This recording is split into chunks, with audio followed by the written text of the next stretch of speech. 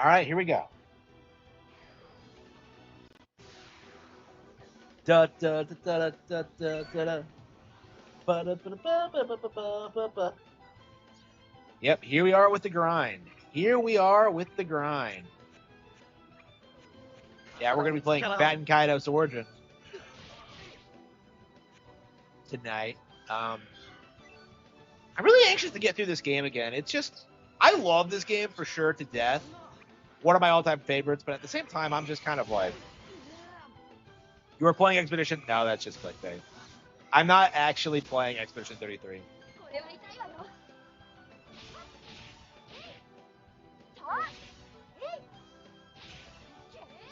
I don't know. It is worth saying that like each and every RPG we've been playing on the during the endless grind, like Final Fantasy Tactics was better, Dragon Quest 3 was better, this is better. Like it's crazy because these aren't like random games we're picking. These are just games I just happen to be playing or wanted to get through, and like all of them are better than Baldur's Gate 3 and Expedition 33. Wait a minute. Baldur's Gate 3, Expedition 33. So like next year, are we gonna get like 333? Like, wait a minute. 3 3s, 9, and 999. Oh fucking shit. This is gonna turn really retarded really quick. Okay. Is it like Skyrim? Yeah. I really feel like most people don't even know this game exists. Like it's so good and it's been pretty ignored over the years. I would say this is one of the best games on GameCube personally. I'm not even sure if it's on like Nintendo Power's top like 295 Nintendo games list. I don't know, that list was kind of jank. They put like Beyond Good and Evil at like, I don't know, 26 or something. Like I'm just like okay. I'm glad we're at the point where like Beyond Good and Evil was forgotten because like that shit was like The Last of Us of its time. Oh, she's a journalist. She's just literally me. Like, I hate Beyond Good and Evil. Yeah, it's on Switch and now, and I still have not played it again. I've been meaning to pick it up, but it's like I don't know what's gonna happen. I mean, even back then, it wasn't good. Like, fucking Star Fox Adventures is better. Well, I'm being completely serious when I say this. Star Fox Adventures is better than Beyond Good and Evil. Like, 100% it is true. Like, yeah, we're going to have to reconfigure our deck, because I have way too many attack magnets. Yeah, we'll do this after the battle. We're never going to get Beyond Good and Evil. I don't know. Like, the Beyond Good and Evil 2 they showed off at, like, that one E3 presentation, that was not Beyond Good and Evil 2. Like, if it doesn't have Jade and Paige, like, it's not a Beyond Good and Evil 2. Like, I don't understand it. Like, I don't understand why they thought it was a good idea to, like, oh, you make spaceships and you have this monkey, and I'm just like, bro, this isn't what I fucking wanted. And it was like, it's really weird how like people like Angry Joe are just like soy jacking over it, like, oh, Beyond Good and Evil 2, it's back, it's back, it's back. And it's like, actual fans are just like, what the fuck does this have to do with the original? And like, I'm glad to see that like that project never surfaced, because that was like one of those transparent, just chill shows. Splinter Cell remake. What?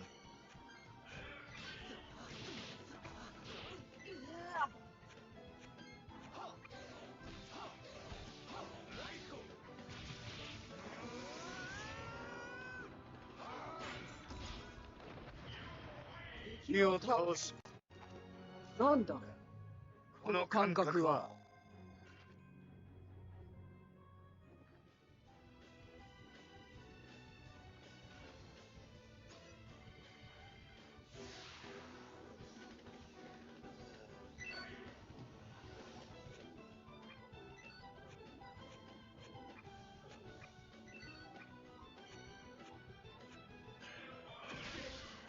Too late for that. Not have fun. Did not have fun.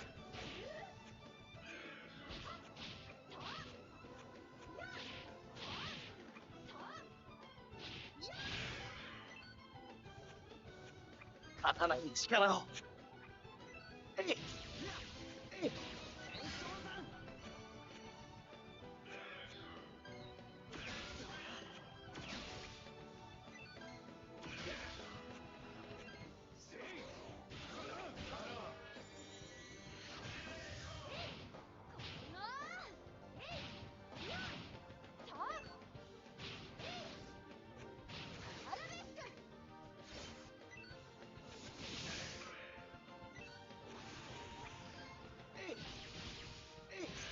Prince of Persia remake.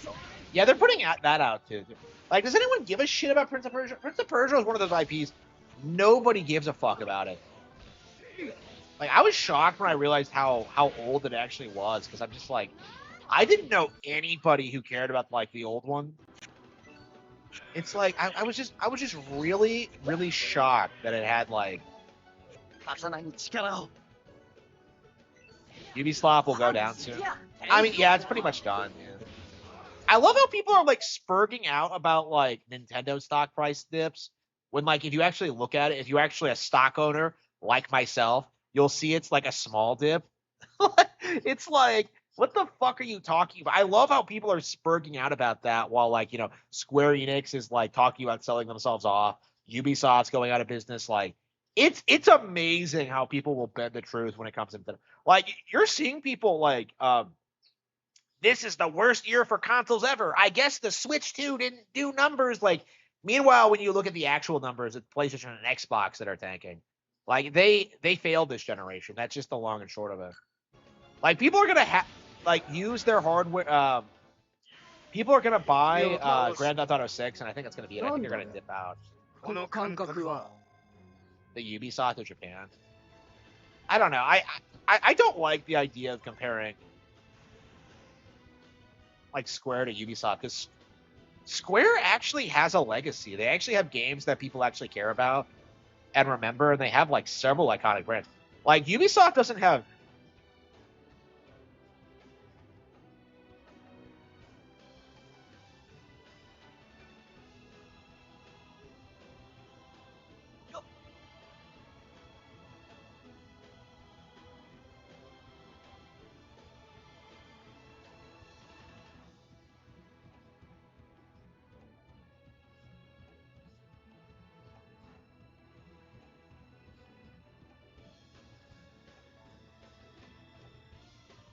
Like, I think what's happening is that, like, the industry successfully managed to gaslight people into thinking that, like, the Switch 2 hasn't been successful when it totally has. Like, and like, you're seeing a lot of YouTubers do this thing like, oh man, next year doesn't look impressive, and I'm just like kind of laughing because like Pokapia is going to be huge. You know, Tamagotchi Life 2, Tamagotchi Life is going to be huge. You know, Pokemon Gen 10 is going to be huge. Like, it's just a giant cope. Like, it is downright delusional what these people are like spouting right now.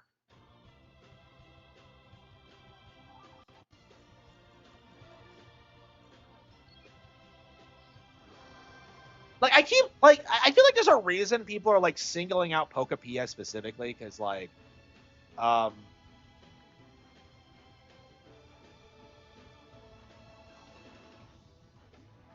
if that game is allowed to be successful, like, it's over. They'll never be able to recover from that. Like, if they lose the farming sim market, it's over. Like, if they get like, if farming sim people like move over to Nintendo consoles, it's over. I mean, they kind of already were on Nintendo consoles, honestly, like, considering Animal Crossing's popularity. But there's this weird mindset with PC gamers that the real farming sims are bigger on PC, which is retarded. Like, I'm sorry, farming sim and like fucking Stardew Valley are not competitive with Animal Crossing.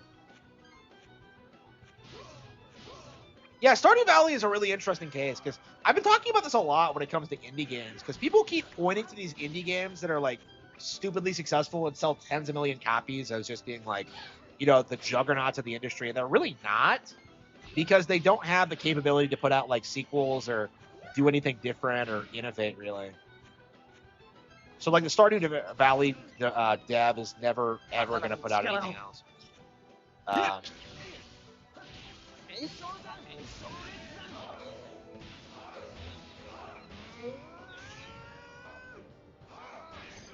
Minecraft. Yeah, I haven't been following Minecraft. It's weird how people like insist that Minecraft is like this huge cultural phenomenon, and like what it basically boils down to is that like kids play it when they're really young and before they start playing real games. It's like it's a baby game. It's like legit the stereotype of what people say Nintendo games are. And yet you're supposed to take Minecraft seriously for some reason. It's just really weird. I mean, that's the trend we're seeing now, is that like Nintendo is selling their games at a premium, and like these lesser developers are like undercutting them, and like the narrative is that like that's what makes them better, but like in actuality, Nintendo games are just better than the competition. And it's only a matter of time until like people just start like gravitating towards Nintendo games because they're better. And like honestly, it already kind of feels like that's happening. It's just something the industry doesn't want to admit. Like I would rather pay like $20 more for like $20, $30, $50 more for a good game than like some shit one. And I think most people feel that way. Yes, mods in Stardew Valley, but it's still not better than Animal Crossing. Yeah. Like Animal Crossing is already way bigger than I think most people realize, and like you kind of see the same thing with Splatoon and Tamagotchi and a lot of these other IPs. It's only a matter of time until like they start cornering all these like markets that have traditionally been held by PC gaming. Like Splatoon specifically is interesting because like once Splatoon like blows up and starts having like starts being bigger and better than Overwatch, I would argue it already is actually, because it maintained its relevancy more better.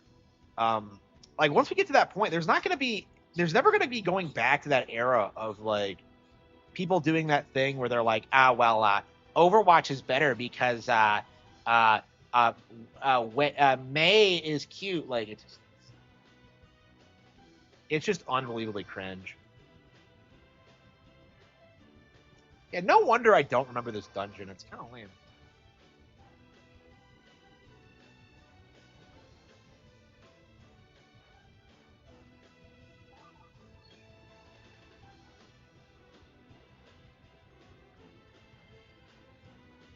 Animal Crossing was bigger than Dim, yeah. Like again, what we're seeing is just kind of like the dying throes of like the Western video game industry. Is basically what we're seeing, is that they're just fighting really, really hard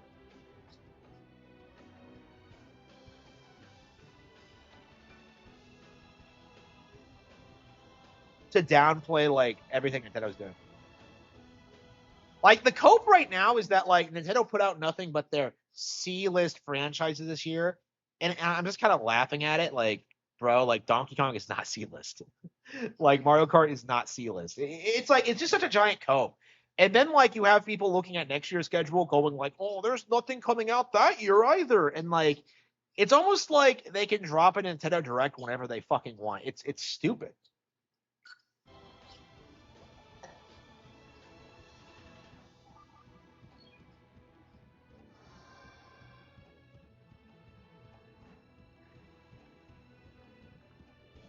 Yeah, Millie hates Lolo. It's amazing.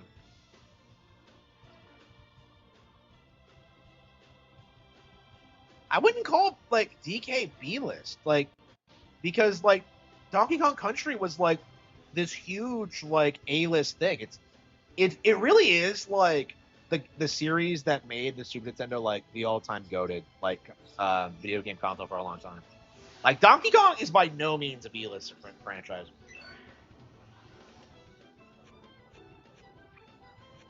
Like I'd say Metroid Prime is B list, but like that's still a million seller. Like if you sell more than like 2 million units, you're like A list. Like that's something that people don't understand, is that like over time your sales are going to accumulate and they're going to get higher. Like Metroid is B list because it never really sells more than 1 million units consistently. But is it true Miyamoto hated DOQC? No, it's not. Tamagotchi Life and Heart. Yeah, people are really severely underestimating how big Tamagotchi is. Like, I swear, this is going to be like the big thing that completely. It's probably going to be the Animal Crossing of like this of this early launch cycle. It's gonna be a disaster seeing people like coping and seething about it.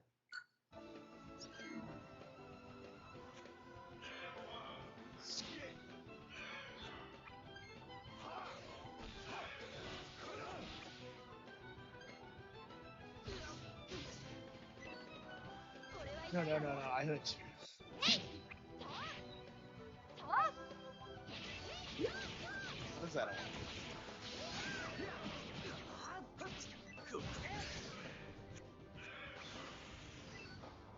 I have plenty of money and plenty of opportunities. Okay. Here we go.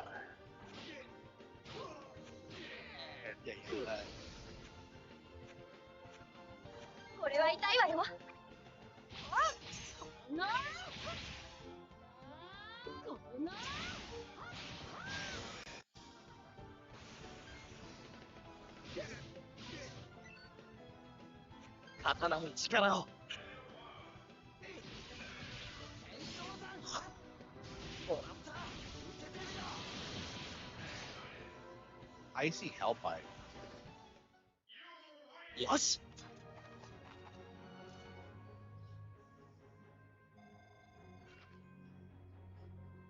I think Bonanza has kind of reaffirmed. So what you have to understand about Donkey Kong is that it's Nintendo's oldest IP, that it defined the Mario thing. DKC was a huge deal. The only reason Donkey Kong fell off in the 2000s was because of Rareware going, being sold to Microsoft. If that had not happened, it would have stayed like an A-list franchise all throughout the 2000s. Like Returns was a huge deal. It's actually the best-selling Donkey Kong game ever. Bonanza, I think, is going to outsell it like long term. That's kind of my feeling. So yeah, I think Donkey Kong's actually bigger than ever and has kind of reestablished itself as an A-list IP. That's kind of my feeling on it. Like I do not consider Donkey Kong B-list. That is ridiculous to me. That does not make any sense.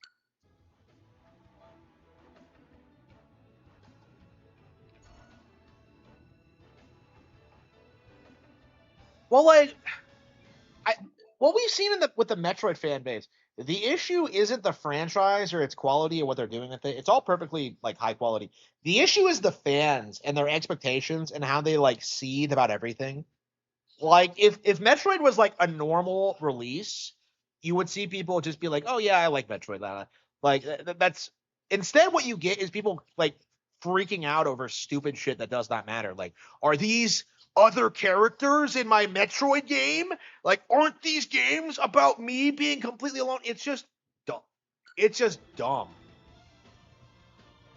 and it makes no sense.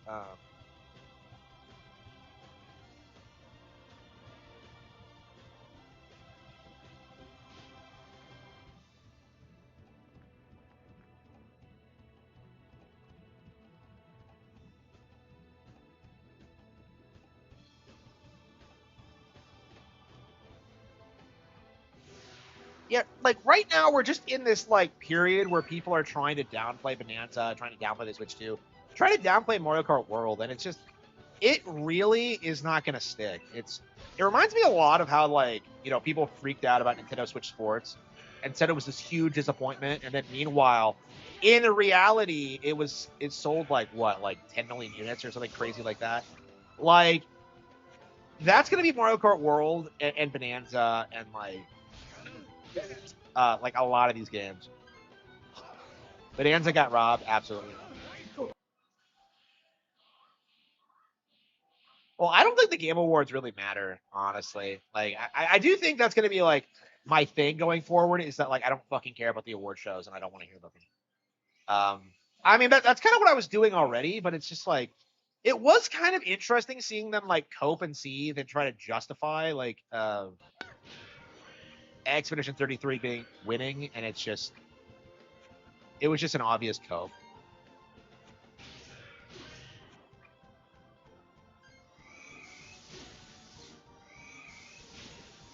The next Playground outsold the Xbox. Yeah, I've seen people try to say it outsold the Switch 2 as well, but that's obviously a cope. I don't even know what that is. Like, it's probably more of a toy than an actual console, right? I don't know. Like, the industry is really desperate to keep up this farce that, like, kids don't like Nintendo games, and it's just... That's just obviously not true at all. Yeah, it makes sense.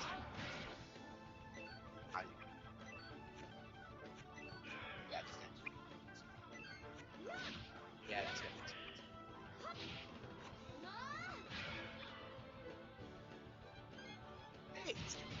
It Takes Two doesn't do it. Yeah. I mean, the fact that you see nobody talking about that game today or its sequel, that says a lot, I think, about how, like, nobody fucking cares.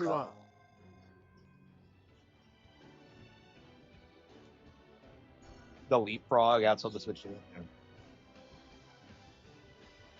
I don't know. We saw, like, similar copes when, like, the Switch 1 came out. And, like, you know, people were making, like, Bing Bing jokes for years. And it was, like, the stupidest fucking thing. I'm definitely glad to see that, like, it's, I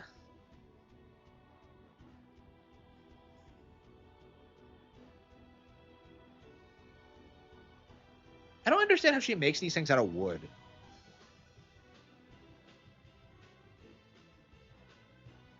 Why is this...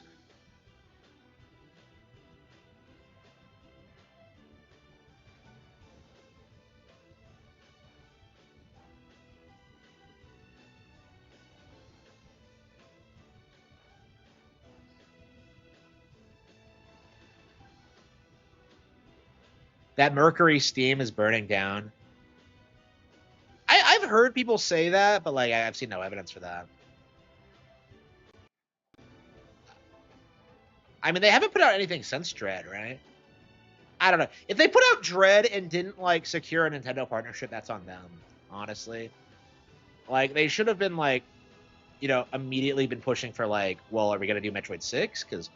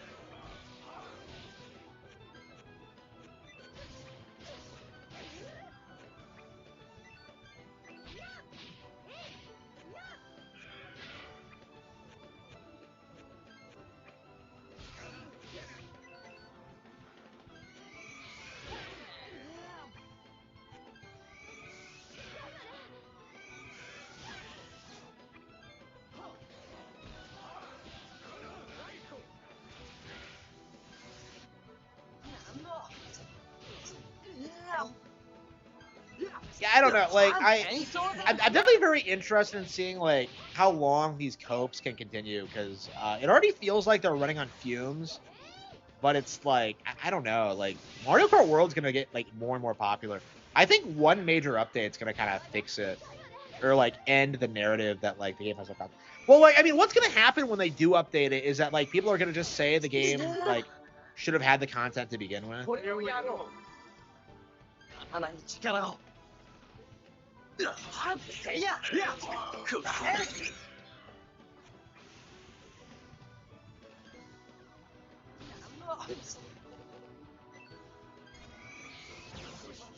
the hell? Really? How the hell did...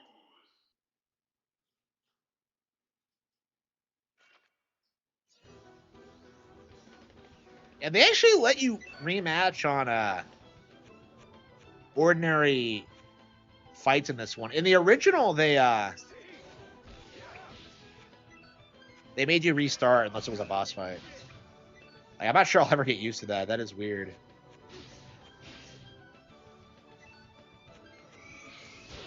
Oh, I haven't been...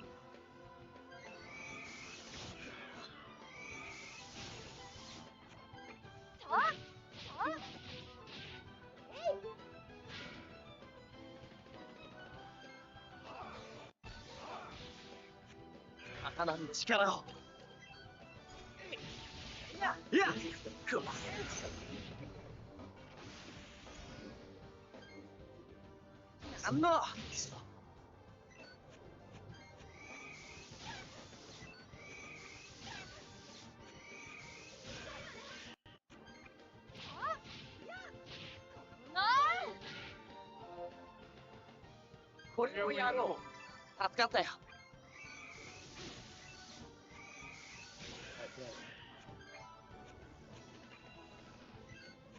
さらに力を。いや、あーってくわ。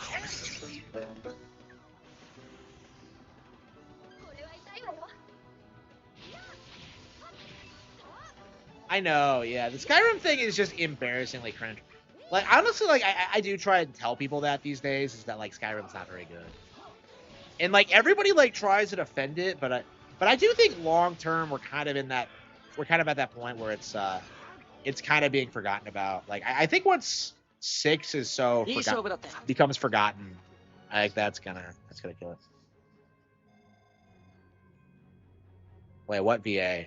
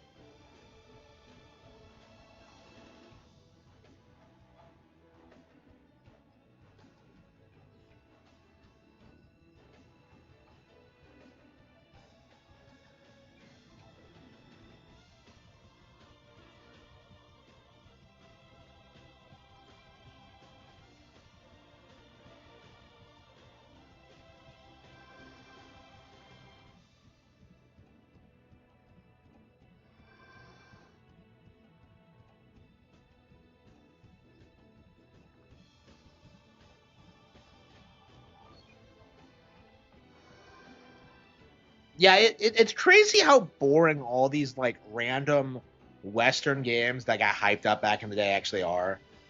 Like random Nintendo games like Chibi Robo and this just kind of mog them to the point where like they're honestly not even worth trying. The older I get, the more I realize how true that is.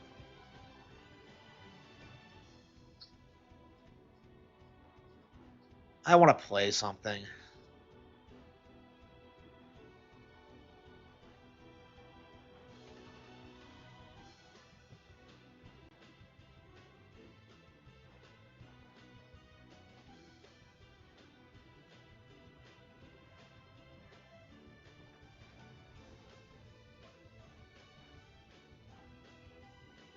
Like I don't know. Like I saw it for Tenga like today. He's doing that thing where he's like, the PC market is way bigger than Nintendo, and I'm just like, hey, genius. How many PC gaming video game franchises are there? You know, how many of them are branching out into other mediums? Like it's like you don't have any perspective. Like you have no idea what you're talking about. Because like I love how they like compare the entire medium of PC to like the dedicated video game platform. It's almost like people use PCs for things other than gaming, and that's why there's so much more money involved. It's dumb. It doesn't make any sense. Like, do you know like the sheer amount of times I've been told that like, Nintendo uses PCs to make Nintendo games? Like, yeah, no shit. Like, that's not going to hurt Nintendo's business, like, at all.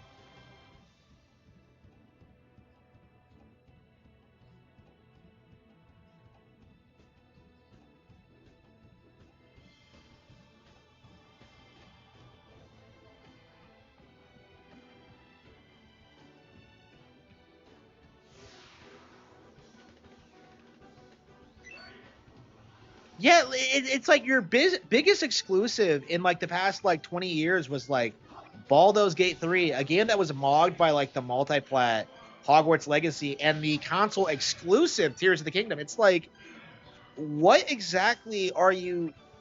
I don't know. The PC gaming hoax needs to die, I think.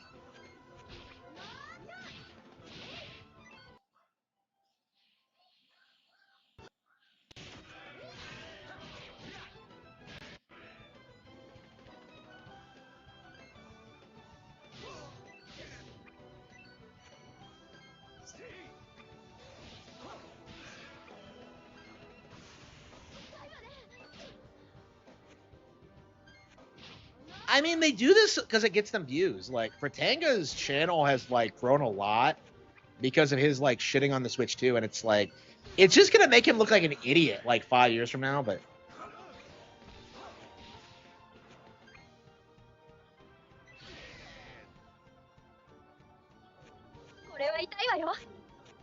Yeah, I don't even want to hear about random PC exclusives. I don't care about them.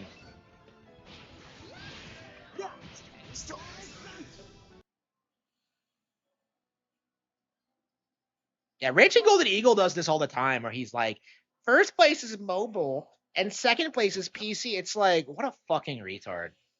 It's like he doesn't realize that consoles are dedicated gaming platforms that will always have higher quality games than PC or mobile. It's weird how people like how these people struggle with that concept.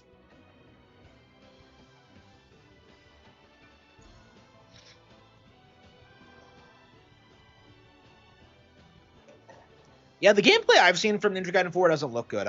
I definitely want to play it because it's probably going to be the last Platinum game ever produced. I think I do not see them like making anything again after this, but I was interested in it, but it's just like, yeah, until it gets ported over, no.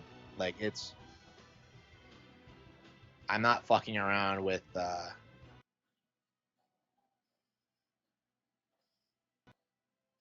Raging Golden Eat. No, he's always been a mobile fanboy. Like, that's what he always does, is that, like, I have seen him say that he would rather spend $500 on Nikkei rolls than, like, actually buy a new console. And it's like, he's, like, being completely serious. Like, it's just so delusional and out of touch and retarded that, like, you just can't take it seriously. Like, he's a fucking Coomer.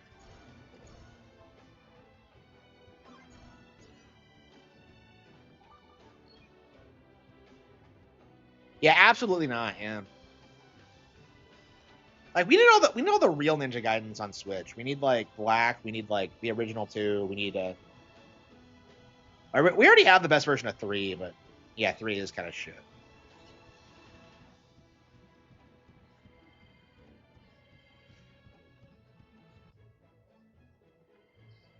Yeah, nobody talks about 3 anymore.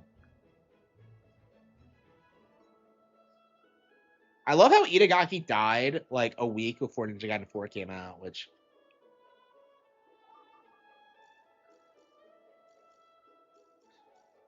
Which, in hindsight, should have been seen as, like, symbolic of what was going to happen. And, well, like, we have... I own the Master Collection, but those are the Sigma ports. So, the Sigma versions are inferior to the original releases. Like, that's just undeniable if you're, like, not a fucking retard. Like...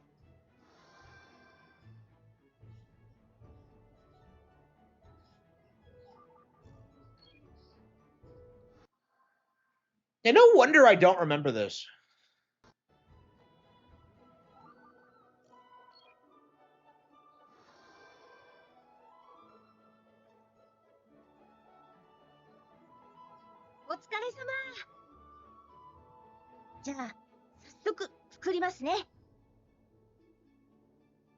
Yeah, she just trots ahead. Devil's Third is better. I would not be shocked, honestly.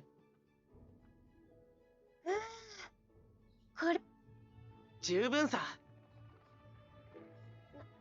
なんだか強度は心配あり。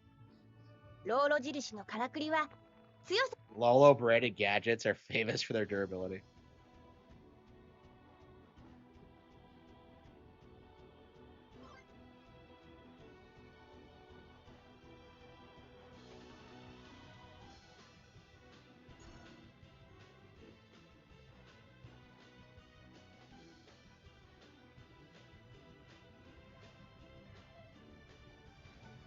Yeah, I'm very interested. Man, I wanted to play. Damn, yeah, Devil's Third. Oh fuck, damn it! It's the 10-year anniversary. It's been 10 years since the release of Devil's Third. Damn it, I completely forgot. Damn it. Man, I really wanted. Ah, I just don't have time. Like I'm just doing so much.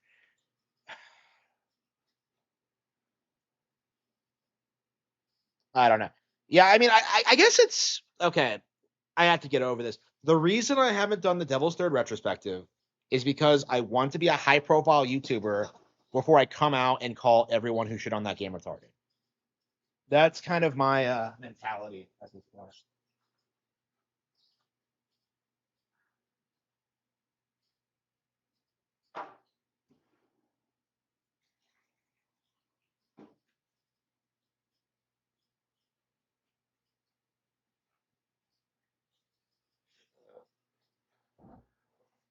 I'm not ready to talk about it yet. Man, it sucks, but like it is what it is. This is the first time I've come back to this after 10 since I beat it like 15 years ago.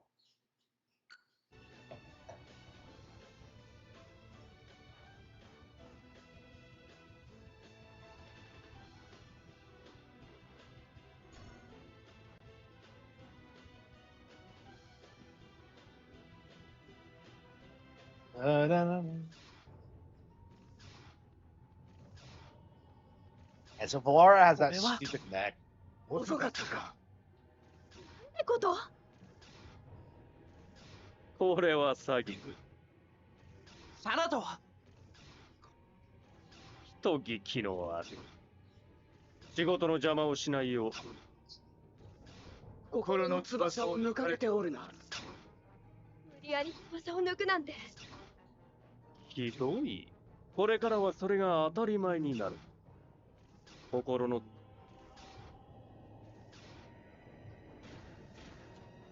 何事です。シャナと何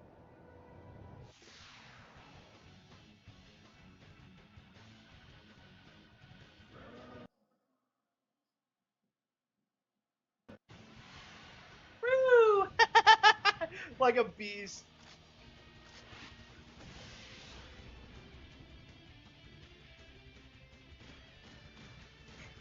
意地だと。Yeah, okay, so it just kind of appears out of nowhere.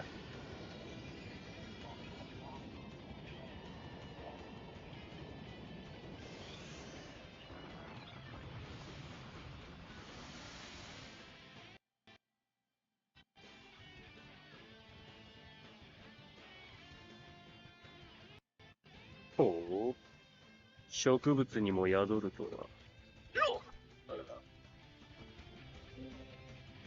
Hey, why is Shanath? シャナとこいつ。分かってるよ。 What's going on with Shanath? And it's been so long since I beat this. There's so many aspects of the plot that I don't remember. どうする？今あの娘を攻撃すれば。でもその前になぜだかわからないけど、あの世界へ飛ぶのとわからない。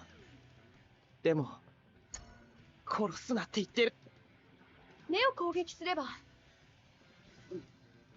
イージー。ありがとう。礼はうまくいってからだ。ええ。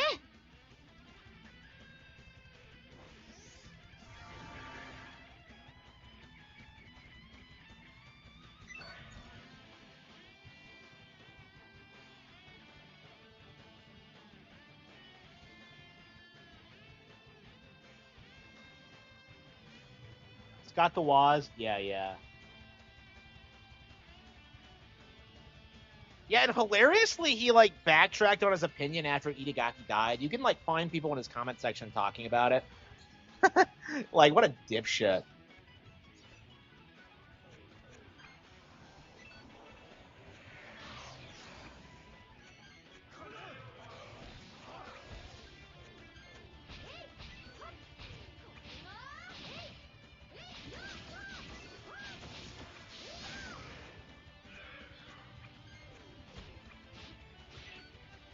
刀に力を。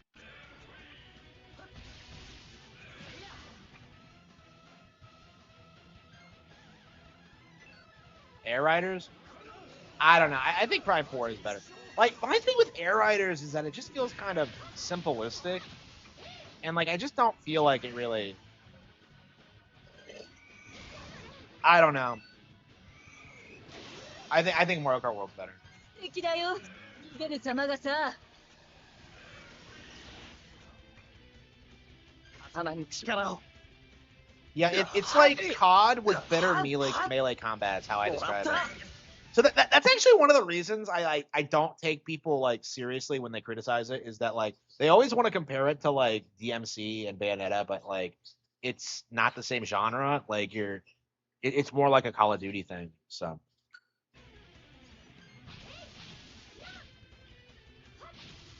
that's actually one of the big reasons why like everyone who shits on Devil's Third is like objectively wrong, is that they're not like, they're complaining about the game being in a different genre. Basically, it's retarded.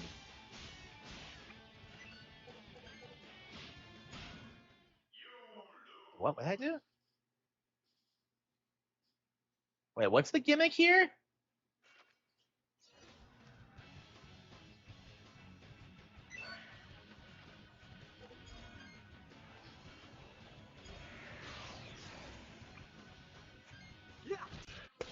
Yeah.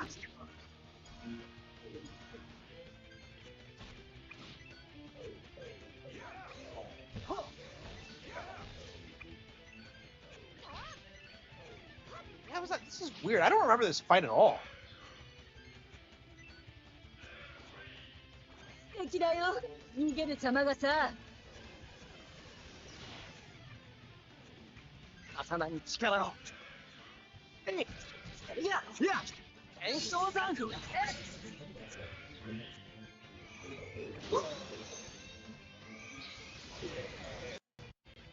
れは痛いわよ。 I don't remember this fight being so gimmicky.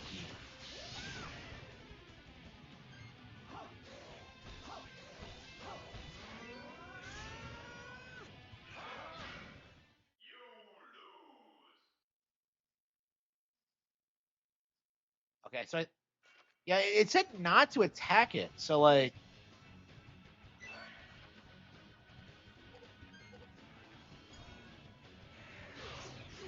so wait, what?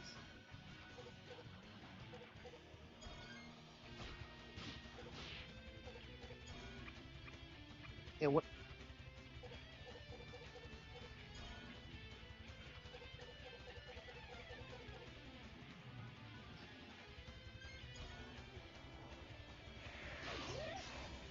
痛いの痛いの。飛んでくよ。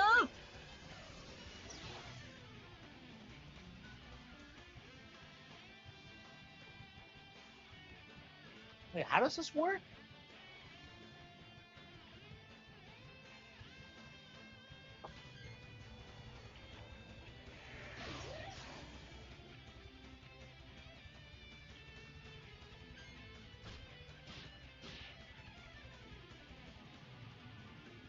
I don't remember this fight at all.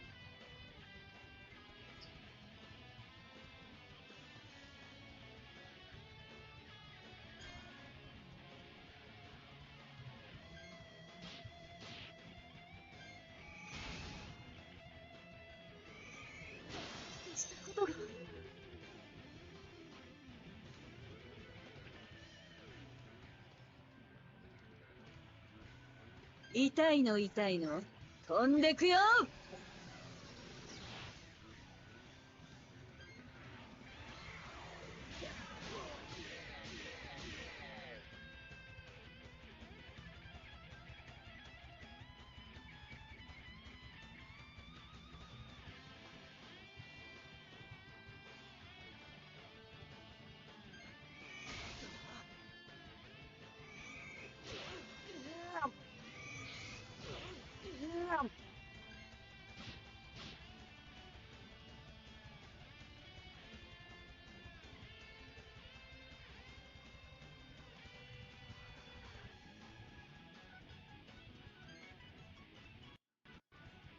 Okay, okay.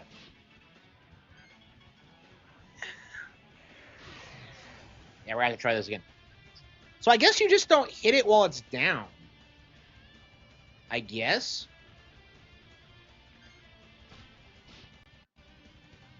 This is Batten Cat Origins.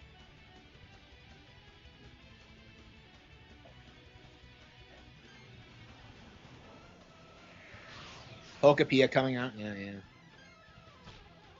Yeah, like there are so many good games coming out next year.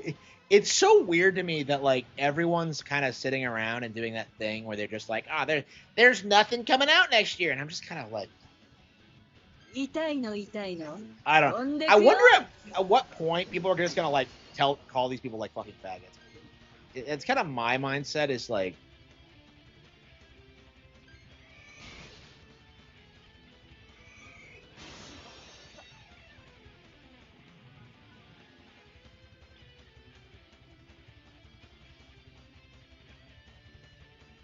okay.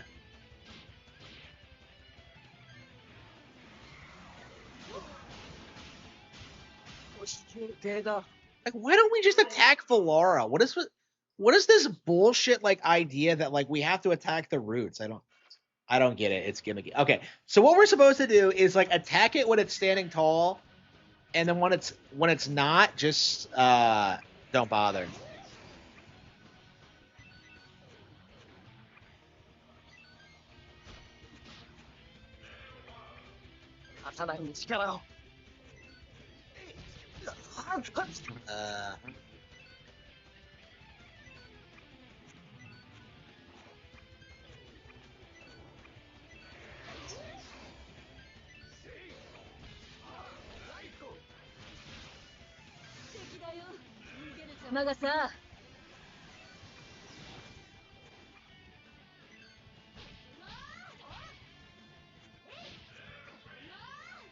This is more like a puzzle boss than anything. Okay.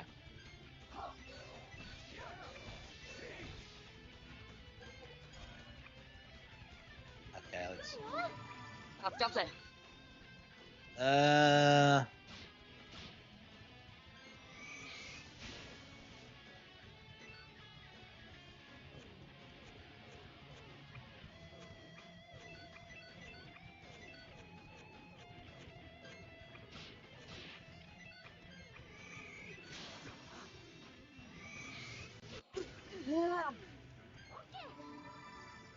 My 3DS, like it's my cell phone. Okay.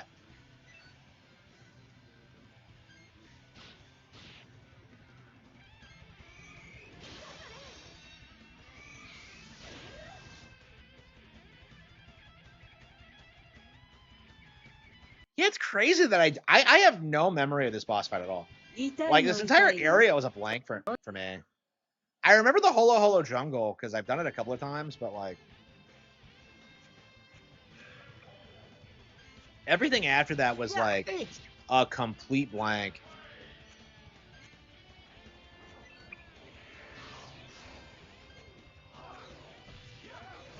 Let's see.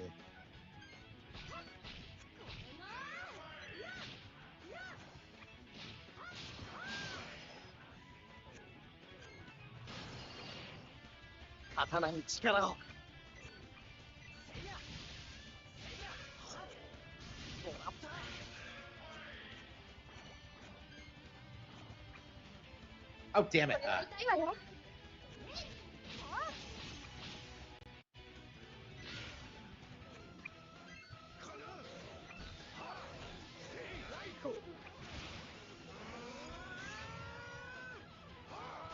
Yeah, 3D was awesome. Unbelievable.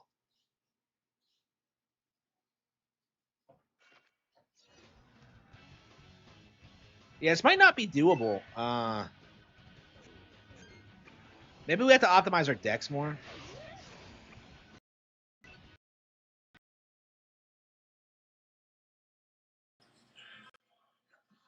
Yeah, I don't remember struggling with this. Yeah, I can see this being the kind of thing I did accidentally without even really thinking about it. Because like I don't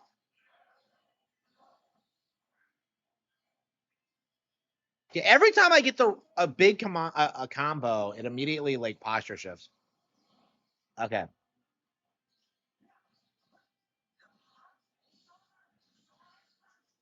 I very specifically was not supposed to.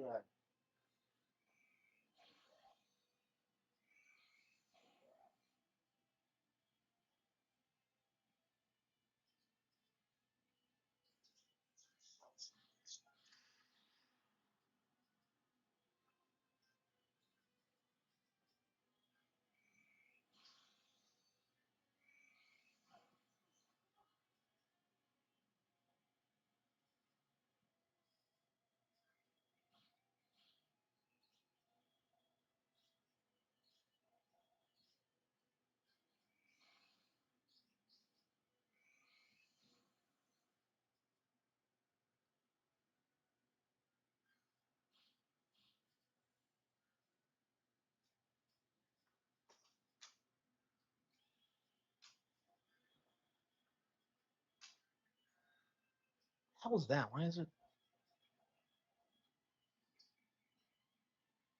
RGT 85? I don't know.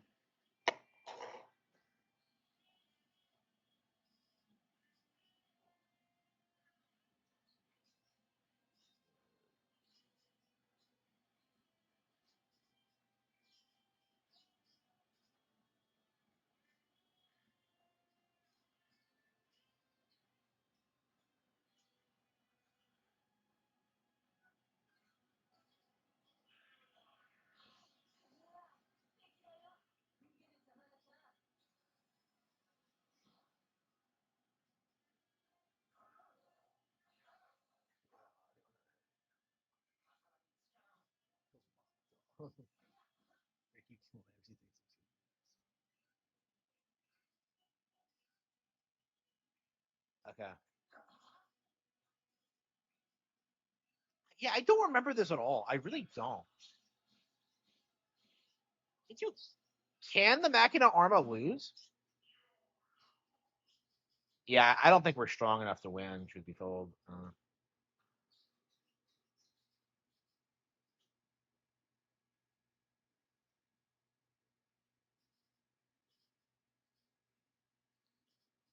It took an hour to get through that area. That's crazy. It did not feel very long.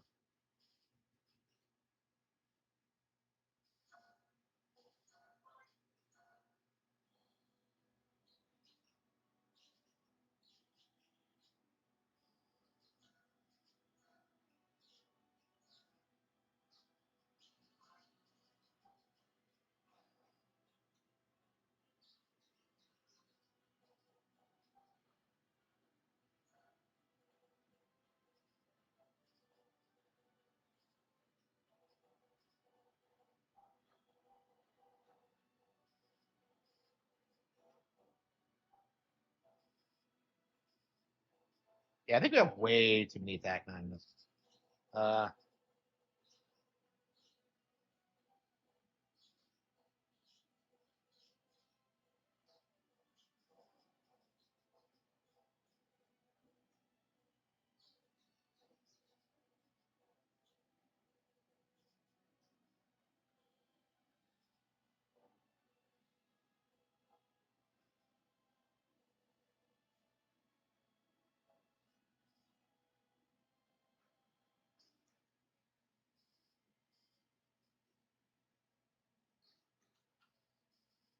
yep, yep, yep.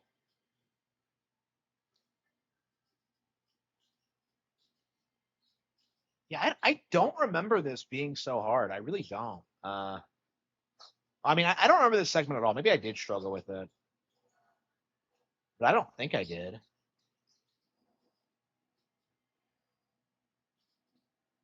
I might have been over leveled after the Holo Overbird. I can see that being something I did was just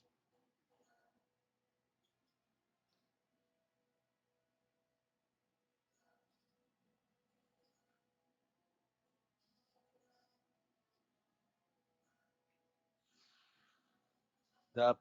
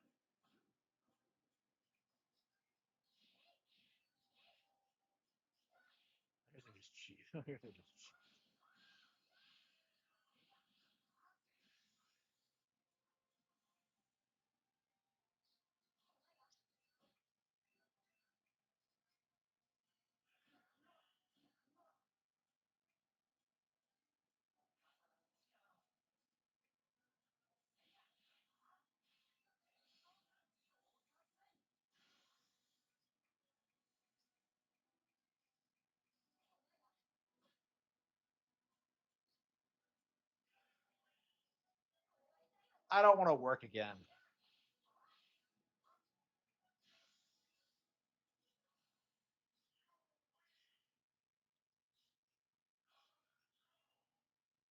Yeah, yeah. Yeah, he's never played this for sure. Probably doesn't even know what this is. Oh, speaking of Dickers, he has officially brought back Review Tech USA. He has started. He has changed Rich Tomorrow's name back to Review Tech USA. So we are now right back to where we started. So what was the entire point of deleting the channel if you were gonna just bring it back?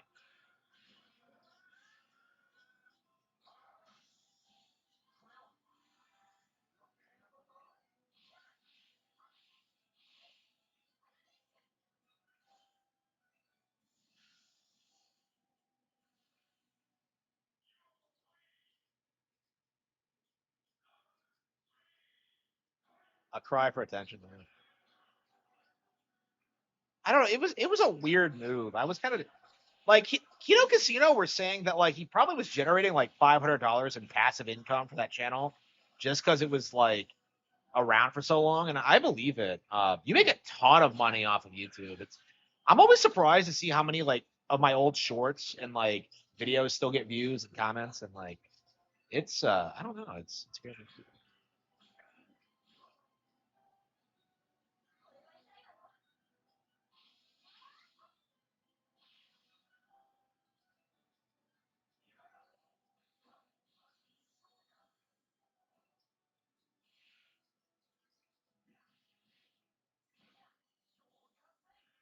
I'm not in a hurry to beat this because it's like the instant I beat this, I'm gonna have to go immediately to Eternal Wings, and I'm just kind of like I don't know. Maybe we should put more time into something else, like ZA or something. I don't know. Like I still don't feel enthusiastic about like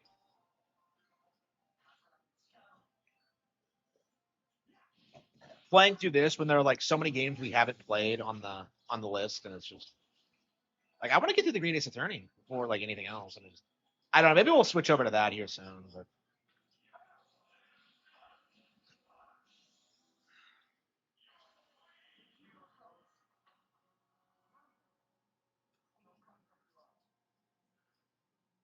ZA online. Well, I wouldn't play ZA online. I'd want to do ZA the DLC. So I'd like to do the new content that came out, which is really good by the way, but I haven't put a ton of time into it.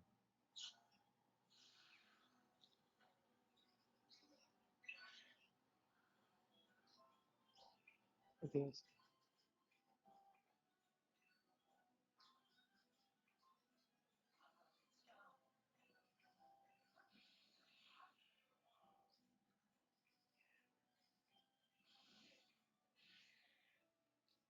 Yeah, like my graphics.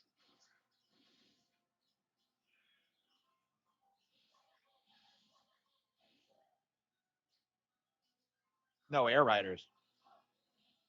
What about Air Riders? I think we're done with Air Riders. Honestly, I've done everything in it.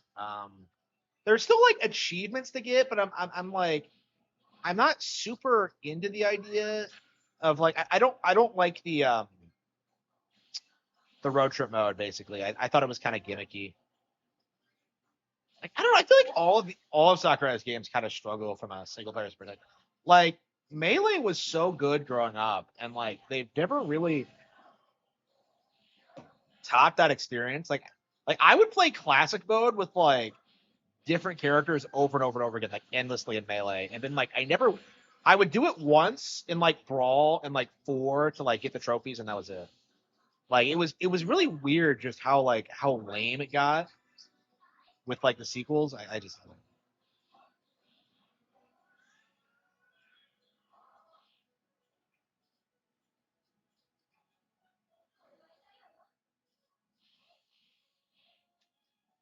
Yeah, I got all of them in Air Ride.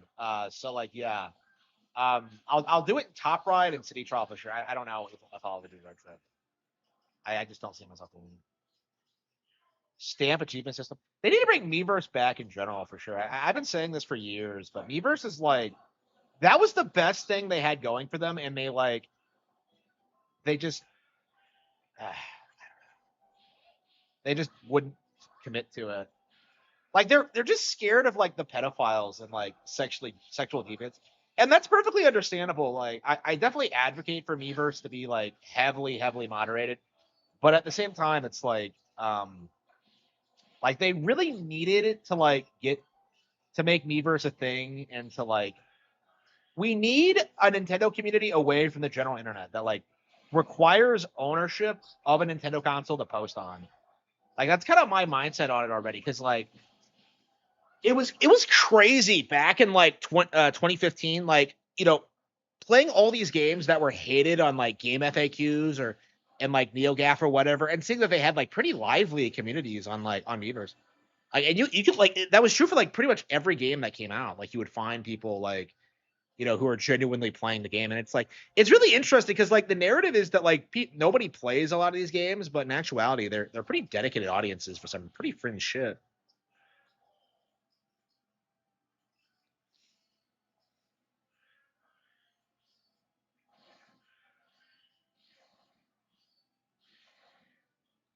Like a Discord. Well, Discord is part of the internet.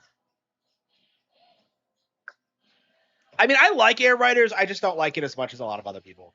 That's kind of my mindset. I prefer Mario Kart World.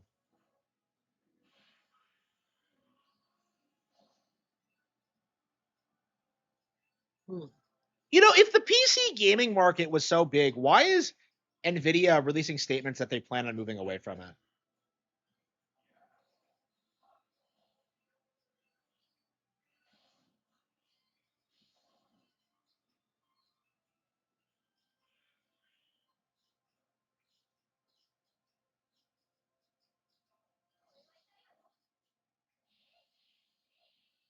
Oh.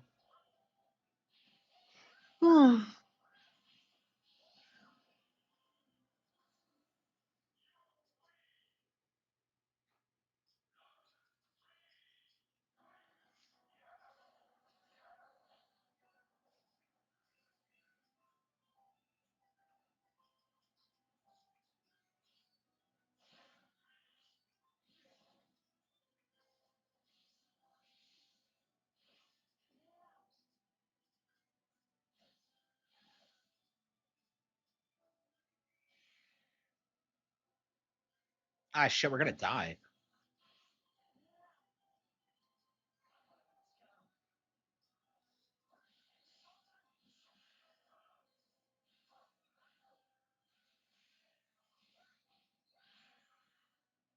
Yeah, so like the weird thing about this game,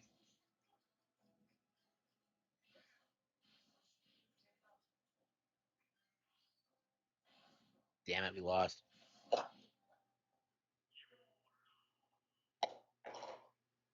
Yeah, I mean, there are good things about Air Riders for sure, but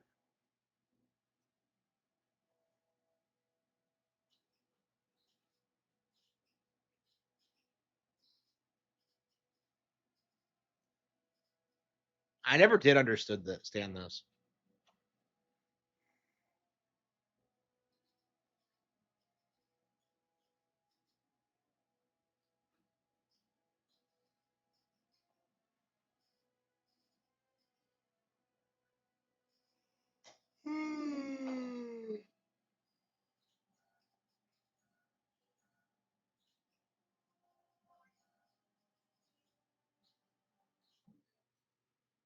Honestly, I kind of want to take a break from this because I'm just not really feeling it right now. This is a game we've already beaten, so it's like playing through it again is just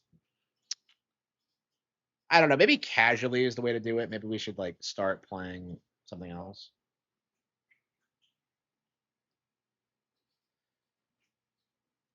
Yeah, love the game, but it's just I don't know. I'm not thrilled about this boss fight. Truth be told,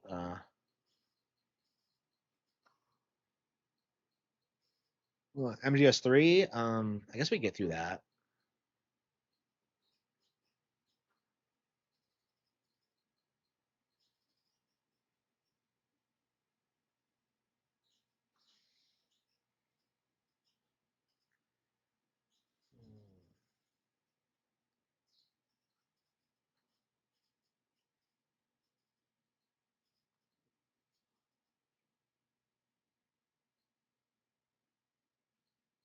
Let's do MDS3.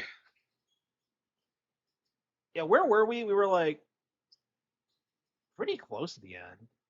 We hadn't done the Fury yet. I think he's next.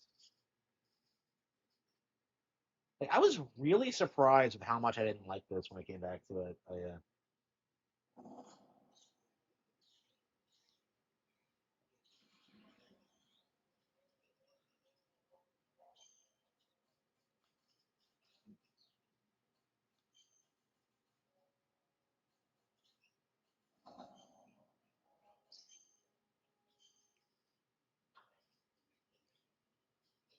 Oh,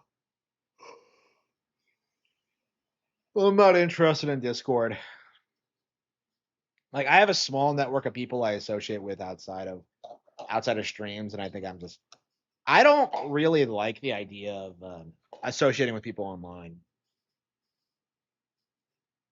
Uh,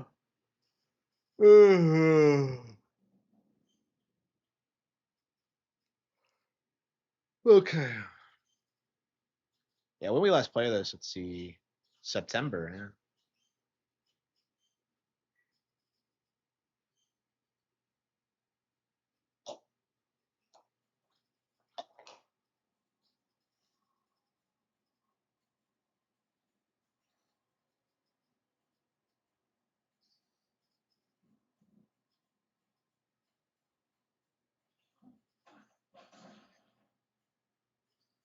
Like, it's crazy how like casual the stealth is in this game.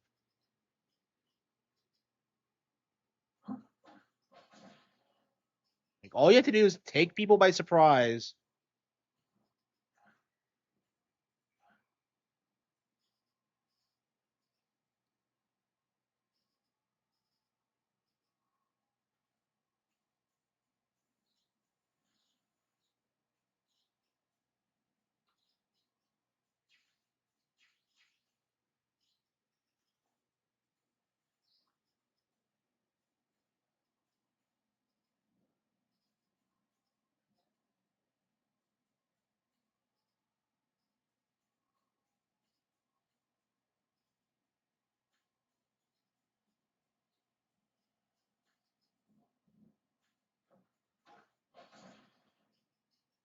Miyamoto, yeah, absolutely, absolutely. Playing from Cody. I think I did a parody article about that at one point. Yeah, 100%. Like Miyamoto, Miyamoto's way bigger than Kojima. You just know he's seething. I mean, the Game Awards is going to keep doing this thing where they refuse to give the best adaptation award to Nintendo products, and it's going to get really noticeable, especially when Zelda comes out. Like, especially if they keep giving it to The Last of Us. Like, I don't know if they can do that again, like for season 3, considering how unpopular The Last of Us Part 2 actually is. But yeah, thanks for the tip. The super chat. I really appreciate it. Yeah, I really want to get that exercise bike, and I'm just kind of like, I really don't think I can justify it. I don't know, like my old one's broken, and I'm just kind of like, eh. I don't know. I can afford it, but it's like, ugh.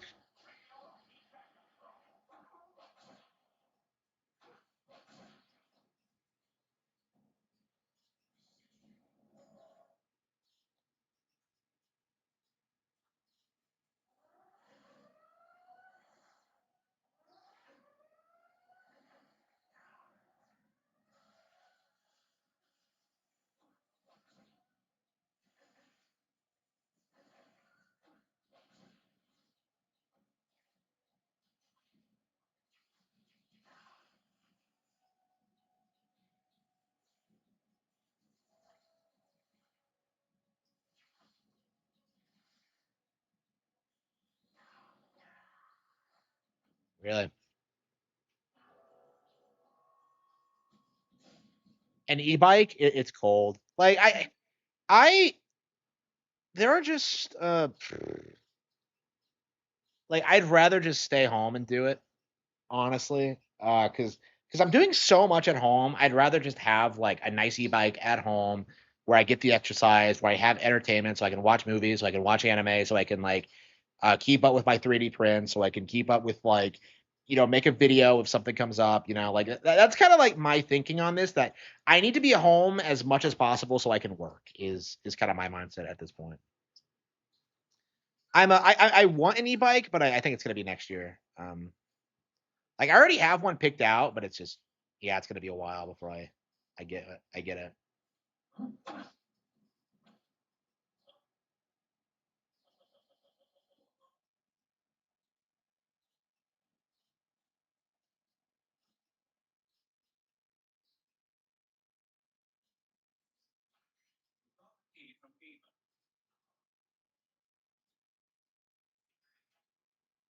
Yeah, it's crazy. This game's pretty linear, so it's kind of surprising that I don't think you're supposed to go down this way. I think we go too far.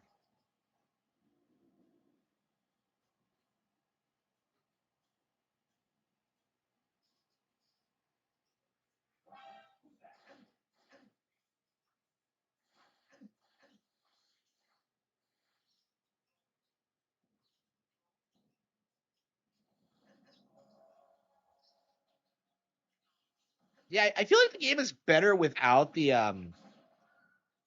new camera angles because it was very specifically designed with this look, and so many people bitched about it, but like giving it a camera just makes it worse. I think.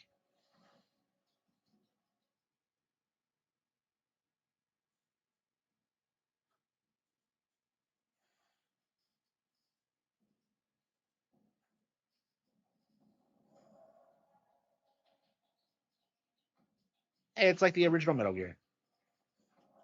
Bow, bow. Oh, here we go.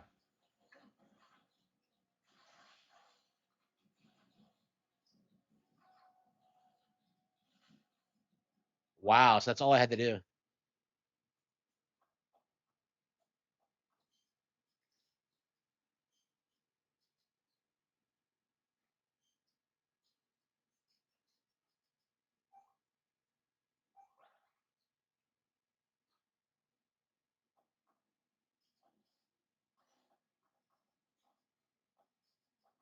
Yeah, like man, it's crazy that like I did everything there was to do in this game. I beat it on the highest difficulty, so it's weird that like I can't pick up and play it. Well, I mean, I guess so much of it is just knowing all the strategies and knowing everything about it. And it's been so long, I genuinely don't remember. And I just don't enjoy it that much, honestly, is like my big takeaway from this.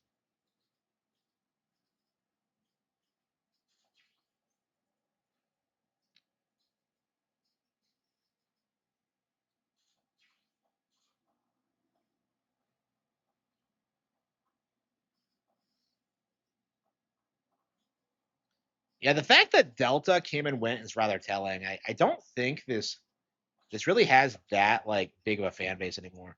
Like people were like fans of this were older when it came out to begin with, and they're not gonna give a shit about the remake.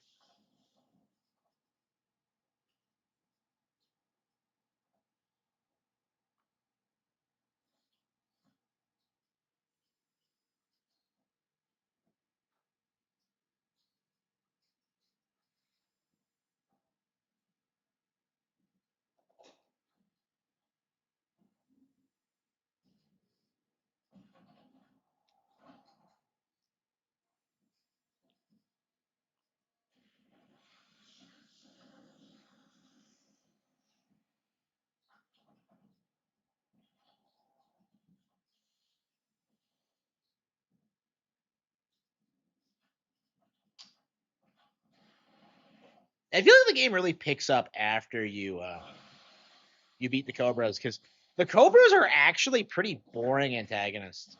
Like you know nothing about them and they don't really do anything with the plot. It's entirely about Snake and the boss, and it's just the Sorrow is pretty cool.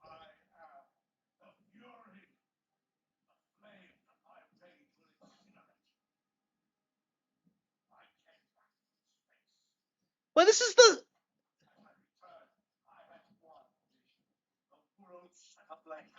same backstory as Vladimir from No More Heroes 2.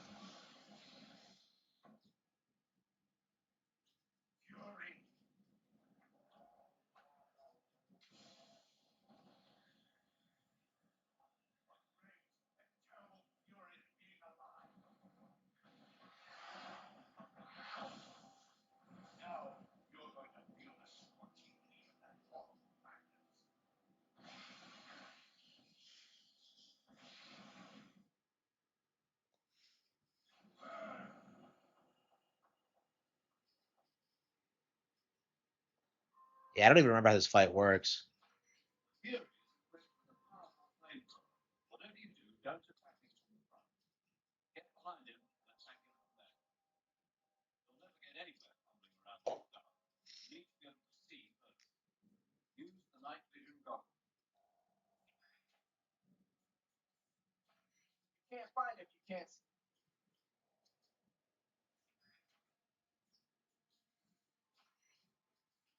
Okay.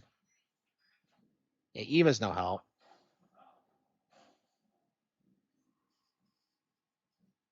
Yeah, I legit like tranquilized all the bosses back in the day, so it's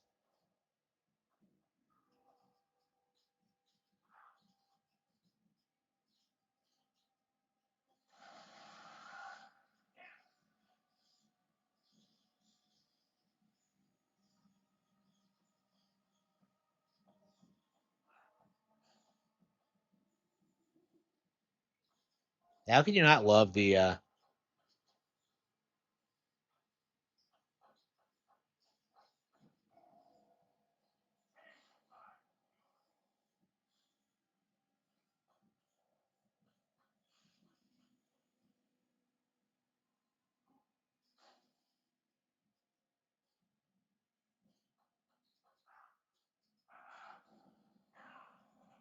and uh,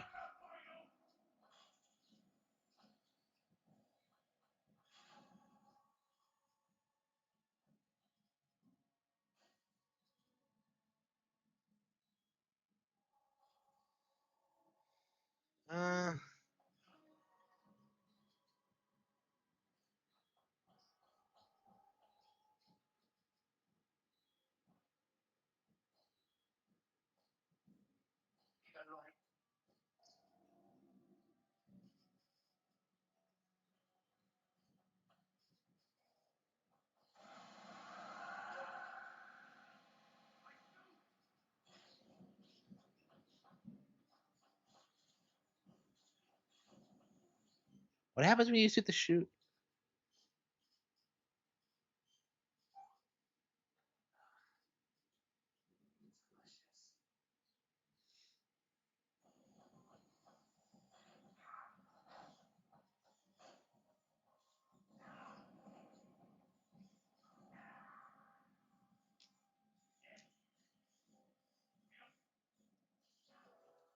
Did he feel the fury?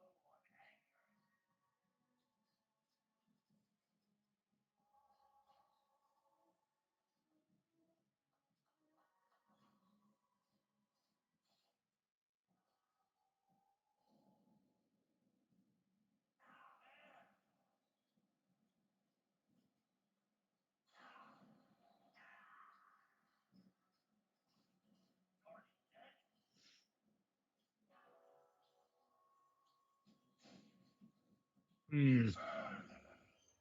Yeah, I don't remember this fight at all.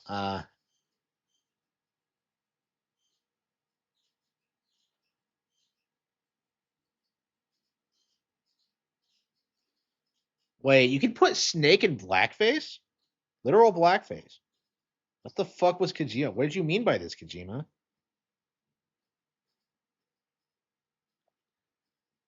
Okay. Huh.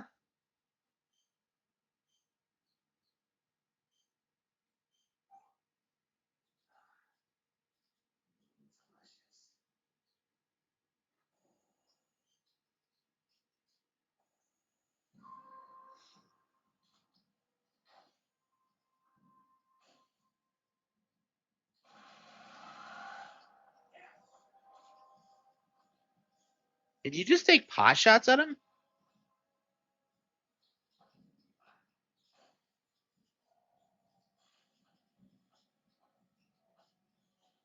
There's an easy way to do this, but like I don't.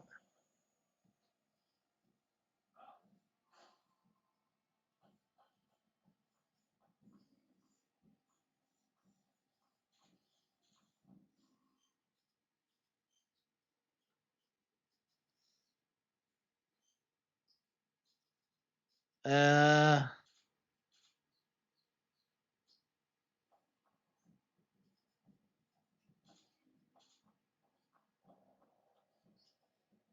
like I don't.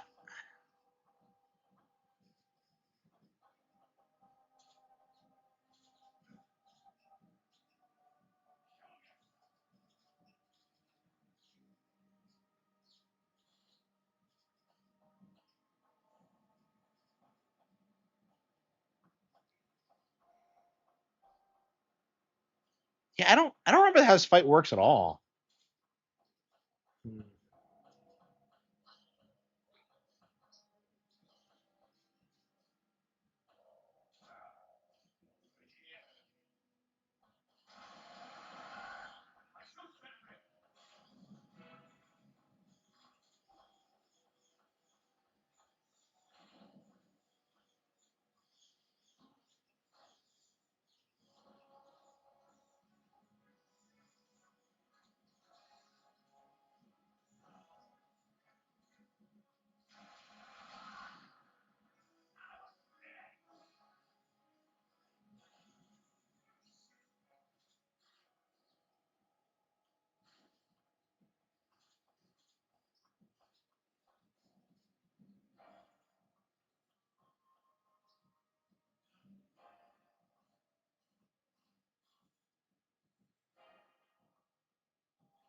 Where'd he go?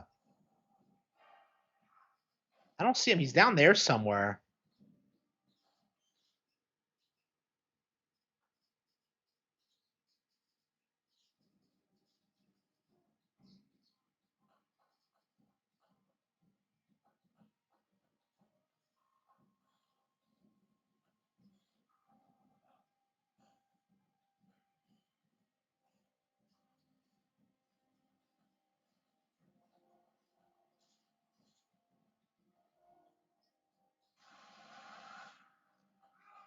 You just wait for him to step into view and then you shoot him.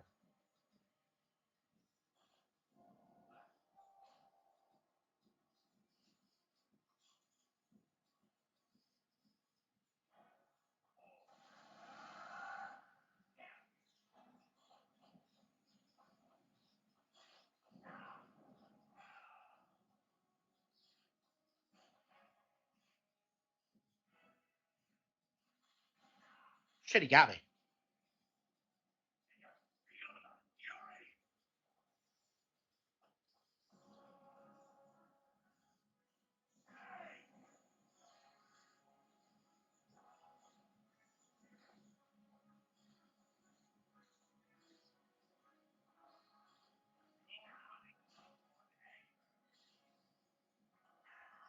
Damn, he got me. Did he feel the fury? I think I did. Thank you.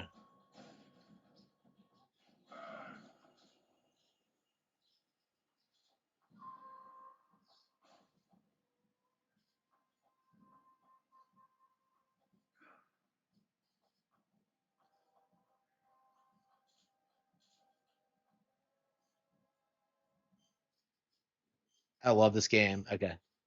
Let's see.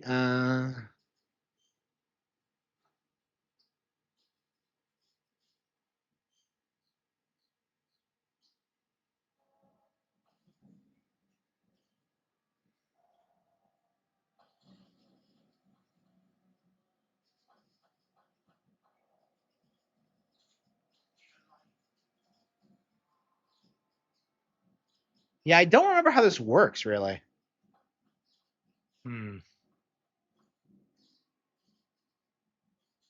Maybe the sniper rifle would be better for this. Do I even have it?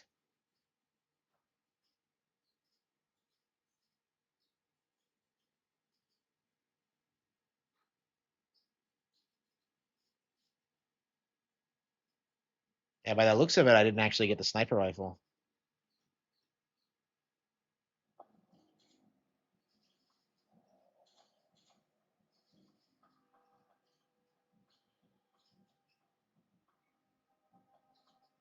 I feel like RE4 is definitely a lot better than this. It's like easier to play. Like it feels less dated than this does. Like you know when this came out, this felt really weird and stiff.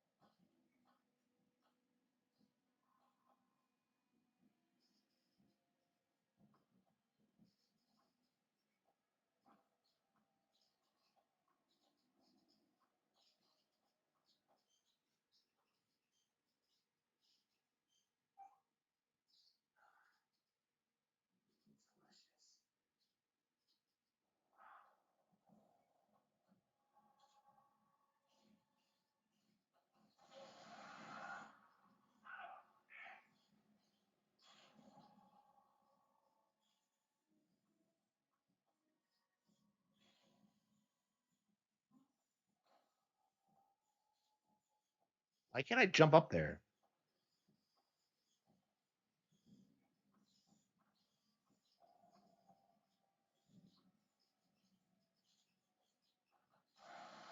Oh, come on. How did I miss at that range?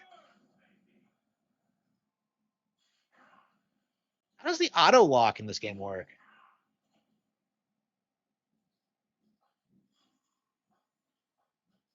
Uh,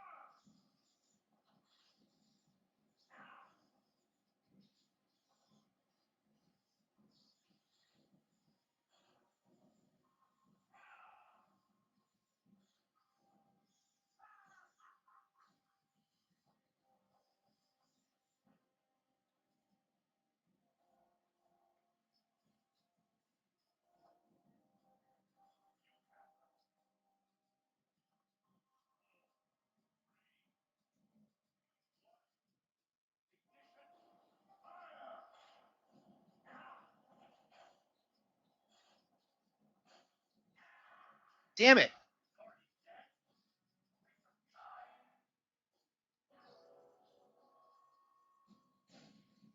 Yeah, like, I guess don't start this fight with not at full health, I guess is the takeaway from this.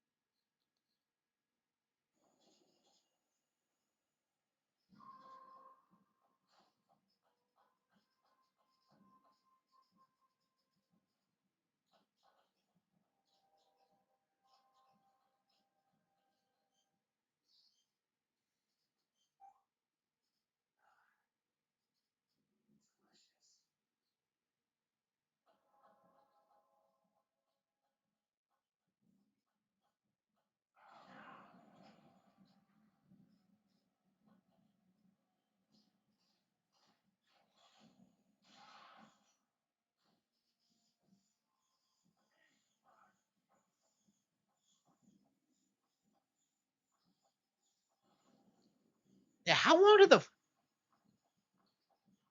do you have a fire extinguisher? I don't think I do.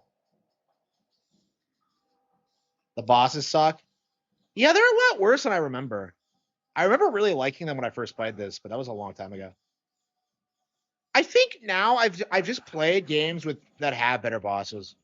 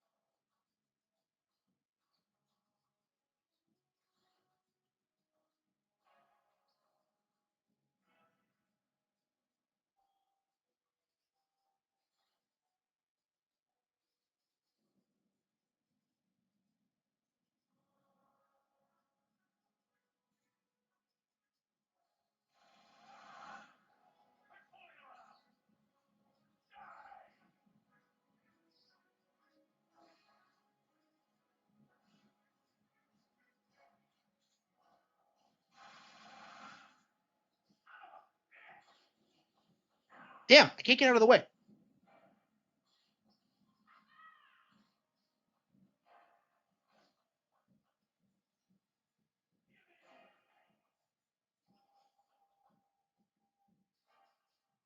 Where the hell did he go? Hmm.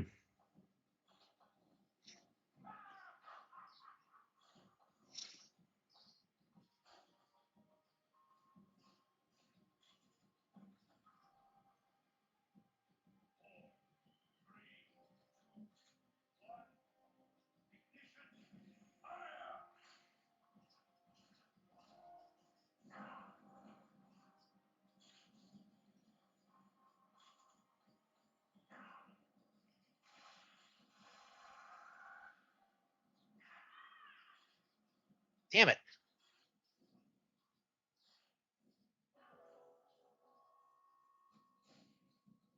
Yeah, once you know the strategy, it's pretty easy, but like it's been so long since I played this, I have completely forgotten. I feel like a sniper rifle is the way to go if I remember correctly, but yeah, I don't think I necessarily remember. Yeah, the only boss that really sticks out in my mind these days is the boss, the final one. Uh like I don't know, I just don't like the game as much as I used to. It's so weird to say that, but yeah, I think I've aged out of Kojima. Like I'm making better stuff than this. Is just the reality of it. Like I'm so influenced by anime. It's very easy to see like Kojima's influences these days. And I feel like they're just because like it's a stereotype among Kojima fans to like not really accept that like a lot of his influences come from anime. Like people don't like admitting how stereotypical this IP can be in certain ways.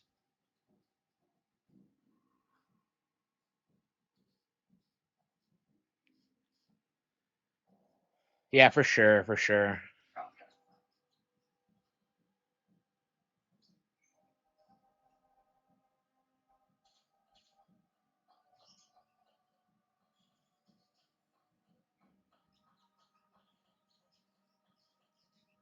I can't even see him half the time. Like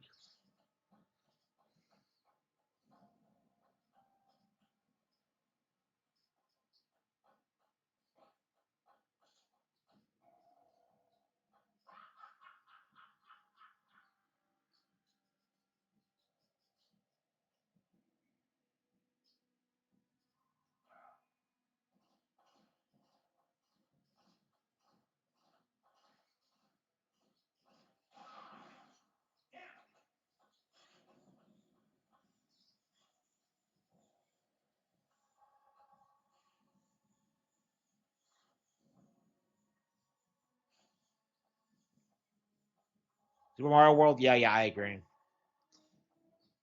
Like it's remarkable just how much older games can't compete with it. I was actually looking today, like how many units has Ultima sold, and like it is remarkable how much bigger Dragon Quest is than Ultima. Like Dragon Quest has sold like almost 100 million units, and like back in its heyday, like Ultima was selling like 10,000. Like people really, really, really, really, really admit Ultima 9 sold like 50,000 units supposedly. So like again, that's the level of quality difference you have going. Like it's kind of remarkable how irrelevant Ultima really is, and yet like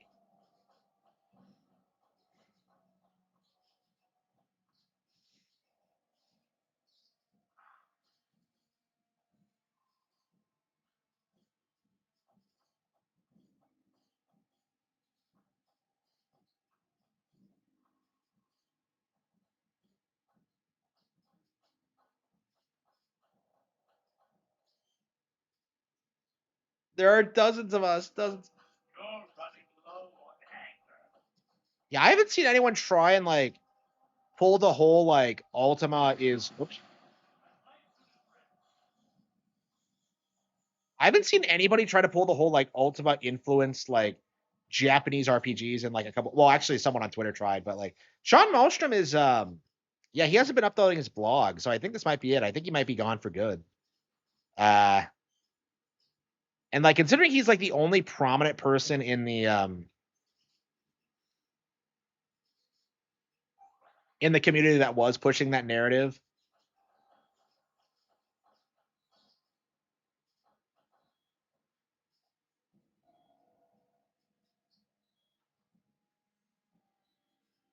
Yeah, yeah, Sonic is shit. Yeah, like all the big IPs that were supposedly bigger and better than Nintendo back in the day have just kind of fallen off.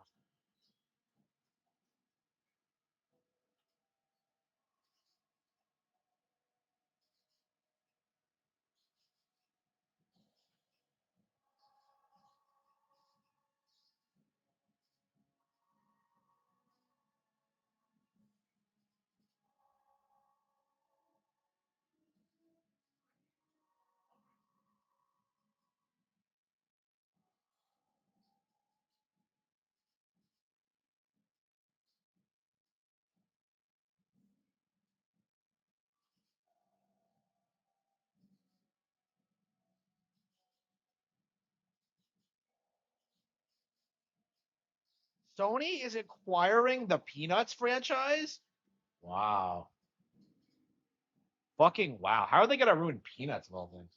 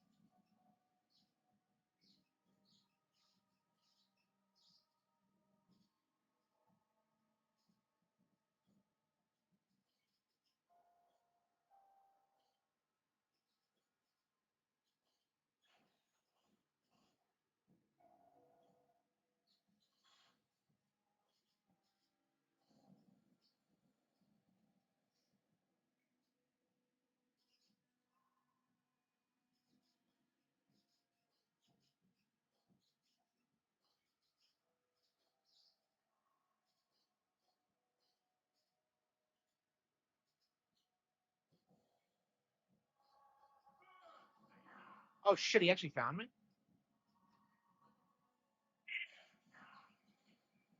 Yeah, I didn't think he'd be able to find me up here.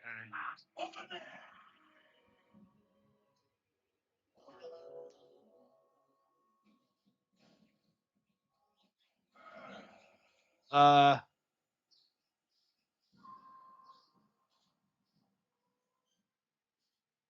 mean, does anyone give a shit about like modern Peanuts material? Because I feel like all anybody does is watch like the old shit or like read the old comics. Like, I don't think anybody gives a shit about like new Peanut stuff. It's just, I don't know.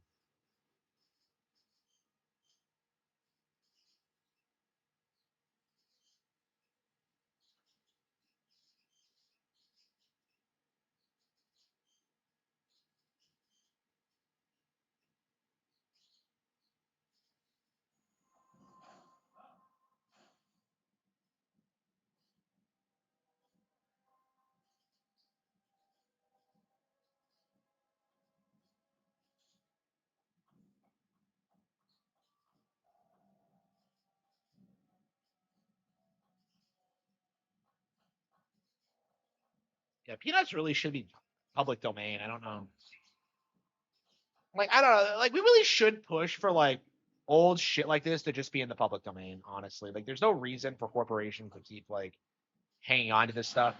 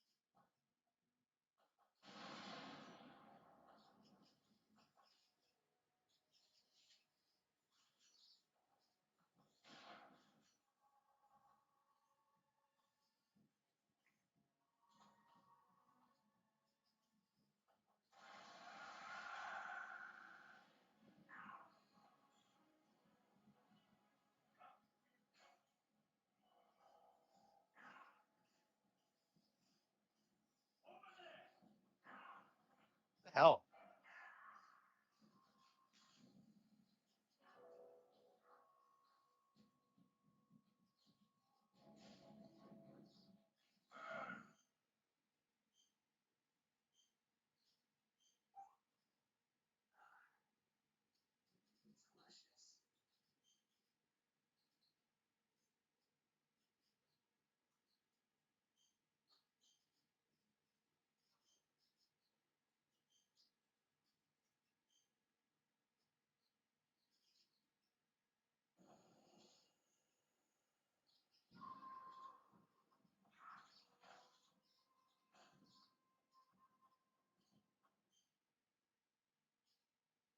A billionaire? Is she really?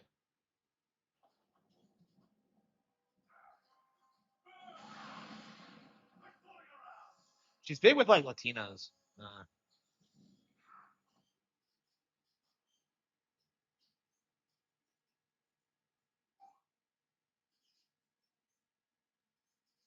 I don't know. She was hot as fuck, but boy, that she always struck me as a huge bitch.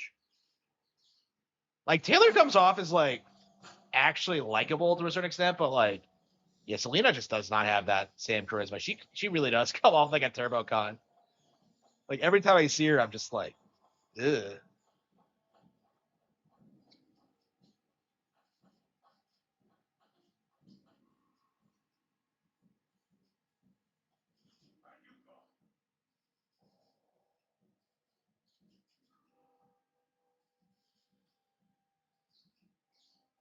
I mean, like if you have the right connections, it's probably not that hard to be a billionaire. Like you just have to be born with money, basically.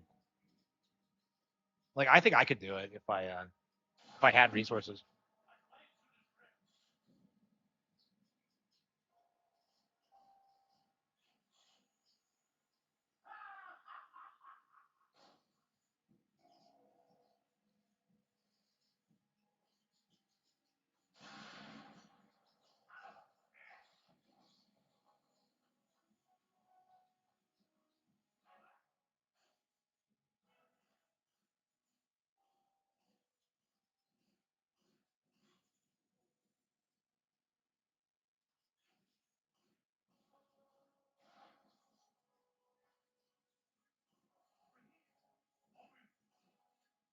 He won't move. He was so busy reloading that he wouldn't get out of the way. I saw him coming. I'm a mile away, and he wouldn't do it. Okay.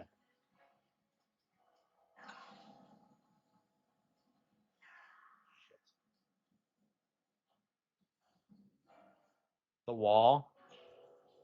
Yeah, she has to be pretty old or not now, right? Like I have no idea how. I mean, she's married now, right? So yeah, she's hit the wall. I mean, I'd say Taylor hit the wall a long time ago, and just I don't know. Like I don't understand how difficult this is. Why don't you just retire for like 20 years, raise your family, and then go back to touring like for like nostalgia shit? Why do they do this thing where they just go like, "Oh, I could be 16 forever"? No, you can't, you stupid whore. Is she Jewish? I don't like she's half Cuban, half like Mexican, I think. I don't think she's Jewish.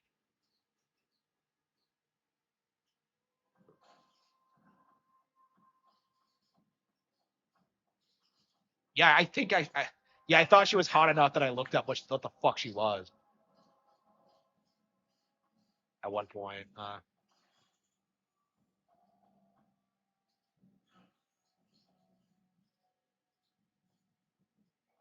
It's a shame she's such a bitch because like I don't know, I she is hot as fuck. She was hot as fuck.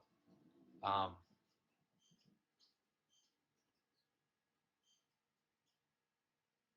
oh yeah, she did date Bieber, didn't she? I forgot. I forgot about that. Fucking Bieber. And you just know Bieber was like banging whores like in his prime all the time. Like I've heard stories about like of chicks who like had sex with him and he was just so like jaded that he wouldn't do anything. Here we go. Oops. Like I don't get the Bieber thing. Like he acts like he's miserable because like his glory years are behind him, but it's just like I don't know. It's just weird. I don't know. PPP was kind of clowning on people for hating like Justin Bieber, and I'm just kind of like, why? Like hating him and hating Twilight were like the two big things. Like that was like those were two of like the stupidest trends of like 2010, like of that period. Is just like fucking Twilight and fucking Justin Bieber. Like they were so fucking dumb. They always were. And of course, being a literary enthusiast, obviously I was way more involved with the Twilight side of things. But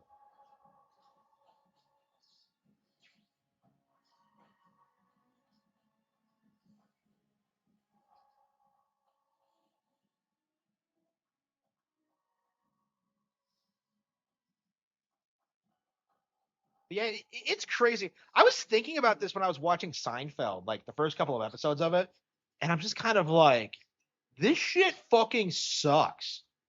Like, I was told it got better later, like, because I think they did a tribute to like Rob Reiner or something, because I think Rob had something to do with it. But like I was watching like the first episode, and it's like the stupidest fucking shit ever, and like Seinfeld is like the most unfunny motherfucker on the planet. Like I don't understand how you take like the most unfunny comedian on the face of the earth and like make a successful sitcom about it. But like, yeah, it's because he's Jewish. It's because of those connections. Um, like that's why the show got made. Like it's not because he's talented or funny. It's because he just had billionaire backing. I don't know. I after trying to watch that first episode, I was just so put off from watching more, and then it just really bothered me how bad it was. And I really wonder about that because, like, back in the day, you would watch sitcoms and you would watch like a couple of episodes and like kind of make your decision. You wouldn't necessarily watch like the first episode of a show as it aired, right? So it's like I don't know. I was wondering if I was being unreasonable towards it, but I think over the years I've seen enough of it where it's just kind of like, yeah, this is like I don't understand the Seinfeld like Elena like dynamic. Like they used to date, but they're friends now, and it's just like who the fuck does that? It's like when we break up, I'm never talking to you again. Fuck you. Here we go.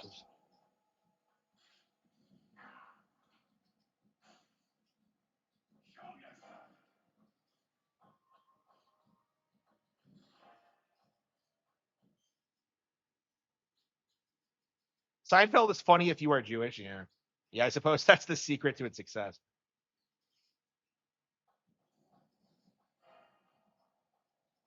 It's like I've said this before, but it comes off like a show that's designed around like how Jews actually behave, and like people just look at it and think the characters are being ridiculous, and that nobody would actually like this. But no, no, no, no, no. Jews really do act like this.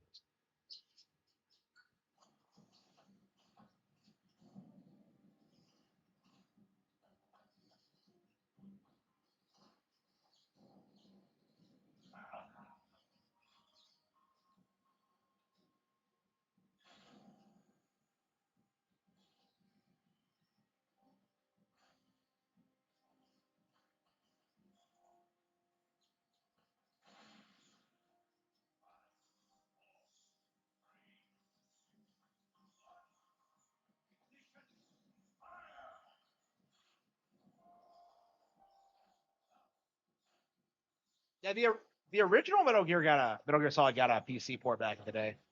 I don't know if the sequels ever did. Yeah, Final Fantasy VII got a PC port too. So it's kind of weird to think of like how irrelevant the PlayStation was because like if you had a PC, you could like get all the PlayStation exclusives you did back then.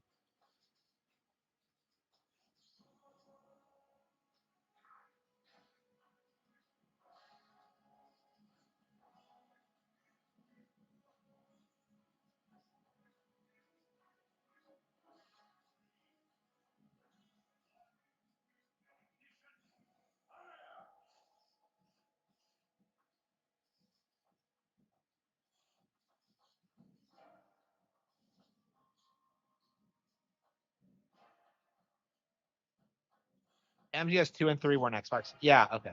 So what was the point of owning a PlayStation 2 if like all the big like relevant like third party games were also on Xbox? Like I definitely would have preferred an Xbox back in the day.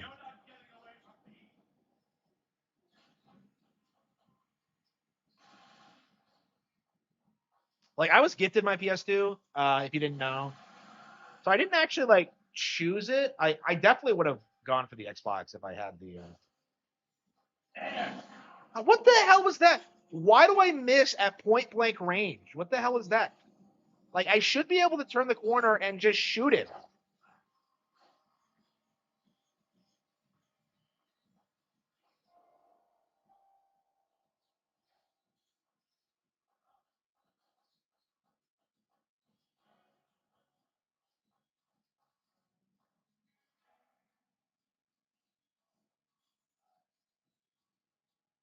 Yeah, this wouldn't be a hard fight. I would have beaten this a long time ago, but I did not start this at full health, which is always what the fuck?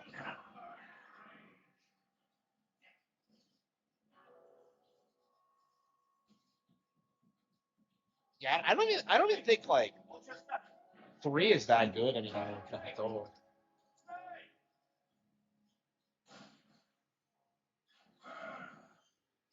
Okay.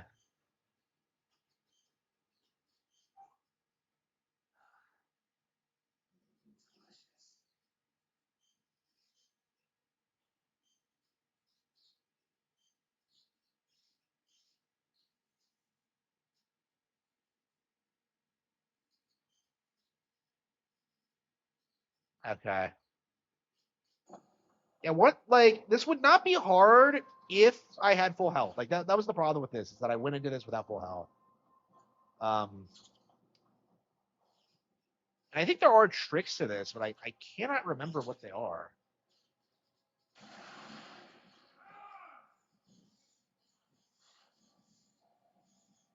And it's stupid explosive barrels.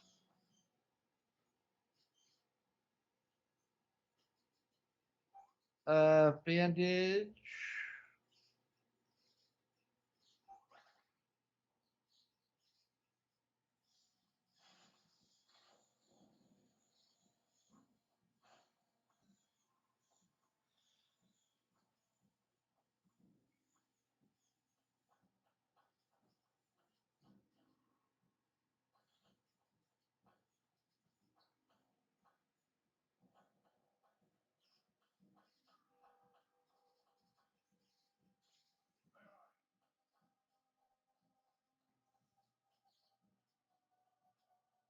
Can't believe you can't even. Oh, there he is.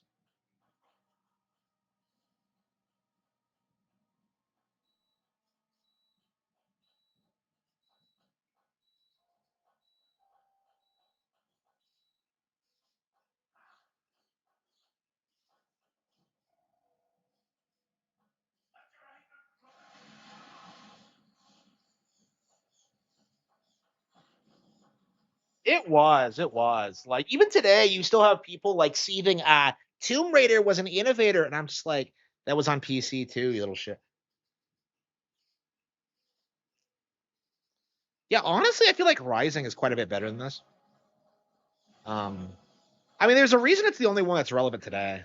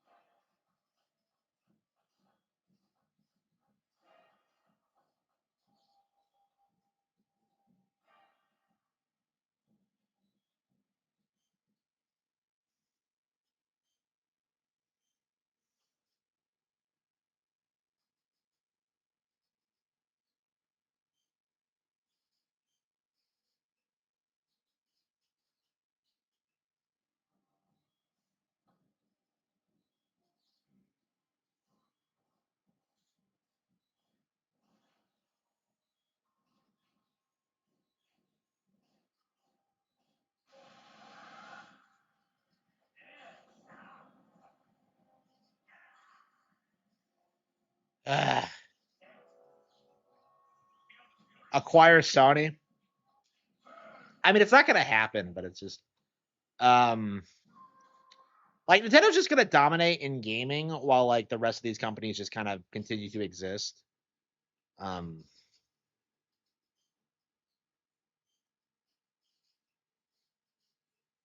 yeah, I mean I don't see Nintendo acquiring any of these big like third party developers.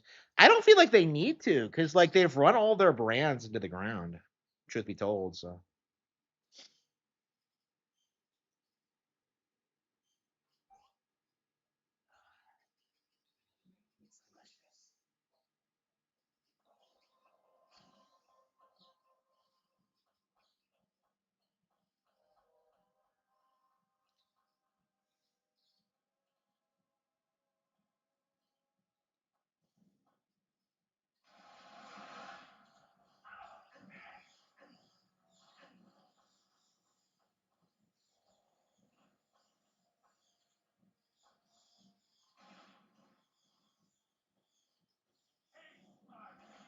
The hell was that? Why didn't I?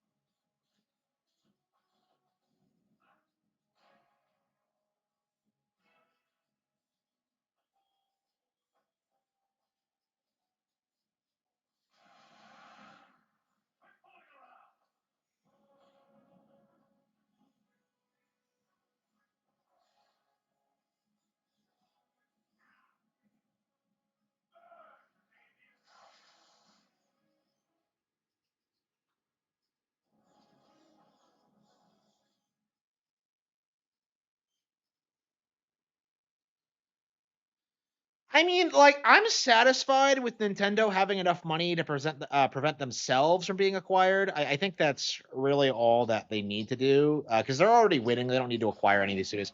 There are like franchises I want them to acquire, like Dragon Quest. I would say is at the top of the list. Um, and then like I want them to get Mages and a couple of other companies, but um,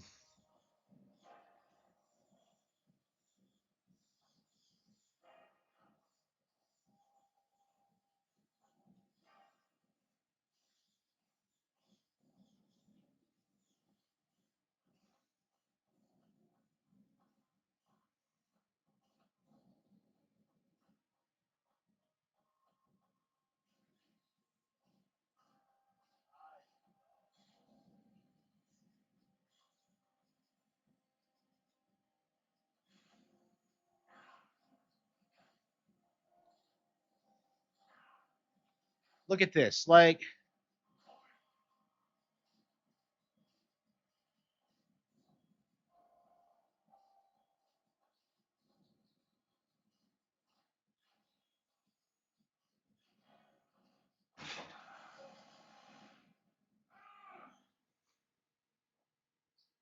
that was that noise. Something fell. Wasn't anything important, I don't think. But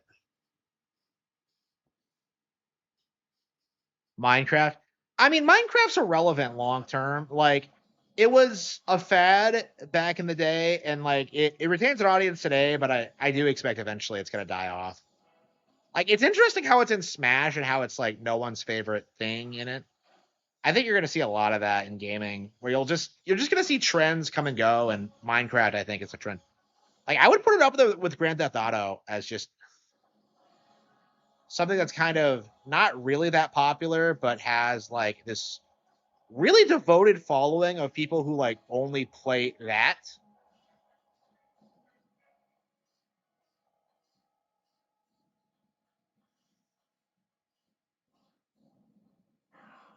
What the hell is that? Why am I surrounded?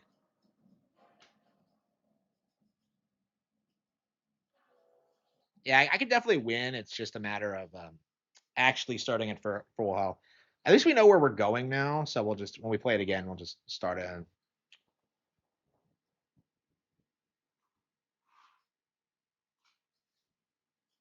I don't know. It's interesting that I don't know how to play the game, but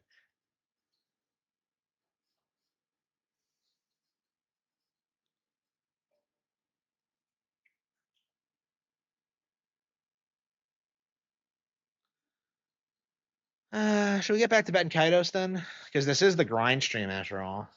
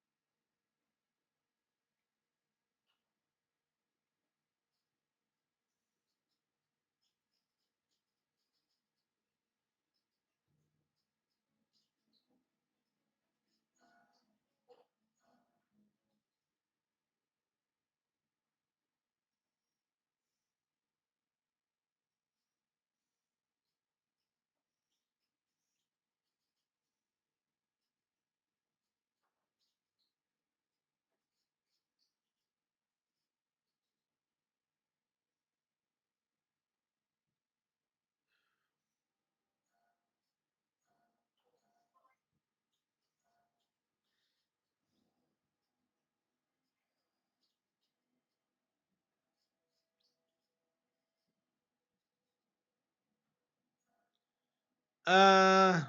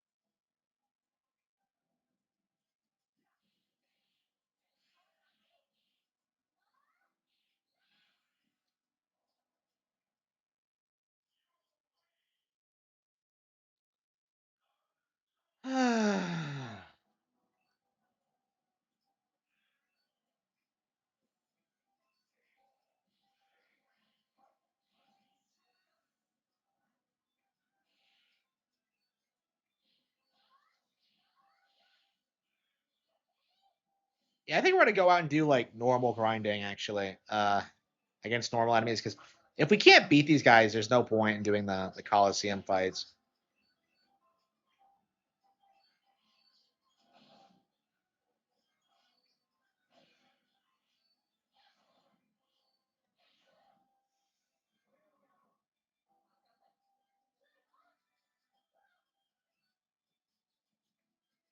Okay, that heals you, but it also knocks her down. Okay.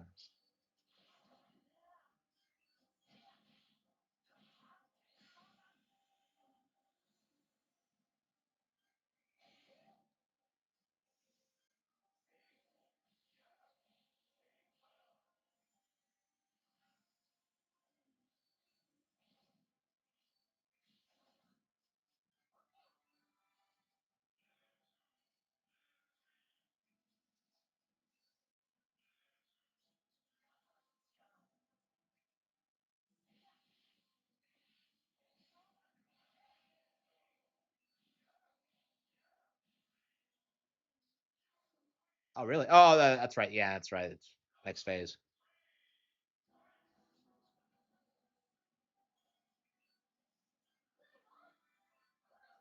She says Gilo. I'm so confused about that. She says Gilo even when she's giving the sign.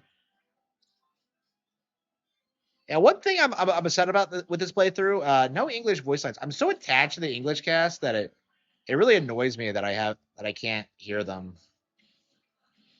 during battles because they're so much better in the Japanese.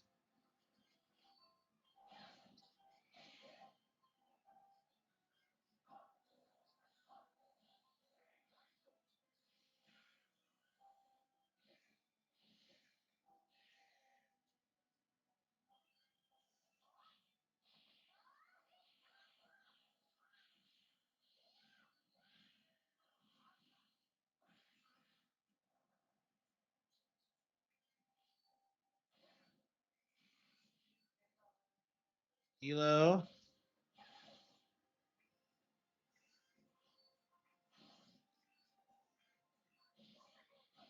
What? What?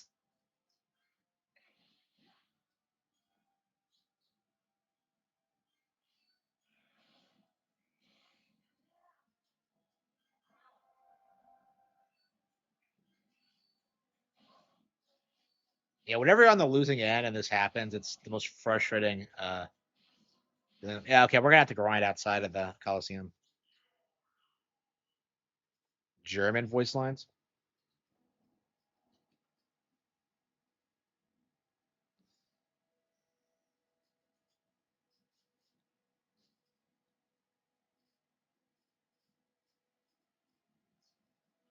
Uh,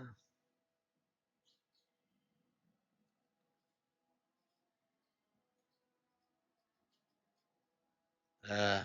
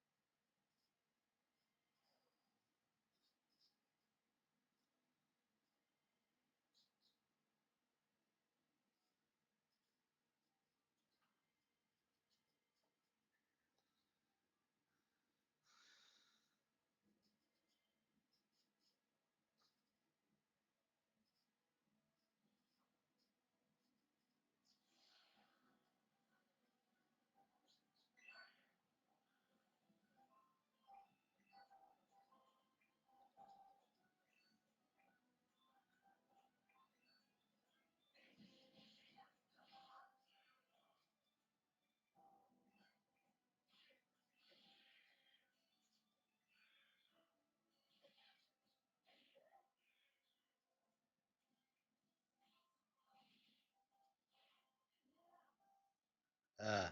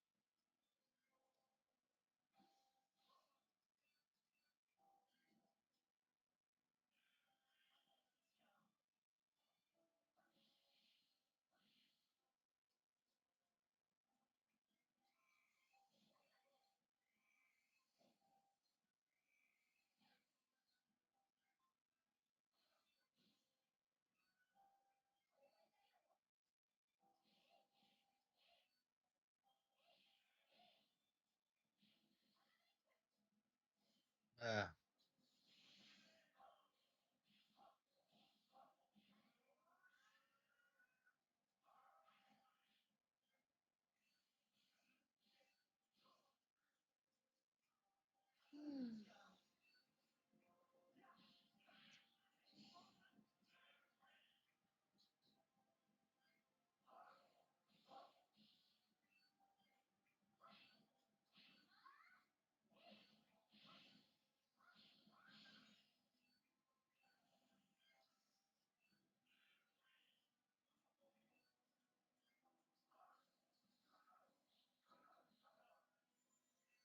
It feels like there's not that much going on. Like, why am I struggling so much against this boss? Ah.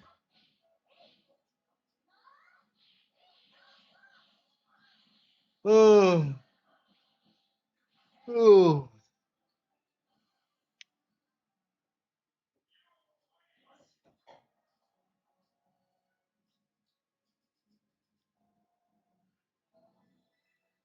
I don't know. Maybe one level will do it.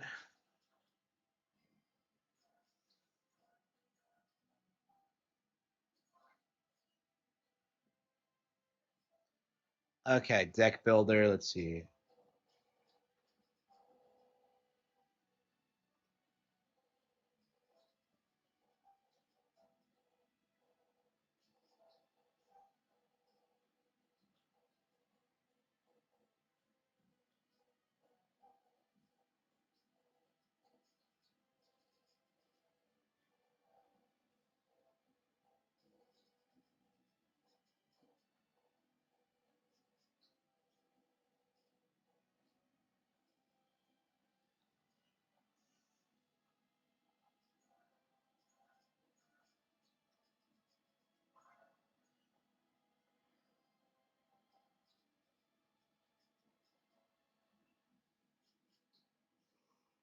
Is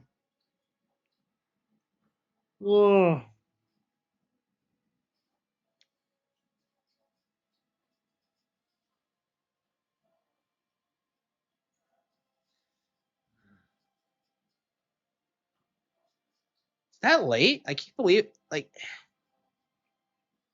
I'm surprised the print is taking this long. I thought it was only supposed to take like 4 hours. 6 hours.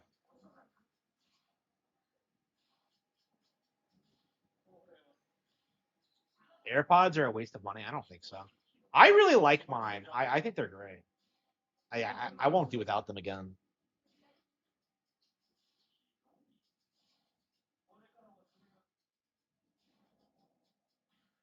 That's kind of what this boils down Playing to. from Is Cody. that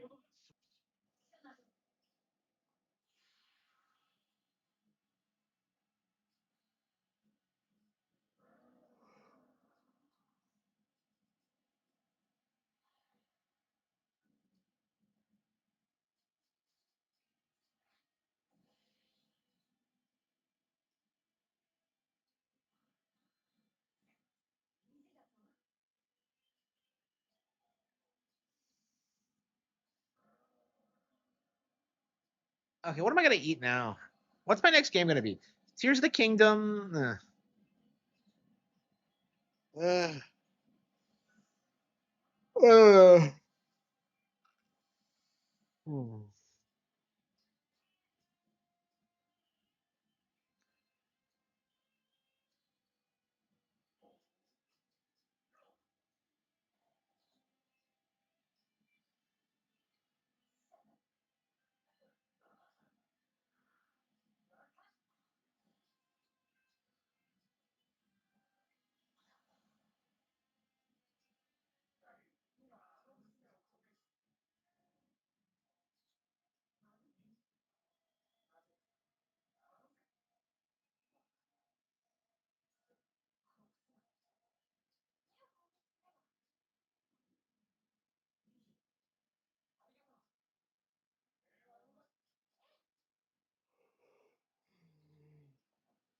Ugh.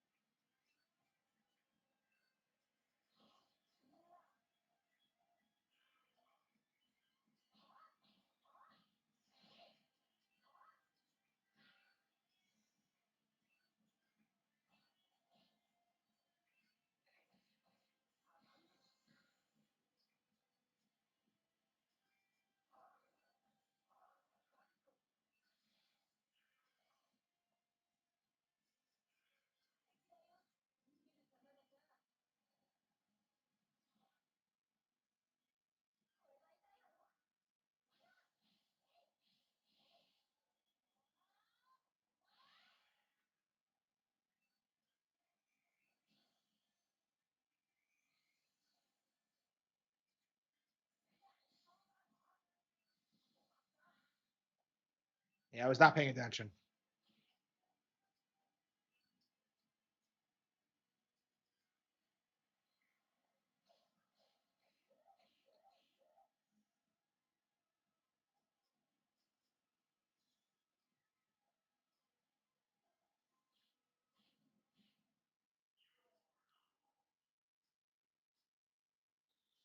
This doesn't leave much room for error, does it?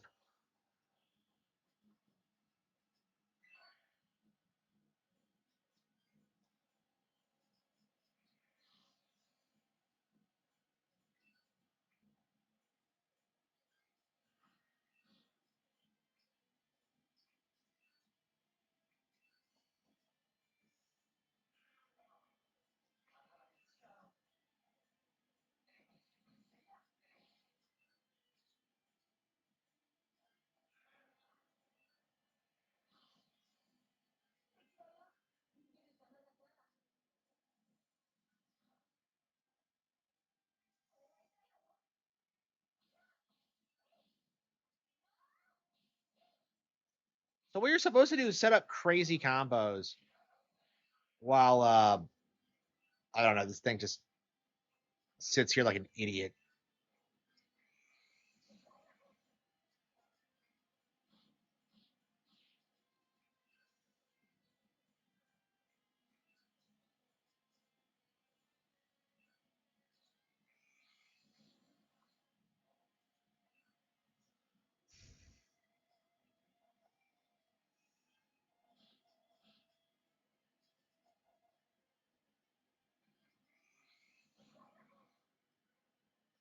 Why is it attacking me and not Valara?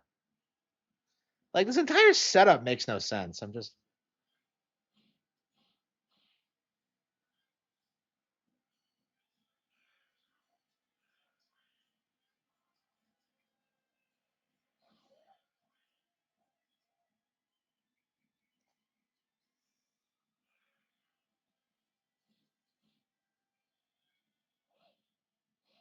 Yeah, you're supposed to get one crazy, like, combo so you can, like, break past it. And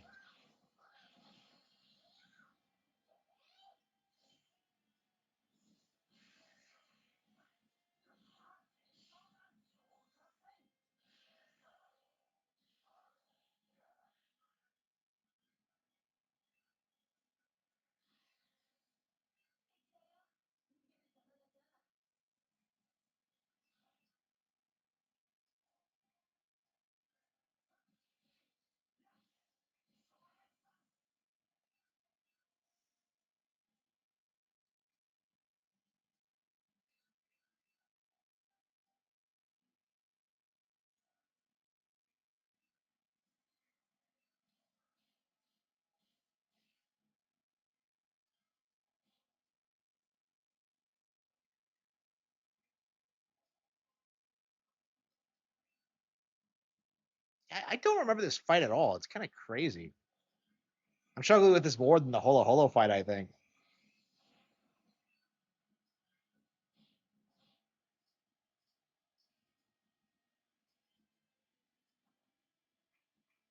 Okay, I think what I'm going to do, I'm going to use this.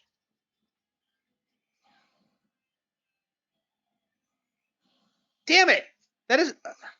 I specifically wanted to do a melee combo. Shit. That's what I was setting up for. Oh,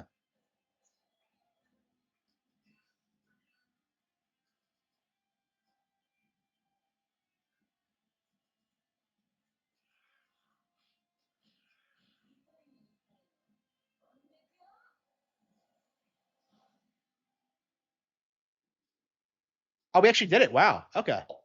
So that wasn't too bad. Yeah. So if you're at a high enough level and you like do it properly, it's not too bad. Okay.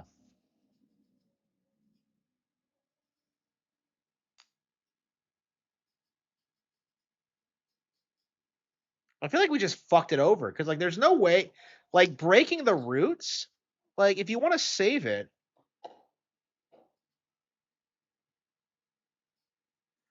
like just take out Valara. What's the deal?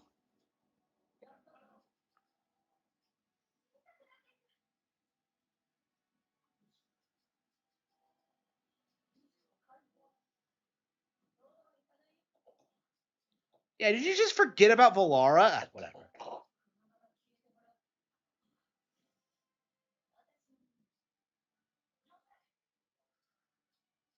Like what do you think was gonna happen?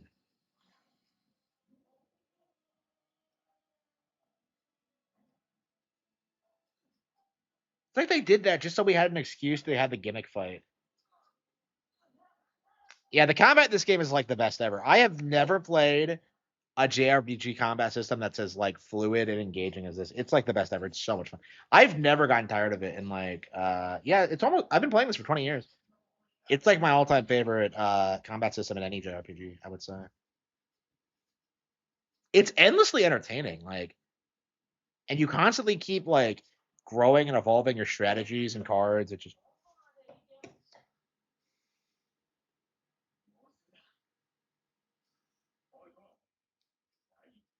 grousing.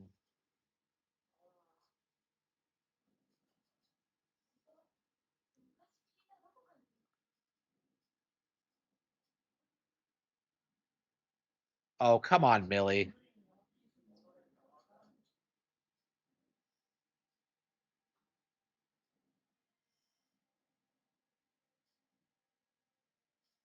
I can't fly that high up. What are you talking about? I thought people in the past had better wings. What do you mean? Okay. Then it's just a fat ass. There's just no getting around it. Oh, okay. I was wondering, like, it felt kind of simple the first. Okay.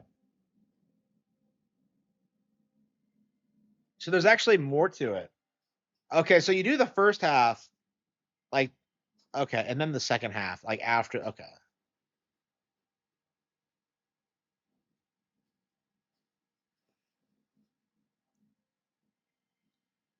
Uh,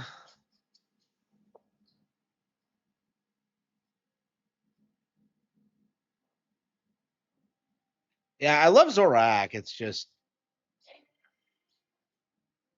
such a cool location, but like, man, I hate like the dungeon design here. It's just like in general, the dungeon design of this game is kind of not great. It's really kind of limiting, I would say. It just feels like we really could have done without it, honestly.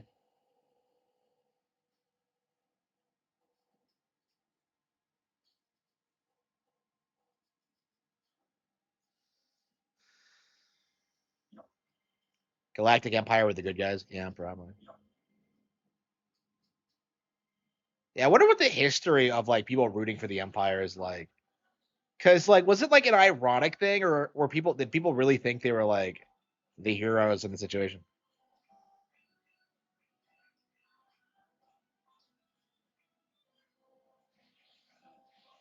Yeah, there's that really dumb interview from like James Cameron where he calls the Rebel Alliance terrorists, and I'm just like, what are you talking about, you fucking retard? Like they're their own opposing military faction. Like, how are they fucking terrorists? Like,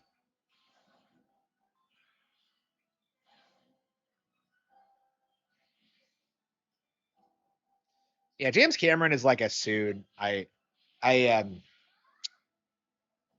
can't say I care for him or his stupid movie. Yeah, Avatar 3 is out, and I'm not gonna see it. I'm not gonna talk about it. Man, I once those movies are out of theaters, nobody even like talks about them. It's crazy. I got cucked by that first movie once, so like I have a massive hate boner for. Have I told that story? Like I was at a party and like the girl I wanted to talk to was like, "Oh, let's go watch Avatar," and like I didn't want to, so like I ended up like playing ping pong with a stoner while like she went. It was like, come the fuck on, stupid movie.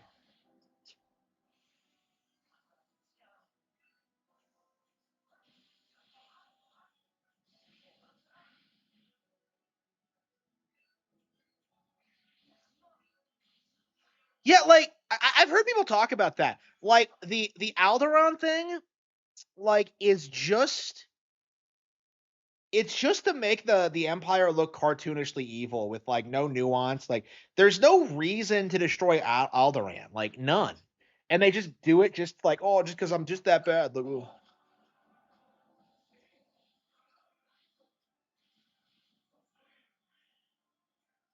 Like it's kind of like the weird like cartoonishly evil like depiction of like the that we're told about the Germans, right? Like, oh yeah, they did all this shit. They turned us into so like it's just like they fucking didn't. Okay.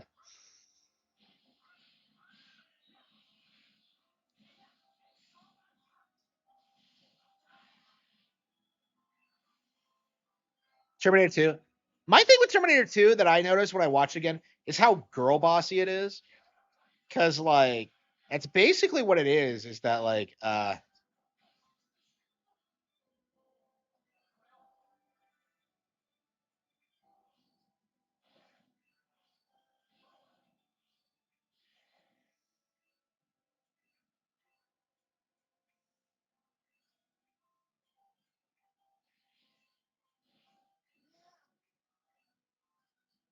mean I say the same thing about like Metal Gear Solid 3 is that like I'm done with the girl boss thing. Like, I don't really want to see like female action heroes going forward.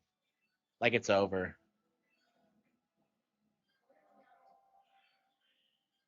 Like, it kind of really dawned on me, like, when I created Soleil Freeman, just how like ridiculous the whole concept is. It's like, no, like this isn't a good thing for women to do or want to aspire to be. It's um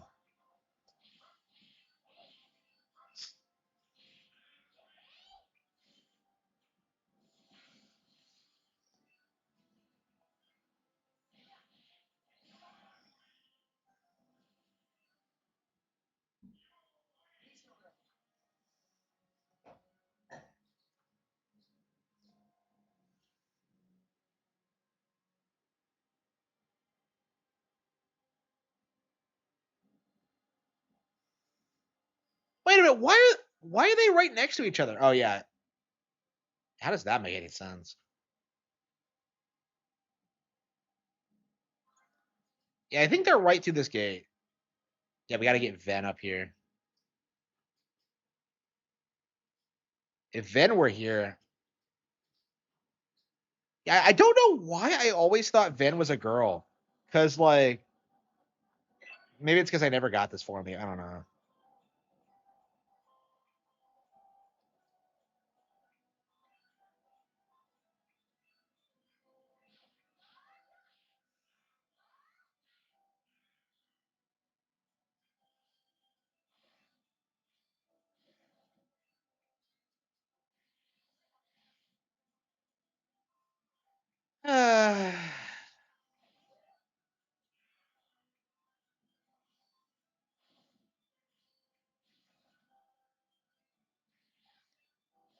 Yeah, we really gotta grind through this game. It's just I mean that's what we're doing during the endless grind is like grinding through all these games we haven't found the time to play before. So I mean, it's nice that we're finally playing this, but man,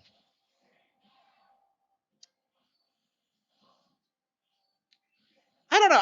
I do feel like the first half is way better because I feel like it has like a really interesting setup, great character moments, like a really intriguing plot, and then like it kind of becomes a by the numbers like go to this location and fail to stop this bad thing from happening. It's like there's just not a whole lot to it. Like I think a big part of the this part of the game is that you're supposed to already be invested in the setting and the characters. Like you see, like Gabari and all that.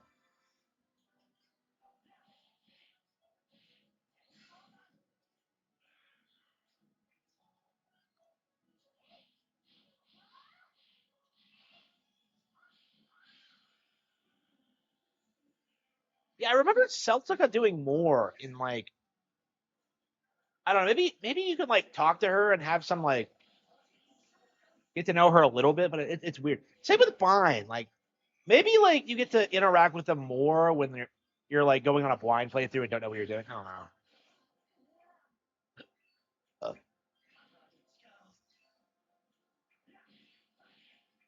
yeah, it's pretty common. Yeah, yeah. This has a ton of filler in the second half.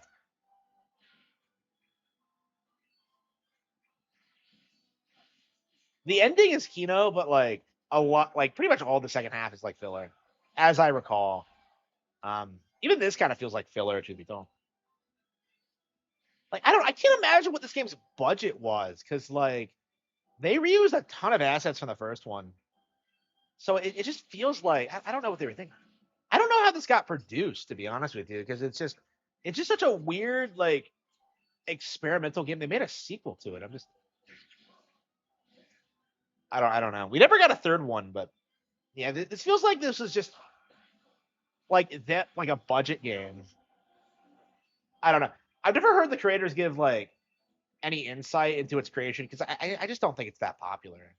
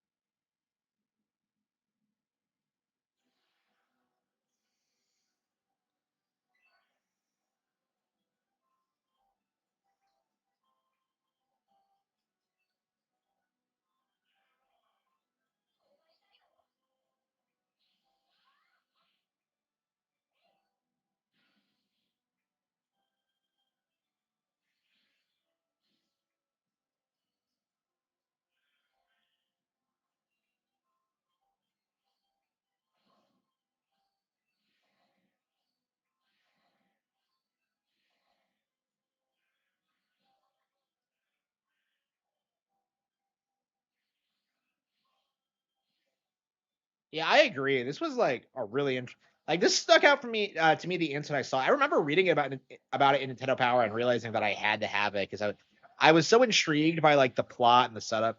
I wish I still had that article. I don't know if you can still find that Nintendo Power online, but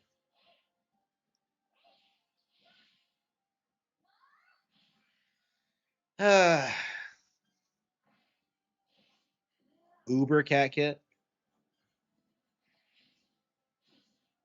Yeah, I've never been able to play this game for long stretches of time because of how like demanding it is. Because like later on, you had to like pull off these crazy combos. Like I don't. I think I'm about ready to play something else. Um, yeah, I think we are gonna have to take our time with the one. Like, I definitely want to keep playing this, but like, I do get burned out on playing this. Like, especially during these sections where you're just aimlessly just doing this stupid MGS. Yeah, like it's honestly not even worth playing MGS in this day and age because it just doesn't age well. Like, I played it tonight and I'm just kind of like, yeah, it's not that great. I want to beat it again because like it was one of my favorite games ever for a long time. So I don't know. This gets better as I get older, but MGS3 gets worse.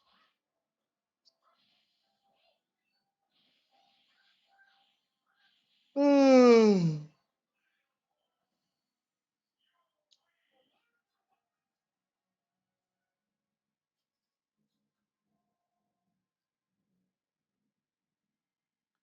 And there's so many monsters everywhere, and they're so like ridiculously powerful.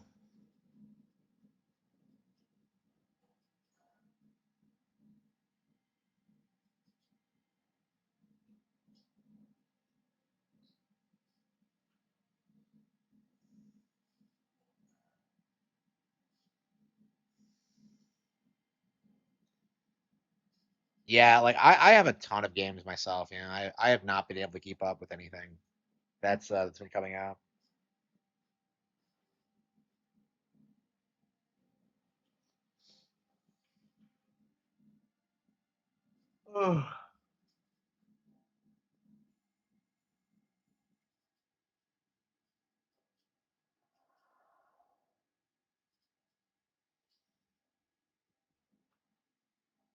Want to get into the Yakuza series? Yakuza's not that good. Man, I don't know. Yakuza's really obnoxious to get into, I think, because like you kind of have to start from like Kiwame and Kiwame's shit. It's like I really don't recommend Yakuza, truth be told. I feel like the series just has too many crippling aspects that make it like objectively not very good. And most people like tend to excuse them because like, well, it's Yakuza, there's nothing else like it. But it's just like, yeah, you're better off playing River City or like Double Dragon. Like Yakuza doesn't respect your time. It's like it's like 40, 60, 100 hours of you walking around the same city streets, just beating up the same enemies over and over again. It's like it's so repetitive and lame, and just the stories aren't interesting. It's just I don't know. I really, really loved Yakuza 5 when I first played it, and like I really thought I was a hardcore Yakuza fan. And like the more of them I play though, the more I see the problems. Like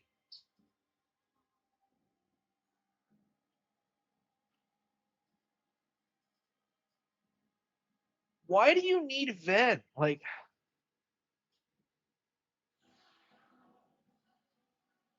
yeah, it's weird how like Yakuza tries to present itself as this hard boiled like crime drama series, but it's actually pretty basic. Like it's just so frustrating. Like when Kiryu goes like, "Oh, you shouldn't steal. That's bad," and like you're just like, bro, you're a criminal. Like it's like what? It doesn't make any sense. It just doesn't.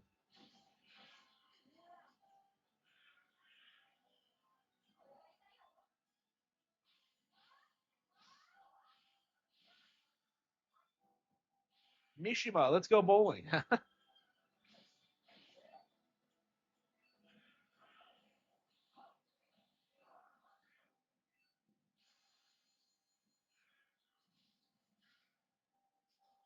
Yeah, I'm glad we got past the boss. Yeah, I think after we get through a new and like the plot twist, I think we'll be good to oh, we have to do the filler stuff. I don't know how long that takes. Man, it's weird how little. I remember like a little bit of what happens, but it's weird how like I just kind of space it. I know the first half like really really well, but I was kind of surprised when I got to it. I just. I mean, I believe I played through the first half several times. I think, and I would stop like around the time I got to Diadem or like the Hola Hola Bird or something like that. Um,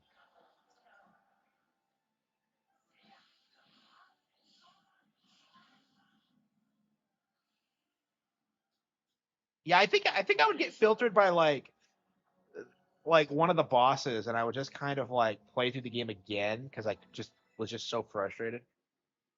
I think I did that a couple of times.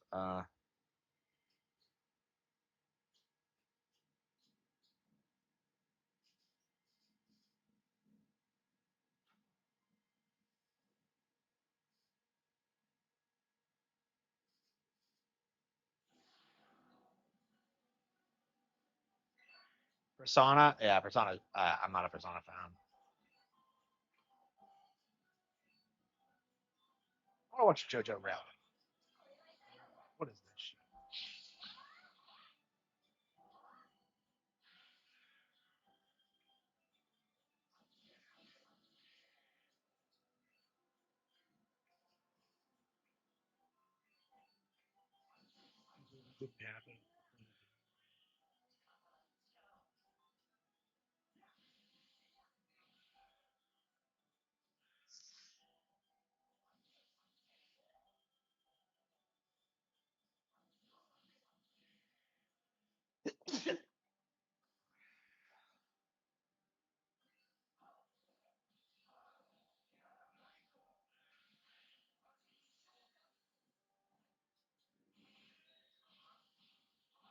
Oh.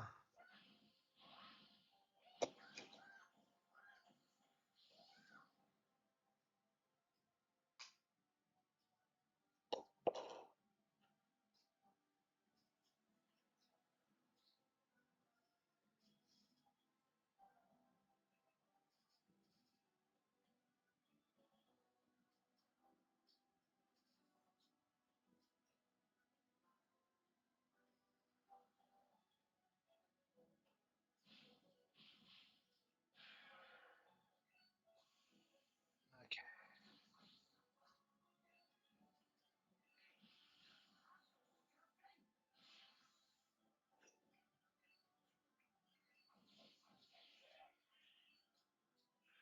I'm a Sega fan.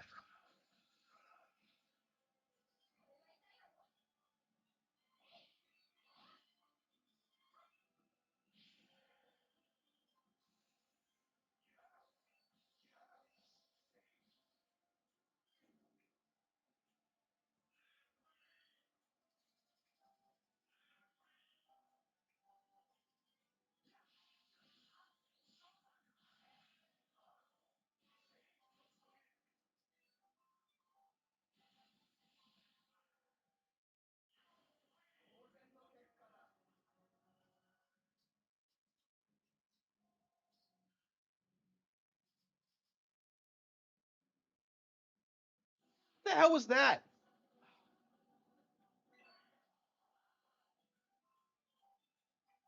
Yeah, I think I'm burned out. I'm ready to play something else.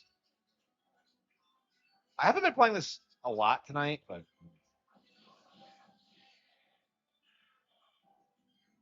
I mean, I'm happy we got through Final Fantasy Tactics and Dragon Quest 3, but it's weird that like this is the game that kind of uh I mean, it's more intensive than those.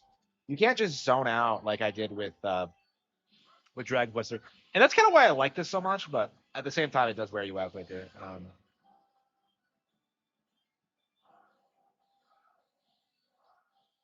Okay. So what are we gonna play to recover from this, do you think?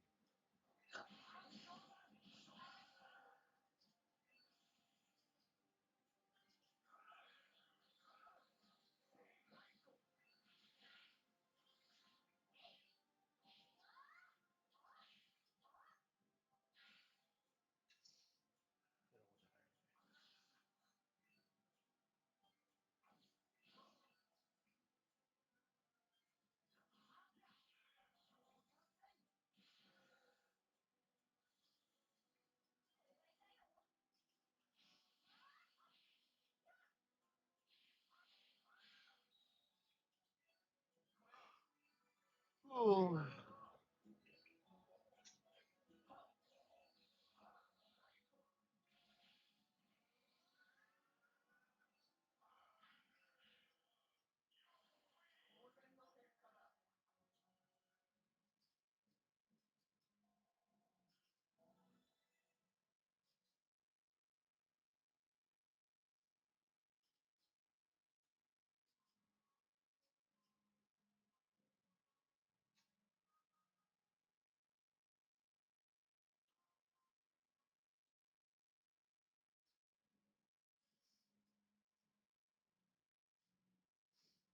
Okay.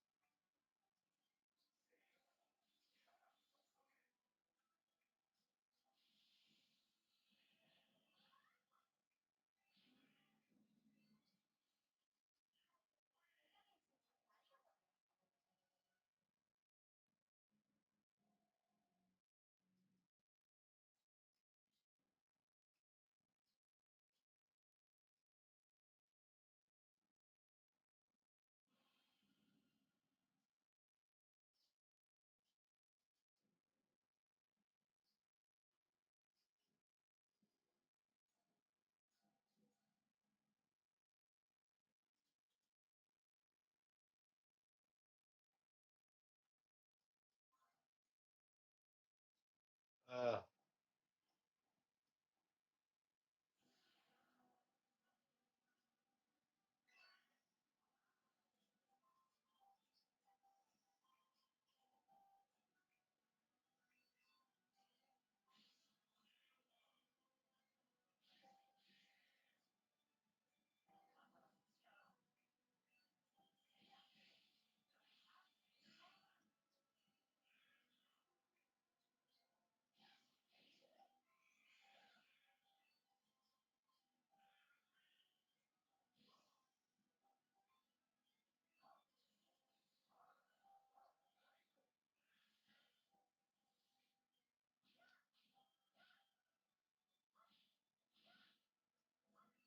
Yep. Three houses is awesome. Well, Three Hopes is awesome. Yeah, they're both good.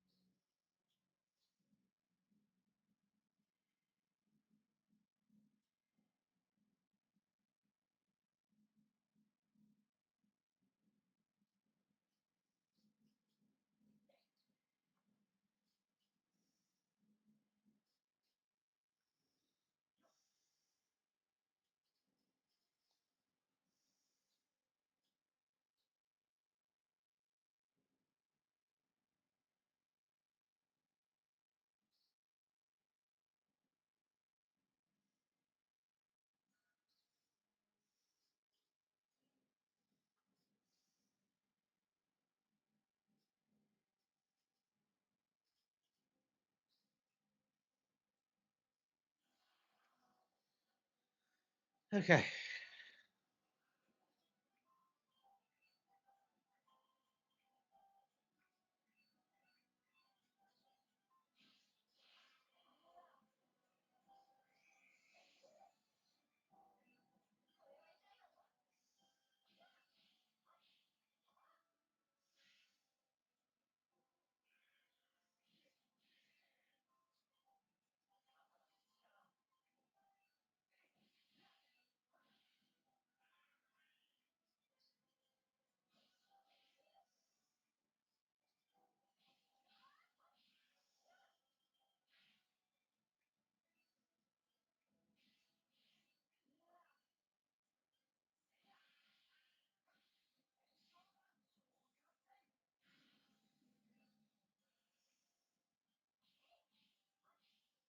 Uh,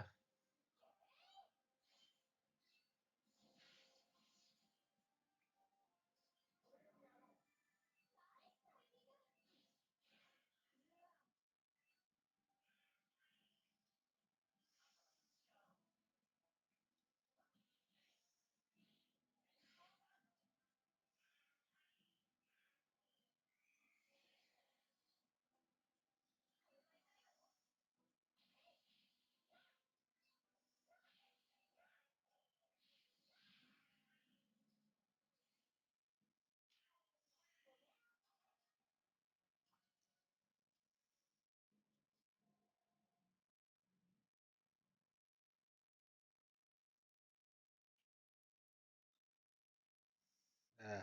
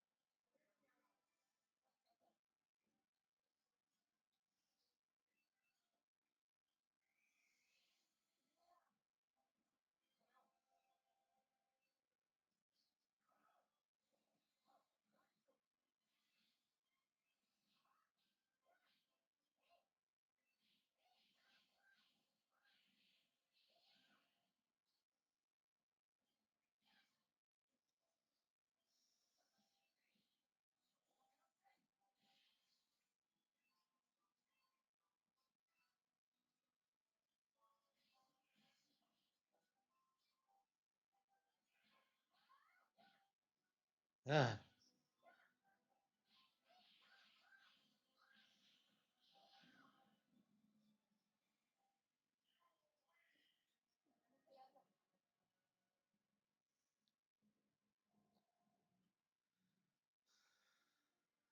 uh,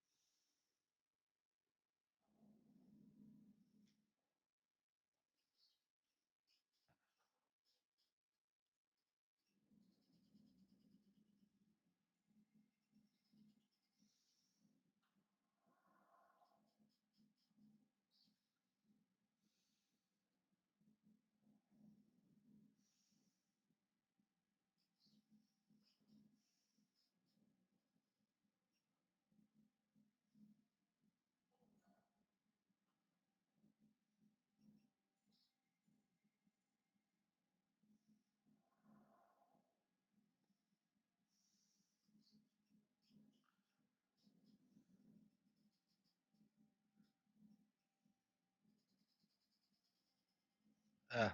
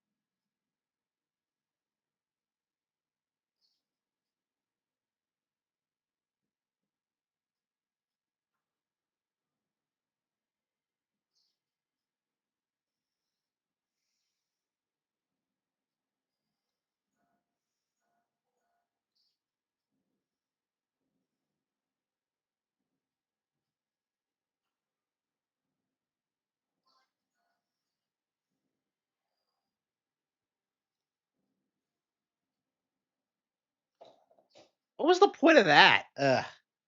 Yeah, that would have been very straightforward. If I knew what I was doing, I could have done that in like 2 seconds. All you had to do was loop around with the Ven, move the light, and okay.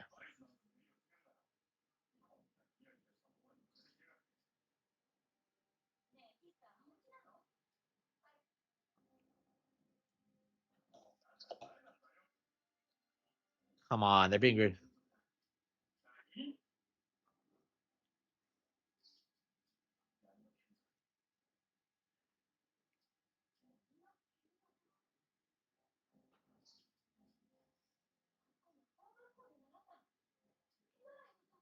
Poor Hydre. Okay, okay. Maybe you go there in the first game. Okay.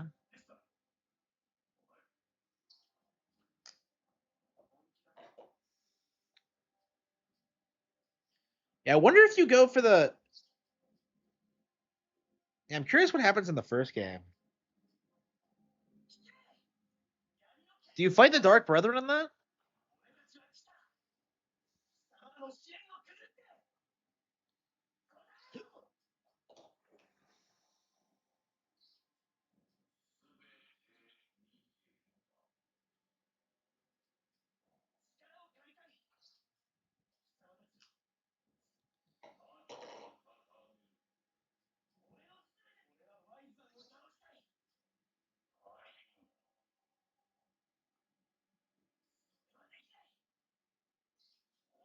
Five. Uh,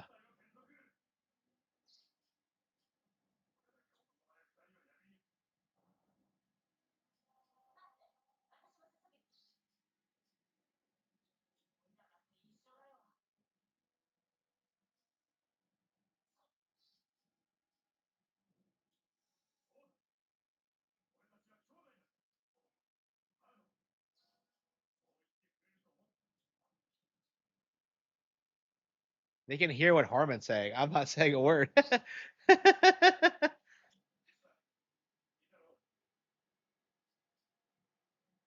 That doesn't make sense considering what happened earlier, because Sagi's talked to them before. Ah, whatever.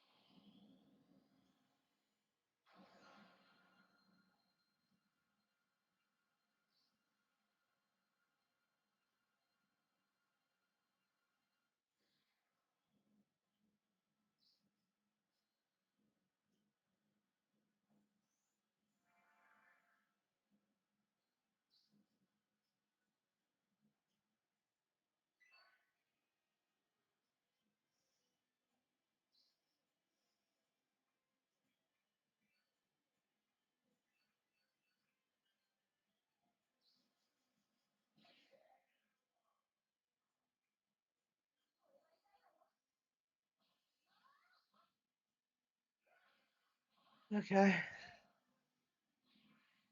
I didn't realize there was a boss fight against this thing.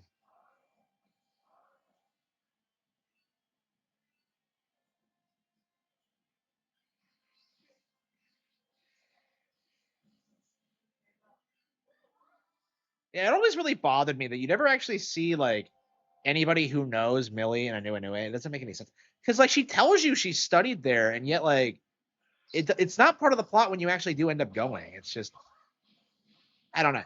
Like I feel like they had to like not talk too much about Millie's background in order to keep like the twist secret, but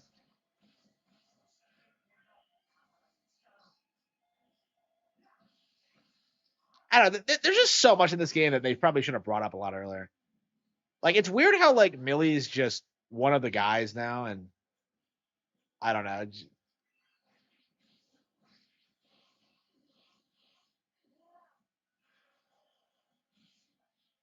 I don't know if I ever like suspected her of anything because I've always loved her, but yeah, it looks like we're at the grind some more.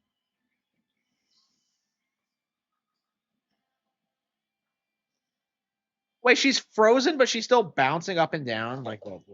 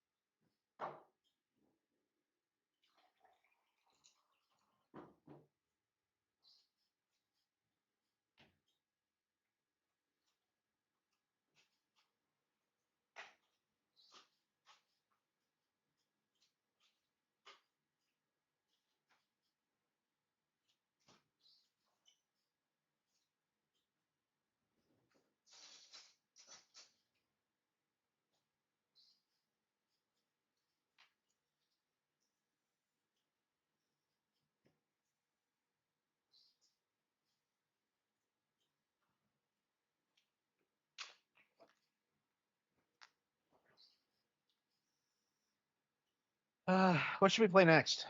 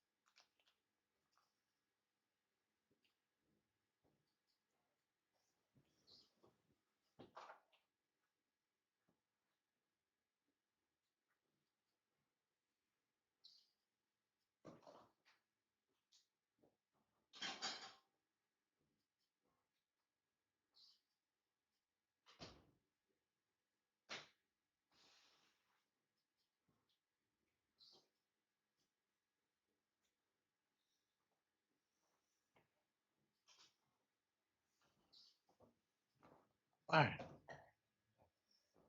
All right.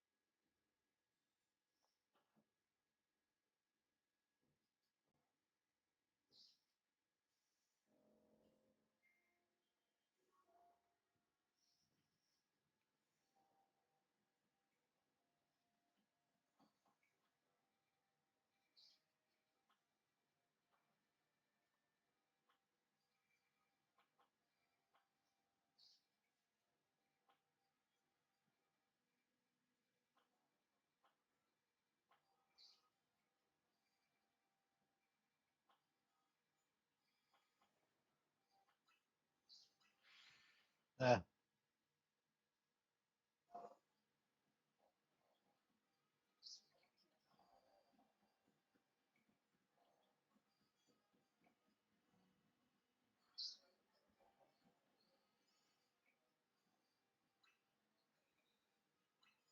uh,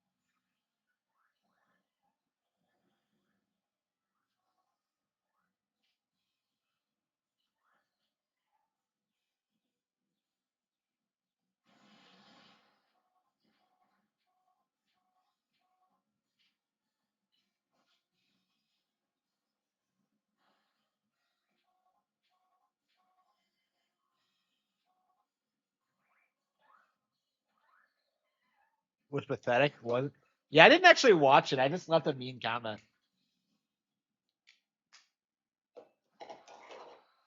Okay. Yeah, my print is done.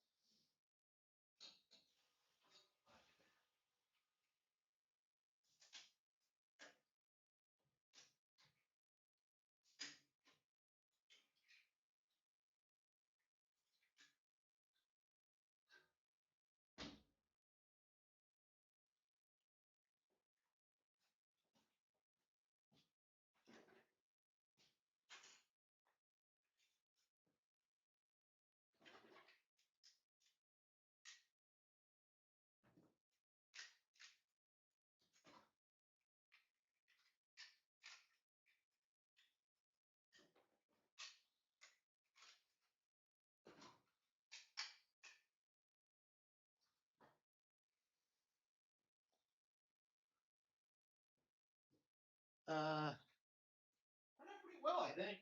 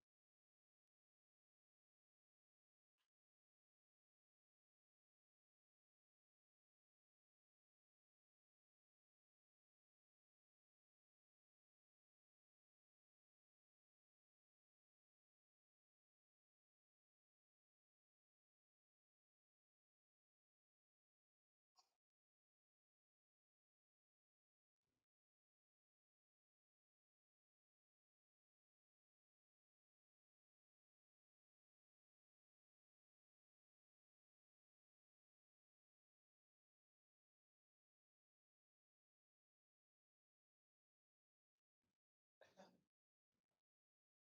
Okay.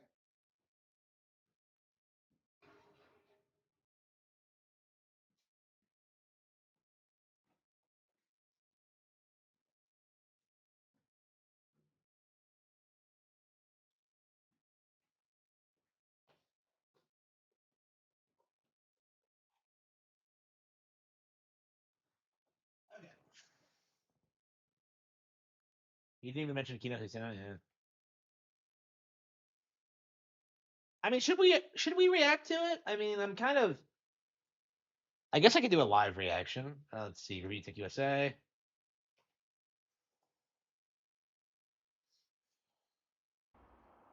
Here's my story. Wait, but he still calls it. Wait, what?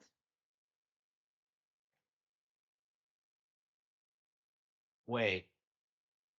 Rekieta USA is back. I made a mistake. Wait, what? How is it back? It still says it's Rich Tomorrow. I thought he changed the channel name. All right, so the title isn't clickbait. I'm just gonna kind of ramble here and not do any kind of cuts or crazy edits. I'm just gonna have a stream of consciousness, whatever. Pick the word that's right, and just kind of tell you what made me make this decision to bring back Review Tech USA. That's what I'm doing. Why I shut down the other channel, the real reasons that I realized were real and not just coping reasons. What? I thought that my previous You can't keep retconning. You cannot keep retconning the reason why you deleted the channel. Like we keep seeing. We keep seeing this every single time he like talks about this. Is that he always retcons it? It's video here.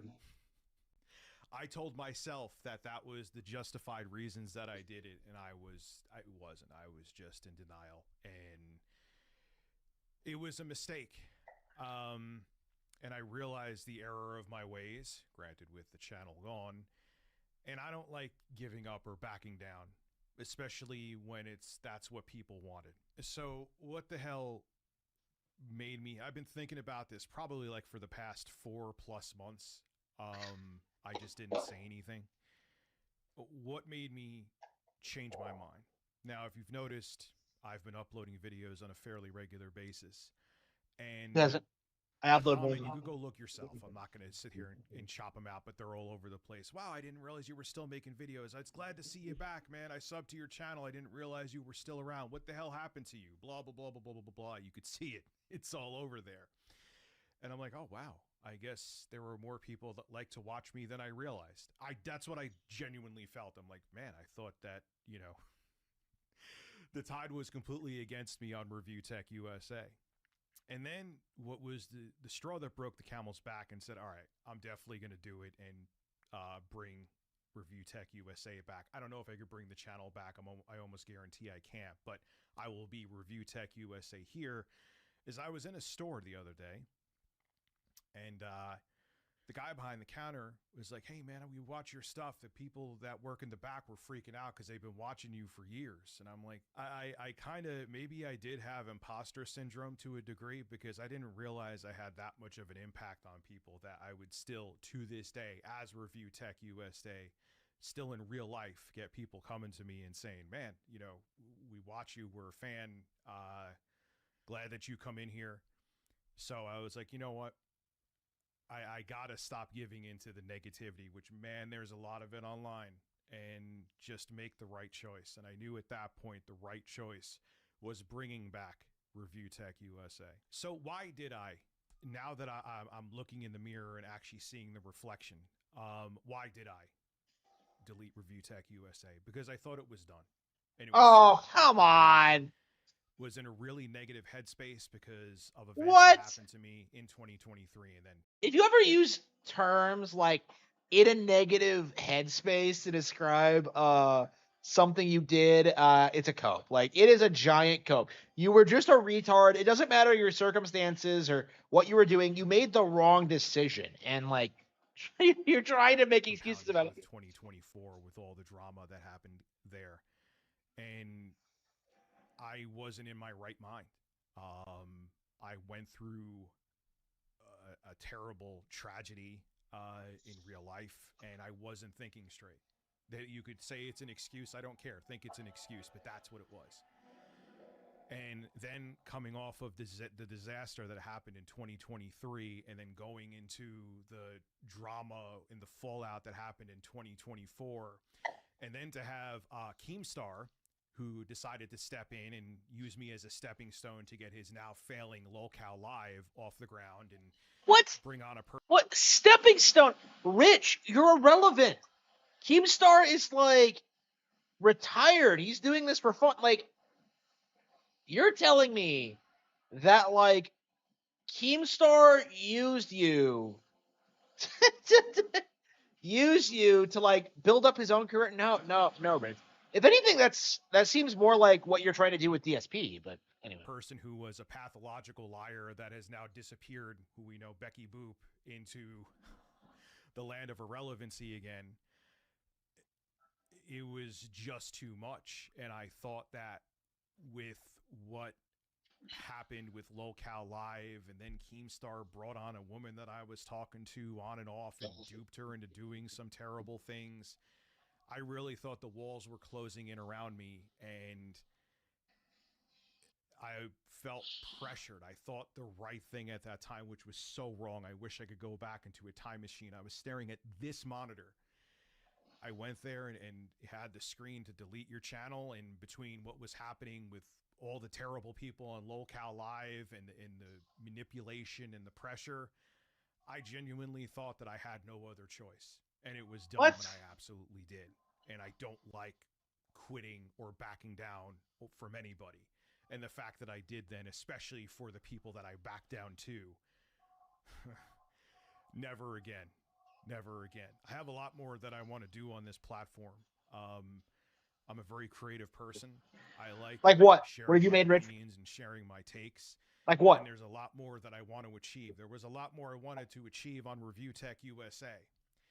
And I plan on doing that here. And this is going to become Review Tech USA. And I'm going to do what I wanted to finish on that channel. I'm going to do it and finish here. I'm not going to back down and succumb to anybody. And I know I could put out good quality content, and I will be here. No, you can't, Rich. You suck. Over the next few days, I will be streaming quite a bit on this channel. Just like you stream Bloodborne, right? We may not have actual videos up unless some major breaking news happens, like Bill Gates jumped out of a birthday cake for Gabe Newell. I will cover that. But while I'm working on that project, I will also be streaming quite a bit, so make sure you check in with streams. And this is the most confident I've felt in a couple years. And I'm glad to be back. And I'm glad to see with evidence that people want me back. And what the hell are you talking about? I know you got my million sub play button or whatever it went to, but I want to tell you to do something, and I mean this from the bottom of my heart. Take that play button and shove it up your ass. I'm not going anywhere.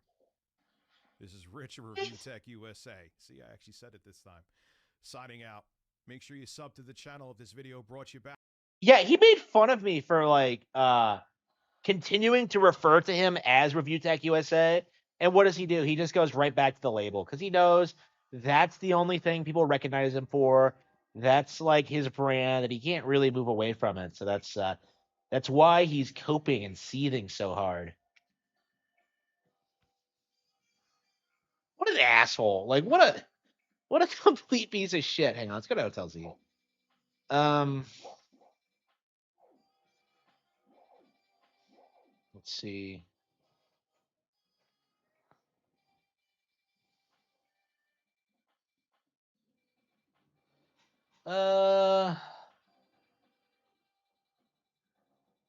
Where's Hotel Z? Isn't it down here somewhere? Oh, there it is. Okay. Yeah, how long have I been playing this game and I still get lost? Unbelievable. Suffer Rich.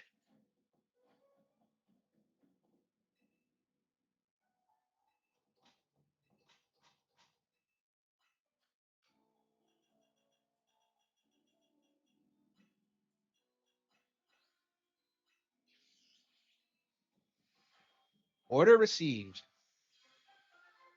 It's crazy how the DLC adds completely new characters.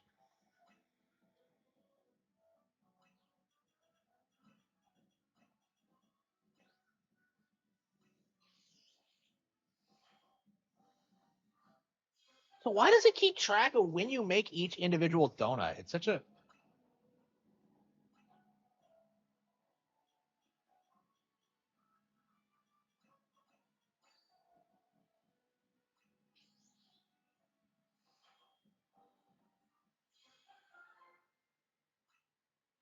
Yeah, I feel like this is... Yeah, I saw Joe Merrick talk about how grindy this is, and I can kind of see it, honestly, truth be told.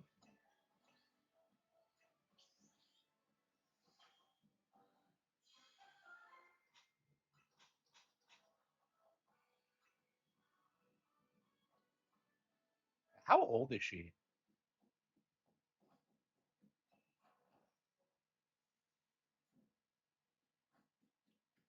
She's already like on her own, like making donuts in a hotel. It's ugh. Okay.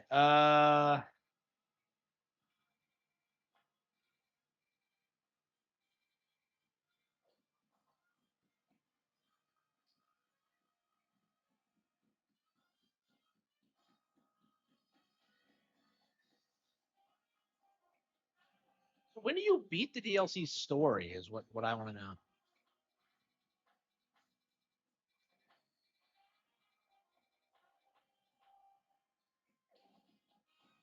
Like we've done everything in the game, so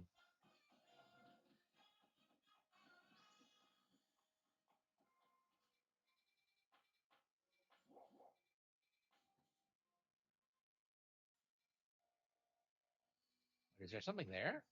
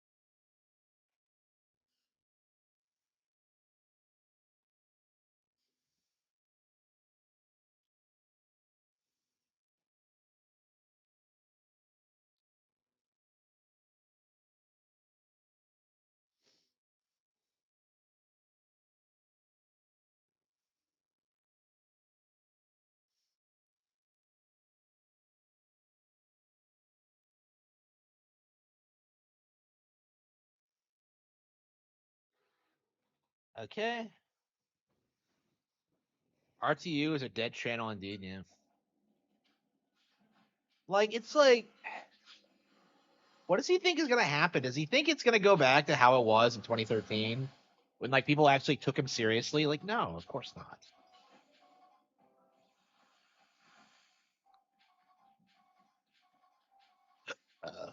I don't know. It's a pretty boring video, in my opinion. Like, the funniest thing about it to me is that, like, nothing's going to happen. He's just going to keep making, like, the same videos over and over that he's always made, and it's just, I don't know, he's done. The Steam machine, also the iPhone, yeah.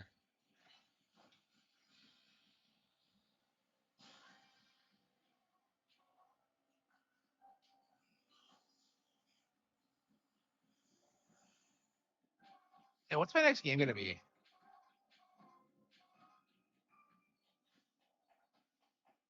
Use the catch window? What the hell is a catch window?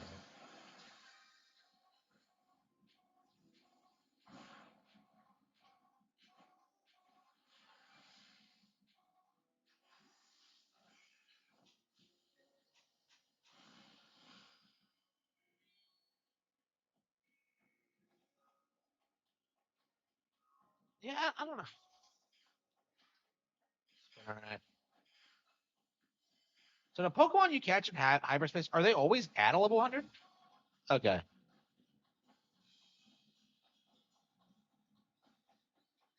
I want to catch some shiny Pokemon.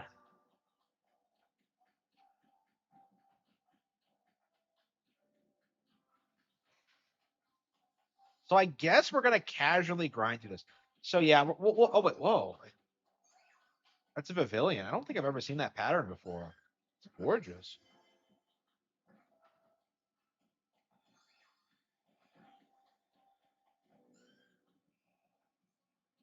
Well, he's not gonna do it because like tech videos don't make a lot of money. Like there's way more money in drama. So like that's probably what he should do is just try and become like I don't know the left wing Kino Casino. Um, I don't know what he should do. Truth be told,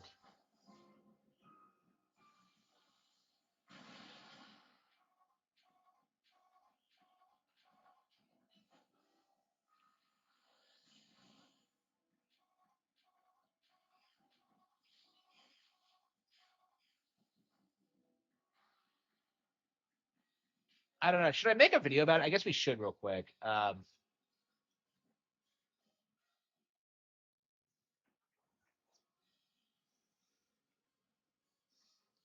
Holy shit, birds! Review Tech USA is back. The legendary tech YouTuber has finally returned from his hiatus and is now making videos again after having deleted his old channel. It's going to be just like it was in 2013. People are going to take him seriously. People are going to think he knows a lot about technology. People are going to assume he knows what he's talking about and that he has insider information and that he has a lot of insights to give on the industry. He's going to explain to you how Nintendo is doomed and how the PlayStation bandwidth is somehow going to make the graphics look worse.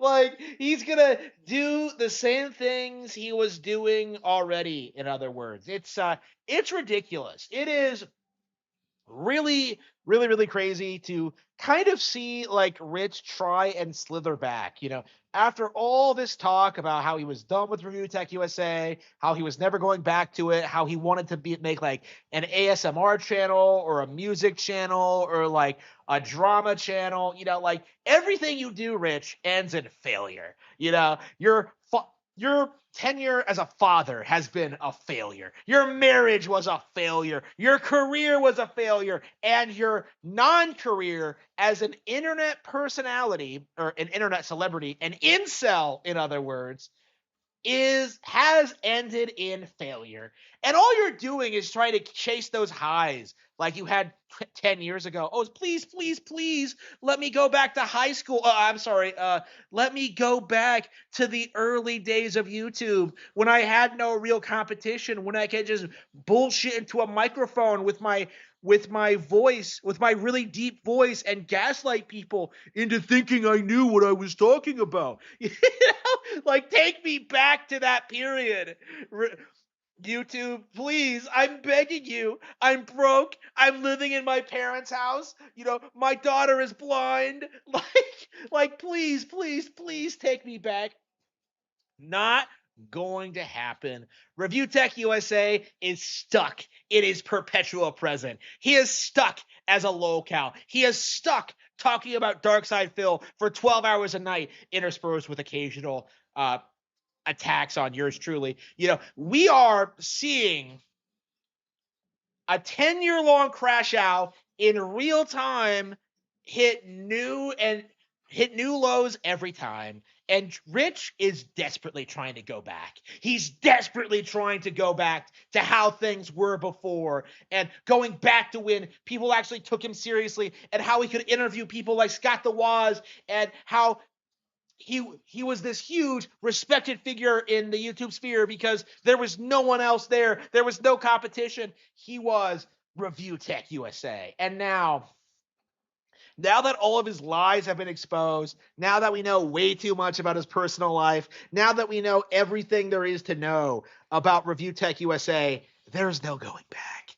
You know, you can't just build your channel back. You don't have the million subscribers. You don't have the viewership. You don't even have people asking for your channel to come back. That was the funny thing I noticed when, like, I'm sitting there watching his, like, oh, I'm bringing Review Tech USA back, guys video. Like, he makes this claim that, like, oh, yeah, I have a lot of people who came up to me in real life and were just like, oh, Rich, you're still around? Oh, man, I loved your channel, bro. I loved it when you reviewed technology in the USA. You know, like, whatever happened to your channel, bro? And then, like, Rich was just like, yeah, all of these totally real, totally existent people, like, inspired me that I had to bring Review Tech USA back so I could accomplish my life goal of being an internet grifter.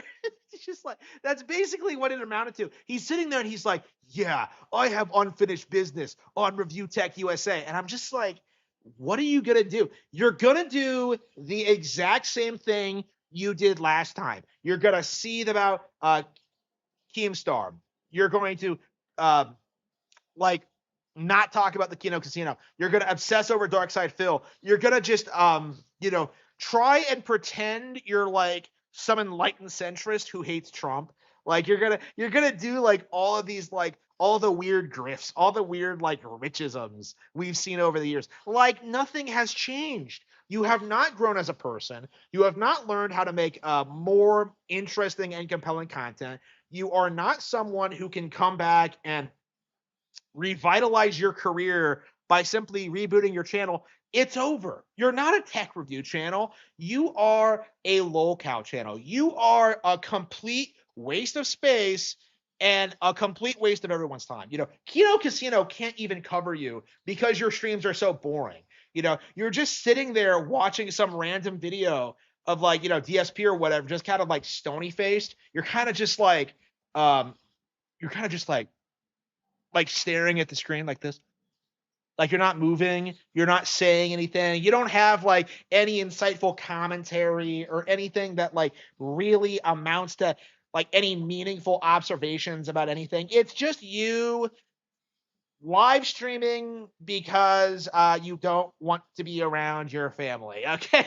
You're live streaming instead of making short 10-minute long videos because it's just a giant cope. You can't make it as a live streamer. You couldn't even make it as a YouTube content creator, right? You don't have the talent. You don't have the capacity. You don't have the personality or the charisma. You know, people only watch you to make fun of you. You are one of the lowest of the low when it comes to tech reviewers on YouTube. Like maybe Pat the NES Punk is worse, but like, you know, like he's so irrelevant that like nobody even knows who he is. Like Rich of Review Tech USA is probably one of the worst tech YouTube channels there is. Like I can't think of anyone who's had a more ridiculous history. I can't think of anyone who's had this many crash outs. I can't I can't think of anyone who's had so many ridiculous hot takes.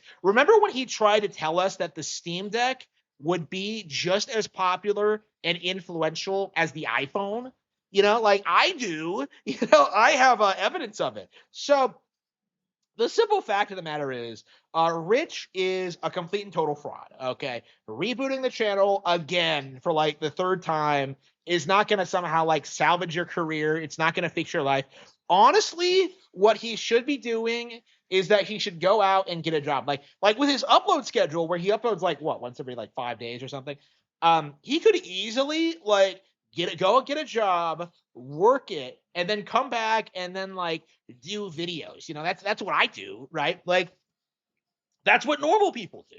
Okay, that's all he would have to do. But Review Tech USA is too lazy and too stupid to even consider such a thing. You know, having a job is beneath him. You know, Review Tech USA doesn't work. He just sits around and does drugs all day and stares at Elden Ring title screens and watches DSP. That's all Review Tech USA knows how to do with his life. Okay. Okay.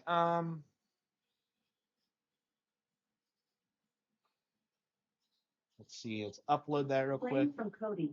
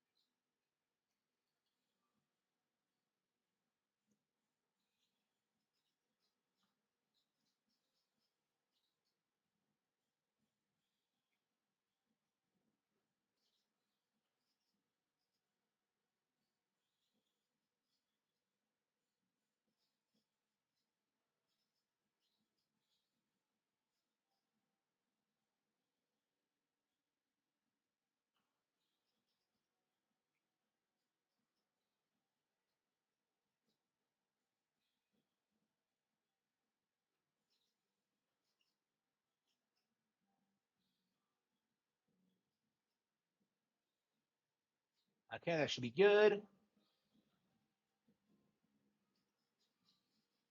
Okay, uploaded.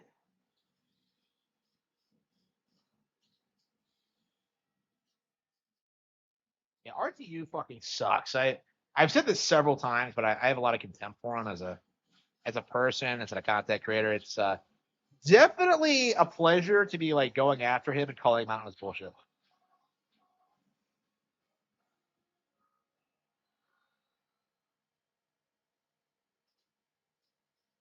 Wait, did I even do anything?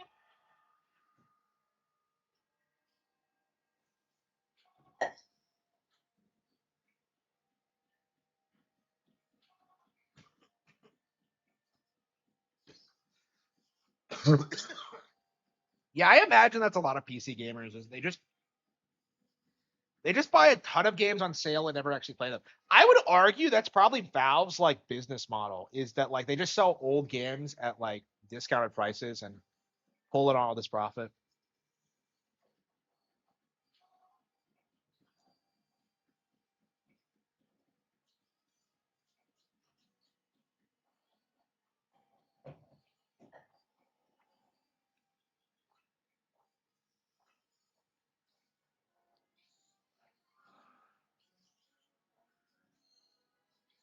Uh yeah, I don't know. I think I want to hold off until next year and play this. I feel like I wasn't quite ready for the DLC. I was ready to wait a couple of months, but yeah, I think we're gonna like finish this like just before the next wave of DLC comes out, and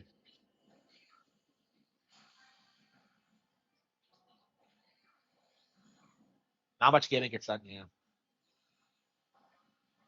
like none of these people have a lot of time on their PCs. Yeah,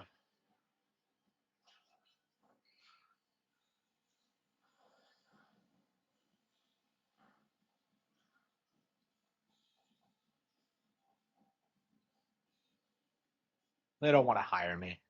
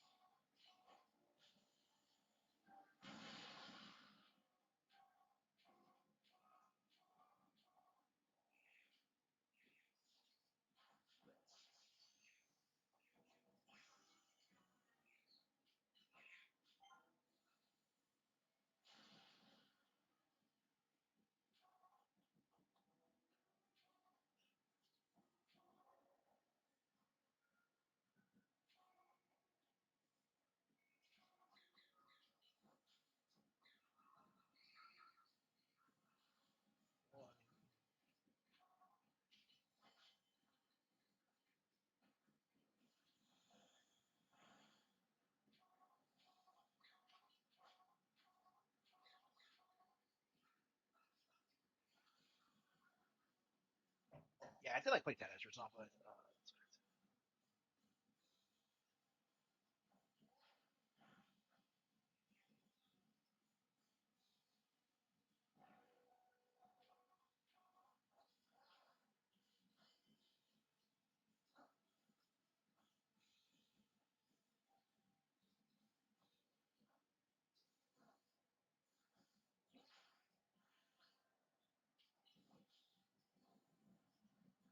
Oh yeah, I saw that.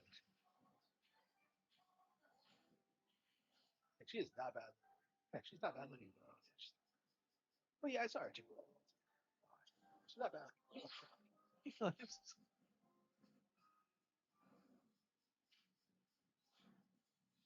I'm not gonna do that. Like,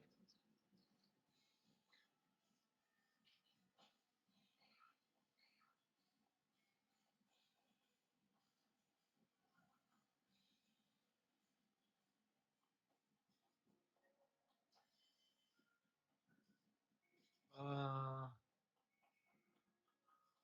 yeah, we're not even like. So what is this? Randomly generated? What exactly are you like supposed to do?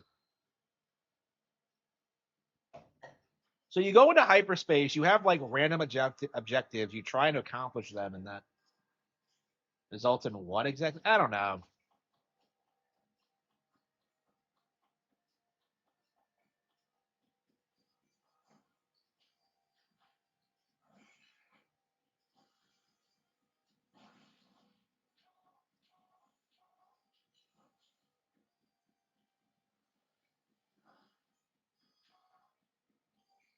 Yeah, I think we're gonna gradually play through this. I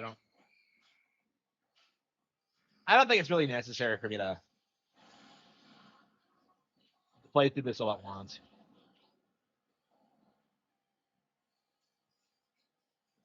And we might play through it slowly throughout all of 2025, like as like Gen 10 is coming out. So yeah, if we hit the 50-hour mark, and we're probably gonna put like at least 20 hours into the DLCs. So. Yeah, I don't want to do this during this grind because like there's just so many other games that like I want to get through first. Um, Nothing on like Pokemon Legends yet because I love it, but it's just I don't know. That's clear, right?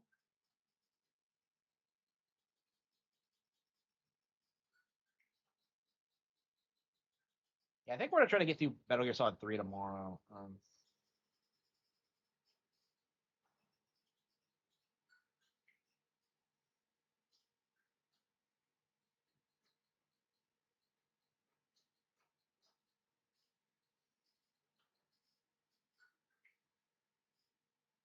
Prime 4. I've thought about it. I had to stop myself from like playing through it again immediately, honestly, because I really wanted to get the best ending, but mm, I think it is gonna be a while. I mean, like, there's just so many other things I want to play. You know what I mean?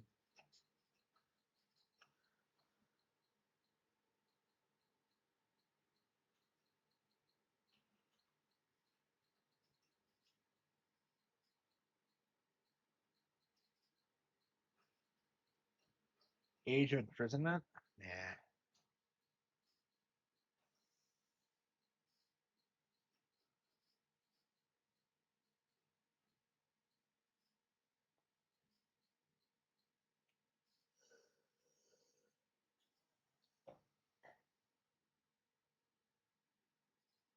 Rune Factory 3 special.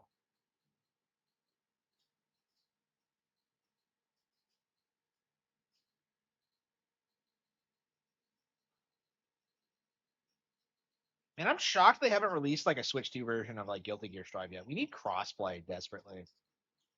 Uh,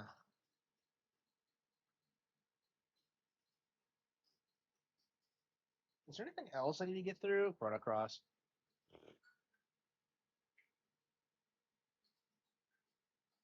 Yeah, it's weird that they re-released Chrono Cross but not Trigger. I just every time I try to play Chrono Cross, I hate it. I probably should get through it. It's one of those games. Because like I keep shitting on it, but I don't actually have any experience with it at all. So Abzu Valis.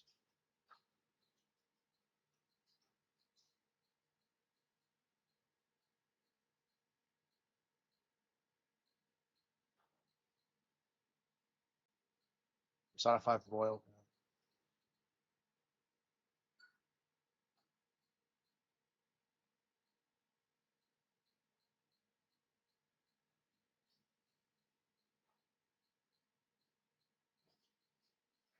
University Girls 2.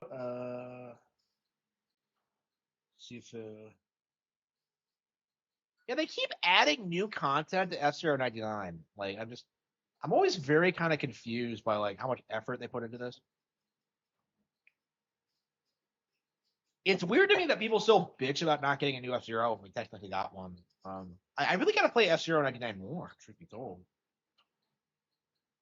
Operation Raincoat. Oh fuck yeah, it's not gonna happen.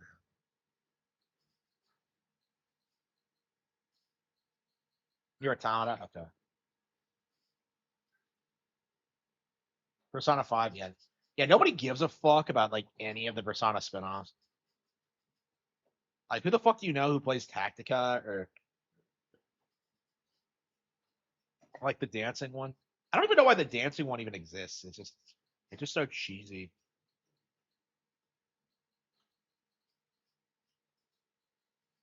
Should we do Tomb Raider? I mean, they're remaking the first one, so I kind of want to give it another shot.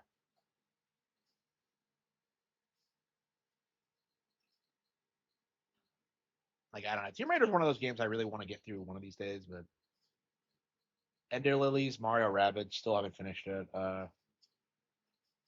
Moon, yeah, we gotta get through Moon. Yeah, I keep downloading and re-downloading Moon, and I never get around to playing it. Shiren the Wanderer, probably the hardest game on the console, truth be told. Mega Man X Legacy Collection. Ninja Gaiden Sigma.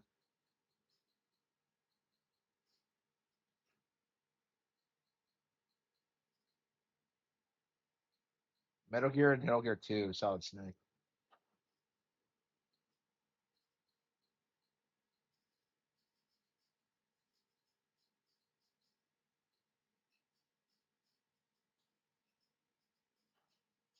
Strikers. Yeah, I like when I played the Strikers, but I didn't play a ton of it. That was before I actually played Persona 5. Because the Strikers came out on Switch the before the original. Okay. Has it been that long since I played? Okay, Okame.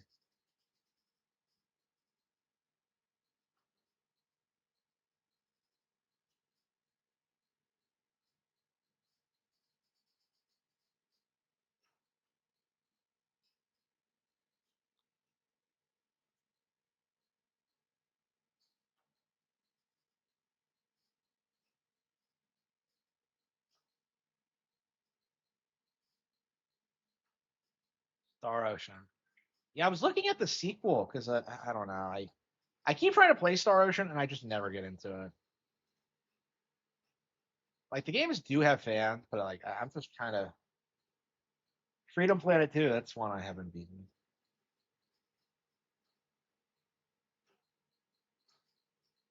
Yeah, I love Emio, but I don't know when I'm gonna get back to any of the Famicom Detective Clubs. I beat them all, but it's like, yeah.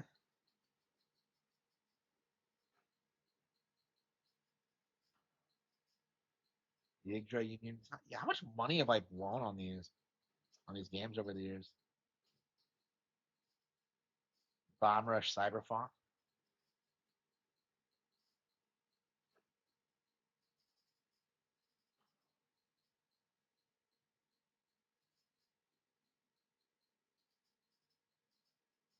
Dark Souls Remastered.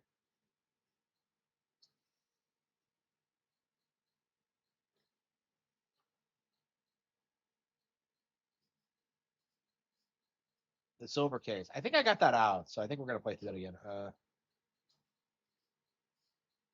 Three Hopes.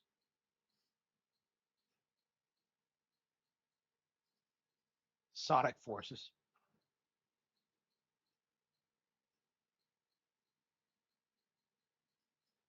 Yeah, I'm so glad we moved away from buying random indie games because they're all so awful.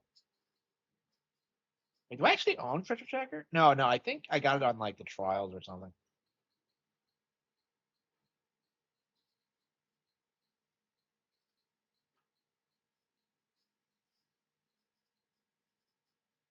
Broken Age, no.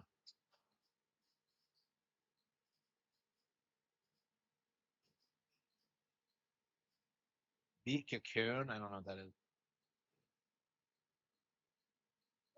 Yeah, okay, so I think we're caught up on everything.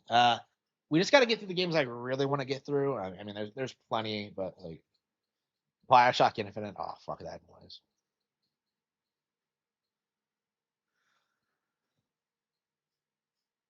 Yeah, it's crazy. It's been this long since the last Ken Levine game. Like, and now it's like it's coming out and like nobody gives a fuck because they've spent that long on it.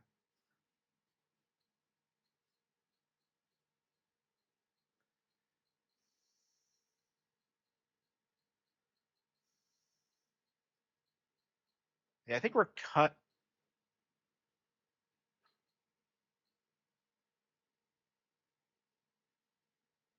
Bomberman or RDR1 Switch. Yeah, I don't have it on Switch. I have it on Xbox. I was in the middle of the playthrough on Xbox. I want to do the Xbox version before I get it on Switch. Okay. Yeah, look at all this nonsense I'm not going to have time for.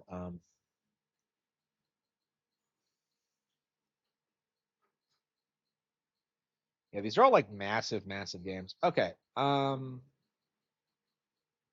we ready to go back to Vet and Kaidos and start grinding again? Where's my phone? Yeah, I feel like this is gonna be how we do it. Is that we just kind of like take a break from grinding and Bad and Kaidos to play something else. Like we're only doing it because like it's so it's kind of exhausting playing this. The Wonderful 101, the game that was better than GTA 5. Yep, absolutely. Yeah, I own that, but not GTA 5. Yeah, never regretted it. Yeah, honestly, I should probably do the Wii U version instead because that's the one that like I was on the path to 100%ing and like I never did do it. I wanted to look at it and see like how far we got on it, but I still think the Wii U version is the definitive version of the game actually.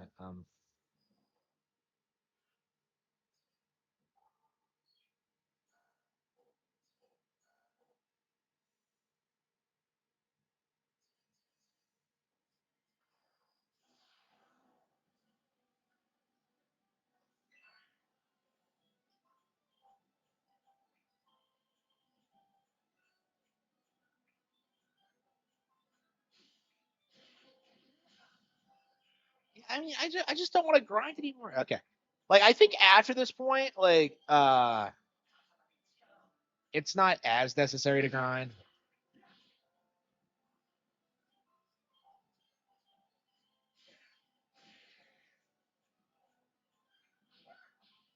And this game took me like 3 years to beat when I first got it.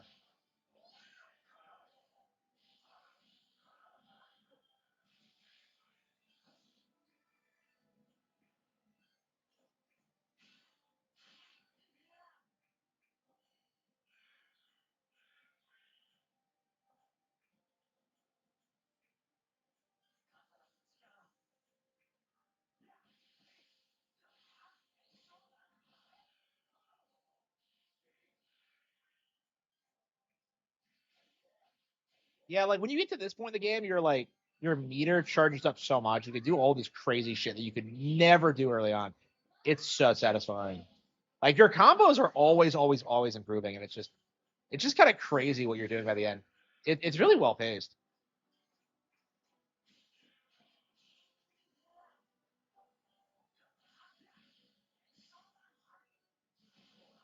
Wait, I thought I went for Ascension. I thought we were going for Ascension boards. Okay.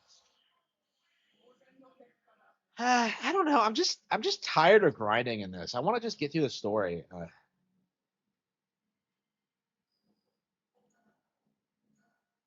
Oops, hang on. Oh, I guess I might as well stop here.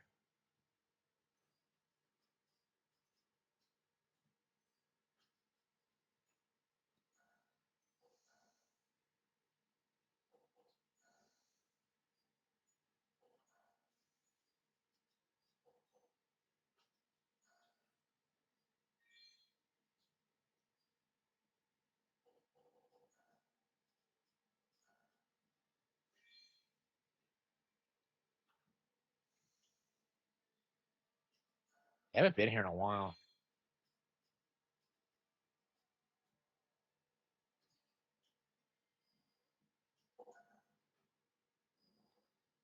Yeah, we're in the past too, so it makes it kind of confusing about how the warp flower works. I guess the Colosseum and like the church aren't canon necessarily, or like I don't know. It's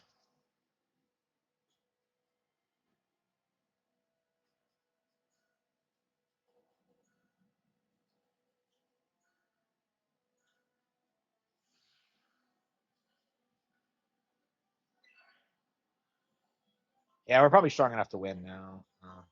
Probably.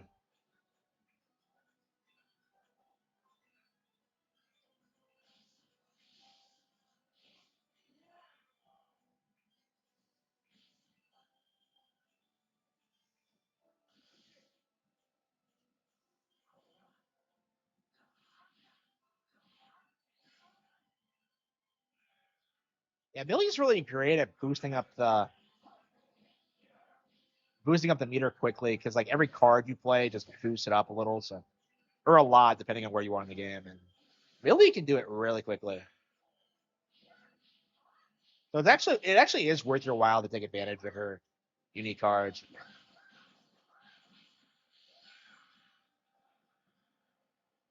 Yeah, in Eternal Wings, the way it works is that like each character has their own deck, and here that's not the case. They all use the same deck, and I feel like this way is way better personally, but I've heard a lot of people dispute that. I'm definitely very interested in seeing how Eternal Wings stacks up when I actually do get around to playing it. I know people who like will try and tell you this game is awful, and I just don't buy it at all.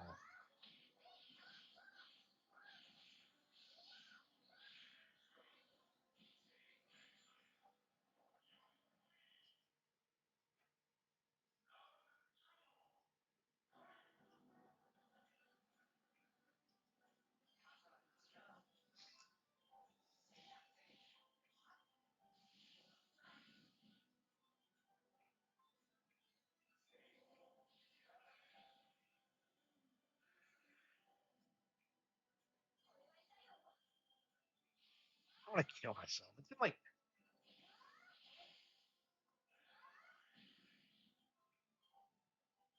I don't know.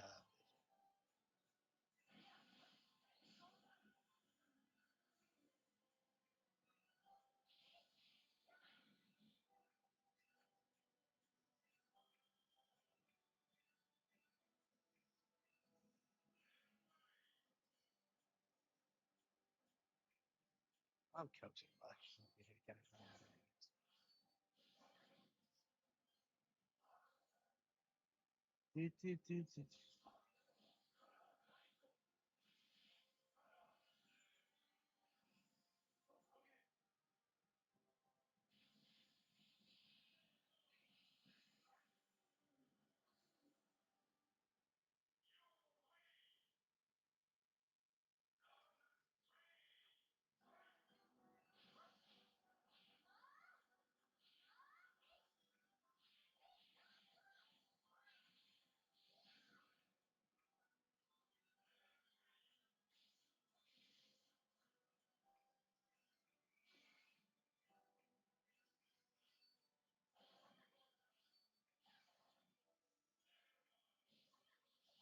Okay. I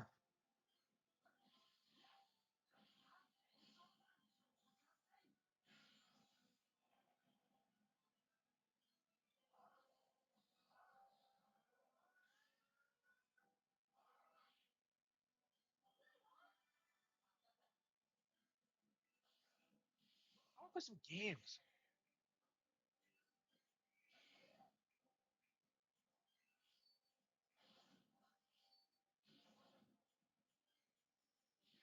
I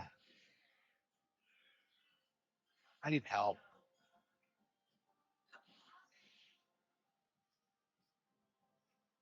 I don't want to see anybody. It's been like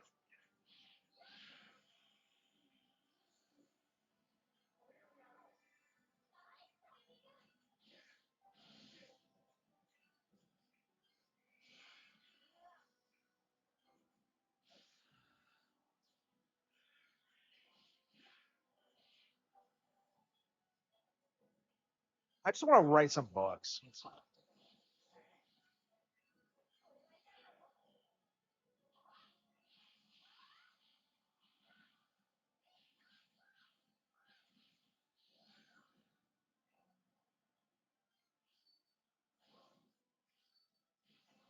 Nobody loves me.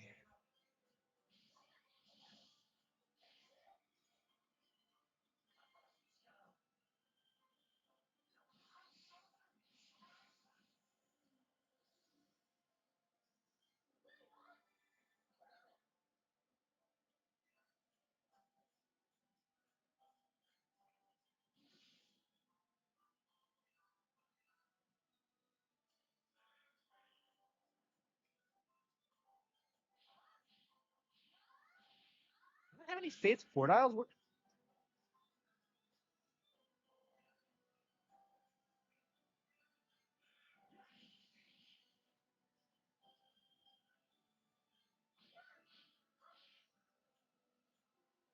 I swear it was like when I was a kid, it was a lot more common to win fights with like two of my characters just dead. There's my Fates portal. Oh, there's my. All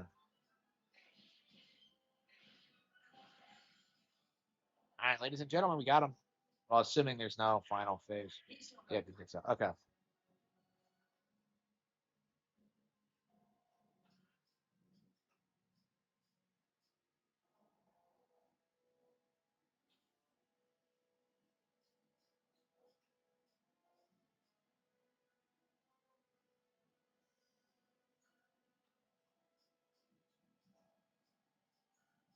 Yeah, I didn't grind a lot growing up. I always avoided it. I didn't enjoy it. I actually avoided combat a lot in this game. It was something I saw as like something to avoid unless absolutely necessary. Like, because you can't run away without like the madness, right? So I just got in this habit of like being worried about every combat encounter. So I would try to avoid them all and only use them when it I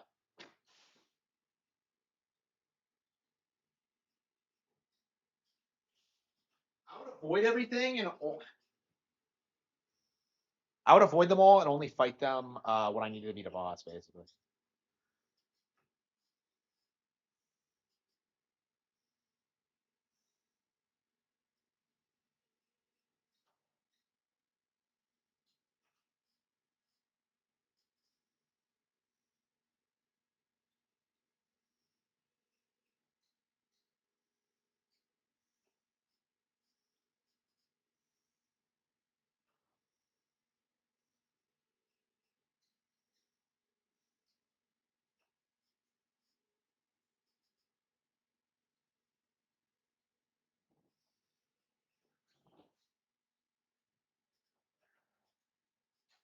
Yeah, well, I mean,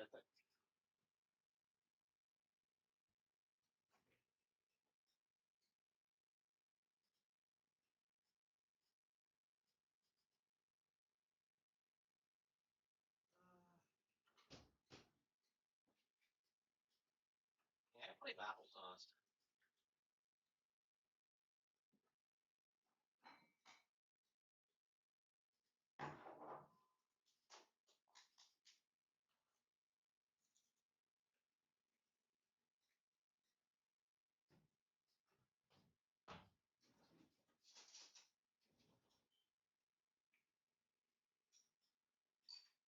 I had this habit of buying applesauce and then never eating it.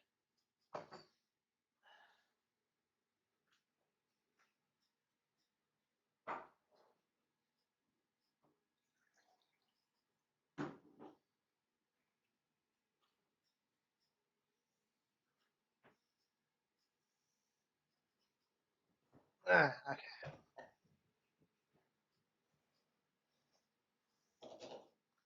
Powell got an upset. Yeah, yeah. I'm not gonna.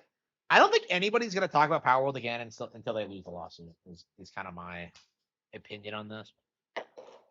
Because like whenever they get an update, like nobody talks about it, nobody cares.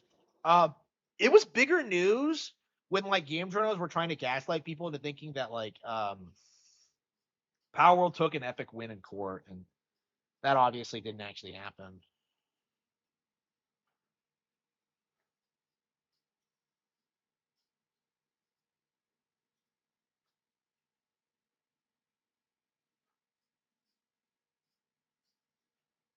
Okay.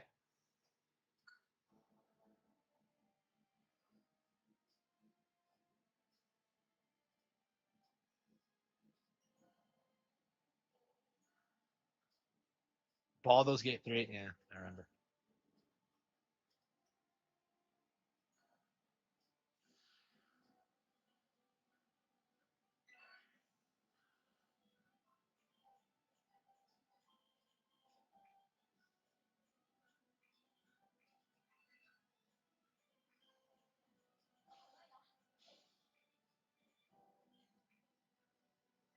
Dad hated me. Okay.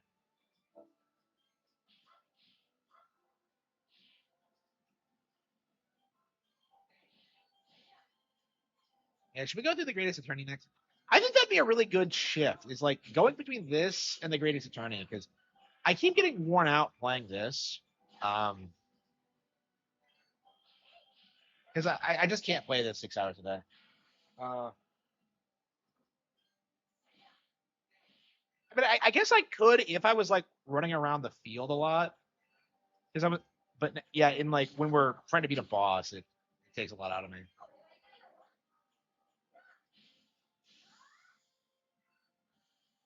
Yeah, I really wonder what the reasoning is behind that. Because like supposedly Baldur's Gate 3 is like the biggest hit ever, and yet like Hasbro immediately puts a stop to the sequel. I really wonder what the mindset behind that is. Like to me, that's a really strong indication that like Baldur's Gate 3 wasn't the huge success story that people made it out to be.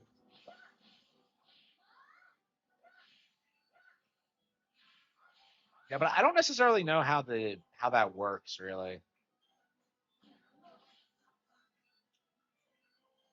Like I don't know what their agreement was. I thought that like considering how often that like CRPG fans were talking about Ultima, I thought their next logical step would be to try to get a hold of like the Ultima IP.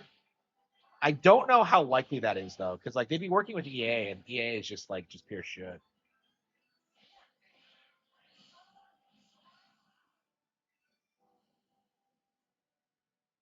Another Bayformers. I never understood why people were so obsessed with like Michael Bay's Transformers in general. Like I didn't understand the appeal.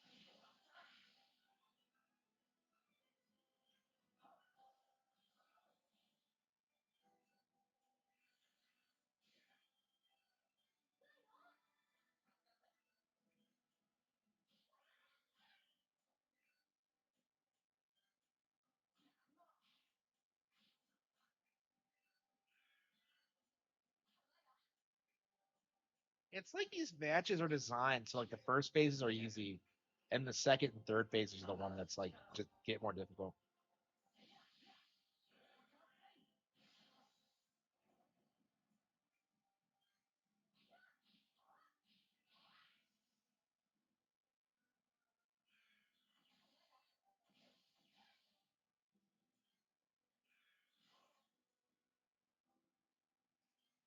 Ultima will get. I don't see Ultima ever coming back.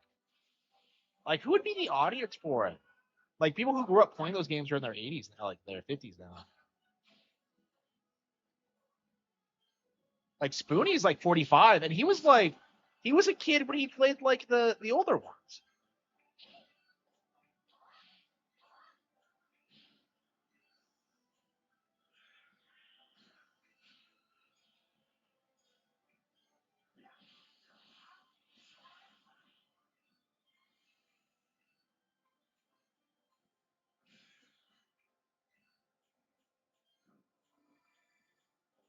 A FIFA collab. It already did. If you play Ultima 9, you can turn on the TV in your house and you'll see like EA Sports on the screen. So yeah, EA had already they beat you to the punch a long time ago. It's in the game.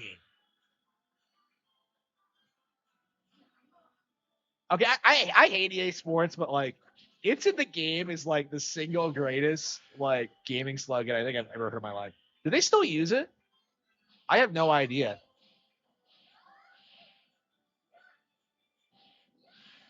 Yeah, I've never traditionally had a lot to do with EA.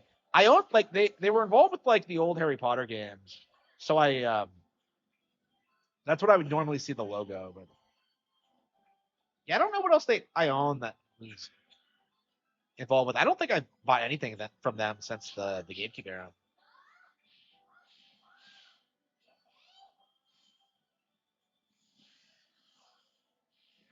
How would the hell make Ultimate good? Like I thought they would just kind of like they never closed out the Guardian storyline, right? I don't think. So like I would just like make like a real sequel to like Ultima 8 or like 7. Yeah, yeah, just pretend 8 didn't happen.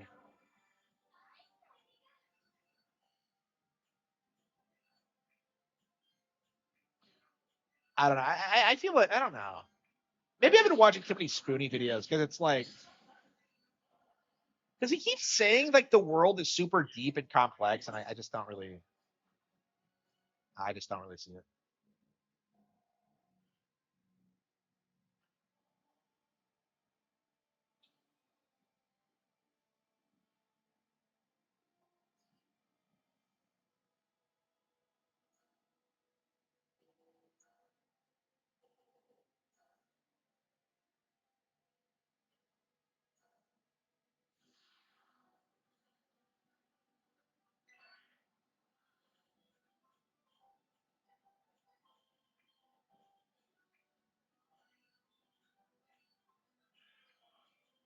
Yeah, everybody play some.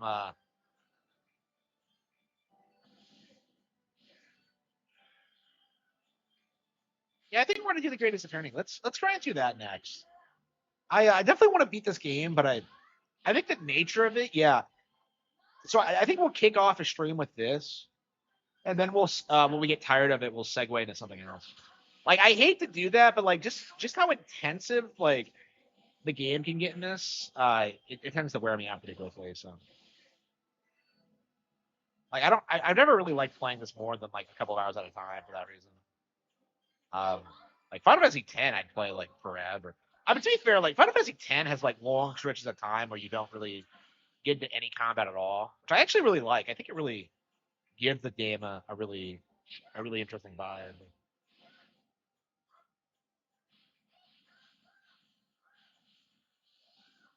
Yeah, I need to beat Final Fantasy X. Like I bought it when it was re-released, and I've never actually finished it on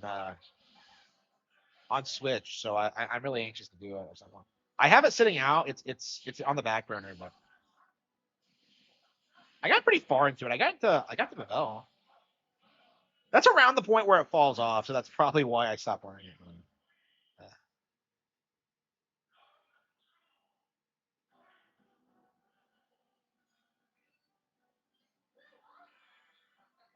I don't know if Final Fantasy 7R. Okay. Uh,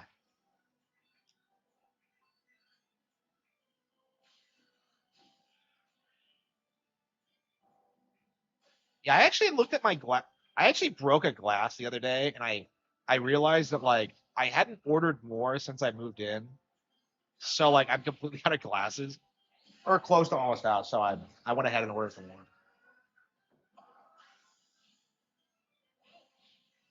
That is 7. Yeah. Yeah.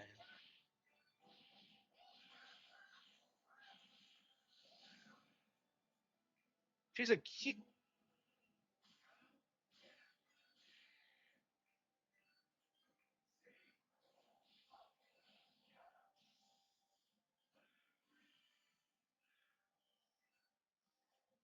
Uh, everybody else gets to have fun. I alone.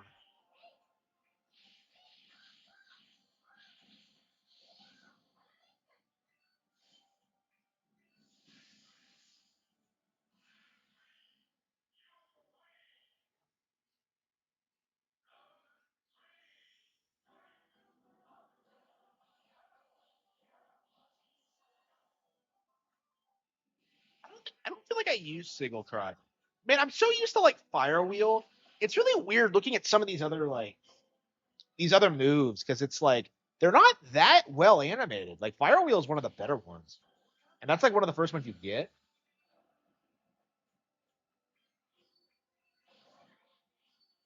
It like kind of tricks you into thinking the animations are better than they actually are.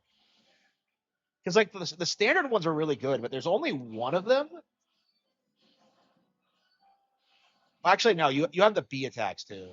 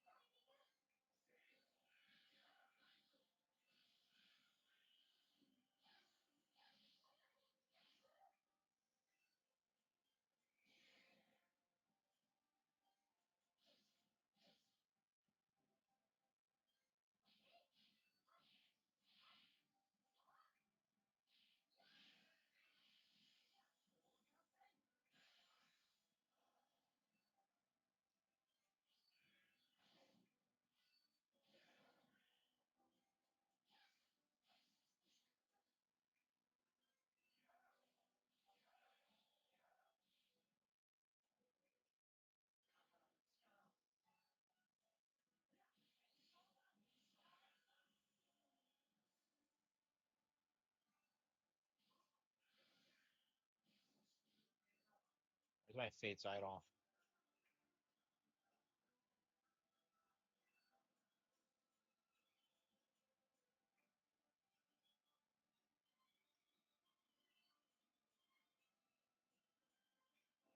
Good enough.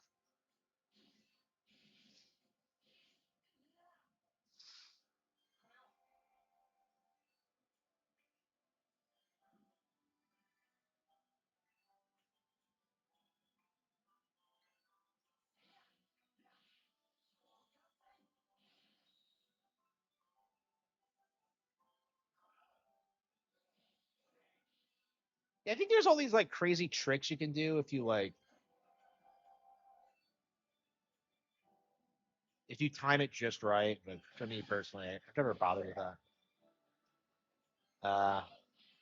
Yeah, because like a lot of status conditions in this game, like they have this tendency of like being inflicted on enemies, and then like you just hit them anyway with your next attack because you're moving so fast. I didn't see that coming.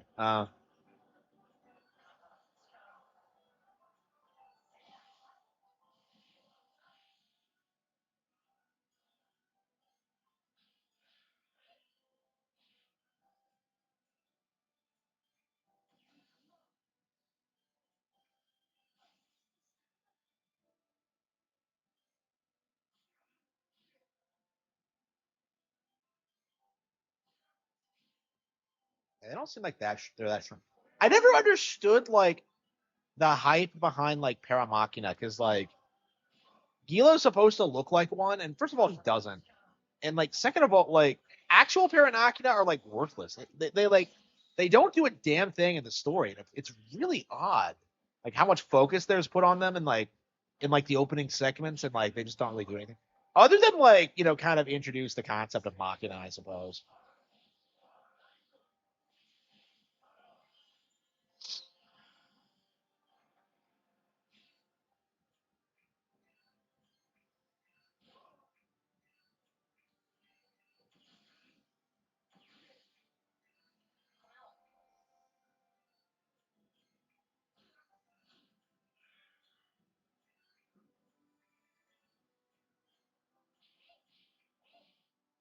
It's hang on to the Fate's Idol for now.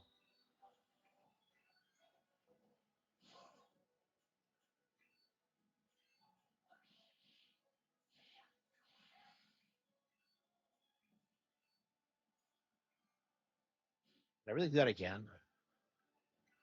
Yeah, they're really not that strong. It's really odd.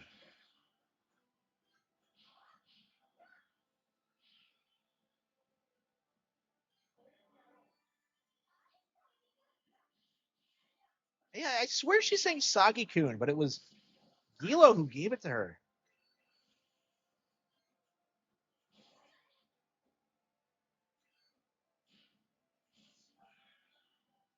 Oh, whoops. I had a Fate Squirtle. I fucked that up.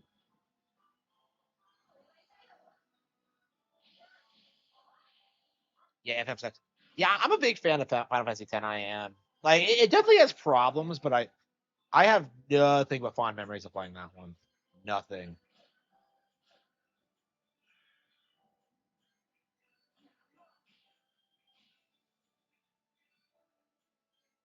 Man, Final Fantasy X was my favorite illustrious video game.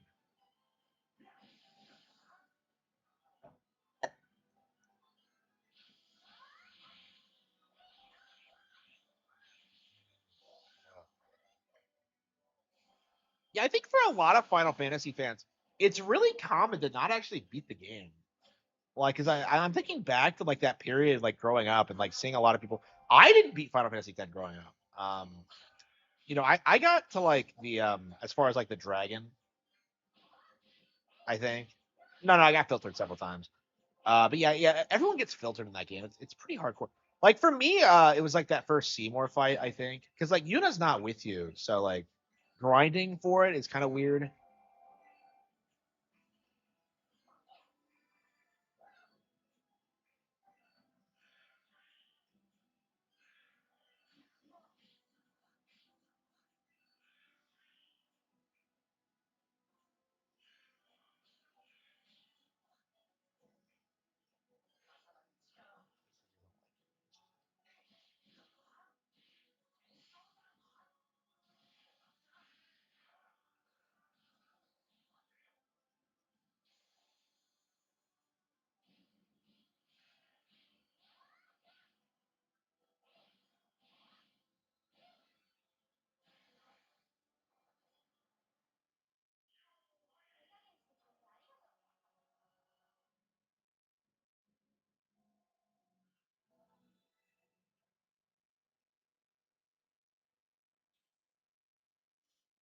I believe that's all the.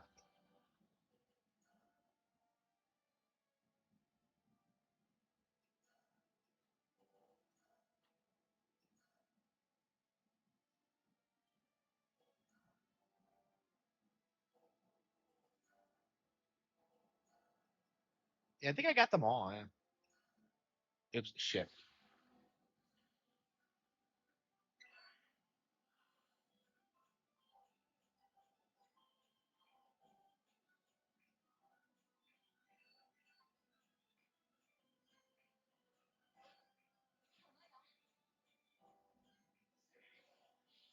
It still feels like I have way too many cards.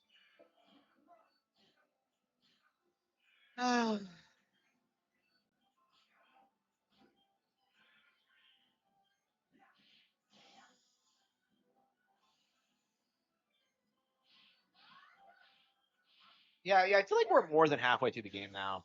So I feel like what happens after this point is that you go through the plot twist, and then you go through like the filler arc, and then you go to the end game. It's not that long. I feel like it takes like about 15 hours total.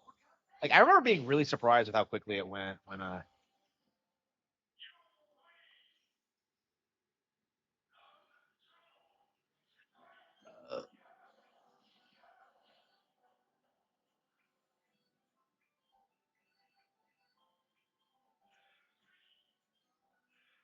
yeah. Yeah, because I was like gonna wait.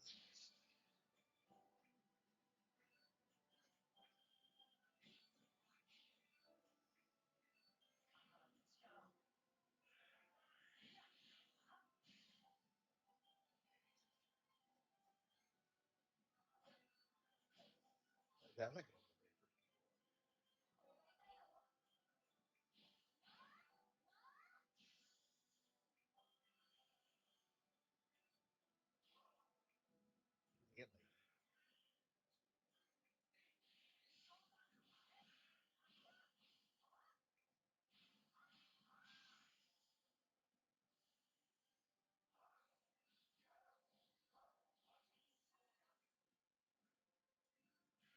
that was like bag.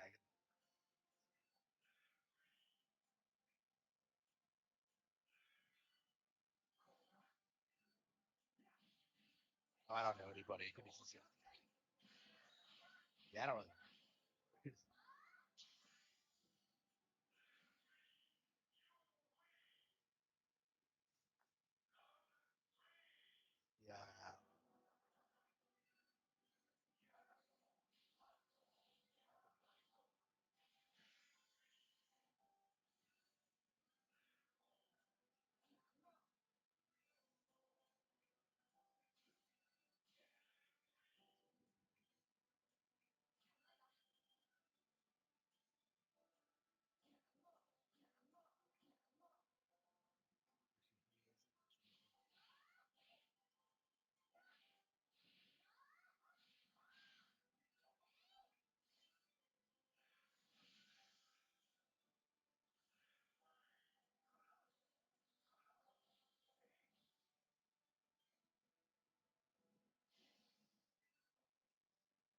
Yeah, I'm kind of spazzing out. I think we're gonna need to play something else.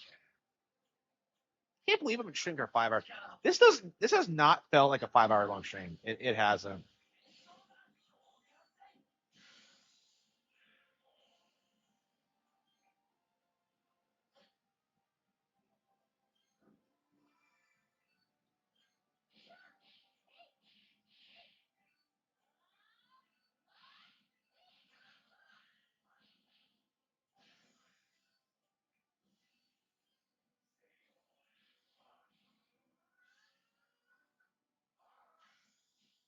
I don't know why you wouldn't just use the ones with the coolest animations. Like, I don't care how effective they are because you're gonna win anyway.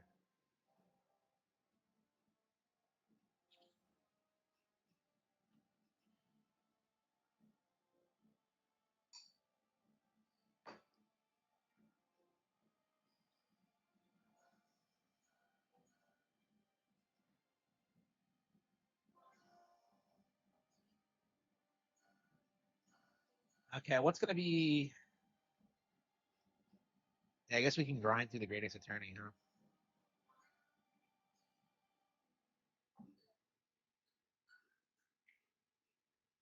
Look at all these. Look at all these games we have to get through. It's just insane.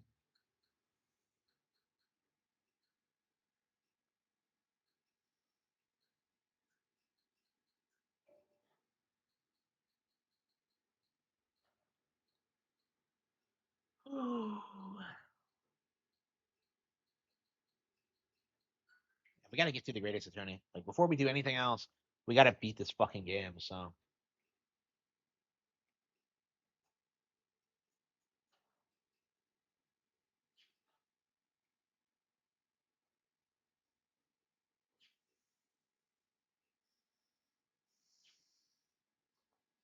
okay.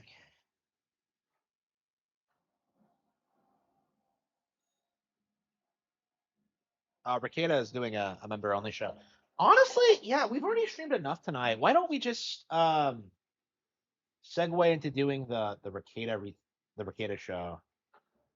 Because he's doing a local show, and I'll just restream it. Let's see.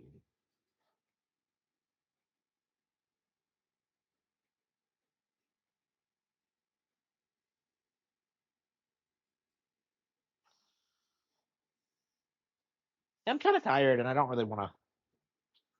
5 hours is fine, right?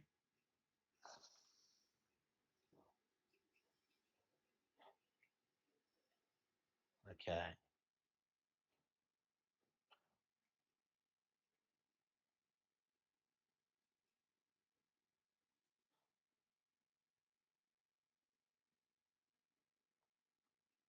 For a member only show. Okay.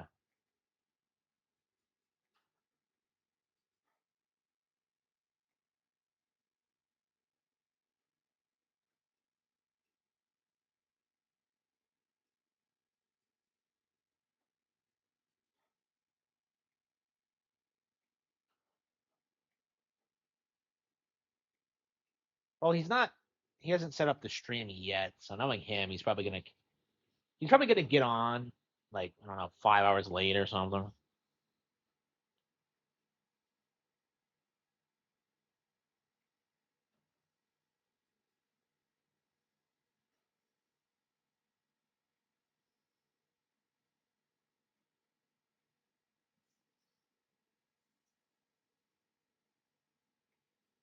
Yeah, I start playing the greatest attorney, and then Rekieta says something, and it's just like, oh, I gotta cover Nikki. Yeah, until he goes live, I don't know if there's any reason to switch it over.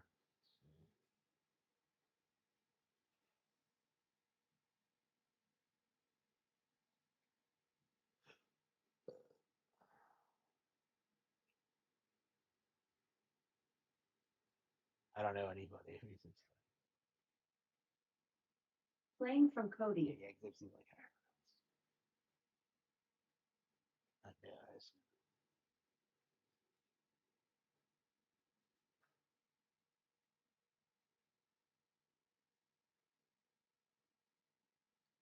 I guess we can play some Double Dragon while we're waiting. I don't know. We might as well just play Ace Attorney until he goes live. I don't don't really want to stay up for Nick Rekieta though. I'll probably do what I did last time and just go to bed. That worked out, didn't it?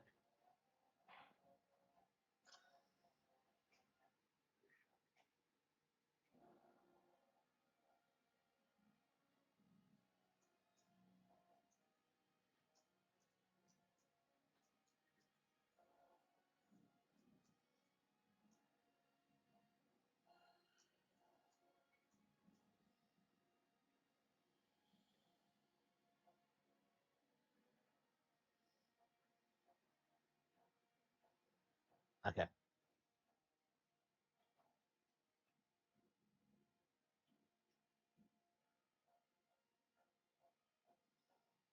Okay.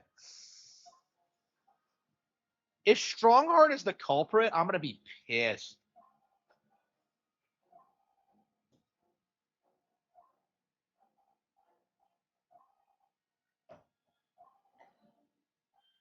Inconceivable.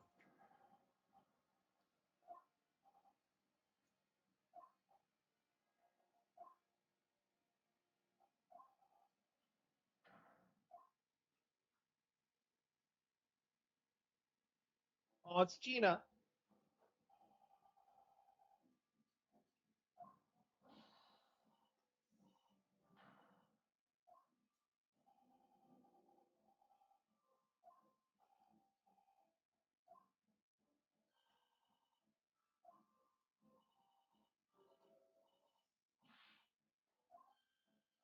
Yeah, I'm sick of her being on the witness stand.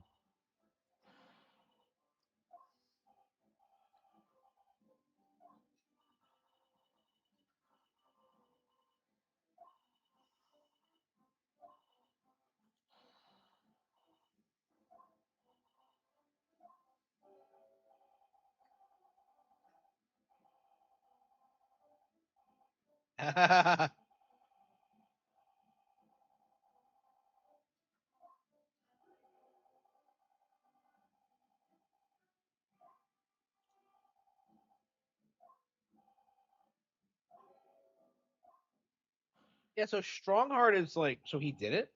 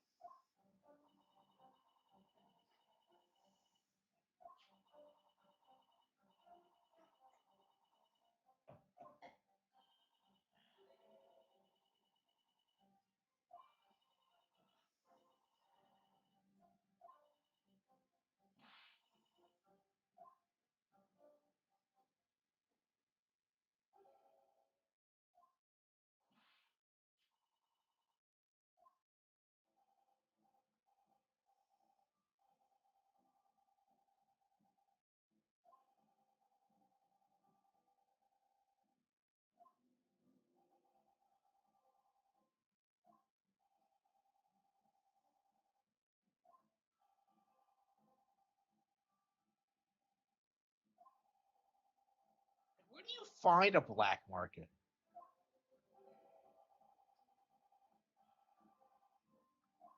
I have no idea.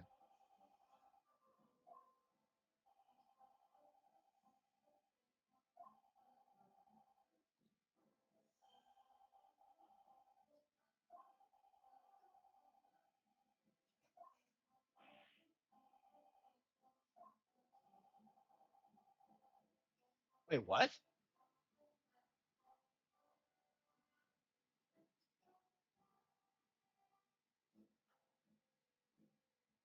Of a certain exclusive London gentleman's club. Ugh.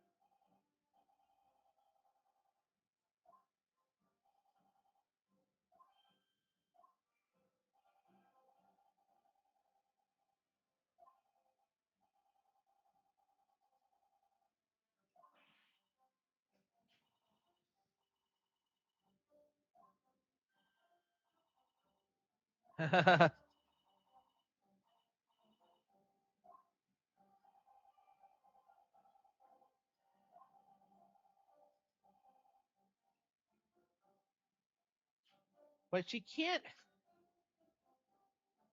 She can't read. It's like, Gina's retarded. Okay.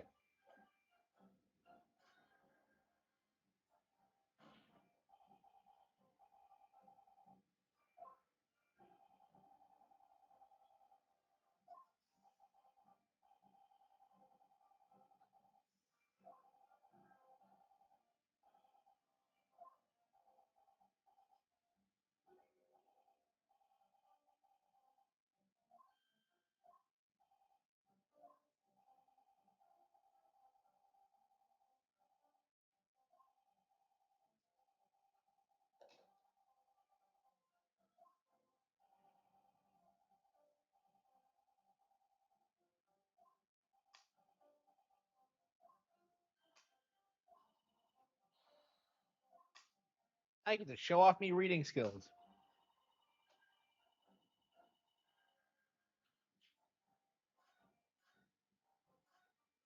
The grouse? Are you serious?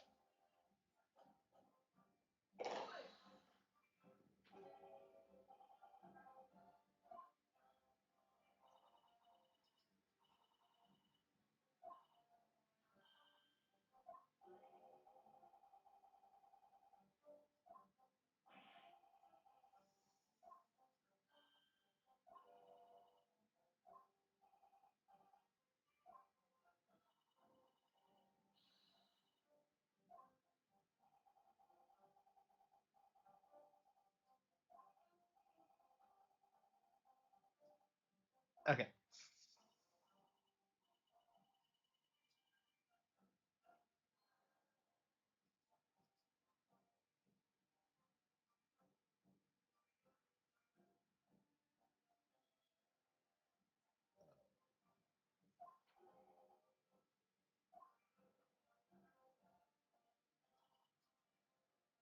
Hackers weren't onto it yet.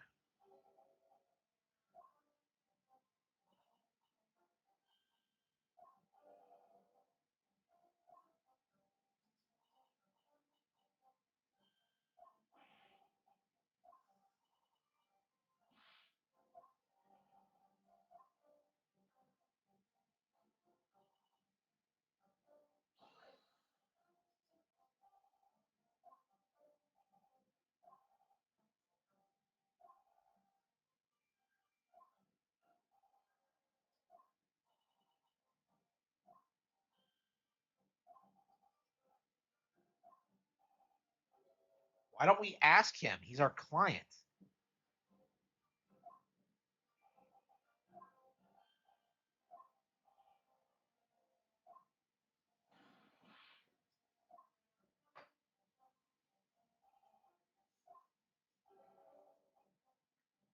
Aw.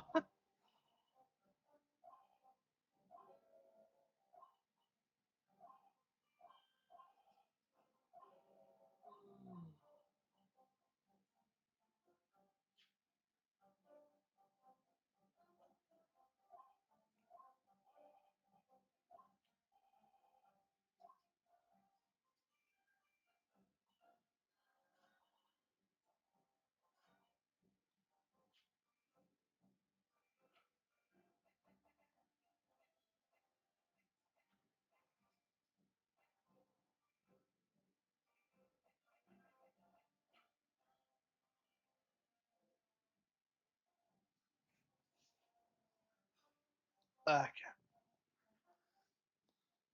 Okay. Ooh. The smuggled goods deal was going to happen at a gentleman's club called the Grouse. Dismissal notice.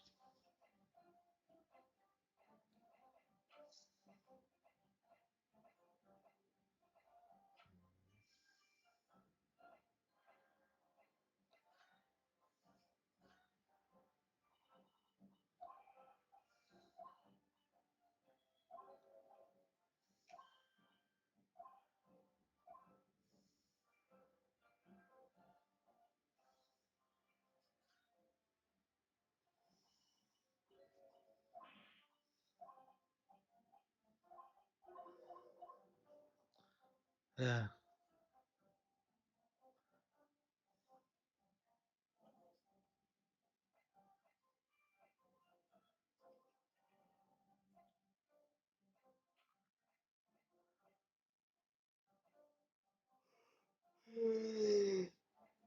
Oh.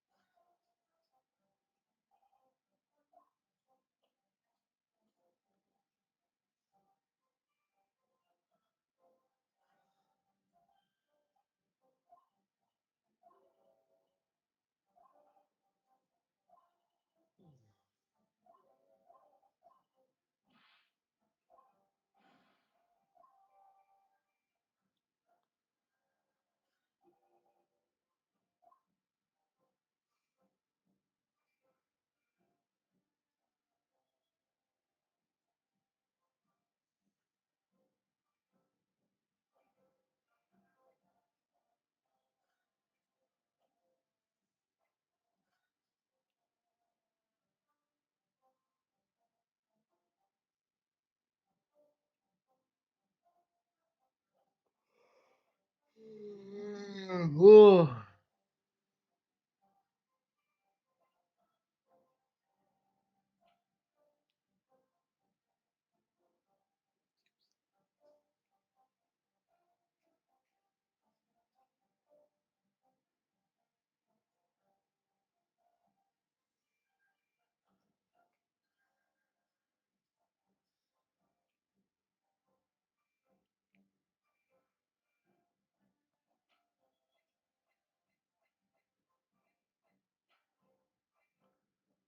Ugh.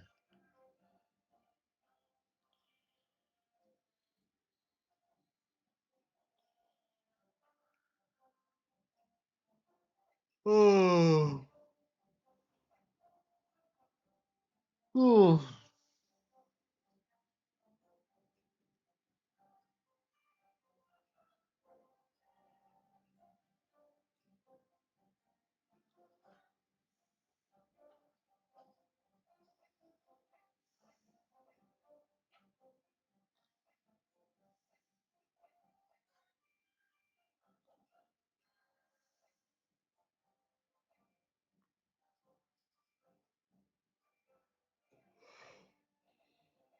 Oh.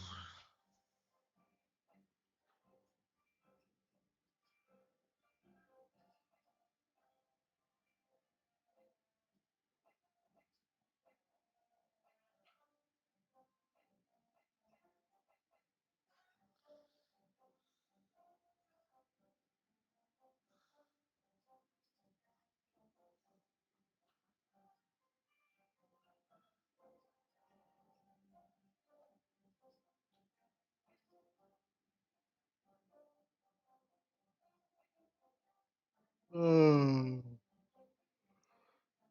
Oh.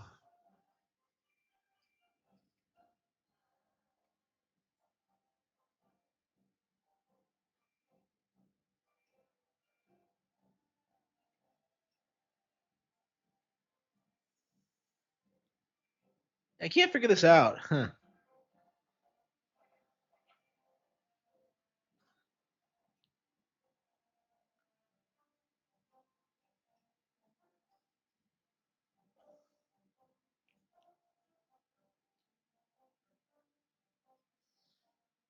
Was he gonna take Gina with him?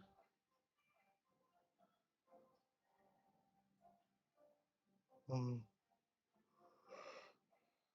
oh.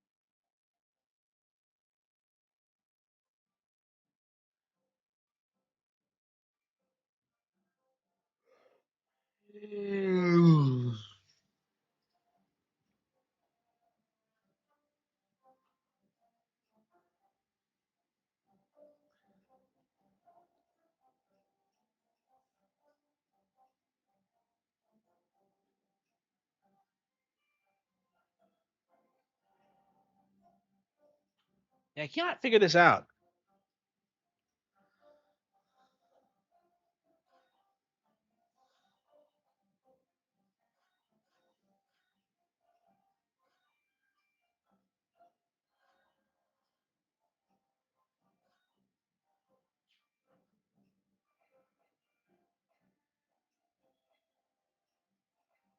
Ooh.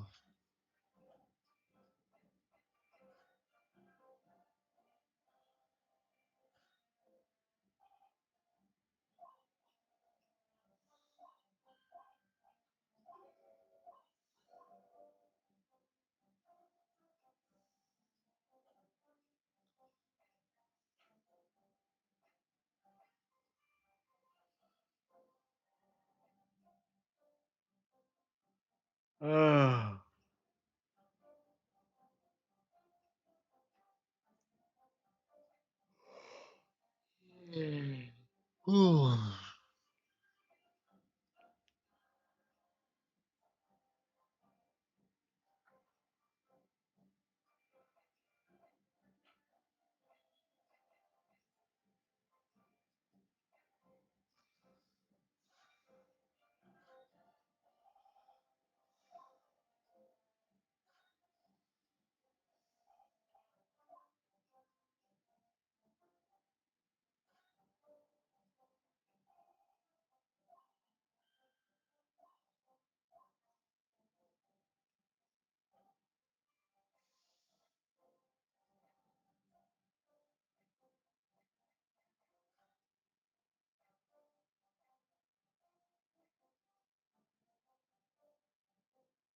Ooh.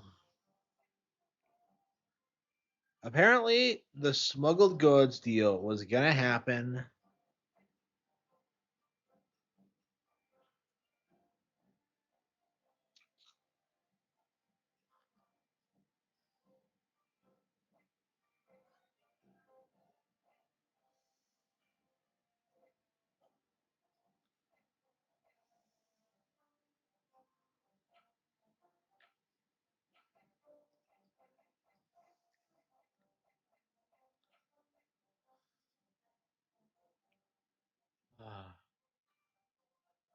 Oh. Mm. Oh. I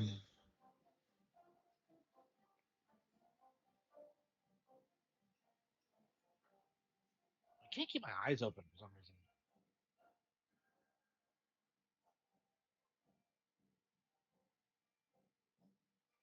I gotta stay up at least until Rekieta goes live, so I can set that up. Oh.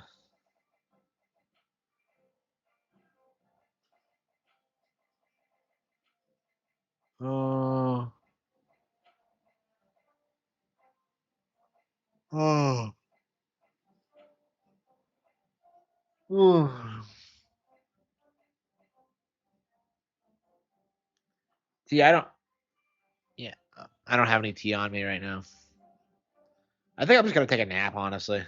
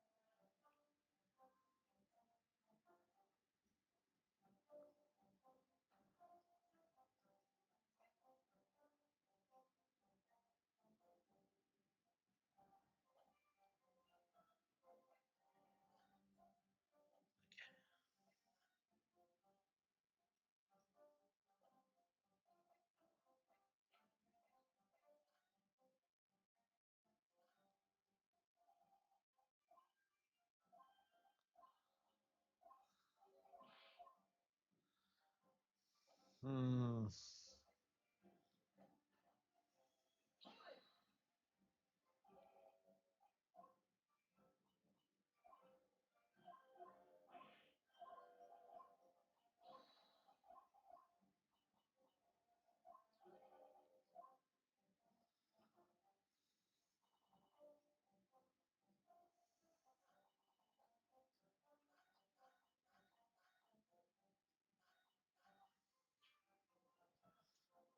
Okay.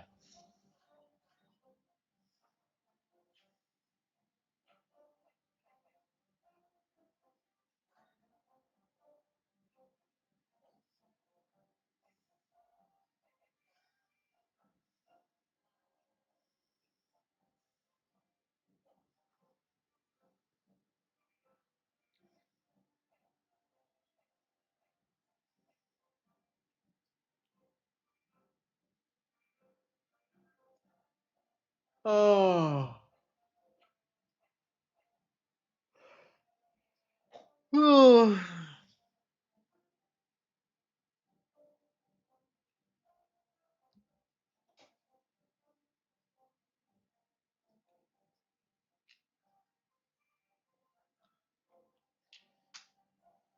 Okay.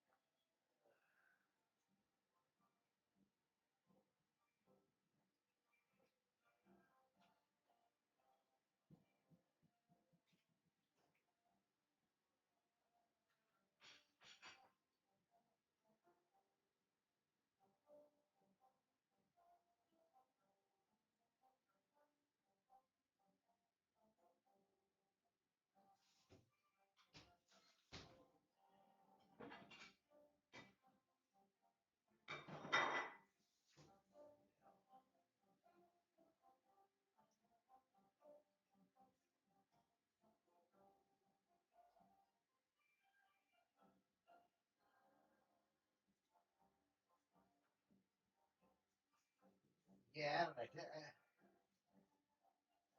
Yeah, it's just good. Like,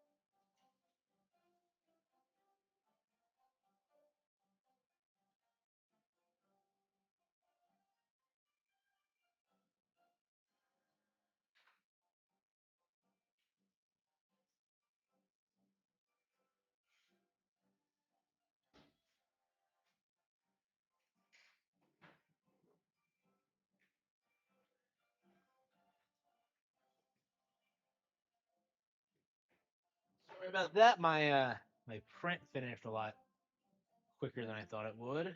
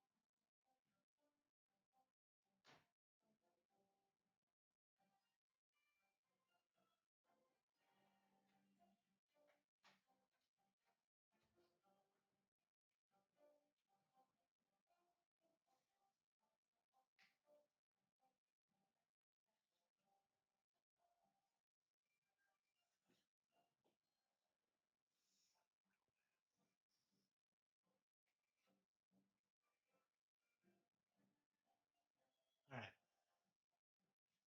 Yeah, I feel a little bit more awake after I got up and did some stuff.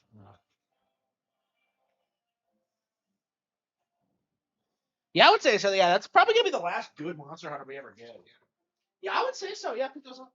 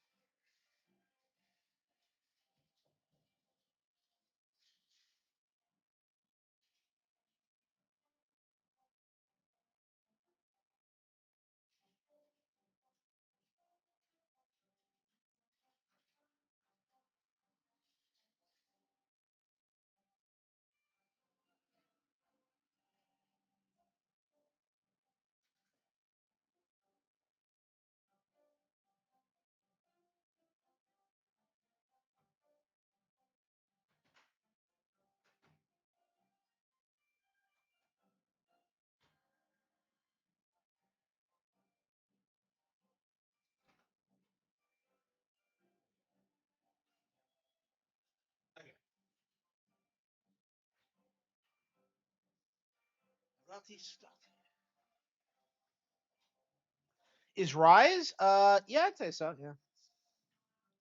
I mean, for Monster Hunter, it's like Pokemon. You probably always should start with the newest one.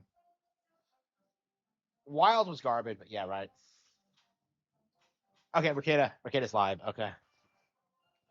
Okay, let's switch up.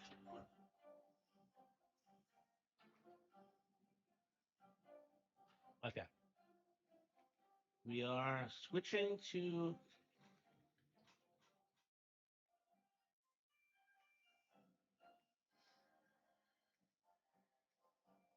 Okay.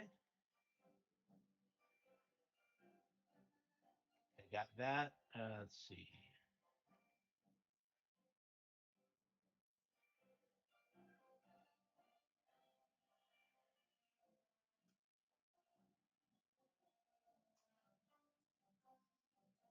Okay. All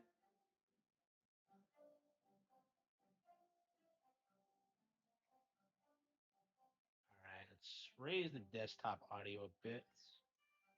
Oh, no, wait, that's not right. Raise that a bit. Okay. I think we are good to go. Let's just post the link to my stream. Playing from Cody.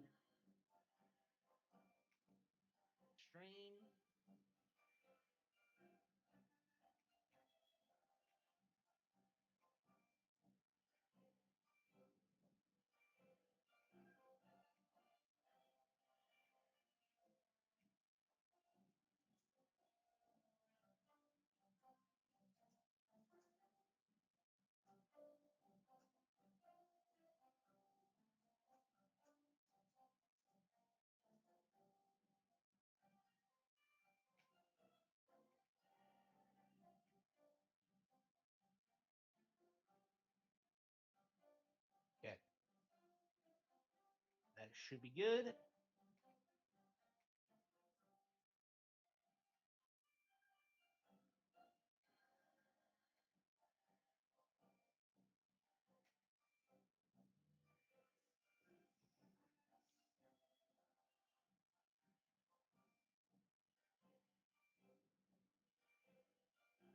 Yeah, the stream has not started yet. Okay.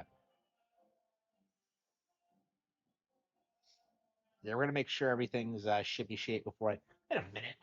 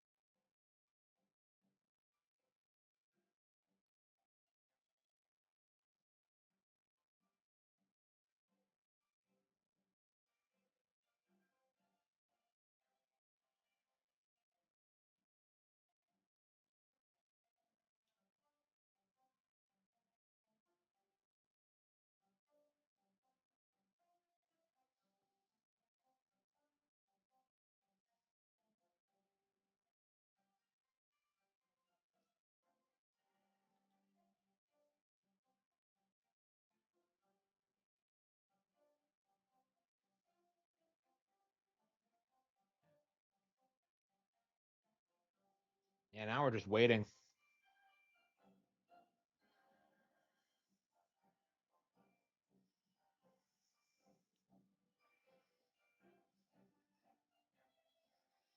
Yeah, 2 in the morning is kind of late for a stream, isn't it?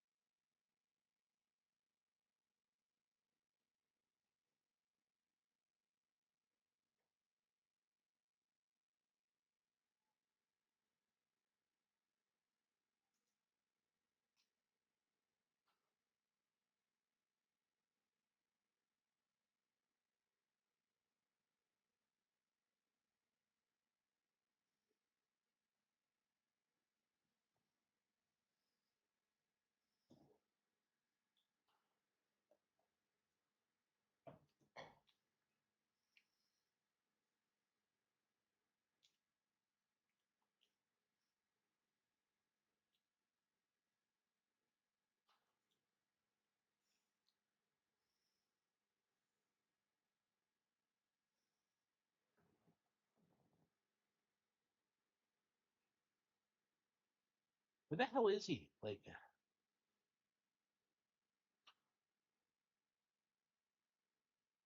he's still not here. What the fuck?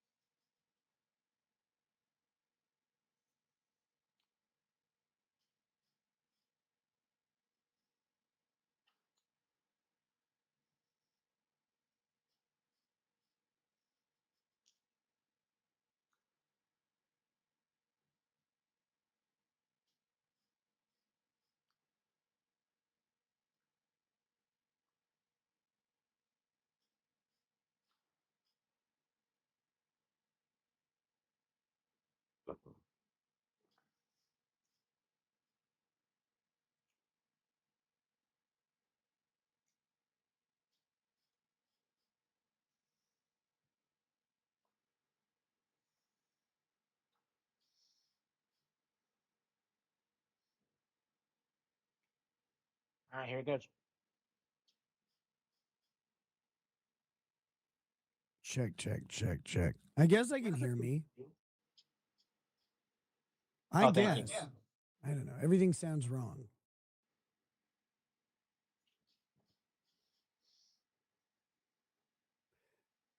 So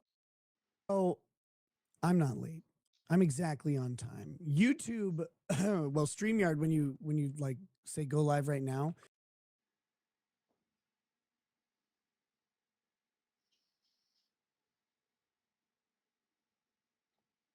it schedules it for like the minute that it's set up. It's like,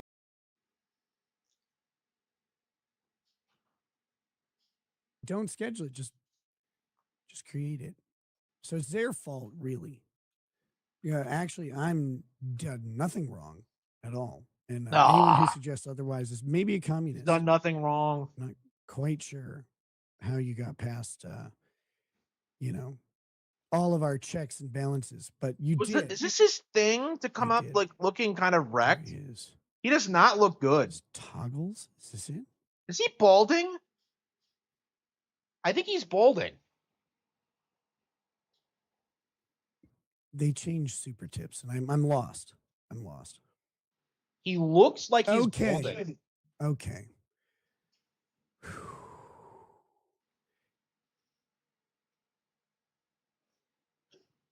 It is.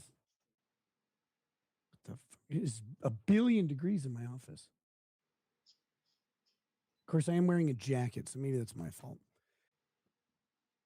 I don't know. All right, guys, we're doing a little member show tonight. There's a whole bunch of stuff going on. There's a whole bunch of stuff happening, and I don't know what exactly to talk about. I don't know how long. Bento Joe. Try to watch the stream with Megan Fox. Watching her, Kurt, and Nick talk about dating advice is the worst thing ever. Yes, it is. It is brutal. It is brutal.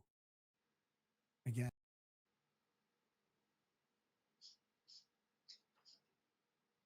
Now, why is it not live? Hours over the past couple hours, and I don't know. We've got a bunch of stuff happened while I was on. Damn it! Why is it lagging? Maybe it's his end, because I think mine's fine. Like Rob Reiner getting murdered by his son. It's kind of fucking wild, right? So that happened.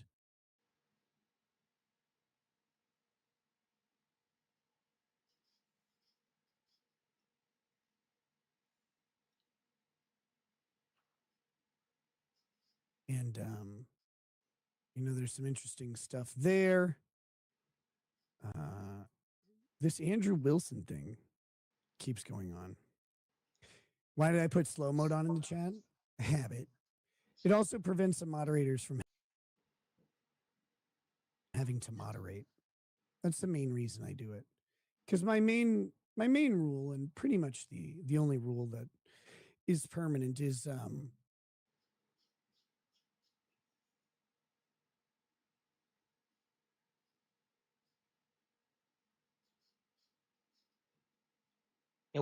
what is going on? Why is it lagging like this?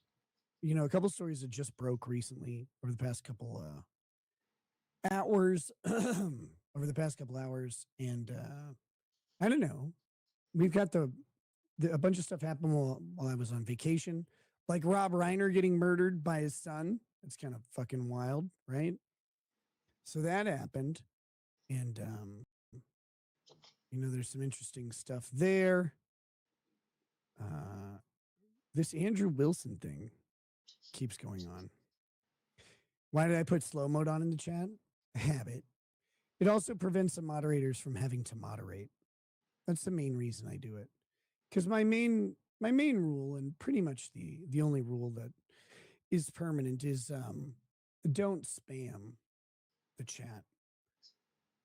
And so when I had that, and I had no slow mode on, the slow mode's 10 seconds. But when I didn't have slow mode on, and the only rule was no spamming, the moderators would get like argumentative about what constituted spamming, and they'd go back and forth. It'd be this stupid disaster. It's just like, well, if I put 10 seconds delay on, then it's impossible to spam.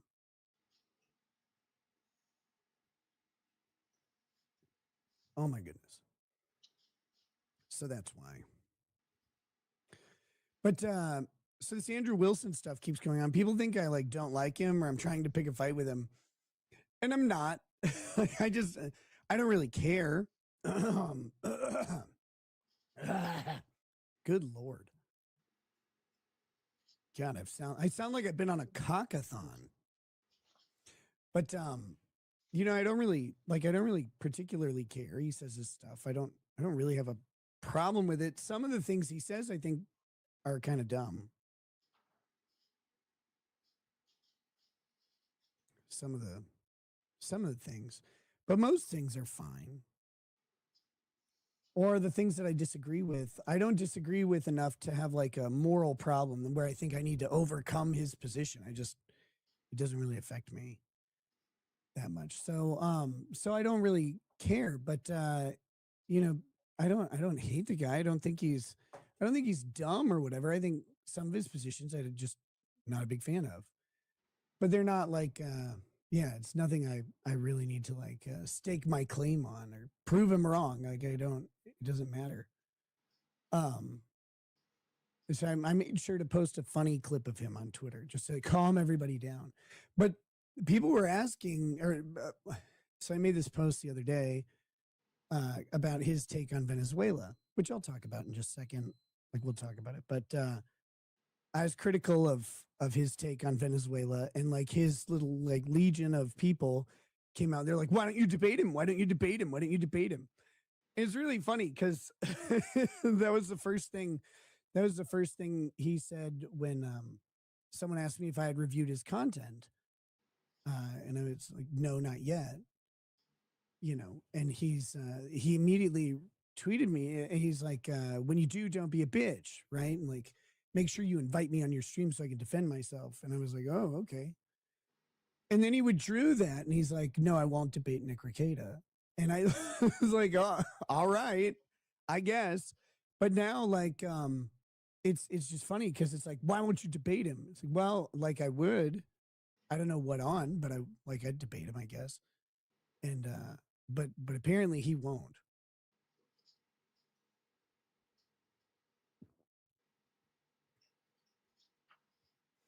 But again, I don't know. I don't know what to debate him on. I don't have. I don't have like foundational differences with him. He defends Christianity, and Christianity's right to exist within an American government. I think that's fine.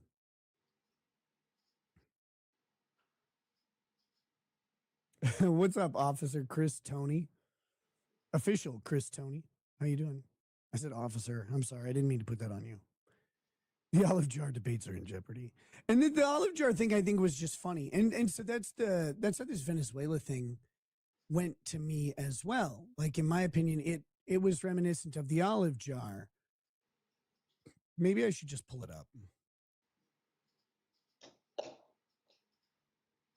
We'll pull it up and take a quick peek.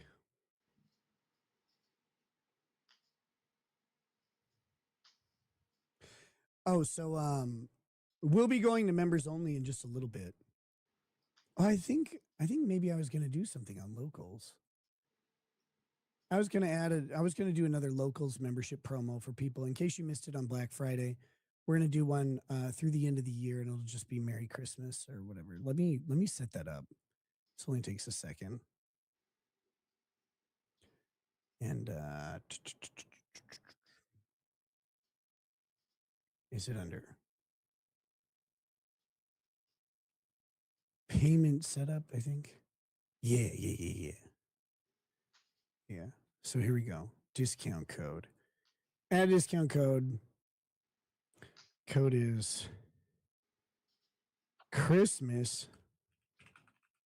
All caps 2025. There's an annual discount. And it's $10 off, like Black Friday. We'll start it now. Which is the 19th. And it'll run through January 1st. Save. Okay, we'll put that in a banner. Angel the Aussie. It is Christmas. It is Christmas. So promo code for locals. Christmas 2025.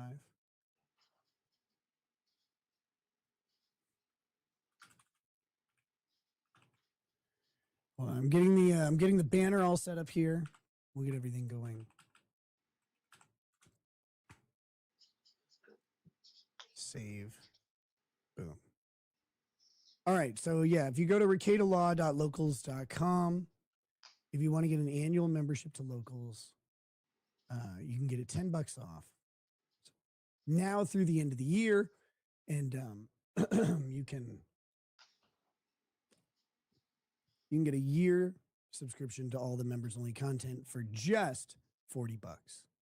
So feel free to take advantage of that. Feel free to take advantage of it. Now back to the topic at hand. Also, we might do some Kurt content tonight. We might do some Kurt content. Is the gain high? It might be, but I don't hear it. Oh, that might help fix something. Gamer Dave says, clearly under the influence. Yes, I'm under the influence of fatigue. Why is he so Also quiet? mildly sick. It's Christmas time, brother. Calm down.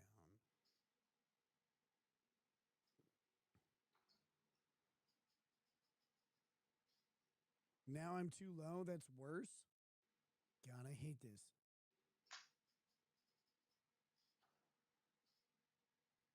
Maybe it'll be better now. Okay, so now it's too low. Now it should be back up to where it was, but it's probably going to sound a little distorted.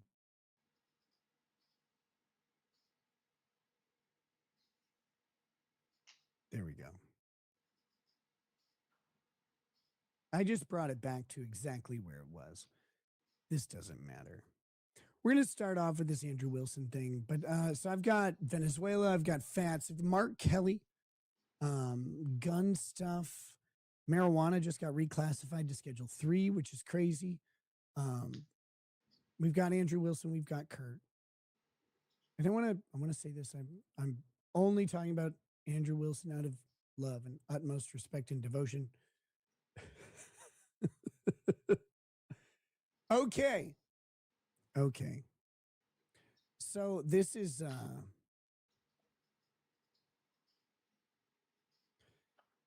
now this is Andrew responding to this The Middle East account, which I don't I don't know how legit this news source is, but this is apparently, they're saying breaking. This is on December 17th. The Venezuelan military is preparing for a potential confrontation as President Nicolas Maduro expects clashes with the United States to begin tonight. And we've got this weird footage of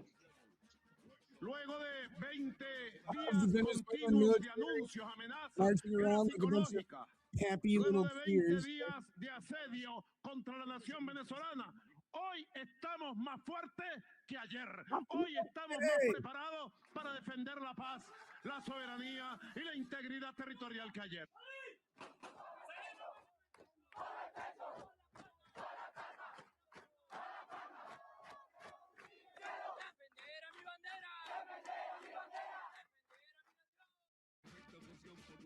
Okay, so that's the context, is like this is happening. So then Andrew Wilson says, gotta be satire, would be the shortest conflict in history. All right. Okay. We'll address that in just a second. We've got Tiffany joining as a member today and then upgrading to lawyer status. Thank you, Tiffany. That was the quickest paralegal status in world history. Welcome to the lawyer class. the much better class of people.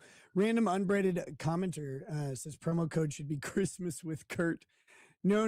It's only Christmas 2025 because it's easy to remember.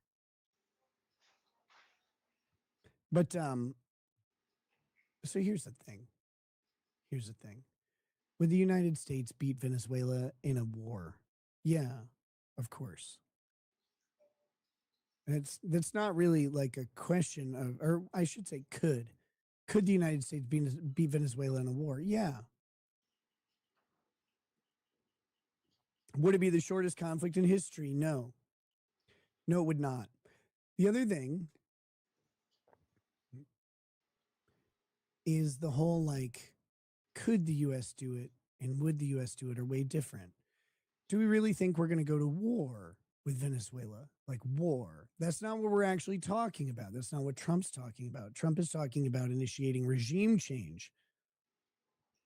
Tiffany is upgraded all the way to super lawyer status, which is fantastic. Tiffany. I don't know how to pronounce that, but she's now upgraded to super lawyer. Awesome. Thank you, Tiff, for that. And Infinity PCs has joined as well. That makes 2 members today. That's amazing. You guys are great. You guys are fantastic. I love you all. So here's the deal. We're not going to go to war with Venezuela. We're going to implement regime change with targeted military action. All right. If we went to war with Venezuela, it's a whole different ballgame. Regime change is something we're actually familiar with. Most of us aren't really familiar with war. The last war the United States fought was World War II. Vietnam War, Korean War, Bosnia, Middle East, Operation, Iraq for Desert Shield, then Desert Storm, then Operation Iraqi Freedom, the fight in Afghanistan, all of this. None of these are wars. These are authorized use of military force in exercising the police authority of the executive branch of the United States government. And therein lies the problem. We're not going to have a conflict with Venezuela where we're gloves off going to war with them. If we have a conflict with Venezuela, we'll be tying our own hands around our dicks. And we will not be going to war. We will enter a protracted regime change followed by nation building and occupation that'll last at least a decade, because that's how we do it these days. It's a convenient way for Congress to never have to declare war, to always have someone to blame. It's a convenient way for the president to have the authority to do it because he is the sole organ of foreign relations and exercising some police powers to protect U.S. interests in a foreign land is a great justification to use those police powers to get what you want, which they've openly stated as regime change. But the U.S. can't institute a regime execution and then leave a power vacuum. We have to be involved. I say we have to because that's what Congress and the president and the deep state all want to do, no matter who it is. So this is where I went wrong. So then this guy responds, I like you, but that's the dumbest thing I've ever heard. Only people who have never seen war are stupid enough to say something like that. And then Andrew responds, you can't seriously believe Venezuela would stand a chance against the United States, do you? And so this is my first thing, is maybe stick to arguing with 24-year-old women, which was just a funny way of me saying, like, I disagree with this take, and I think it's very, very elementary and pedestrian to say so. I mean, I remember being young, like Andrew, and thinking the U.S. was just going to, like, walk around dragging its dick behind it, kicking the shit out of anybody who wanted to fight. And then, the reality of the quagmires we've been in, locked in all across the globe, these never-ending conflicts that go on and on and on and cost us trillions of dollars. And you go, oh, wait, no, like the U.S. doesn't actually do that. Well, I mean, we probably can, but the global scape has changed on how the world conducts war, right? We don't just go bomb cities anymore like they did in World War I and II. You don't do that. Even in these major armed conflicts around the world, they don't have bombings of cities like they used to. That went very much out of style, out of vogue. It was supposed to depress the population. It didn't work though. It kind of just made them more mad. So I thought his take was a little elementary. It wasn't very thoughtful. It was the take I had in high school and in early college. But then, pre 9/11. But I remember what happened after. We won the Iraq war really fast. We just stayed there a really long time, spent a whole lot of money, and put a whole lot of troops at risk. And we did the same thing in Afghanistan. Winning the war doesn't matter if you don't leave. We don't leave. We don't do that. But this doesn't mean I don't like Andrew. It doesn't mean I'm picking on him. So his people are such his fans are very touchy. Like, don't insult my daddy. Like, calm down, guys. I don't care that much. Like, it was a throwaway joke. Oh, but yeah, it was much like the I put the picture of him opening the olive jar because I thought it was pretty comparable. This is Andrew Wilson's the United States, the olive jar is Venezuela. Right? Like that's the joke, that's the analogy right there. And I don't know if people miss that. Like sometimes my jokes are too clever or something. But you say you're going to steamroll and open that olive jar, no problem, and you just can't do it. That's what the U.S. is in Afghanistan. That's what Russia was with Afghanistan too. I mean, we cracked Iraq, sure, but we sat there and just wasted time and money. And even if our soldiers don't go die, they don't go die. They're giving up a portion of their life to serve the country. And when that service is spent rotting away in a desert, getting traumatized by what goes on out there, being away from their families, being away from being productive members of the United States economy. What else could they be doing? What are all those man hours going towards if we're doing that? So I just thought this is a very silly take, but I don't have anything against Andrew. I'll just put it out there. I'd debate him on whatever issue he really wants to debate on, I guess. I mean, he didn't ask, though. His people have asked and demanded. This is my official response. Y'all are gay. That's my official response to people demanding I debate bro Andrew Wilson. Y'all are gay. I'll debate him even on a topic I don't care about if it'd be entertaining. But I don't see a reason to. Like, I don't have a moral interest in opposing him. Let's see. Tiffany says, how long until we get to the Kurt content? It doesn't have to be that long. I can't go forever tonight. We got too much to do. Frederick Little says, you and Lady Ragged's all set for Christmas. I think so. But our main, we're not going to be home for Christmas. We'll be with the kids. We're going to be away. And so like having to do Christmas somewhere else is always kind of a chore, but it'll be a good time. We're looking forward to it. It just makes getting ready for everything really busy.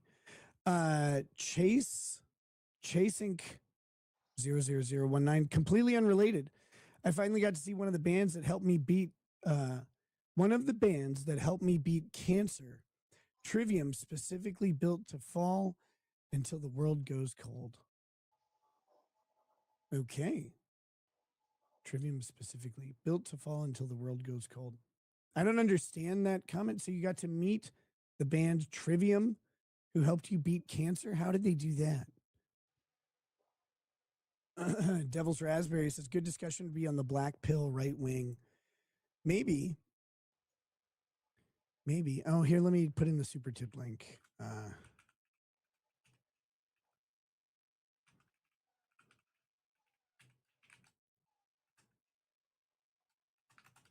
Use this for super tips.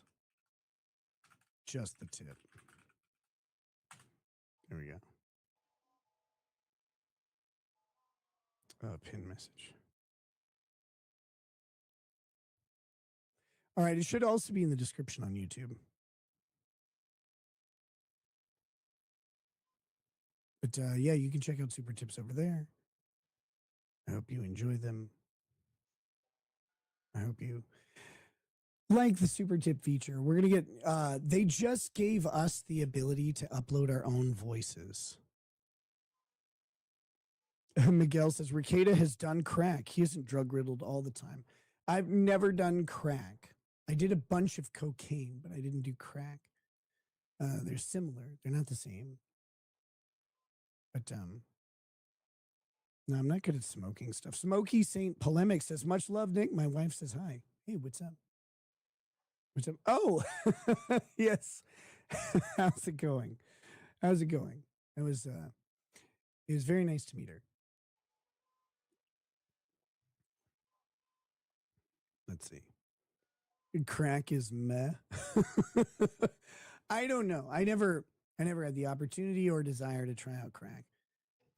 Really just it wasn't on my radar at all. So let's see. A trip to Aspen. Who's going to Aspen? Oh, are you talking about cocaine? That's funny.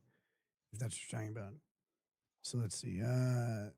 Tracy Z. Collins says, please tell me you've seen Trump's new presidential plaques posted on the gallery of photos, especially the auto pens. I haven't seen the auto pens. I saw him making fun of Obama.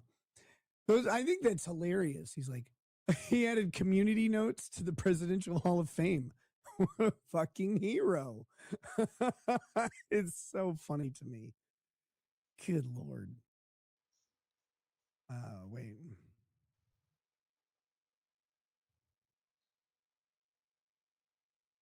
Okay. Whoa. Okay, I have I'm checking the moderation levels and making sure that they're all at their lowest on super tips. Yeah, if you have trouble, by the way, ever sending a super chat because of YouTube's auto moderation, try a super tip. Try it out because I've got the moderation set like all the way down.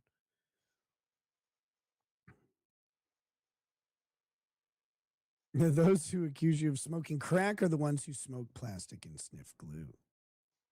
There you go. Oh, Chase says their music was my pre-chemo motivation playlist, built up my motivation to fight stage 3 cancer every day before my 5-day-a-week chemo. Their show in New Orleans was bad AF. That sounds awesome, dude. Very cool. I've heard a song or two of theirs, but I don't I'm not familiar with it. I don't know. I couldn't identify them. I just know I've heard it before. Frederick Little says, super tip voice suggestions, Trump, Mitch McConnell, RFK Jr., and Kurt. I don't know if we can do political figures. I have to check. They weren't doing them before. But I don't know if we can do them or not. But yeah, the Kurt one, we're going to have a new Kurt voice at some point soon.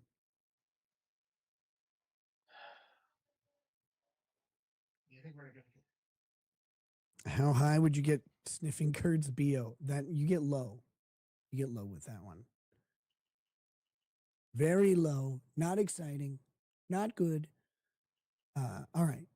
So the Andrew Wilson thing, that was just kind of a silly little, I don't know. It's this weird beef that's developing not between me and Andrew Wilson, but me and his fans. And some people are really, I don't know. Some people just get really pissed off about some things. I'm like, it's not really that big of a deal, guys. Like, calm down.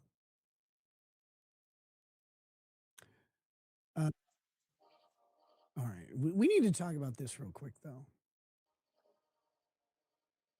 This is important. Oops. We the Rabble says, will you toast Biden? Say something nice, please. Oh.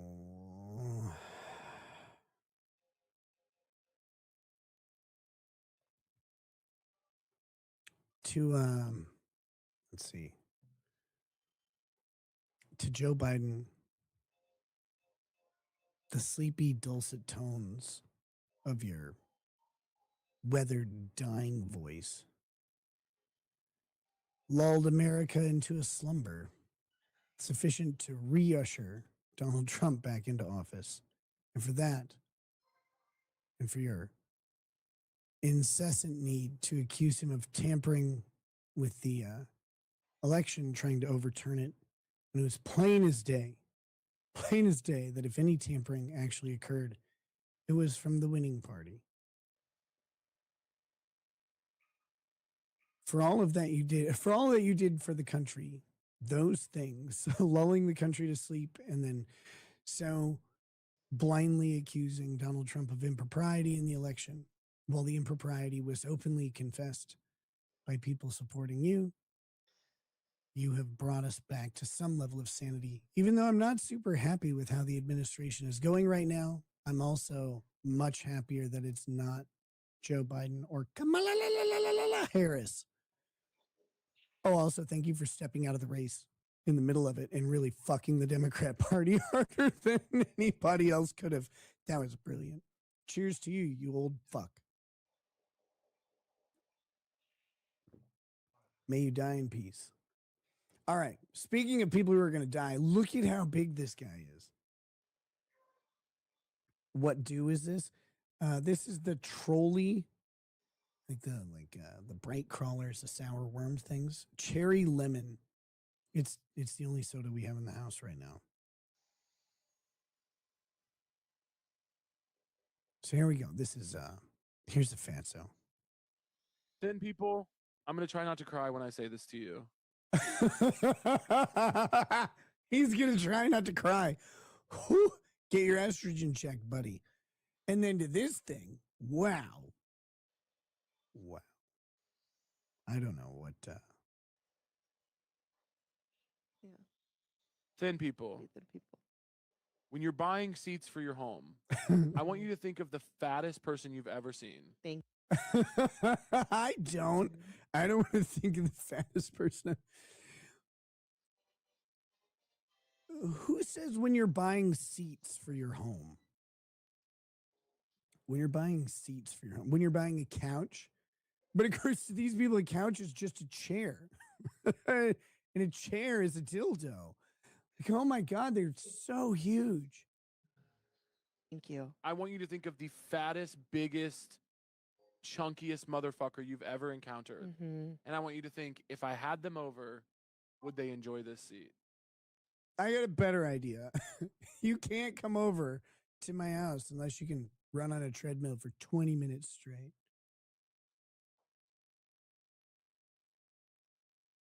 Crafty Huragok says, Andrew already said it didn't matter and he wasn't going to address it because it's not you versus him. It's others instigating. Yeah, I think that's fine. Again, I would still I think I'd have a great time talking to Andrew Wilson. And I'd be open for a discussion with him on just about any subject. I really I feel bad. I feel bad about that post about the peak masculine form thing because my no tweet I've ever made has gotten that much traction. I thought it would be seen by the normal people who see my Twitter stuff, and they would have gotten a little laugh at the the unfair camera angle and maybe the unfair sandwich consumption, but whatever. I thought it was just funny. It was just a joke. It got seen by so many people. It was like, God damn. But no, I think, finding out where his belief system originates from and his development as a person, I think would be an interesting thing to talk about. I'd interview him or whatever. I don't, if he ever wanted to debate a subject, I'd be down. I'm not I got to prove this guy wrong. I don't have any investment in what he talks about in that way. When I disagree, I just disagree, and it's fine. It's okay.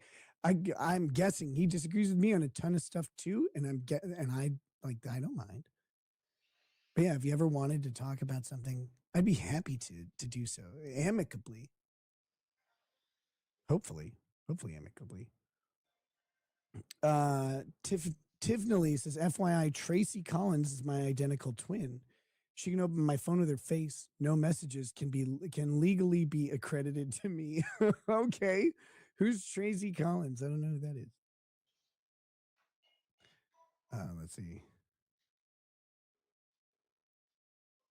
Chase says, I wish I could have partied with Rekieta Law. Pre-Coke, bourbon, and scotch sounds like a great time. Wait. Oh, pre-Coke. Bourbon and scotch sounds like a great time. Well, you know, like I didn't do cocaine. Like I wasn't partying. If I was hanging around with someone who didn't engage in that activity, it's not like I was sitting there engaging in that activity, you know. You only do that stuff when like someone's cool with it, because you don't want to fucking impose stuff like that on people. But so anyway, here we go.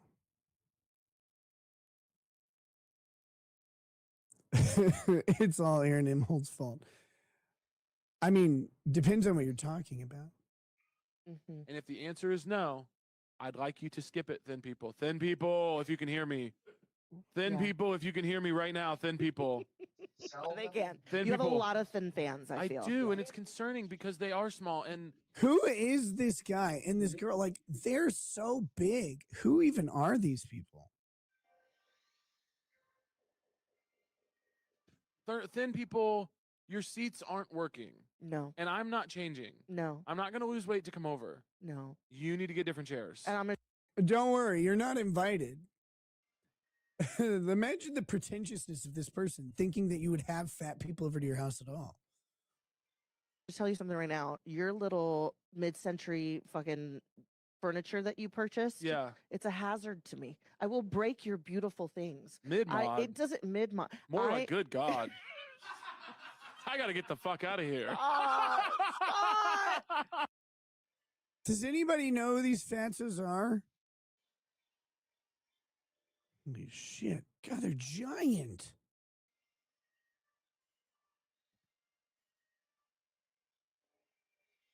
Thin people, I'm going to try not to cry when I say this to you. Yeah. Thin people. Let's see if I can pause it when this girl's. When you're buying seats for your home, I want you to think of the fattest person you've ever seen. Thank you. Bro, you are the seat I would buy for my home. I would set you down, and then like 8 people could sit on you. You'd be the biggest couch in the entire place. I want you to think of the fattest, biggest, chunkiest motherfucker you've ever encountered. And I want you to think, if I had them over, would they enjoy this seat? And if the answer is no, I'd like you to skip it, thin people. Thin people, if you can hear me. Thin people, if you can hear me right now, thin people. But they can. Thin people.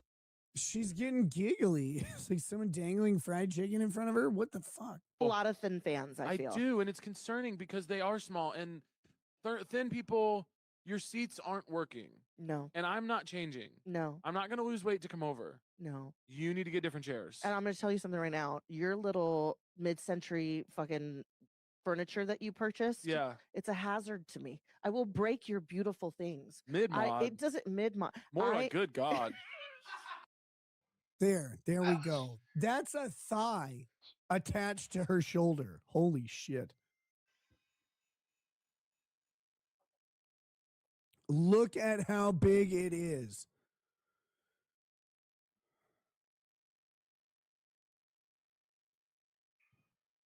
What are you even doing?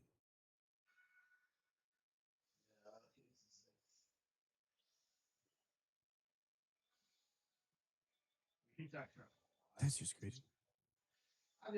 Serious question. Am I a top or a bottom? I'm a top, brother.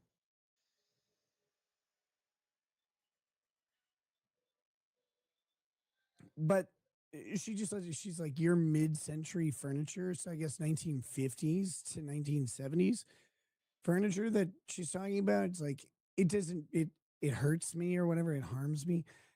Yeah, because people weren't so massively obese. So massively obese. I can't even. Yeah, that bitch is gonna stick We the Rabble says, let's have a toast to your lady and kids. We love the people that you love. I mean, to my family for sticking with me through all of my terrible decisions and for loving me through all of my good and bad times. I cannot appreciate anybody more. Cheers to them.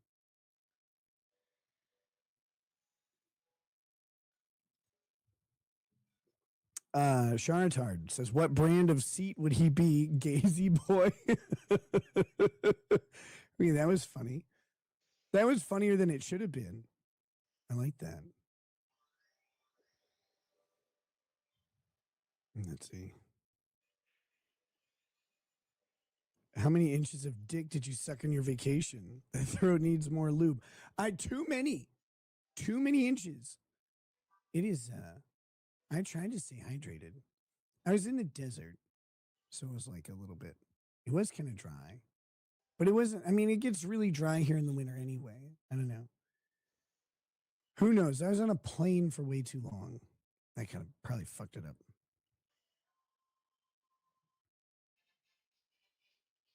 These, guys, these people are so big. I don't even know. Does anybody know who they are? Like, where is that show? That seems like a fat cast. The podcast is so true with Caleb Huron. Oh, it's named like that. So true, though. Right? Let's see. Let's see if we can find it. So True podcast.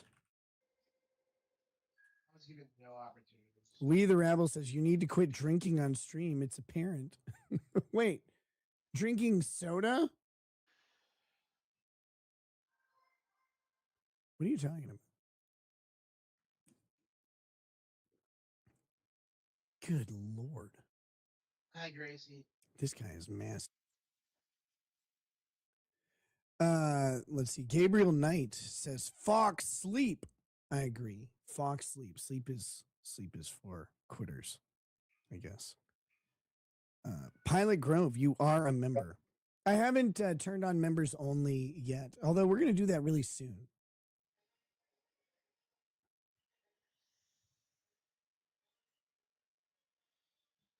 You need to drink Mountain Dew Red Zero. Yeah, I don't normally buy Mountain Dew. This is either Lady Raggets or one of the kids bought this. And I just was like, well, I don't have anything else to grab to drink. Let's see. Do members wear only members only jackets here? Yes. Yes. Just Poopin says, Nick, been following since 2022. Happy to be here. Happy to have you here, Just Poopin. Thank you for joining the show. Look, if you we are going to switch to members only really, really soon here. So if you don't have a membership and you want to hang out with us a little longer, please go ahead and grab those memberships now. You can also join on Locals. There's a good little crew over on Locals right now. They're all being good. There's nothing degenerate happening in the chat at all, which is kind of embarrassing, but it is, it is going on there. You can watch there or you can watch on YouTube. And right now we are running a promo code for a year of Locals, $10 off. So it's $40 for a year of Locals if you do use promo code Christmas 2025. Charitard says Spandu Ballet should file a copyright on me. What did I do wrong? What did I do? Oh, play your super tip. Oh, we got a super tip over here. Hold on, we'll get it pulled up. Oh, there they are. Yeah. Okay, now we got some people joining up. We got Wrestler Town, Money Making Mitch. Welcome to the memberships. By the way, welcome to the team, the squad. We're the tops. We're the tops. John Barrett says, get your memberships, friends. Being a member for 15 months. Thank you, John. Crafty Huragot gifted a membership. Thank you. Lemon Hill, welcome. Joining as well. And then Deke Ed X5E gifted a membership. John Barrett gifted a membership also. So we've got a whole bunch of those. Holy shit. So now we're where are we? Are we at 7 members? Is that where we're at? So we were at 2, I guess, and then we had a 1, 2, 3, 4, 5. Yeah, 6. We're at 8 members. 8 members so far. I'll update this. We'll update that. 8 members over on YouTube. And I guess I'll check to see if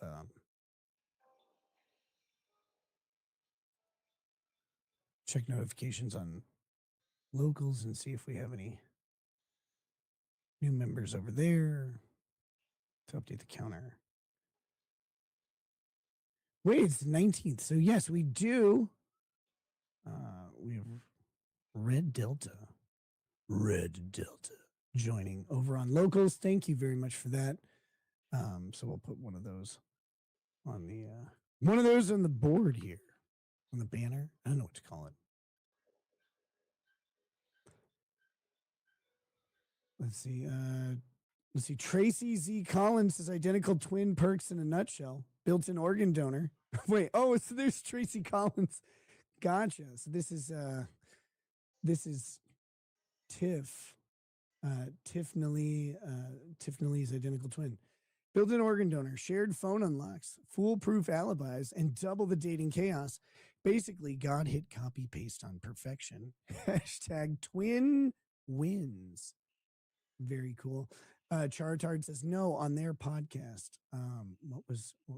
Spandu Ballet. Oh yeah, gross.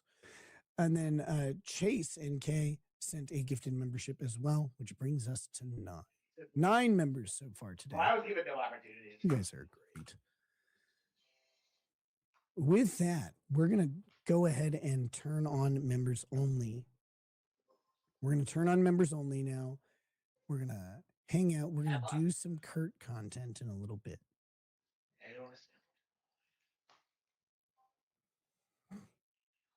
So we'll do that. So again, if you oh wait, what do we got here?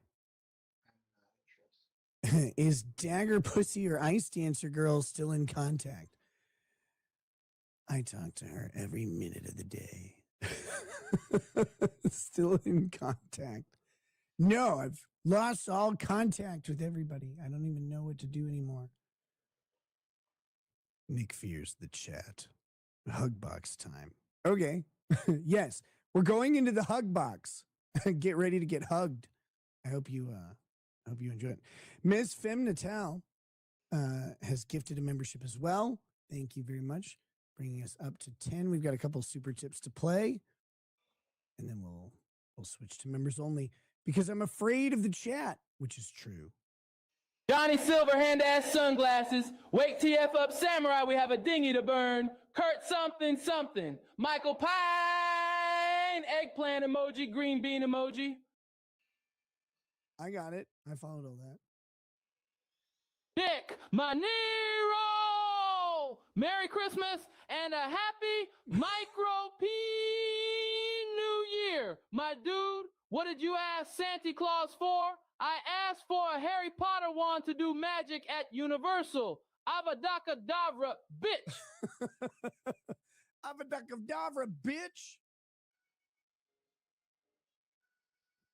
Man, I don't want anything for Christmas. I mean, I hate saying that because I know like there's some people who want to give, like they like to give gifts. They like to give people things that they like, but I'm like happy to be alive and out of prison. So like I got my Christmas gifts when that happens. Tiffany says, Nick, this means Tracy will log on with my membership. Nothing said can be attributed to me. Tiffany. Yeah, no, I get it. Tiff. Nothing said can be attributed to you. I got it. I want, there's nothing I can do about it. You're in the clear automatically. Okay, let me switch this over to members only here on YouTube. To those of you who are not members, I have to say goodbye. I hate to do so. We'll miss you. We don't want to miss you, but we will. You're welcome to join up at any time, though. You can always, even after we switch to members only, you can become a member on YouTube for $2 and rejoin the stream, hang out with us. But here we go. We are switching over now. So if you are not a member, I bid you farewell. We're going to watch Kurt. We're going to have some fun with it. Chichunia gifted a membership as well. Thank you for getting that in at the last moment before we switch. We'll see you guys, we'll see you guys really soon if you're not sticking with us. Here we go.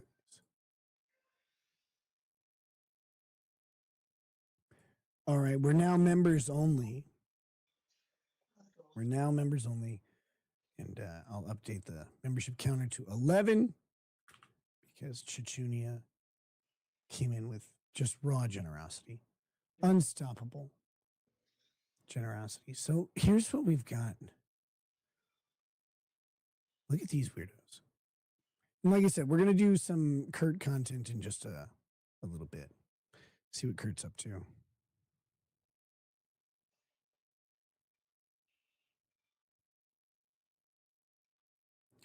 Oh, Chase. Yeah.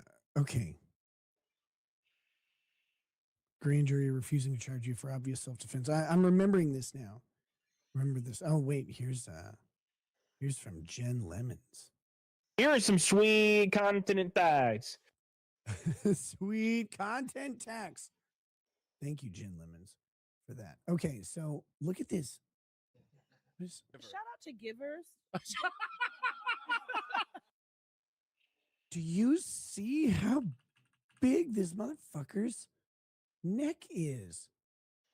Look at this. I don't even know what to do with this much person. It's insanity to me. Yeah, I like the way too much. John Barrett, we have members only chat. It's also now members only stream. I know that there are like people who were watching. They're not members, and if you get in before I switch it to members only and you stay on the page, you can keep watching. I know there's not really a way to cancel that out or whatever, and that's okay. But if they want to participate in the chat and like make fun of me or whatever, then they can. They just have to join members, or they could say funny stuff and like hang out with you guys, which is always good. Hey, first of all, hey, let's shout out Givers. No one's shouting out Givers. Because it's a culture that's really talking a lot about takers. Oh my gosh, everyone's a taker. What can I get? What can I get? What Can we I big get up from the a giver? Givers real Big quick? up to the Givers. Big up. Yeah, Givers. been saying. It's been saying. Speaking of takers, the fat gay guy or whatever is clearly a taker of everyone's food. What is he talking about? What is this conversation even about? Needs to happen. And also to the takers, why don't you guys go live on an island together and see how that works? Y'all just take from each other and let these givers give. You let the givers give and let everyone be sort of altruistic in their efforts. Because you're giving. I am. Yes, you're talking about your altruism. How noble you are. That's the true sign of altruism right there. Is when you tell the world how fucking great you are for how giving you are. Like, I can't believe these other people take stuff. I'm just out here giving. I'm just giving. Yeah. All of us. We're just giving so much that we need to tell everybody about it. Who are these? Who's Ego Nwadam? It sounds like a joke name from a comic book. I'm giving. You're giving. It's giving. You're giving. It's giving. I'm Ego is giving. giving. Shout out to Givers. Hey. That clip has 9,000 likes. What it must be like. Fuck me.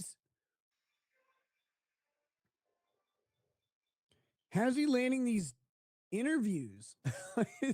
His channel isn't that big. 388,000 a week. Oh, he is gay. I didn't know he was actually gay. I was just calling him gay because it seemed that way. I don't want that. A weekly podcast from beloved gay comedian Caleb Huron, basically just getting into it and sorting it all out and kind of identifying what's really real. That doesn't say anything. A wave series. wavesportsandentertainment.com. Well, I think with him, it's a tidal wave series. I think so. Can I ditch the Ray-Bans? Well, I'm not wearing Ray-Bans. These are gas station sunglasses, buddy. I might take them off in a little bit. We'll see. Who is Yadoye Travis? Is stretching. So this is, oh my God. Lily Wachowski, is that one of the Matrix brothers? Maggie Winters, Zach Zimmerman. Oh, this is horrible. This is just horrid stuff. Rosebud Walker.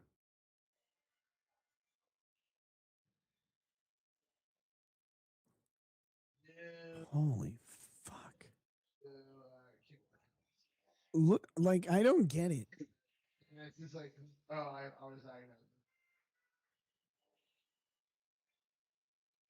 We're gonna skip around this fat cast that he does with this Hojo Lopez. This is a headgum podcast. People would really like me when they first met me, and then the relationship would peak at the beginning. Oh, Kamala, I found your girl here. Entertainment industry is taking over content creation. Took them long enough. Yeah, I know. And Bendogel, we're not going to watch a ton of this. I mean, we're watching a literal ton of it just by looking at the picture. But holy shit. Mephisto, I'm not a Christian, but isn't gluttony the sin of taking? Beyond the fat, these assholes are just stupid. Yeah, gluttony is overindulgence in pretty much anything. Like, it's not always, it's most often related to food, but I don't think it has to be limited that way. Holy shit. And eventually, every single one of those friendships would. She has the entire map of the earth tattooed on her arm. It was like they would get to know me, and it was. Oh, look at how big she is. These are the most oppressed chairs. Oh my God. Holy shit. Look at how monumentally massive. Like, she's bigger than him. I was given no opportunities. Everybody hated me. Wow. I mean, I thought this guy was just huge. I thought gay guys were like only into like fit like dudes. I mean, I guess not. Like, yes, there's bears and stuff, but they don't look like that. Like, they're not shaped like. My parents just hate me. Like that. I don't even know how to describe it. We're in non-Euclidean space. Harder to be my friend. Why was that? You know, I was a big liar and a thief, and yeah. I mean, that's funny. That is funny. It's a big liar and a thief. What'd you lie about? Calories? Oh, You think there's gay chubby chasers? what's up, my queen? You gonna pop that water open right at the start? I don't understand being a chubby chaser. It seems like you'd be a chubby catcher. They can't run very fast. Like, how could you? The chase wouldn't take long. Okay, hold on. Everybody watch. I think this can be sexual if you try hard enough. Are you ready? I'm feeling turned on. Oh, never mind. You blew it for me personally. Woo! What's going on, dude? Oh my. So fat people like sexual is gargling? Is that? What is God? What this?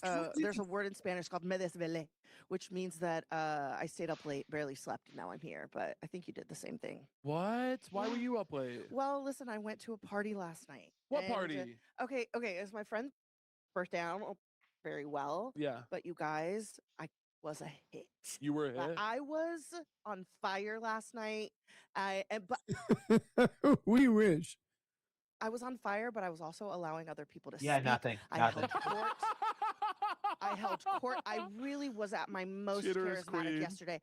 I really had the time of my life. And then, of course, everyone left, and I started to ask, like, what's the median age here? She's like 25. Yeah. And I went, oh, they don't know what good is yet. And so I see.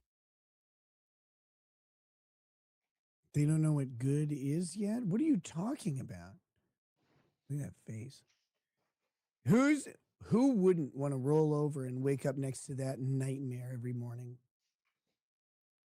Seemed like a shining star. They were last drawn night. in by the expertise and wisdom of an older, beautiful woman. Exactly right. Who knows the world a little bit. Who knows the world a bit. I've been through at least. You know the world because you're its peer.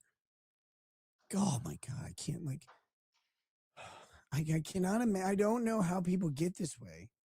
2 psychosexual threesomes. Yeah. I've definitely dated a married person. I think this woman is a threesome, like just by herself, right? Three's company. She's always in company. And I remember I've this. been Yeah. through it. I remember hearing about this. Yeah. Yeah, that's huge. There is something so electric about when you go to a party and you're fucking on. Like, hold on, could because cry right now. It is. This is my stage, and it's a 3-bedroom apartment. Yeah. In Humboldt Park, and everybody here is obsessed with me, and that's the thing. I'm obsessed back. Yeah. You have to be obsessed back. I knew what kind of headspace you were in last night when you said I allowed other people to speak. Yeah. I'm like that because when you're on like that, it's like these people are insufferable. Okay, I'm going to skip to a random spot. Oh, let's skip to this popular spot here and see what's happening. And then we're gonna ditch this content faster than their parents tried to ditch them at the fire station when they were born. Code so true at checkout. That's AURAFrames.com, promo code so true. This deal is exclusive to listeners, and frames sell out fast. So order yours now to get it in time for the holidays. Support the show by mentioning us at checkout. Terms and conditions apply. No. I think you can be a little, I wouldn't say more stupid, but you can engage with the world in a lovely, sort of open, easy way. It doesn't always have to be a criticism, not in a bad way, Yeah. but just a sort of decryption of every little fucking interaction and every little thing, Yeah. But we've reached a lull in the conversation. Are you feeling it right now? Did the food wear off? Somebody get them some cookies so they can make it through. Where do we go from here? Well, I just thought, what's next? That's so interesting. I was thinking in my head, what do you think is the best and worst thing about you? That's what was going on in my head. Oh my about God, yourself. About myself. Yeah. The best and Guys, there's a person-sized mound here.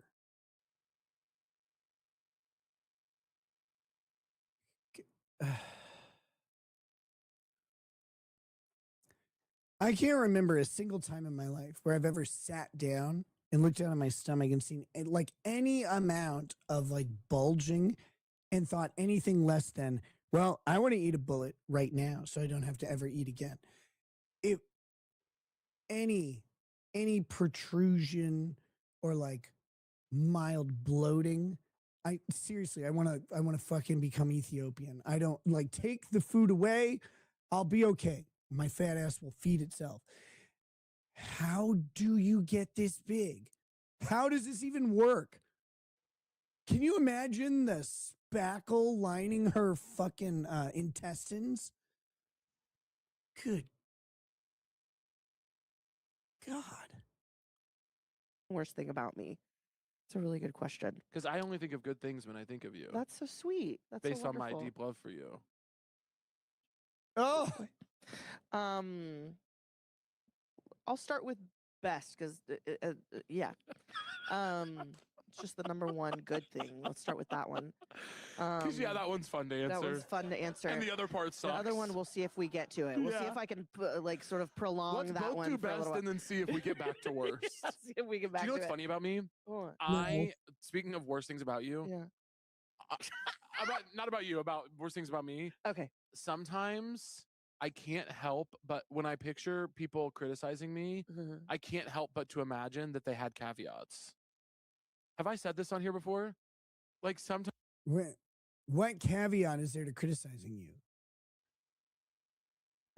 You're wearing a picnic blanket stitched into a shirt, I guess. It's untucked because if you tucked it in, people would see where your waistband pushes into your gut and creates rippling effect and like it bulges back out, it would look horrible. I mean, I am glad his shirt is untucked. But there's no caveat to this. Sometimes I'll be like, oh, I wonder if that person doesn't like me, and I'll be like, what would they say if they didn't like me? And then I'll imagine them saying like, he's so annoying, but he is funny. So it's like the worst thing comes with still I imagine caveats sometimes when I imagine people criticizing me. I'm like, they would be right to say that I am annoying, but I think they would have to admit that I am fun. You know what I mean? Or I'll sometimes my brain will just naturally create caveats. Yeah, you want an out. My brain needs it. Well, there's no absolutes. You're not always bad. You're not always good. Well, and I think it's because I think it comes from a place of even the people I dislike the. I don't even. This is a weird interview. Like I don't even care. What they're saying is pointless, self-aggrandizing, and strange. I don't get it. It's not all that entertaining. We're gonna get off of that subject. Sorry, I just saw the first clip from Royce, a former fat, who's now in ridiculous shape. And I was like, oh God, these fat people are like, skinny people need to buy better chairs for biggins. No, they don't. You should try buying less food. Then you could buy them whatever chair you want with all the money you saved. Embarrassing. All right. What else do we got? Says the guy with a $3,000 a month snack budget. Shit.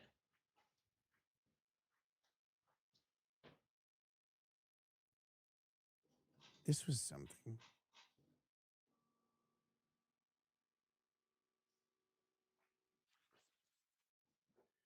So this is not too long of a clip.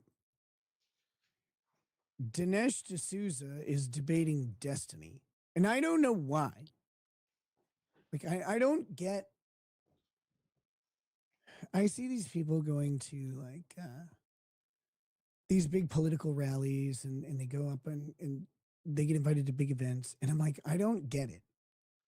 I don't understand. I don't understand why these people are brought out to these things. Half of them don't know what they're fucking talking about. Dinesh D'Souza seems like he's in a completely different class than Destiny. And like, say what you want about Dinesh, like positive or negative, I don't care. He or his team or whatever were kind enough to invite Lady Rackets and I to Mar-a-Lago to see the premiere of the movie that he did with Dan Bongino, which I thought was a good flick about what they did to the January 6th people and how they treated them and how the law enforcement agencies across the United States went after these people and particularly like the moms, the housewives and moms who were just there voicing their displeasure at the United States government and how it was conducting its election. And they got turned into these criminals. They got arrested in their homes in the morning, right before their kids went to school and all that shit, which is all intentional. It's all an intimidation tactic. And they did it very, very specifically that way. January 6th scared the fuck out of the U.S. government, both sides of it. Whenever anybody stands up to government in that up close and personal way, they are fucking afraid because they go, God, this was X amount of people. Imagine if it was double. Imagine if the amount of people who were at January 6th was doubled. What would they have done? Imagine if the people who got violent at January 6th, which wasn't very many people, but imagine if that number was doubled or tripled or quadrupled, or was even 10% of the crowd. If 10% of the crowd on January 6th got violent, what would they have done? How would they have stopped them? They would have had to bring out machine guns and mowed people down to keep them out of the halls of Congress. It's crazy how that touched politicians. But anyway, that sidetrack. Dinesh D'Souza seems to be, to me, in a different category than Destiny. Maybe I'm wrong on that. But he seems to be like, Destiny seems completely out of his depth with a Dinesh. And that doesn't say anything about the validity of anybody's arguments or anything like that. Destiny's debate style is to be an idiot, but like to just say it confidently, I guess. And on this, he has no idea what he's talking about. Dinesh absolutely mops the floor with him. 300-yard wink. Member for 2 months says, "Hey, Leighton Gay," followed for 4 years. Well, thank you. Thank you. I'll refer you to the police department stalker. No, thanks. I really appreciate it. Thanks for being here tonight. But yeah, I wonder where, like, how these people get invited to this stuff and where they end up doing all these speaking engagements. He's hairless. I mean, color me a little jealous, I guess. I don't know. I don't know. I just don't care enough on most of this stuff. So, like, I don't. But it blows my mind. I'm like, how do these people get all these invites to all these things? I don't get it. Here we go. Wouldn't it be better for that $1,000 deposited in the bank, instead of just rotting there collecting dust, to be mobilized in the economy so that people could actually do something with it? Okay, I don't know exactly what this is about, but I think this is about the Dells donating money, like a couple $1 billion, so that all the kids, like a bunch of kids born in 2025, get this like $1,000 account gifted to them, right? And so Destiny is saying, like, wouldn't it be better to have that? Maybe it's not about that. Maybe it's some other $1,000. But he's saying, wouldn't it be better if that money was actively in the economy rather than sitting and quote unquote rotting in a bank? And the reason you would say this, especially in 2025 America, is because you're goddamn fucking retarded on how the economy works. If you think that money in a bank is rotting away and removed from the economy, but let's let him cook. With it, like have a mortgage for a house, or invest in a business, or do literally anything else besides sit there as termite food? Okay, so I don't think we need to go into this because you don't even know what you're talking about. The Federal Reserve, Explain to me the velocity of money. Explain to me why it's not. So, and there's a Destiny tactic, right? If you add like a verb to a phrase, explain to me the velocity of money. What are you talking about? What is it? This is a term he's made up, I think. Let's check it out. Maybe I'm wrong. Velocity of money. Is it a term? The rate at which money changes hands is spent and respent in an economy. So he wants him. I don't. Is Destiny using that way? Is he saying that that's what the velocity of money is? He's saying, explain to me the velocity of money. Not good to have money sitting in a bank doing nothing than it is for it to be mobilized in an economy. Tell me. Okay. No, we're not disagreeing about mobilizing the money. We're disagreeing about the mechanism of doing it and who is left holding the bag. So in the 19th century, we had no. Who's left holding the bag? America's middle class is always left holding the bag. I'm sorry to America's middle class. Like, I'm not a classist or whatever. But that's who's always left holding the bag. And it's not just America. I mean, America's middle class holds the bag for every country on earth effectively, but the middle class of every country is always left holding the bag. It's the overwhelming majority of the populace that ends up holding the bag. The middle class is the overwhelming majority of most populations. So you have a lower class that cycles into the middle class and out of the middle class, etc. You have an upper class that can cycle down into the middle class and then potentially climb back out. It all depends on economic mobility, but the middle class is always the one that ends up holding the bag. It's the working class. It's where the bulk of people are, even if they don't hold the bulk of wealth. They're the loudest collective voice.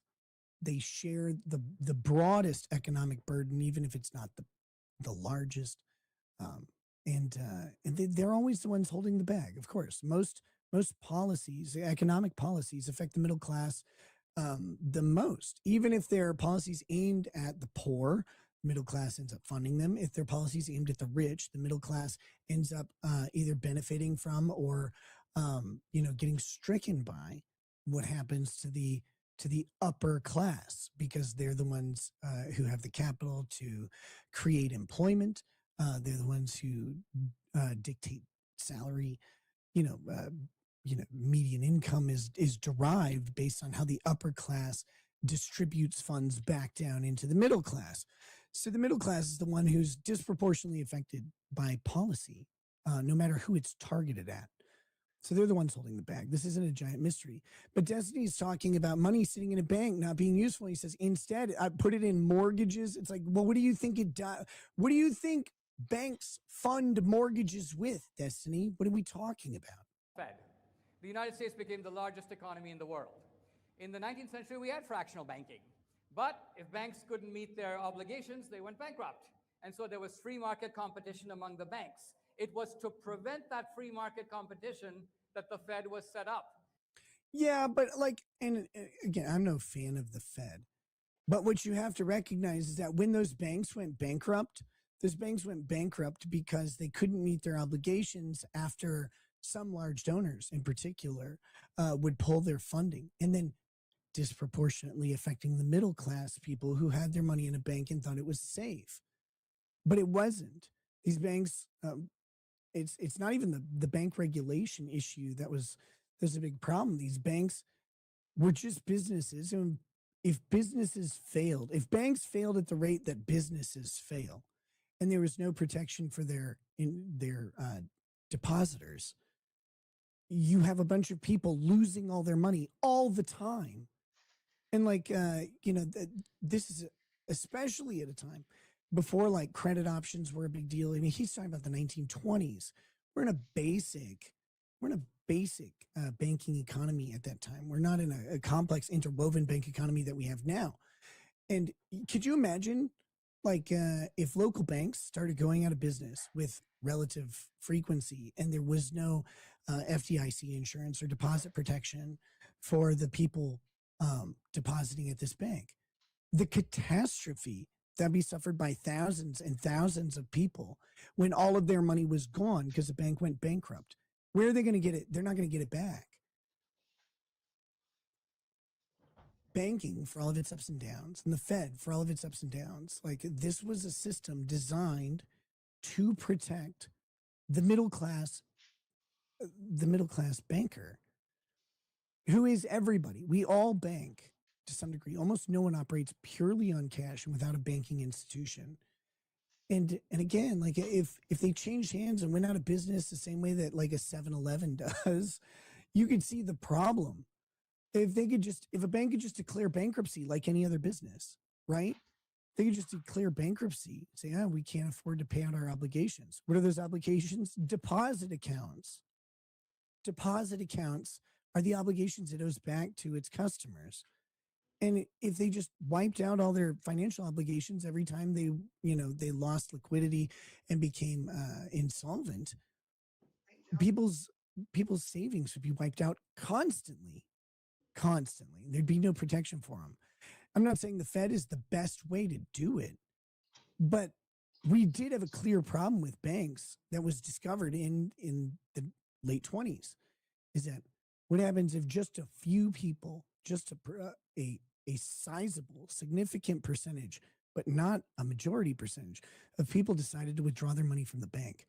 Suddenly they didn't have the ability to pay their obligations. And those obligations were just the money that people had put in their interest and wanted it back. I mean, you can say like maybe the bank shouldn't have created the mortgage industry and done lending the way they do, which then creates money effectively out of the existing money. Maybe they shouldn't have done it that way, but they did it that way. They did it that way before the Fed, to different rates and degrees. They did it that way after the Fed. And they'll continue to do that forever. You know why? Because people want bigger things and they want them now. They don't want to wait. And it's not a product of the new generation or anything like that. People have always wanted a bigger, cooler thing now. And until money is reached obsolescence, then we're not going to get around this issue. So I don't know what the alternative solution is. I'm not saying there isn't one, but I'm ranting. I'm tangenting. Essentially, what the Fed decided to do is... But the year is 2025, and you want to emulate the banking system we had when there were cowboys and Indians? When in the 19th, 18th century? How far back do you want to go? We live in a modern world that has modern demands for our monetary system. Why does no other country on the planet employ the obviously superior form of banking that you're talking about?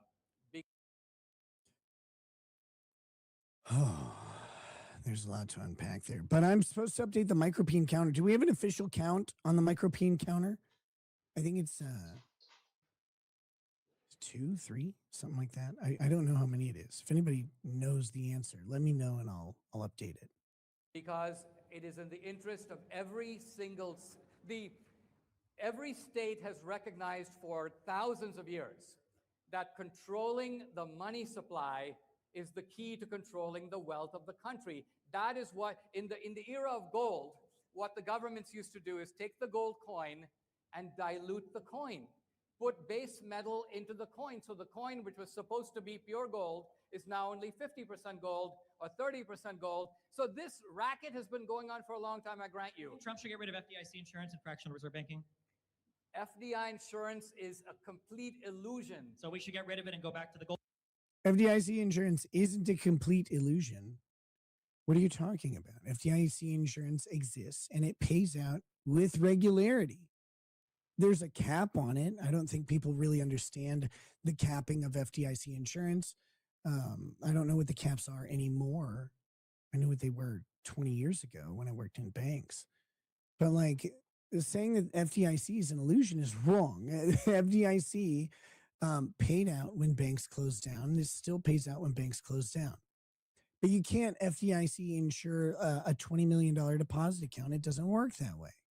But most people with that much money, like, their money is invested elsewhere and it doesn't have the protections.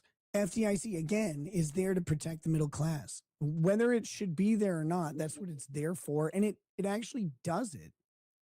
Gold standard?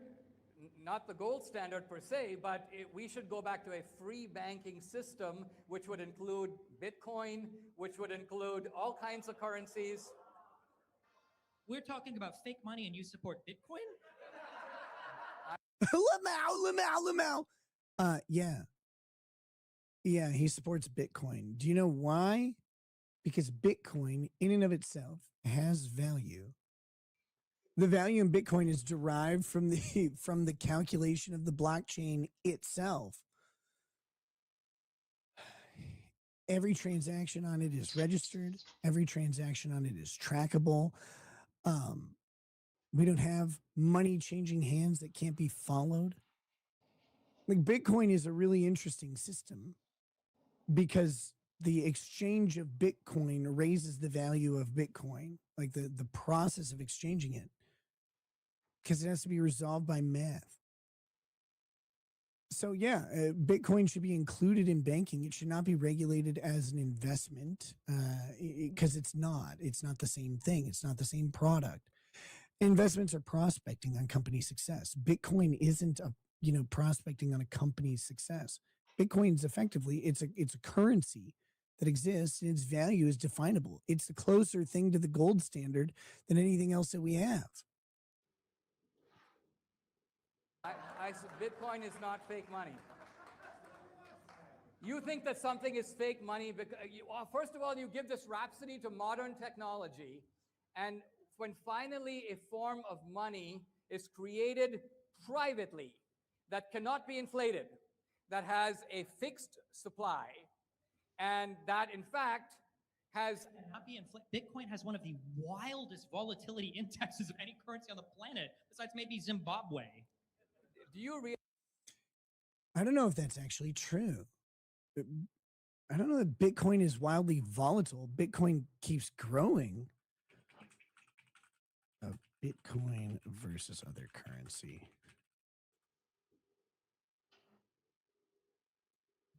Significantly more volatile than traditional fiat currencies and even gold. Well, yeah. Experiencing massive daily price swings due to speculation, media hype, and lack of regulation, whereas fiat currencies are managed by central banks for stability. Yeah, so again, central banking inflation is controlled and regulated and intentional, which is scarier. That's scarier. But fiat currency regulation, fiat currencies, their volatility flattening, with quantitative easing and other things like that, actually drive volatility in something like Bitcoin. Bitcoin existing on its own would be a different monster altogether. But yes, and as long as we treat Bitcoin as an investment, people will speculate on it. But you can speculate on currencies too.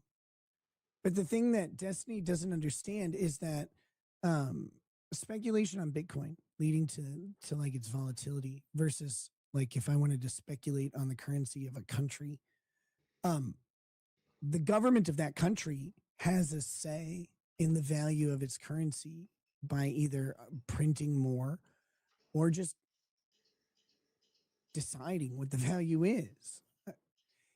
Once you do that, then Bitcoin is measured against that currency.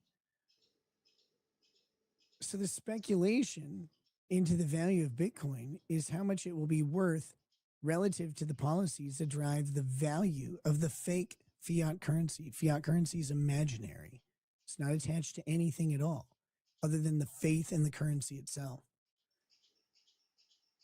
This is annoying. Sorry. Realize that inflating a currency and volatility have nothing to do with each other. Volatility has to do with the market's appraisal of a new product. There was extreme volatility around all the internet companies for about 20 years. Go look.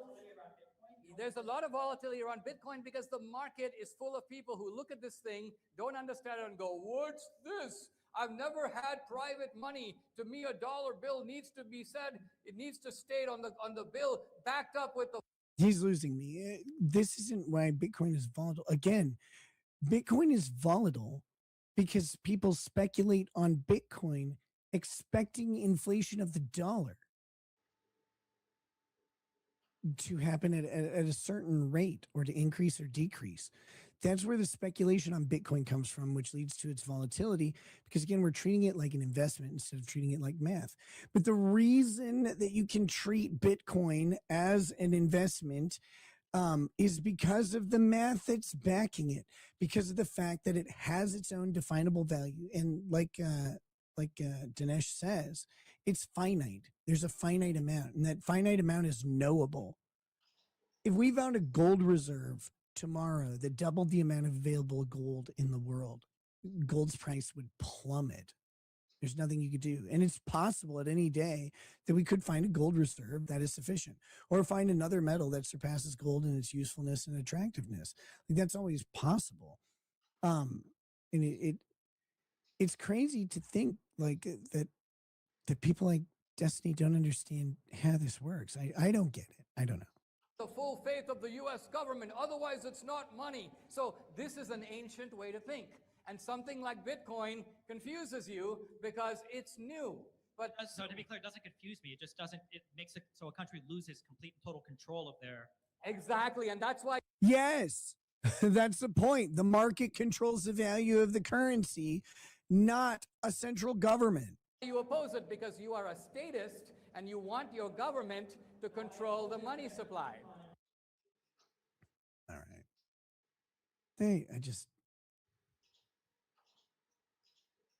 Destiny gets so much false value. He is so much wrong. Like, I don't hate the guy or anything.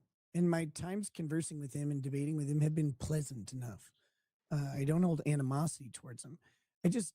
His false aura around what he knows is wild, because it's like, what qualification do you have on any of this stuff?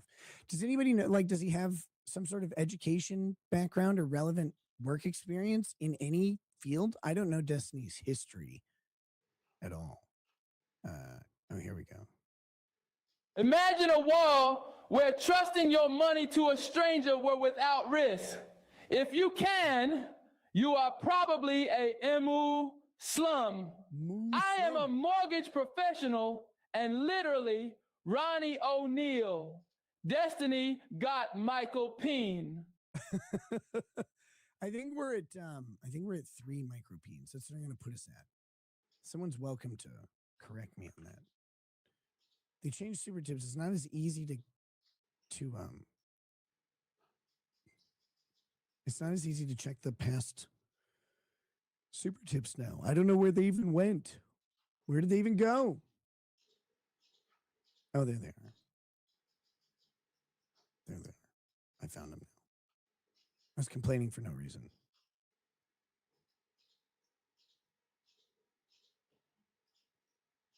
That was a Michael Peen. It was a Michael Peen. That's true. Gold is $4,324 an ounce at the moment. Yeah, I mean that's double what it was a decade ago, right? Something like that.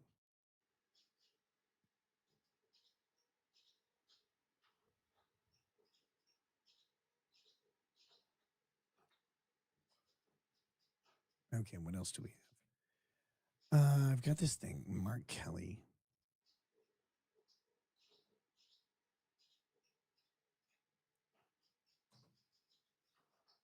I don't even remember what gold was at when I was sponsored by the gold company. That was good. Destiny has education and taking 2 micropeens at the same time. Damn. I didn't know his butthole was that flexible.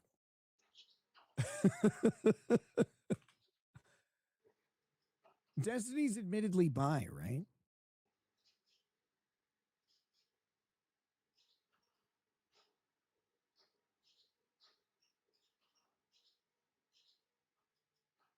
I think I'm supposed to set up, I think Rumble added a way for you to accept cryptocurrency into a wallet through their platform for for Rumble rants or whatever, which is kind of cool.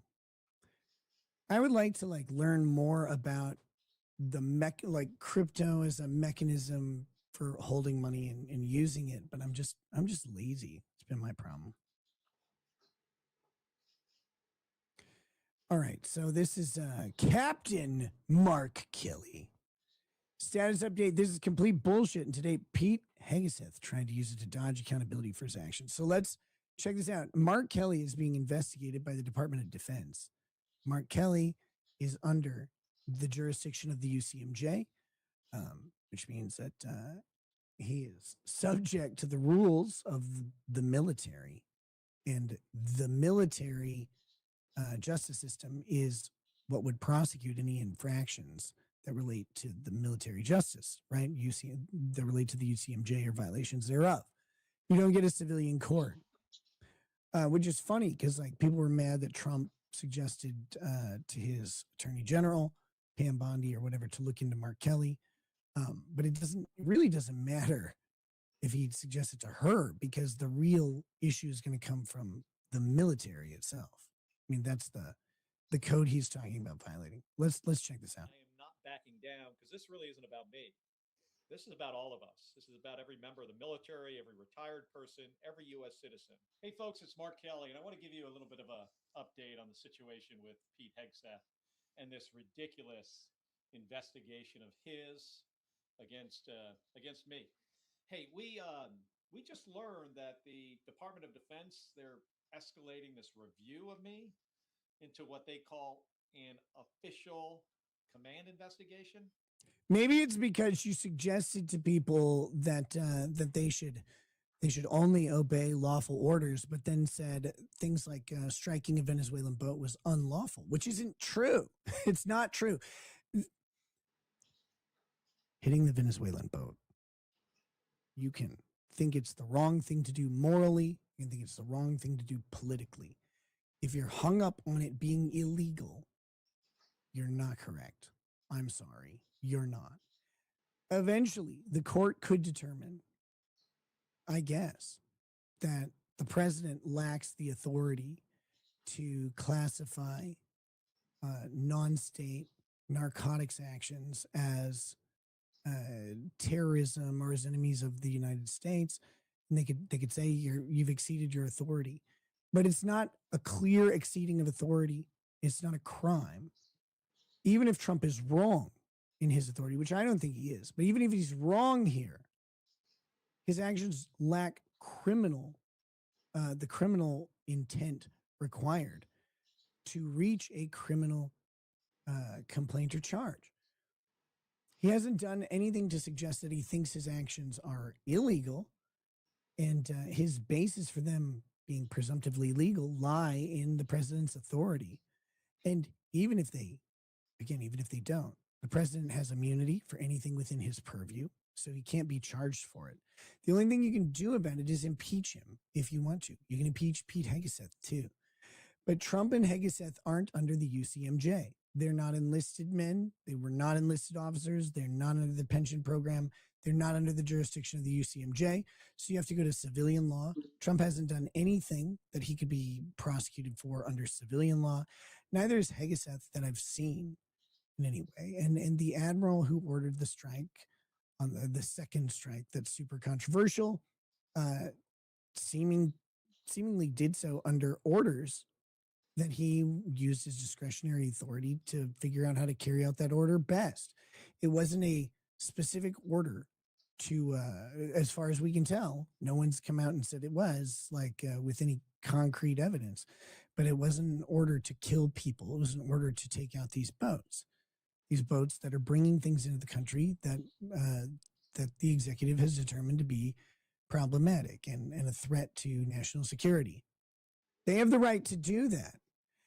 And if you think that we're bound by some treaty, the UNCLOS treaty or whatever, which is determines like how maritime stuff should work, the United States is not bound by that treaty. We're not a party to it. We're not a signatory to the treaty.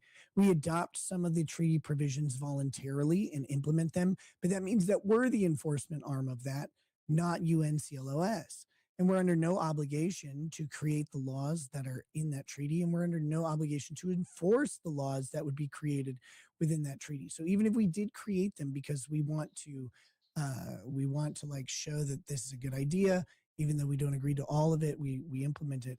It's fully within our power, the United States' power, to determine how we do that, since we're not a party to the treaty at all. There's no binding international law happening here. There's no binding contract between states that the U.S. is party to. So you can't go after any actions under UNCLOS. So then you go to UCMJ. UCMJ doesn't have much to say on this because the orders are coming from the commander-in-chief and his staff, his department, his chief of staff, or his chief of the Department of War, which is Hegseth. And if Hegseth issues an order, it's given the force of the president issuing the order.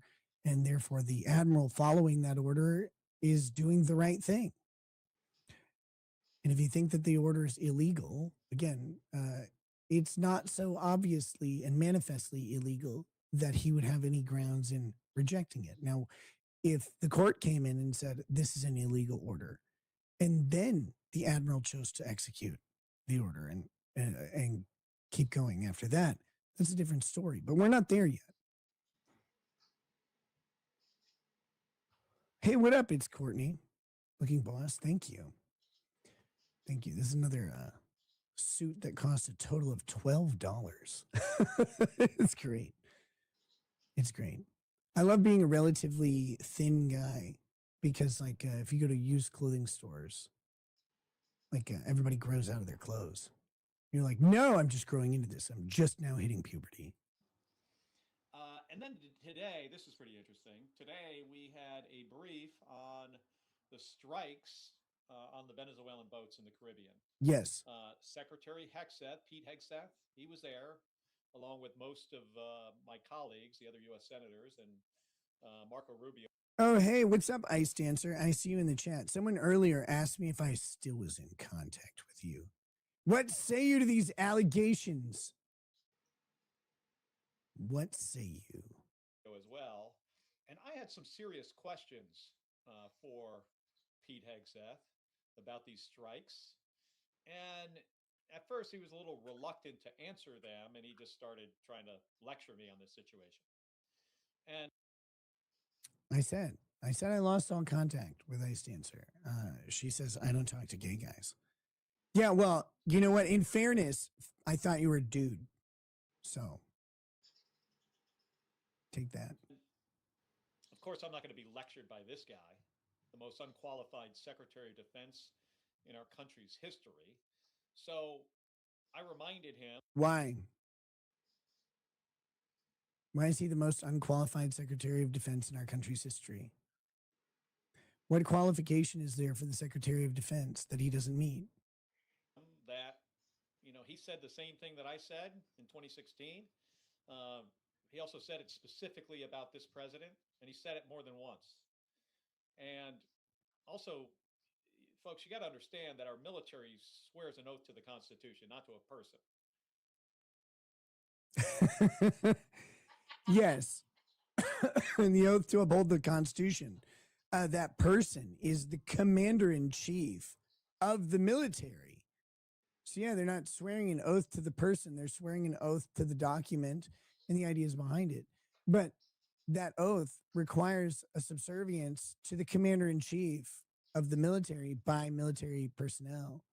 So, Trump is acting within his constitutional authority. He's not acting without it.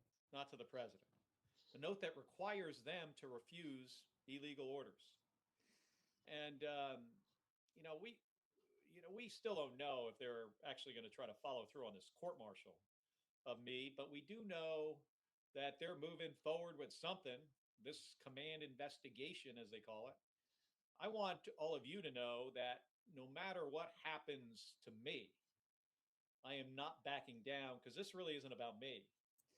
What if he didn't back down all the way to being hanged as a traitor? That'd be fucking wild, wouldn't it? And all you had to do is say, like, I didn't mean like that. Like the orders were illegal. Shit. It's like, what if you just walk up to the gallows like, I'm not backing down? It's like, we know. All right. Adios. This is about all of us. This is about every member of the military, every retired person, every U.S. citizen who, has rights under the Constitution. No, you gave up those rights. You gave up portions of those rights. You cannot encourage sedition. You cannot encourage disobeying the orders that come through the chain of command that are presumptively lawful and are actually lawful. You can't do that because you promised not to when you signed up. You gave up part of your free speech rights to do so. I'm sorry that you did, but you fucking did. And everyone who joins the military knows that they curtail their own speech.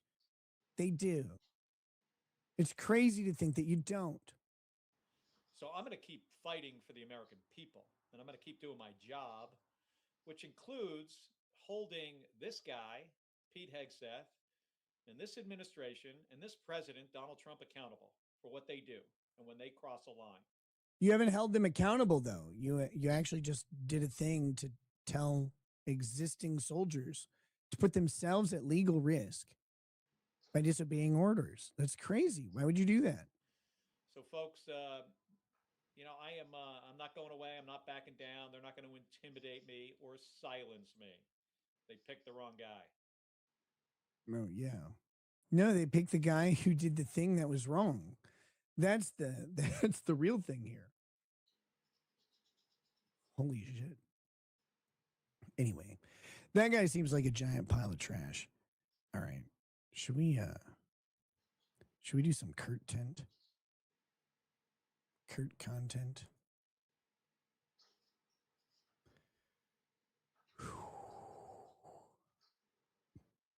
I was just trying to decide what Kurt stuff to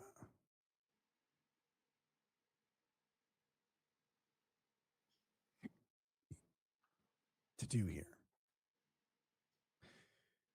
Hold on.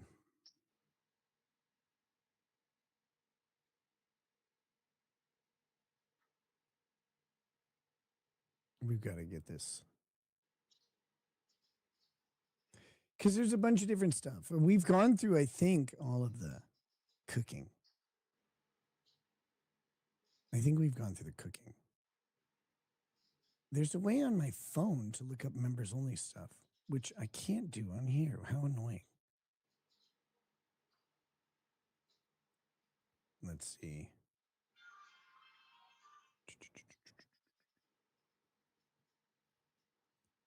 Why am I not seeing member stuff here at all?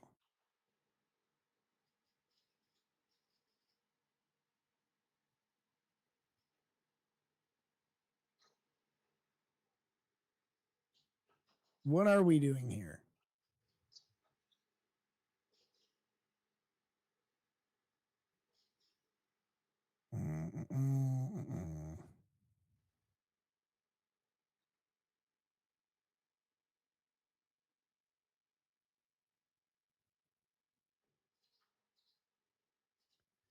It's these Let's Play Rim World and Chill. Those videos are weird. Okay, here I found the members only stuff again.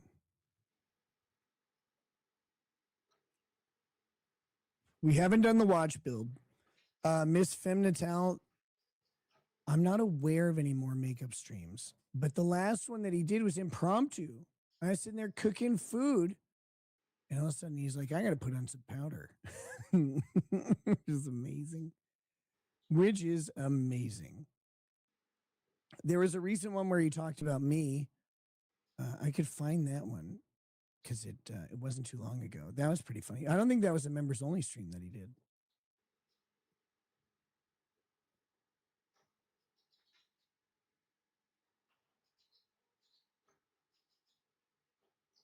Kurt trying on a Baldo but can't see it. It's very dangerous. And if that thing slips off your finger, you're fucking done. Let's see. Here we go.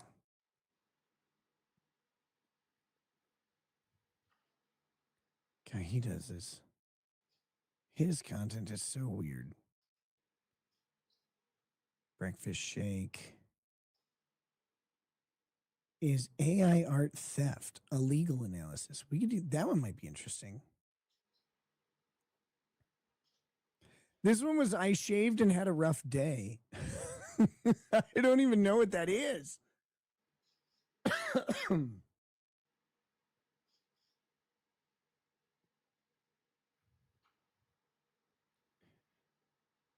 Cooking food, I'm gonna put on some powder. Sounds more like an extreme from 2 years ago. No, he wasn't cooking on that one. He also has some interviews from the Karen Reed trial, which are amazing. Let's see. Hold on.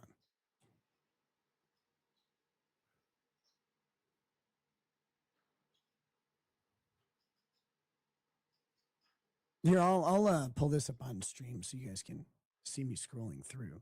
If you see anything that catches your eye, let me know. The Vyvanse video, yes, yes. That one might be great.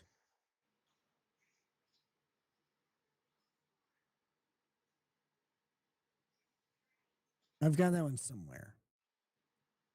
If we don't run into it soon, I'll just find it. We'll look at these other ones that we've got here.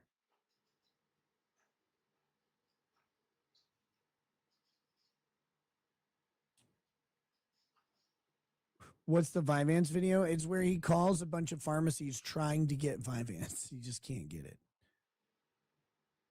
I haven't watched it. I just know that that's the rough synopsis. It's a Bee Fish Watch Company build. Attempt 3. Ah!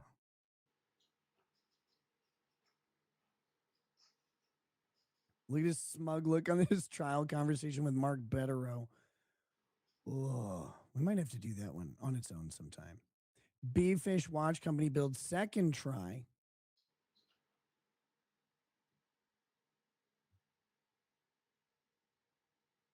Here's him playing crime scene cleaner. Don't be on cleanup crew. Audio test PC build. He did a 5-hour PC build 7 months ago. But that's good. What else do we have? We're almost to the Vyvanse one, if I remember right. There's chicken with mushrooms. Rekieta Law saga comes to an end. I mean, there is more to it. It happened. Oh, where are we? Karen Reed editing. Schedule 1, the game.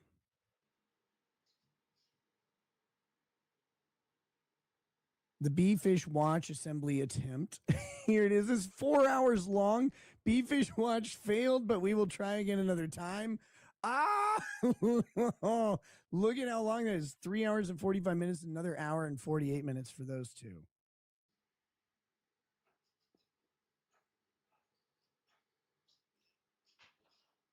All of Kurt gives you the creeps. But his hands are especially offensive to me. I don't know if it's a translucent worm-like skin or the complete lack of exposure to labor.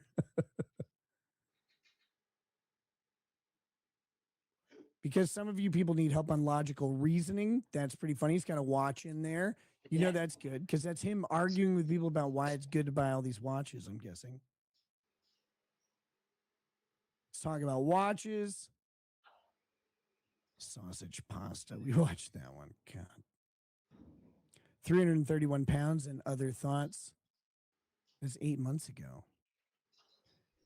Beefish Watch Company. First delivery arrived. Quartering. I know we're at the Vivance really soon. I know we're there. We're almost there. Again, I can look this up. It's just, I always just appreciate scrolling through this.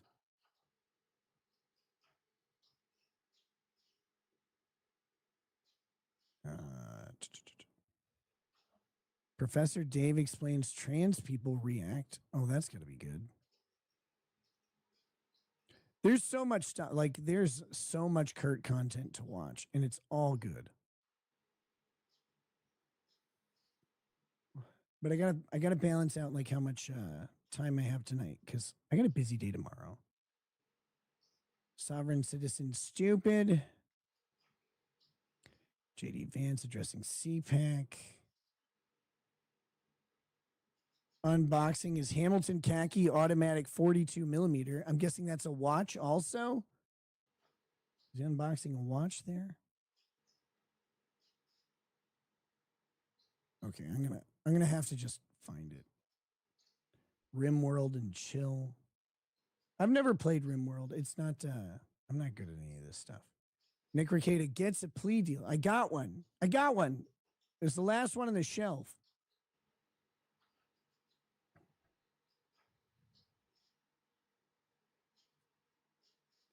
Gets a plea deal. What a weird way to do that. Or to say that. Play games with me, DOJ. Holy shit.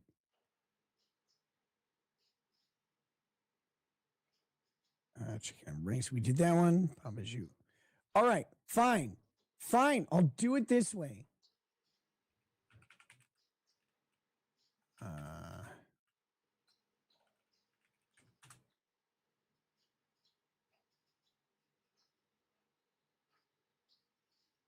Okay. This is like a Nicholas Sparks movie, but it's Kurt and pharmaceuticals.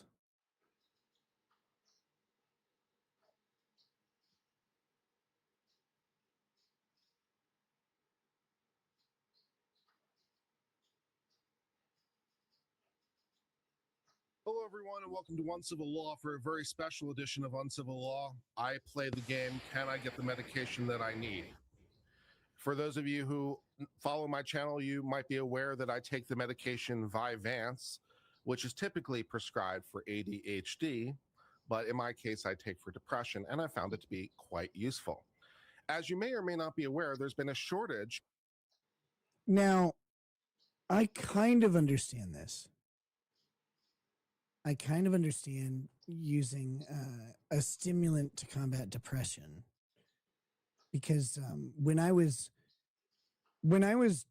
depressed, I guess, they tried to put me on an antidepressant, but my depression wasn't really related. It wasn't clinical depression. It was acute. It was related to a specific thing, and I found that antidepressants themselves didn't really work. Like they didn't make me feel better because they were addressing the wrong mechanism. For me, I needed help getting past demotivation and fatigue. Part of my part of my narcolepsy, I think is that when I get stressed out or anxious, the chances of having a narcoleptic episode skyrocket. And so having something to overcome that, because when that hits, it's pretty crippling. You're out. Like you fall asleep right away. It's hard to move. You get very lethargic really fast. And so I get it. I'm not going to criticize the prescription because I understand why for some people that's what they need. For me, I needed something to help me accomplish things because accomplishing things helps me feel better, and not accomplishing things contributes to anxiety, which then would lead to this sort of depressed state that I was in. So that's I get it. That's that. But that said, I'm not sure.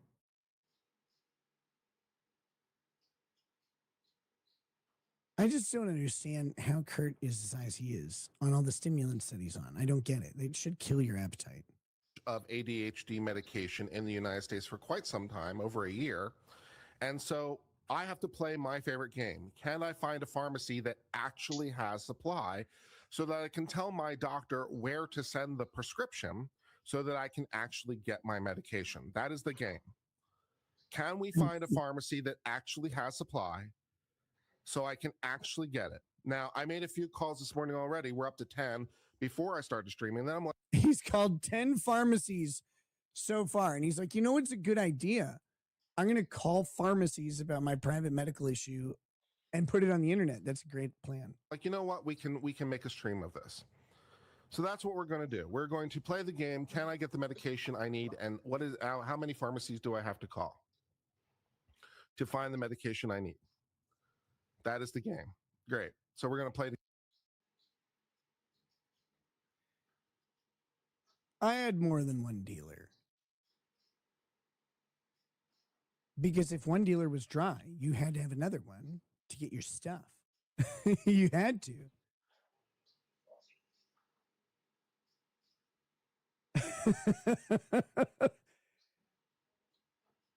I didn't have 10 or 12 or 50 or whatever. I have no idea how many he's going to call, but like, look, I get it, Kurt. Look, trust me, you're not an addict though. You're good. Together. It should be fun / annoying / really irritating. This will be a blast. The game I get to play so far, I've had to play this game every single month, incidentally. Because up to now, I've only gotten 30-day supplies. So it's time to play the game again.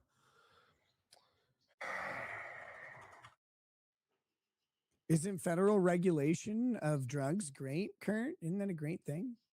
Like, it's so cool that like they regulate this to the point where it's prohibitive to manufacture a sufficient amount, and then they get people on these things, and then they choke off the supply, make it really difficult to acquire. It's so good. I mean, the Controlled Substances Act is wonderful. Everybody should love it. It's awesome.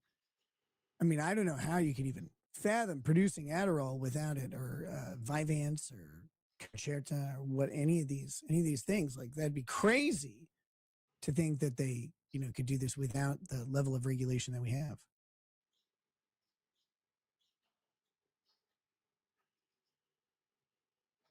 Let's see.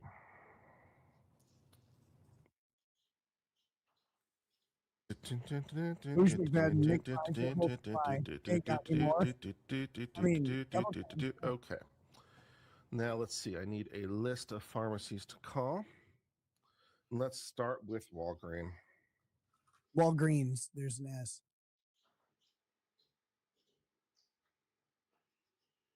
So far this morning, by the way, I called a bunch of HEB stores, the grocery store. His noise. They have pharmacies too. So I called a bunch of their stores, and none of them had it. I called 10 pharmacies, but none of them had it. So let's pick up with Walgreens. Yeah, let's see. No, I think this is at a time when there's a massive shortage on all prescription stimulants. For whatever reason, you couldn't get Ritalin, couldn't get Adderall, couldn't get anything. Oh, baby loves to eat. All right, let's try this one.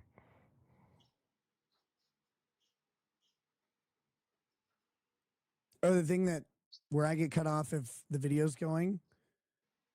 Well, I can turn that off and I can fix it, but it makes it. Oh, wait a minute. This should fix it.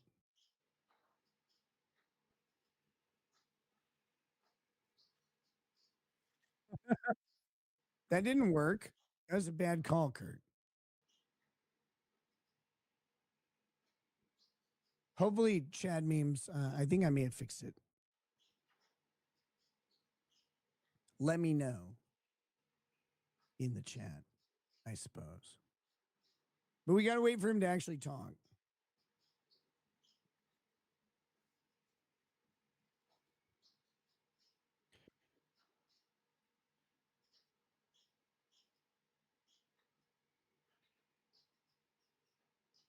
They were using most of the supply to.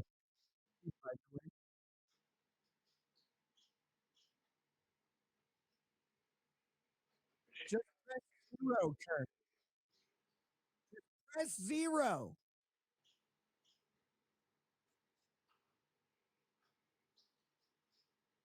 Wait, so could you guys hear him say pharmacy or hear that phone call going on in the background, or is it muted?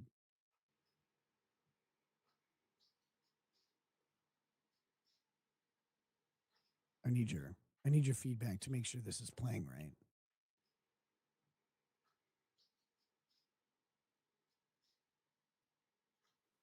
Damn it.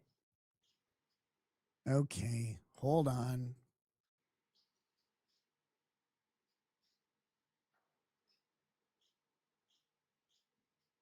Let me see. Do you see?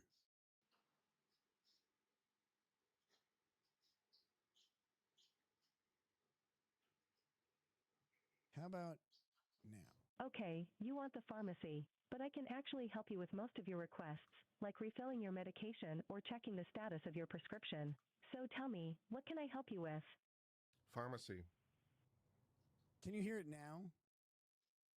Just so you know, today, the pharmacy's open. There we go. That fixed it? Okay. Good.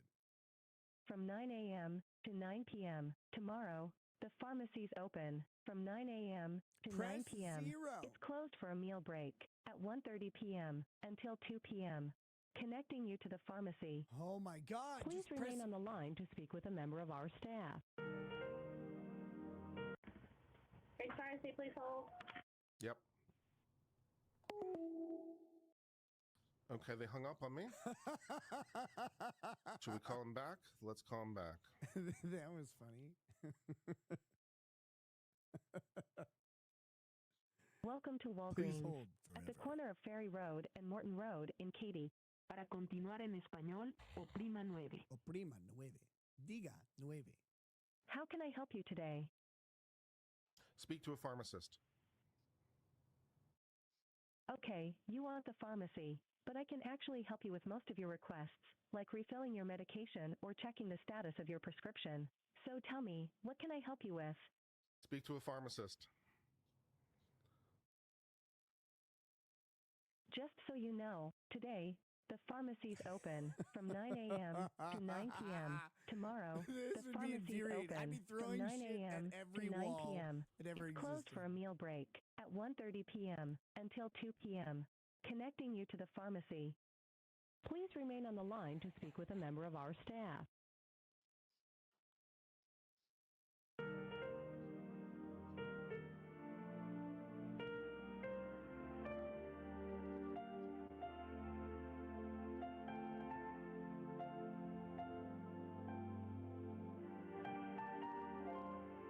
We're sorry, our staff is answering other calls. Please hold on and we'll be with you shortly.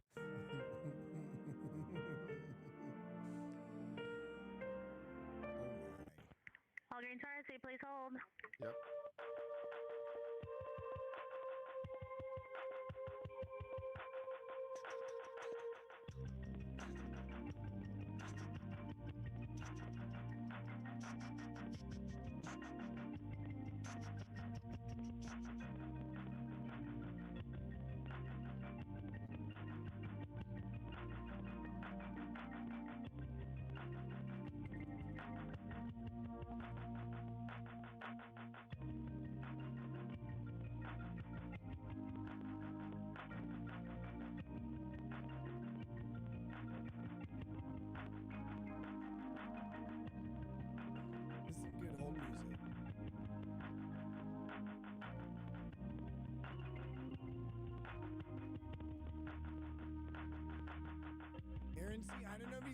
anybody. Him being on stream might prevent him from doing so.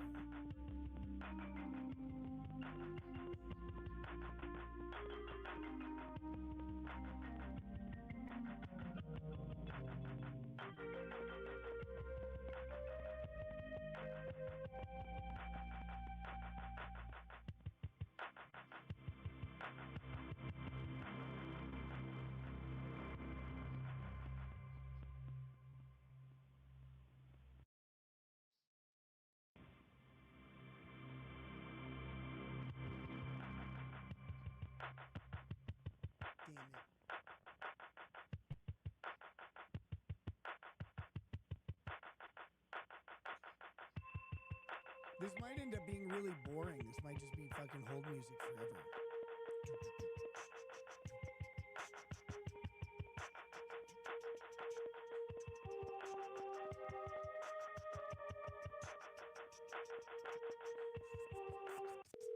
Oh, here we go. We got a person.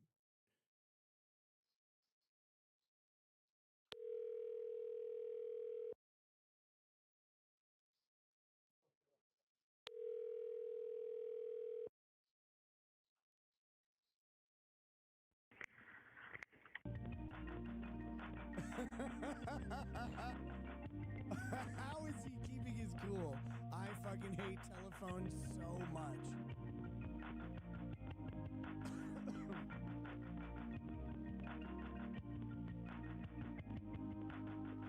Yeah, he could engage a chat. He's not gonna though. But I don't know if you realize like how few people are in his member-only stuff.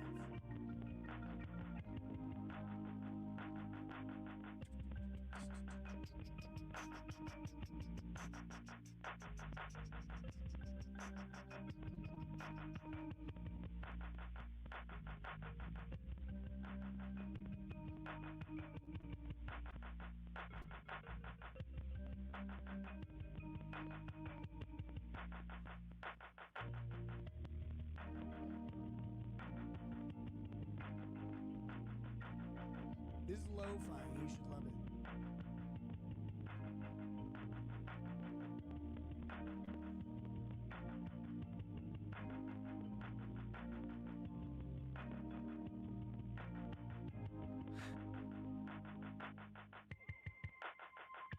Why didn't he talk or say anything? You're on hold. Aaron C, yeah, this is members only on his channel.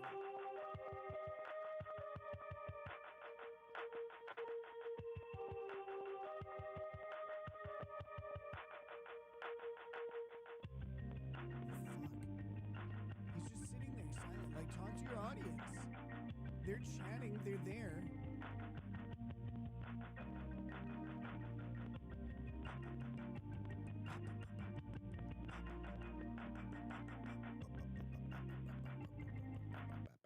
Thank you for holding. May I help you? Yes, hello. I'm looking to see if you have stock of generic Vyvanse in either 40 or 50 milligram. No, we don't have any of the generics. Okay, and None of can our you check to Walgreens see will. if they're in any other stores? None of our Walgreens will have the generics. Our vendor hasn't released any for us to purchase. That eliminates That's all not true. I mean, the last time I got it out of Walgreens. I mean, as far as I know, we haven't been able to order them. I guess maybe the one that you ordered from can order it again for you, but we haven't received any generics since it came out. All right, thank you. I think he's like, no, you're wrong. You're the wrong one here, not me. That's insane. What are you talking about? Here, I have a brief. We have a brief interlude from that. We're gonna go to this one. This is from 11 days ago. I don't know what the person you're referring to is streaming about me or not, because I don't watch his content. The person you're referring to. No, Kurt, you're not at the non-naming thing, are you? Don't say his name. He will appear. I don't watch anything he does. I've long since blocked him on social media, so I have no Rude. idea what he is or is not streaming about, and I don't care. Has So no that's idea. how I feel about it. I don't care. Other when we catch an occasional train wreck on memes channel. Yeah, right. Exactly. Yeah, that's the only way. That's the only way I ever know what he's doing is occasionally it'll pop up in my feed from like meme or someone else. But otherwise I don't follow it. I blocked him on social media. I don't care. Kurt has moved on to the vaunted, the vaunted commentator Meme Copium for all of his Nick Rekieta needs. He can't get it from me anymore, so he had to get it from some other supplier. He called every pharmacy on the block. Where's my Nick Rekieta stuff? I have to get it from Meme. Imagine how much dick you have to suck for that. Oh my God. I don't care. Not If at my all. content brings him some joy in his life, I guess there's that, man. Yes, it does. You know, it makes me wildly you happy. do want to be appreciated as a creator, and if he's consuming my content, then I guess And I'm paying for succeeding. it. That's what I guess. I don't know. Oh Lord. Yeah, I'm too busy lifting heavy things in the gym.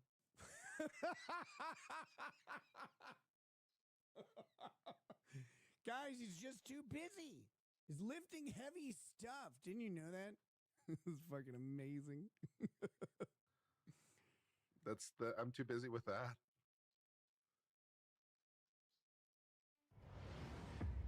He just he doesn't even know how to he's got no time for it. He's just too busy picking up heavy stuff.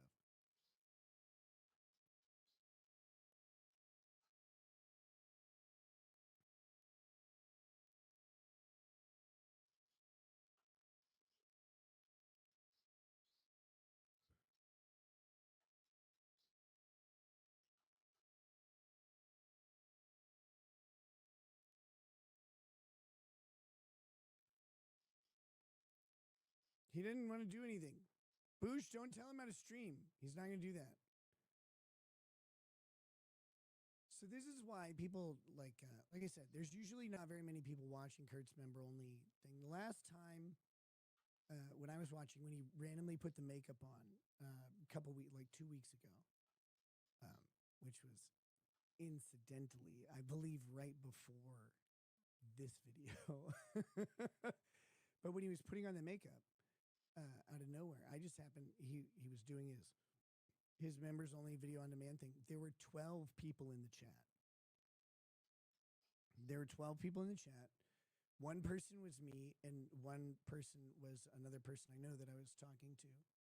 So it's like we made up, we made up 18% of his chat, which is amazing. But this is why. Look, he does nothing. He says nothing for these long periods. Thank you for calling CVS Pharmacy, a health hub location at 15010 Memorial Drive, corner of Eldridge, Houston, Texas. If you're a healthcare provider or calling from a doctor's office, press 2 now. You have a prescription in process right now from a different store location. Yay? Do you want to hear more? No. Say yes or press 1. Okay. Aaron, see, I did not chat in his chat, but I was in I was watching the video live. It says in the live chat, and it shows the number of people that are in there. There are 12 people in there. But no, I believe I am blocked on his channel. And I don't I don't want to disrupt his live streams. So I don't want to chat in Kurt's thing. Blocked or not. I think I'm blocked. I don't know. But I don't want to I don't want to fuck up his live stream or mess with anything. I like watching his stuff because there's so much funny stuff that happens in there. But there are these long periods of nothing where he just doesn't talk at all. And it's like, you need to talk, man. You say funny stuff all the time. If that's all you need, you may hang up now. Or how else can I help you today? Speak to a pharmacist. Sunderwear, you're deaf. Okay, the pharmacy.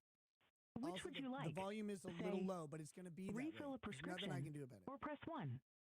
COVID, flu, or other vaccination inquiries, or press 2. Get prescription status, or press 3. Check prescription cost, or press 4. Connect to Minute Clinic, or press 5. Boosh says it doesn't say how many people are in here anymore or when it started. Maybe they changed it on phone. The last time I was watching was on a phone. If you're watching on a computer, I don't think it does show that anymore. I can see how many people are currently watching. Like I can. Holy shit, I missed a bunch of members. There's 16 members on YouTube now. How did I miss that? Fuck me. I'm sorry if I missed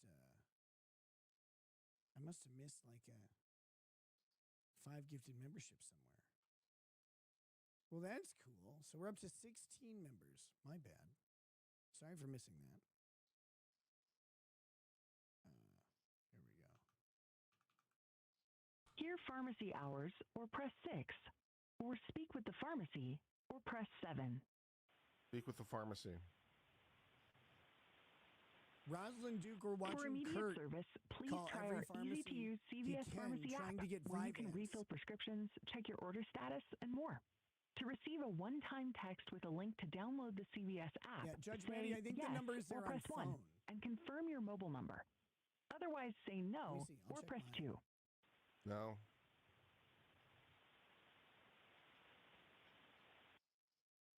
One moment while I transfer you to the pharmacy for assistance. What was this one?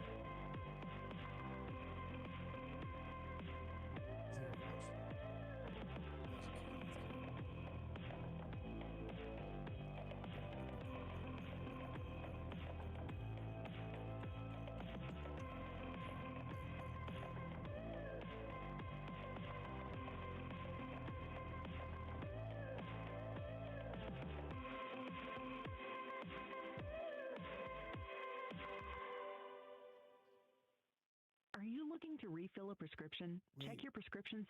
Can I not? Yes, hello. I'm checking to see if you have stock of generic Vyvanse in either 40 or No, 50 sir, milligram. we don't. Okay, do We you don't know if have any other stores Vyvanse do? at all. I'm sorry? No, sir, that medication is on back order. All right, I'll keep calling around. Thank you.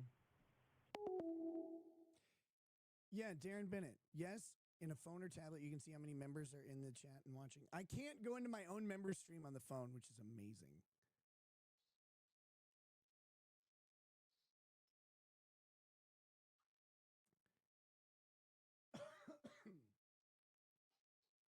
Now be treated to another minute of silence.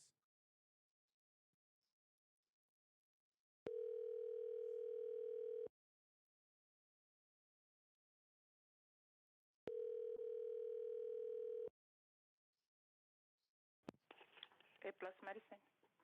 Yes, hello. I'm checking to see if you have stock of generic Vyvanse in either 40 or 50 milligram dosages.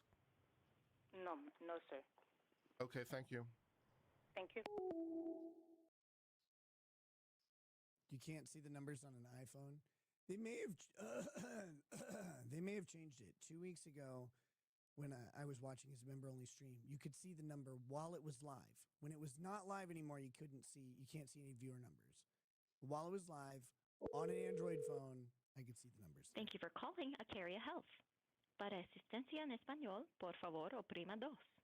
This call may be monitored or recorded for quality assurance purposes. Curry Muncher, Nick, If you know your which party's of the extension, old please squad dial do it you now. still talk to or class Please five note our friends? extension numbers have recently Most of changed. them. To access our dial by name directory, please press 9.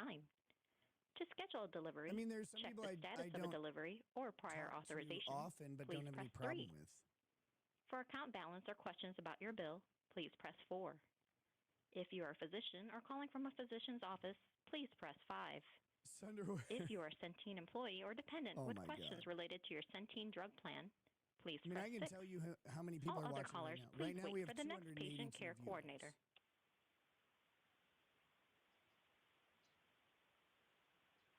Because I can still see that.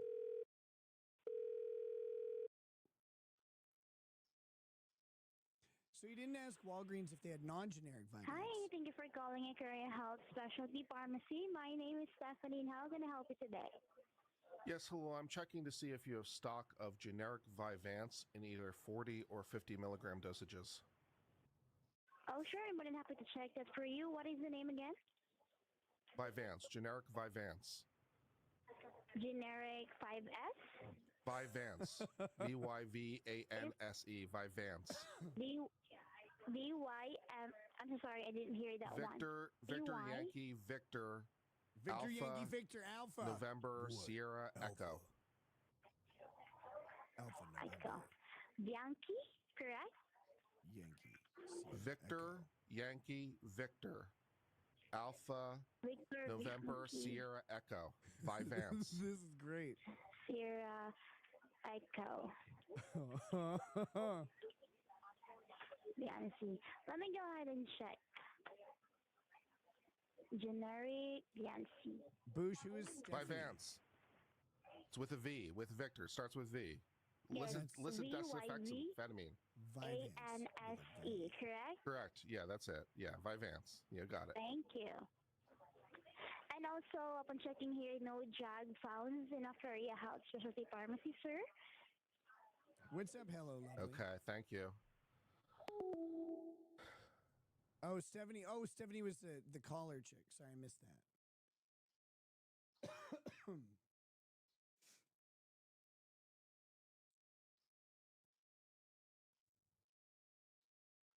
Tell her how to spell Vivance again. See if it helps. Call back. Did you know how to spell it yet? America Specialty, this is Lindsay. How can I help you? Yes, hello. I'm checking to see if you have stock of generic Vivance in either 40 or 50 milligram dosages. Give me 1 second so I can transfer you to a pharmacist. Thank you.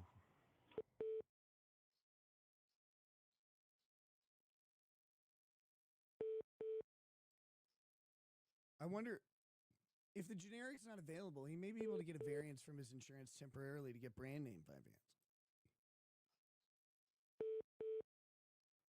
How much does a month of Vivance cost? Just like non-insurance. How much does 30-day supply of 50 milligram Vivance cost?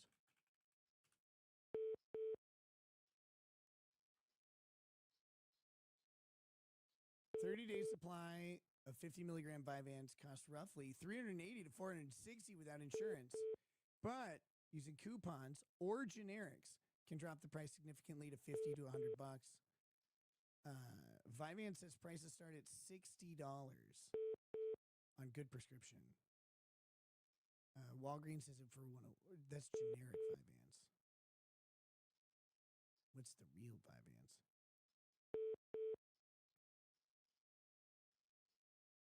So it's crazy how a lot of these things work. If you are uninsured or underinsured, there are these coupons from so many pharmaceutical companies. I get 90 days of modafinil free from a coupon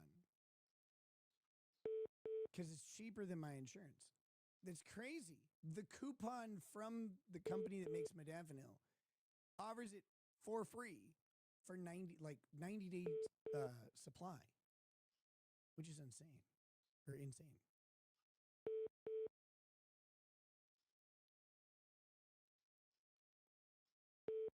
What coupon? It's like if you ask your pharmacy because they get the coupons from the pharmaceutical companies, and it's just like a code that they apply if someone's underinsured or uninsured or uninsured for a specific thing.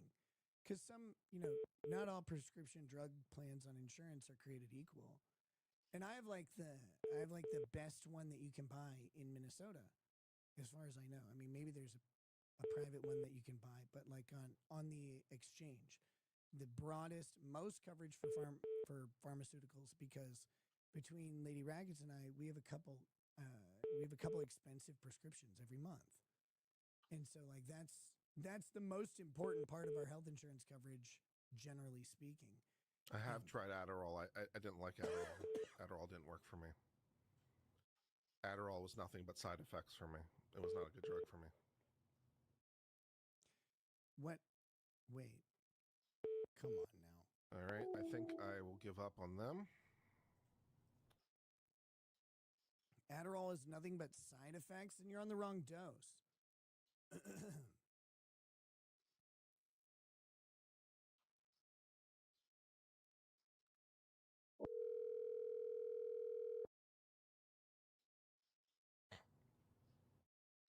Adams Pharmacy, how may I help you? Yes, hello. I'm looking to see if you have stock of generic Vyvanse in either 40 or 50 milligram dosages. Nope, sir. All right, thank you. Nope, sir.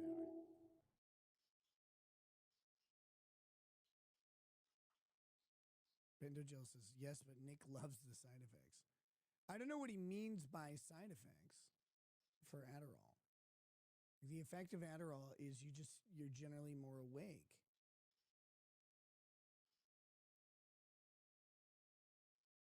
So he's up to 16 pharmacies called now. Now, Miss Jessica, in Kurt's defense, this video is from a long time ago when any stimulants were really hard to find from pharmacies. Thank you for calling There's a nationwide HealthQuest. shortage. If you are having an emergency, please hang up and dial 911. I don't know For how much more of assistance, this we're going to watch. please listen to the following options. For questions regarding the COVID-19 vaccinations, please press 7. For intake, press 1. For nursing, press 2. Adderall For made him pharmacy, gain a few press pounds? 3. How? For billing questions, Amphetamines are an appetite suppressant. Stop bragging about your monthly Viagra prescription. I don't think Viagra is covered by HealthQuest insurance. Infusion and Specialty. This is Ty. How may I help you? Yes, hello. I'm checking to see if you have stock of generic Vyvanse. Okay. Vyvanse is DL amphetamine. I don't know the difference between L amphetamine and DL amphetamine.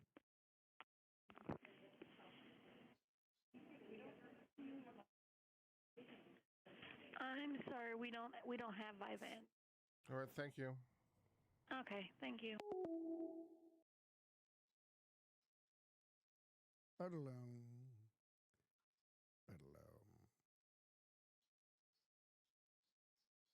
You gain on them too, but I was also a fat meth head, speed, and eat fast.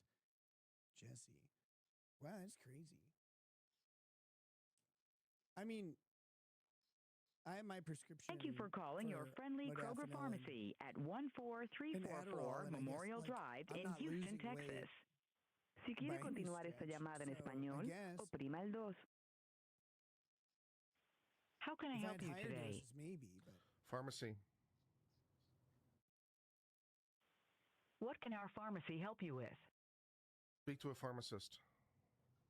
how could he tell if he gained a few pounds? Can you tell me a little more about what you need help with? I need to speak to a pharmacist. 8 months ago, he was down to 331. He hasn't mentioned Are you a it patient? since. Yes. He hasn't mentioned losing Please any weight hold while since I transfer you to the He's pharmacy. said Just he's so you around know, 330 you can still. quickly submit a refill and check the status of your prescription in both our app and website. One moment, please. Good morning, Kroger Pharmacy. Can I help Life you? in general, is it me? Yes, Am I hello. I'm coming off checking to worse? see if you have stock of generic Vyvanse. Generic ones? No, like most pharmacies, are having a hard time getting those generic ones right now. So. Yes, I'm well aware. I've called 17 pharmacies so far. You're number 18. He doesn't care. Okay, I'm so sorry about that. Yeah, we're a lot of them we all order from the same supplier, so we're going to have the same issue. So it's been really tough lately. So I'm well aware. Thank you for your time. Like, guy's like, yeah, sorry. We don't have any. He's like, I've called 17 other pharmacies. Yeah, okay. That doesn't make me have the Vyvanse. Like, what are you talking about? Ah!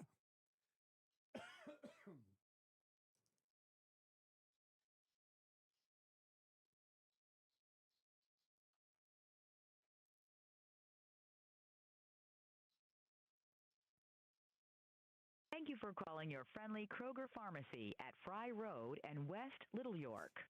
Si quiere continuar esta llamada en español, oprima el 2. How can I help you today? Pharmacist. That's what he Can does you when he tell me talks a to little women more about too. what you need help with? Pharmacist. Hi, what can I help you with today? Vagina. Are you a patient? Let me in. Yes. I want to get in there. Please hold while I transfer you to the pharmacy. Just so you know, you can quickly submit a refill and check the status of your prescription in both our app and website. I don't know if I can tolerate like watching all of this. One moment, please. Keeping going. I don't know why he thinks he's going to find this in Houston when all of the pharmacies he's called are out. Kroger Pharmacy, can I help you? Yes, I'm checking to see if you have stock of generic Vyvanse. Give me 1 second. Do the shaving one. It's not him What's shaving. the strength? He just either 40 or 50 milligram.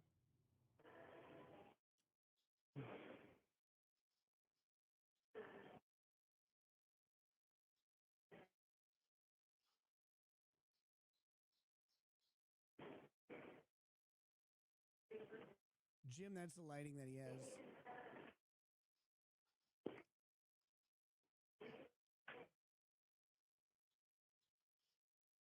We'll ditch the sunglasses for now.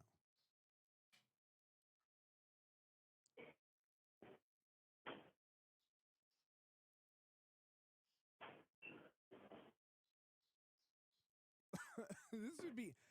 He is so calm. Like I would be. I would have quit a long time ago. It's there. But it's showing me we have like 2.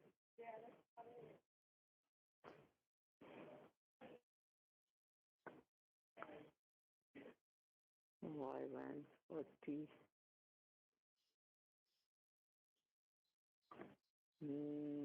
For 50, we don't have. Let me check for 40. Let me check for the 40. Please hold. Thank you.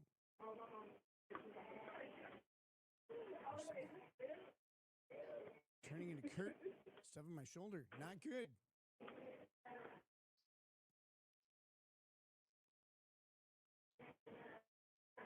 No, sir, we don't have any. Okay, is it 40 and a 50. Is it possible to check inventory of other pharmacies? Okay, so every pharmacy, this is a control, so all the pharmacy, they have like, we don't have access to them. So you just call whichever pharmacy you want and they will able to let you know. Okay, thank you very much. You're welcome. Vincent Tuff says, hey, Sir Nick Rekieta, a 1-month supply of Vyvanse in down under Australia is $21 US for 40 milligrams. Yeah, well, that's just like your opinion or whatever.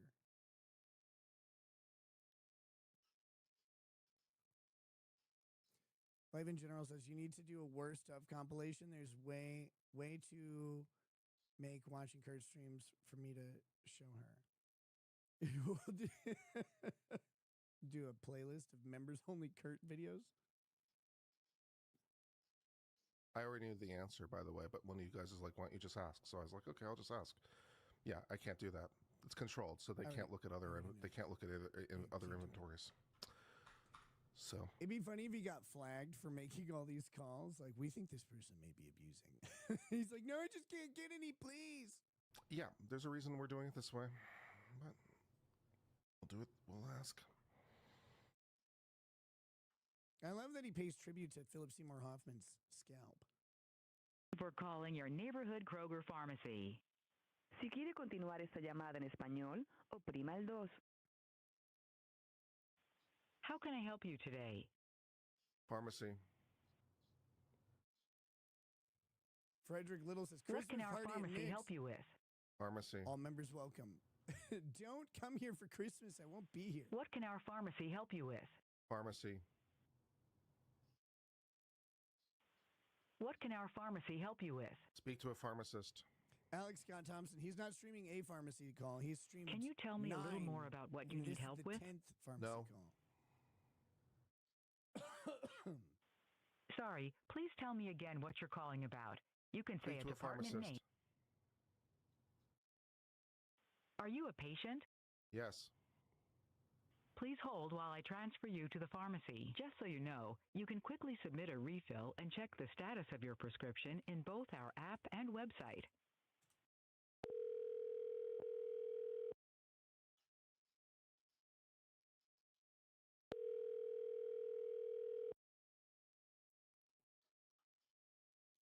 We're about to put this Vyvanse video on hold and switch over to the shaved can I help video. you? Yes, I'm looking to see if you have stock of generic Vyvanse, please. What strength? Either 20 or 40 milligram. When he went 20 or 40 instead of 40 or 50. Frederick Little says, I never said you had to be there for the party. I don't have either one. All right, thank you very much. What strength Vyvanse are you looking for? Yes. Yes. I'll take all your pills, please. Okay, so that's 20. I think he's up to 21. All right, let's take a peek at this one over here. The Vyvanse one, maybe we can go back to it today or some other time. Okay, so the title of this video is I Shaved and Had a Rough Day, VOD recording and editing. And I didn't know you could tell you shaved, but like you can see it. I can see it on your face, that hair ran away. What are you doing? She shaved and had a rough day.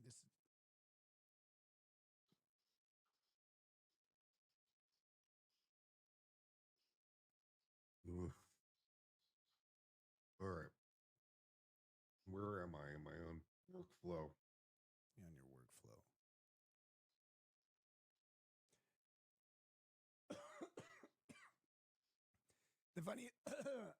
The funny thing is, hi. Every drug dealer in Houston had Adderall or had Vyvanse at the time. I'm guessing.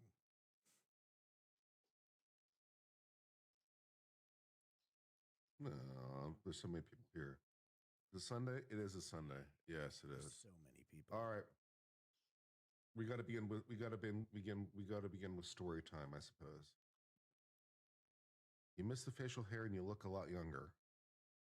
I'm not sure both those thoughts can be said at the same exact time, but wait, what? All right. Well, anyways, on the didn't make sense facial hair front,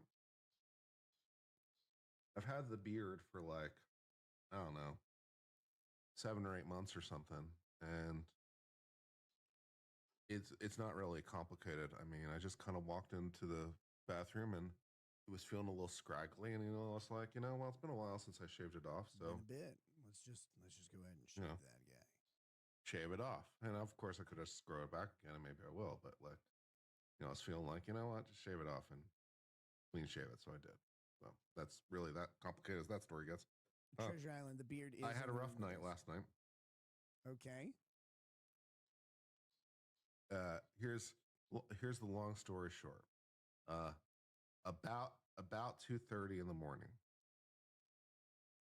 I was attempting to drive home, and well, I blew out 2 tires, and lose the weight. I was sort of coming in this I was in this residential neighborhood, right? And there was a construction. Don't come in residential neighborhoods, Kurt. Part of the road was blocked off from the orange barrels and such as one does. And so basically it was like this one lane, and not 100% sure what happened, but I think I hit this piece of metal, right? That was sort of in the road that I didn't see. And so I gouged the shit out of 2 tires. Like one of the tires, it's like you didn't have to look for the leak. The leak was the massive hole in the tire. It's like, always look for the massive that's not hole. ambiguous. Now, of course, since I don't have 2 spares, because who does? Might I not had to be call as for a fun tow, and that took a long time. And then I had to go back to the shop this morning after I chopped my car off, at like 5 in the morning or whatever. Got like 3 hours sleep.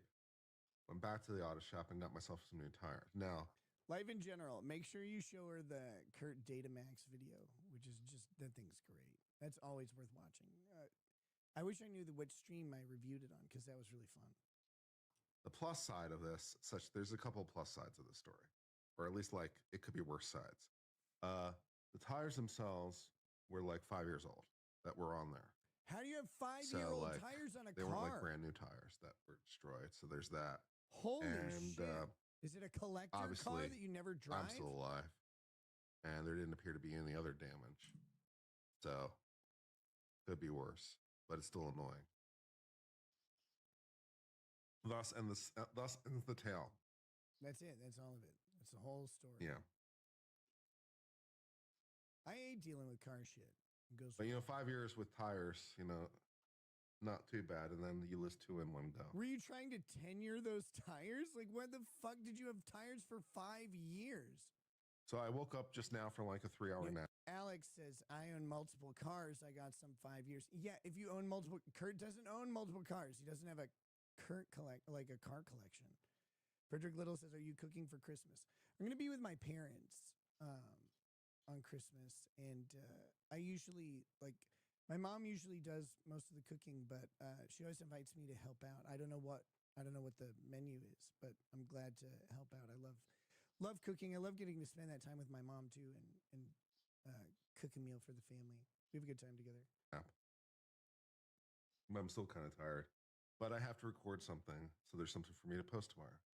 So I'm going to do that. And I also have to sneeze really bad. Sneeze, do it. Why Here we go. You coward. Unmute it. Let's hear that sneeze, Kurt. But, I'm having issues. Can we leave voice messages for your parents about how much we appreciate you? Please don't. Consequently, they don't need. I did go to the gym yesterday, but consequently, I did not go to the gym today. But it's very much appreciated because of Judge Maddie. No, they're not in Houston. Sleep and such. So my parents haven't lived in Houston. I'm gonna try to get a really solid night's sleep tonight and hope we can pick up tomorrow. Lord. All right. Tony P gifted 10 uncivilian memberships for that. That's amazing. Alex Scott Thompson. I don't think Nick's parents want support from us. My parents like this I won't say they like the show because they don't watch the show, but they like what I do, and they love that people support me. Like they love that. So, I mean, believe me, I think my parents very much appreciate you guys. It's just they don't need random voicemails being sent or anything like that to them.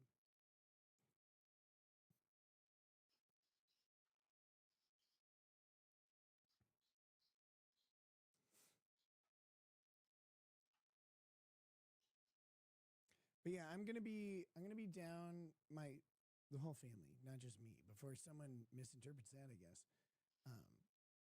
My family and I will be down hanging out with my parents for Christmas. I'm usually able to stream from their house just fine. Nothing good happens after midnight? Fair.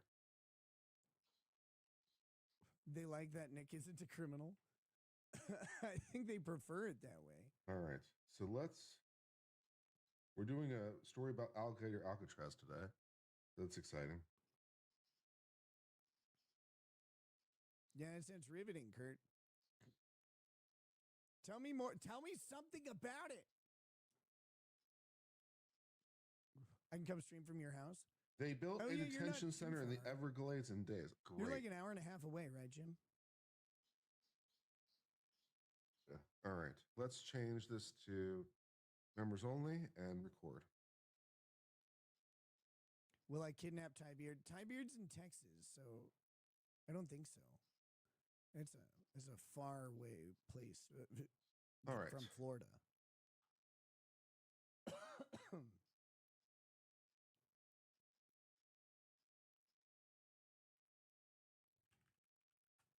So they built a detention center in the Everglades in days, not years, but days. Okay. And they called it Alligator Alcatraz.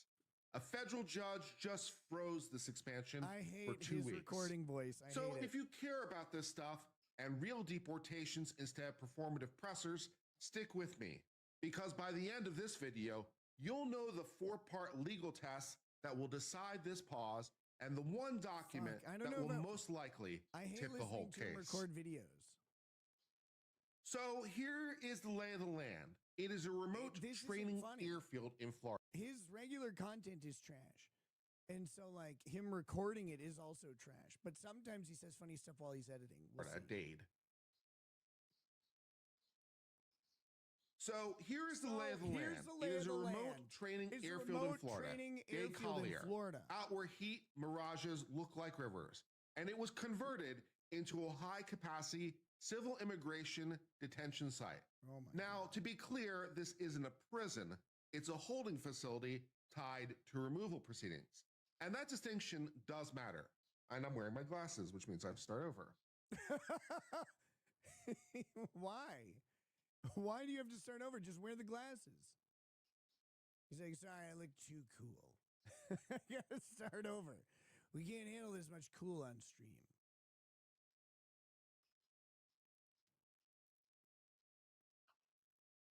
Frederick Little says Christmas ham and mashed potatoes. That's not bad. I like doing Christmas turkey. I don't know. I don't know what. So they built a detention center in the Everglades in days, not years, but mere days. Mere days. And they called it Alligator Alcatraz. A federal judge just froze the expansion for 2 weeks. So if you care about this stuff and real deportations instead of all those performative pressers, stick with me. Because by the end of this video, you'll know the 4-part legal test that will decide this pause and the one document that will most likely tip the whole case. That's what I want to know. I want to know the 4-part legal test. So here And is the one lay of the document. land. That sounds great. It is a remote training airfield in Florida, Day Collier, out where heat mirages look like rivers. And it was converted Everywhere. Heat mirages always look like rivers. What are you fucking talking about? I grew up in Houston. Like, the heat mirages all look like rivers flowing across the street. Sometimes it was just the bayou flooding. basically overnight into a high-capacity civil immigration detention site. Now, this distinction matters because it's not a prison, it's a holding facility tied to removal proceedings. Civil detainees aren't being punished for violating any law, rather they're simply being... Alex Scott Thompson says, I was there when you were 0.999 BAC and you still spoke clearer. Wait, where was I that high BAC? Where are you saying it like you were physically present? Or was that at Vegas? My Vegas show? God, I drank a lot. held while the government figures out what to do with them. Kind of similar to bond. But the core here is simple. You can't... Kind of similar to when a person is retained instead of being put on bond. But the core here is simple. You can't enforce immigration law if you don't have the capacity. And the adjacent problem is you can't have the capacity if you haven't built the infrastructure. So Florida has enacted an emergency state authority to move quickly because, of course, this problem isn't theoretical, especially for Florida. When law enforcement ramps up and there's... So, Kurt's face is a phenomenon that must be discovered, researched. He doesn't have a tan, right? And I imagine Kurt is very fair-skinned, obviously. He's got those redheaded genes, even though his hair's like kind of blondish or whatever, but he's like redhead styled, I guess, without any of the benefits. He still has a soul, maybe. But it's like he has giant sunglasses, tan lines, but it's not tan lines. Like he's got like an inverted raccoon mask. This is a bad pause. He looks fucking tossed right now.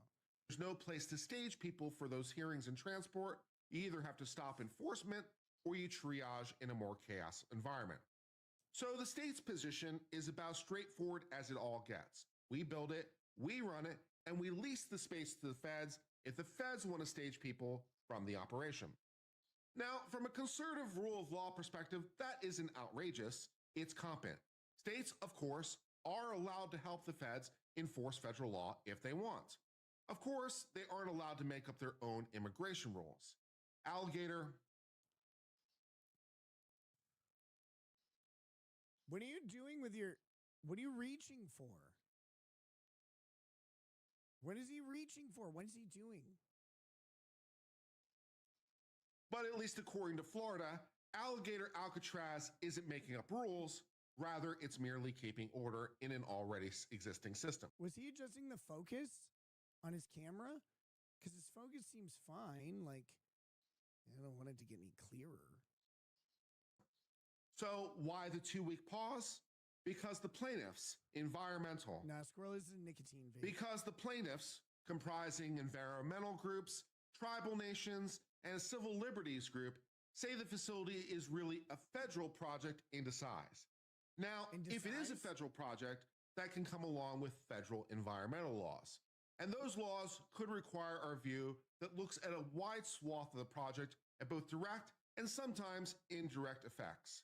It also requires consultation and checks that go a lot deeper and are a lot more thorough than a state agency's procedure can be.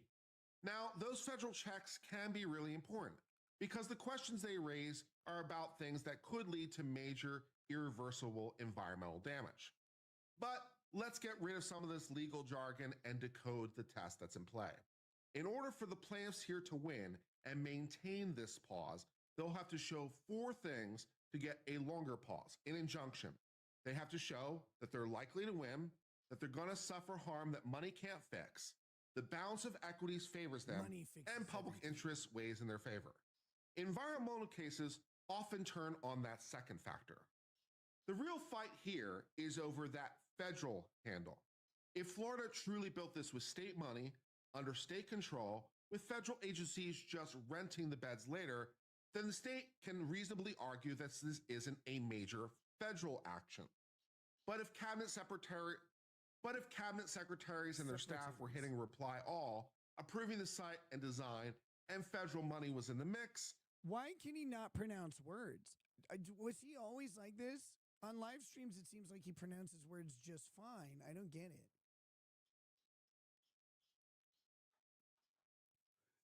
Aaron C.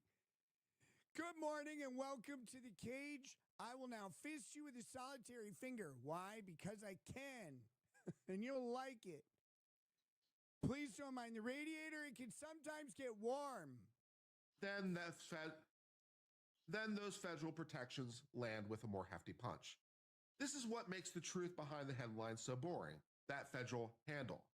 Now, I'd probably say the single document that's most likely to decide who wins this story is an October 13th, 2011 memo from the U.S. Army Corps of Engineers. Because that memo will help determine whether this is more of a federal or state project. What about the concerns to the nation and environmental claims? If the initiative impinges on cultural resources or endangered environments, federal law might insist on talking it over more first. But key, environmental law is not. He just lacks any natural inflection. It's so weird. Talking it over more first. Wait, what? How the fuck does that even work?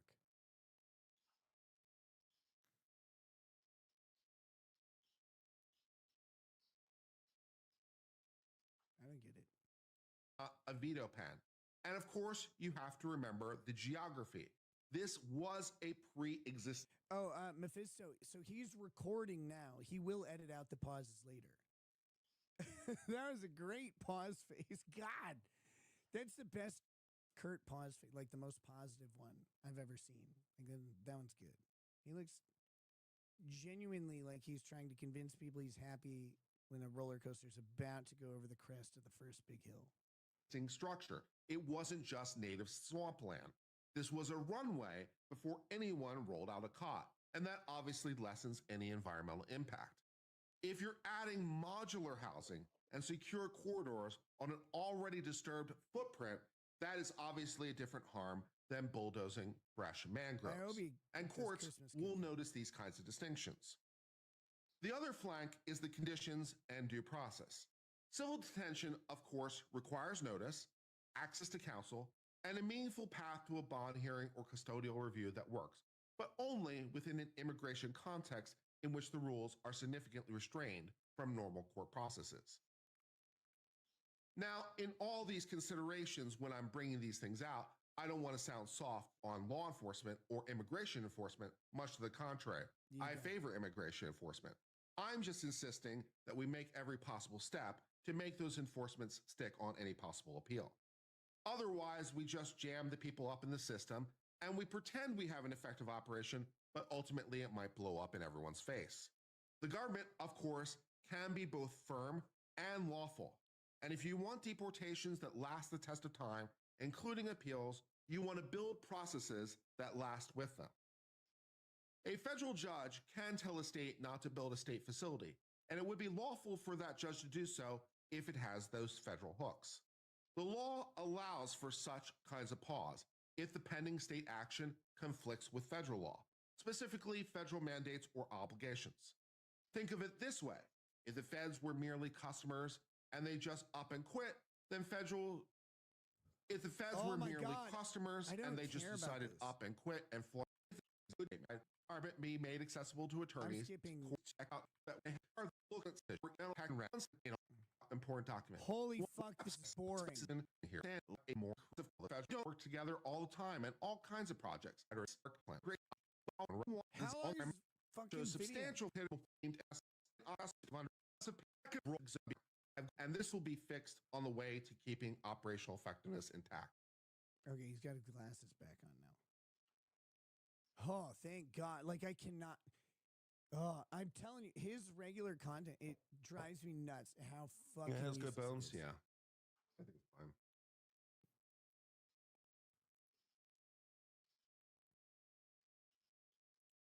I don't know why he streams this. He started doing it a long time ago. I mean, this is like some of the oldest content on his channel is like, oh, I'll stream me making content, as if anybody wanted to watch that.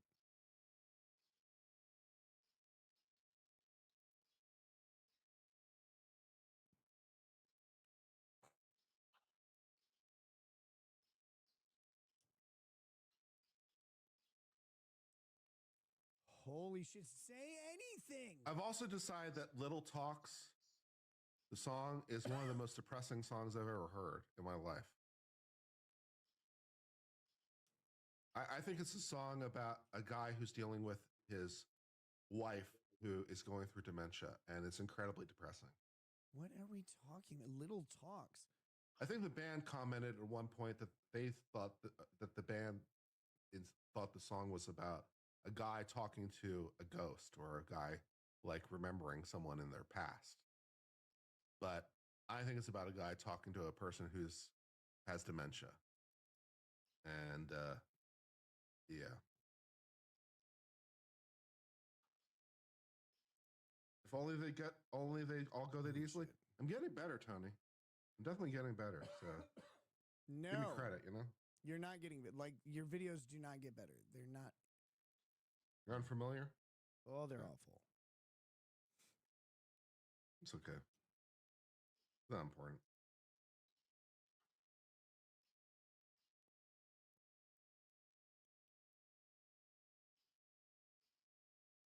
I used to think Mr. Rogers was weird for wearing a jacket inside.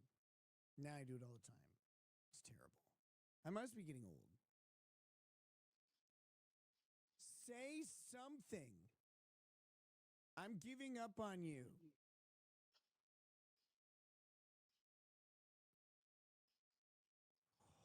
Oh my God. This is torturous. This is brutal.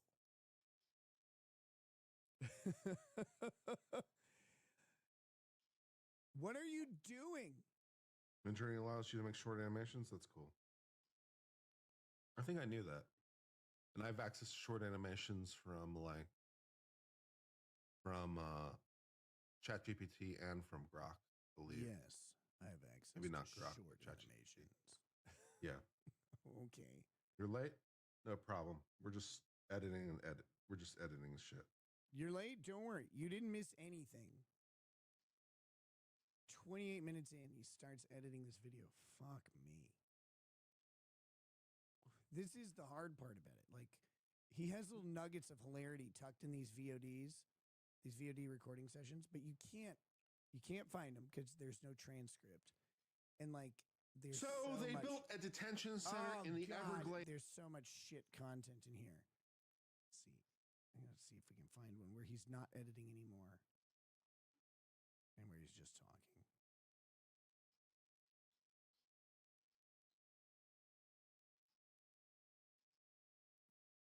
He's editing for the rest of the video. Is he just... Oh.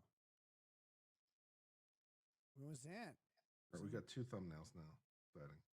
You got 2 thumbnails? Close that window, close that window, close that window, close this one. I can't do it. I can't do it.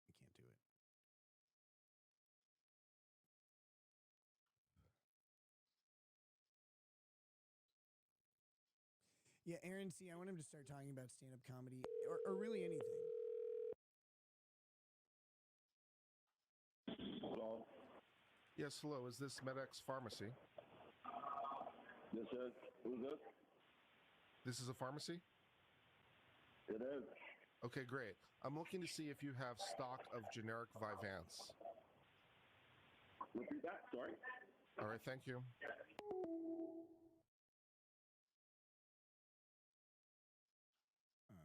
Let's see. 5 years ago, brief hangout. Friday 3.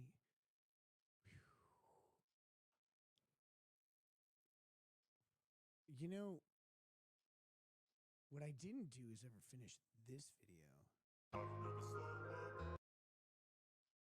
Oh, fuck. Where were we? Damn it.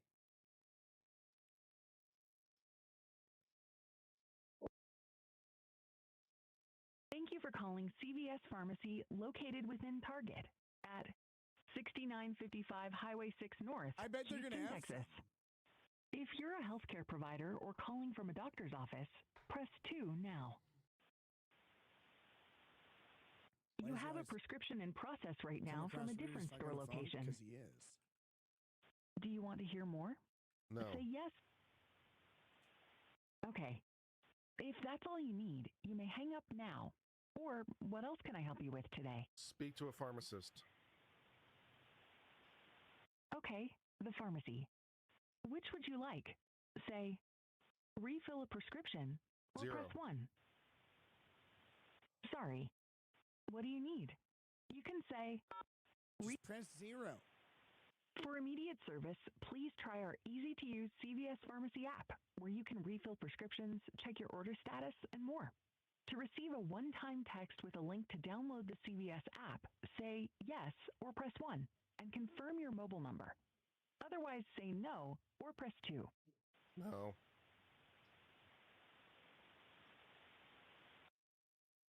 One moment while I transfer you to the pharmacy for assistance.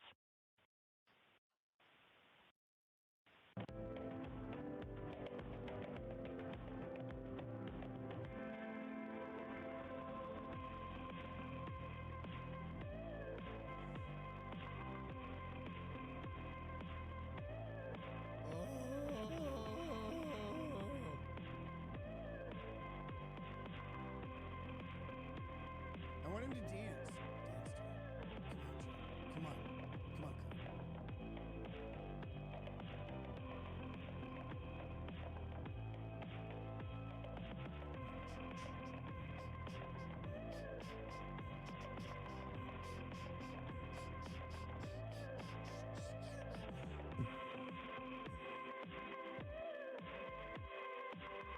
Did you know you can manage prescription refills and check order status with an account?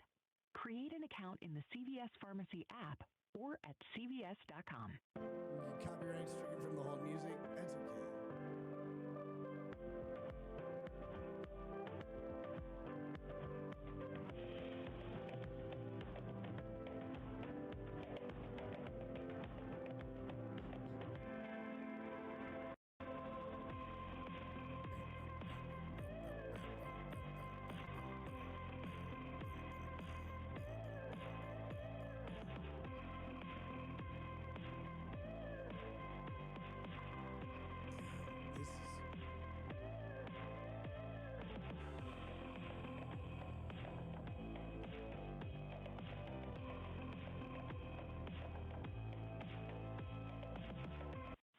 CVS, can you hold, please? Thank you.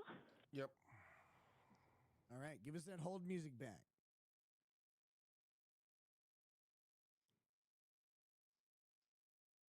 I can't use Amazon Pharmacy. I've already checked into them. They don't supply it because it's Schedule 2. So, Amazon Pharmacy is not an option. Same problem with mail order, incidentally. because it's scheduled to.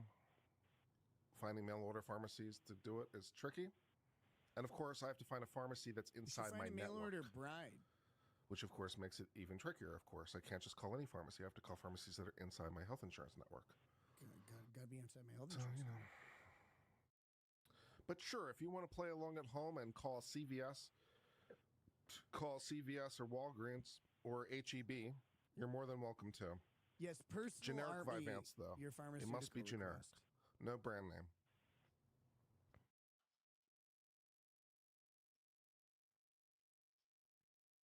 Holy shit. Call hospital again. I can't just call anyone. I have to call someone that's inside my network. Call it's health everyone. insurance. I can't just call any pharmacy. So I have to call the ones that are inside my network. That's how it works. Good Lord. Like, I just... Argue with your chat. Please, do something. Do anything. How far am I willing to travel? I mean, it'd be nice if it's within, 15 or miles or so, but 77084 if you want to start looking along at home.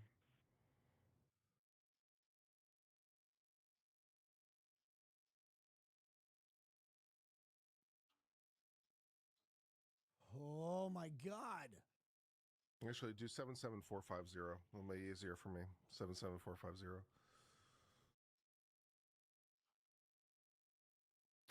If you use a coupon pay out of pocket, I've checked into that, GoodRx and things like that. Last time I checked to pay out of pocket, even with a coupon, it was over $500. I forget exactly how much, but it was a lot. Not a chance. Even with a coupon, it was a lot.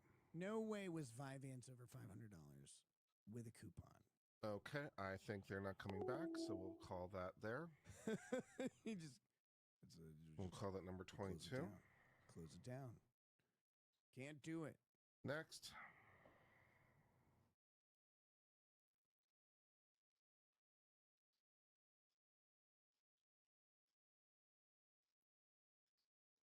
What's the name of the generic lisodexamfetamine?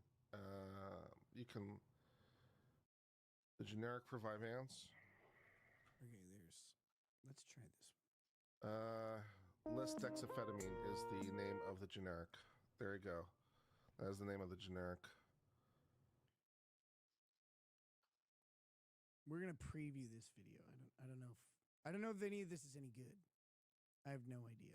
The Vyvanse stream is like he's not getting angry enough, so I don't like it. Why does he want it? So he uses Vyvanse under prescription, all above board. I'm not accusing him of anything. He uses Vyvanse as an antidepressant, according to what he said earlier. His doctors prescribed him Vyvanse because antidepressants weren't working for him. And I explained earlier, just so everybody's very clear, I have no criticisms of this. I have the same thing. So this is called Because Some of You Need Help on Logical Reasoning. So Kurt is going to play the fallacy quiz. We're going to learn about formal logic from Kurt.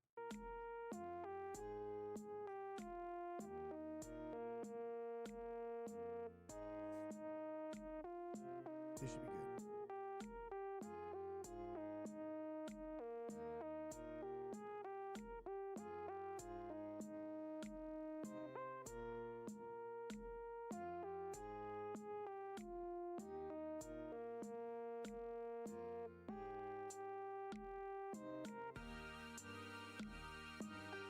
Yeah, the video is loud. He doesn't know he's muted.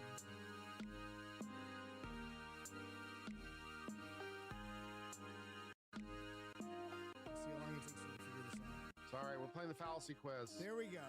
1 minute. We're playing the fallacy quiz. As you play, you can unlock pages from the fallacy glossary. Yes. And improve your critical thinking skills to be better equipped to avoid being manipulated by flawed reasoning.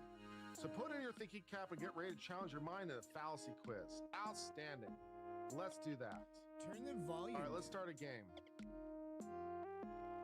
Turn the volume Easy down. mode, expert. Let's start with easy mode, I guess. No, you should do an expert. Round one. What a critter. Am I ready? I sure am. Humans are mortal and I'm human, therefore I am mortal. That is valid. So this is the beard that he shaved off, by the way. We've never put diced tomatoes in guacamole, therefore we shouldn't do it now. That is fallacious. Nailed it. I know what it means. Appealed to tradition faster than You've read a lot of books, but doesn't necessarily mean what you say is correct.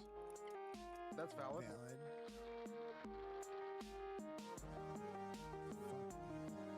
I'm going to turn this down.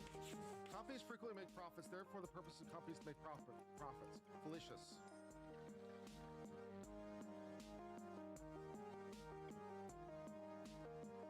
Oh my They God. appointed a minister, but doesn't mean things will necessarily change. That's valid. I thought he was just going to yell at his chat about how they didn't understand logic.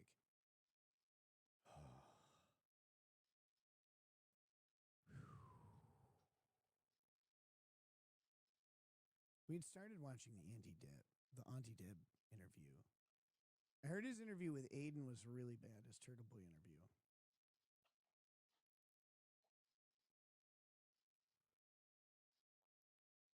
I think this is about where we were on Auntie Deb. I think that I felt like the first trial, especially the first trial, had nothing to do with Karen Reed. It wasn't about Karen. That was Jen McCabe's trial. That was the trial of Jen McCabe. That was the Alberts. It had nothing to do with Karen. Nothing. And even in like the videos I made of the first trial where I did a parody of it, I only did Karen for 1 second and she wasn't even talking.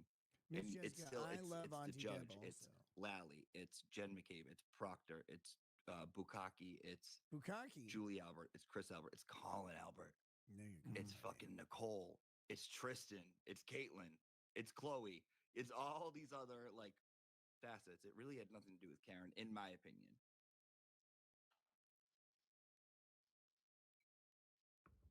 So Kurt does this thing, I think, while interviewing, where he and I have to be careful to not do this personally. He doesn't listen to the other person. He has his thing that he wants to say, and he waits for them to stop talking. I'm like, Karen, who? Like, who? We don't even know who that person is. We don't know, like. The trial did come out a lot of those other people for sure. A lot of those people weren't called in the second trial, so it couldn't have been about them, I suppose. So that was an interesting aspect of it. Maybe What do you think about that? Do you think they should have? Did you miss him? Well, I'll ask you this: did you miss him? Yeah, I do. I've given this a lot of consideration with Proctor because Proctor is the one that I would obviously most want to call, and I've given this a fair amount of consideration. And I don't know for sure, and if I ever get them to answer the question, which they've been sort of cagey about answering the question, but my thought is they were concerned that they would just be stymied on direct if they called Proctor themselves. They wouldn't really be allowed to ask the questions they want. First of all, even though they absolutely should be allowed to, they probably wouldn't be given permission to ask questions as a hostile He's witness, just a riveting which means conversation. if you do that, then you can ask leading questions on direct. Because normally you can't ask leading questions on direct, but if you get them declared hostile, you can. So by all rights, this witness should have been declared hostile, but the judge isn't going to go for it. You know that Brendan's going to be objecting every 5 seconds, and the judge is going to sustain everything. So it's going to be able to completely stymie your flow and interrupt you and what you're trying to do. And then, of course, the prosecutor will absolutely just feed Proctor just all the answers. It will be the most blatant feeding of answers in the history of time. And of course, the judge won't have any problem with any of that. He'll be allowed a robust cross, don't you know? And so I think that was what they were concerned about. I think they were concerned that they wouldn't be allowed to do what they wanted to do. And in the end, it would just be a net negative. Holy shit. I have a question. Yeah. Why can't, and this is just a legal, I don't know much about court trial. I really don't. Why can't the defense call Michael Proctor, and why can't they question him that way? Why can't they? Well, they absolutely can call him, but normally when you call someone on direct, you can't ask leading questions. Which is, explain that. That's just Yeah, except normally you can't do that, but there may be a law enforcement exception. Now, I'm not sure in Massachusetts if there is, but for example, in the Kyle Rittenhouse case, if you're the defendant and you're calling a police witness, you automatically get to treat them as hostile and ask leading questions because they are agents of the state who's prosecuting you. So I don't know that they'd have to work too hard to get permission to. You can't ask them leading questions that suggest the answer. and So a treat 'em direct hostile. question is who, what, when, where, why, how. Like it starts with one of those words, basically, is who, what, when, where, why, how. So you have to ask open-ended question. Whereas on direct, you can be much more, or across, you can be, you know how a cross-examination question sounds. It's like, you know, Yeah, the state didn't call the lead detective. They're also not required to. And that's the thing. And they learned that Michael Proctor was a really unfavorable witness in the first trial. So in the second trial, they didn't want to call him. went to the park, didn't you? It's like, it's supposed to, where did you go? Right? So direct question be like, where did you go? A leading question be like, you went to the park, didn't you? And like, who did you see versus you saw Jimmy there, didn't you? Right? Those kinds of things, right? You just get to basically give them the answer in the cross-examination. And you can't get your point across that way? Like, what I'm asking is, why would it be difficult for them to ask him the same type of questions they would if they were cross-examining him? Because if they called him himself, they wouldn't be cross-examining. It would be direct. Right, but why couldn't they ask him the same type that they would if it was a cross-examination, but only phrase it differently? Well, they should be allowed to, because that's what declaring someone to be a hostile witness is. When you declare someone to be a hostile witness, it gives you permission to ask cross-examination questions on direct, which isn't normally allowed, but you need permission. Ah, Permission before you do it or in the middle of it? Bento gel, At any Blanton's time. will piss me I mean, off it the doesn't most necessarily have to be off right that at the list. front. It can be at some point in the examination. If they fight you, you can ask for it later. But you know the judge is going to say no. What would stop? Train on. Hey, what's up? That's my next question. What would be the reason for no, you can't ask them? She doesn't really need a reason. Really? Not really. Just be like, no, I think it's fine. Move on. But why no in the first place? Like, why can't you do that in general? Why is that a rule?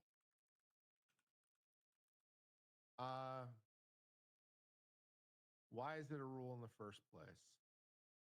I suppose the principle is that when they're on direct, we don't want to suggest the answers so that the person will just give the testimony they believe to be true, as opposed to what they think that the person wants to hear.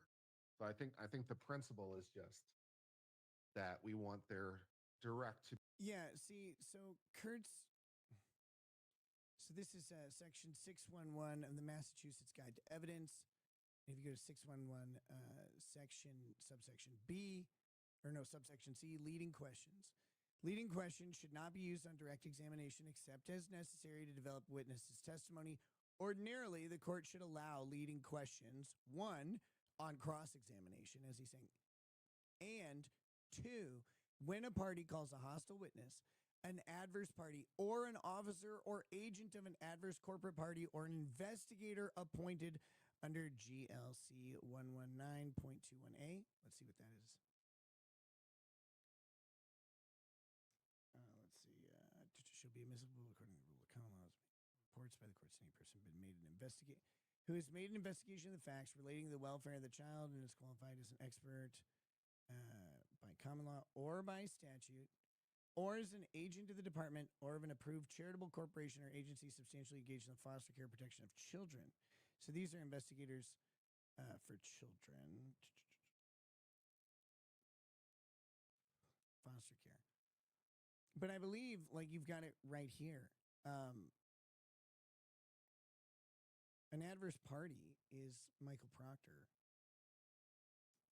But again, a hostile witness should be covered as well. Like, again, it's the lead investigator in the case from the state. He's an agent of the state. He's clearly hostile. And if the state doesn't call him, you could call him on direct. Like, this would not be a big deal to get to ask leading questions. Be unfettered. It's interesting. Wouldn't Bev simply deny labeling Proctor as a hostile witness? She could deny it. They could immediately appeal that, or even get rid of mandamus. I mean, he's obviously a hostile witness. It's crazy to think he wouldn't be. Let me see if there's civil procedure.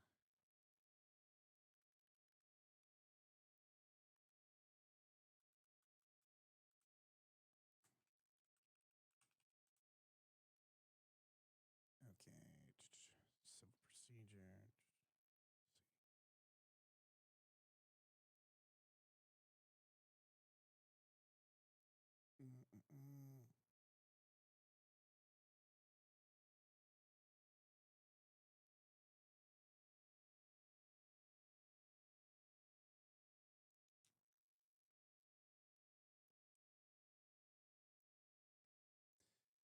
Hold on.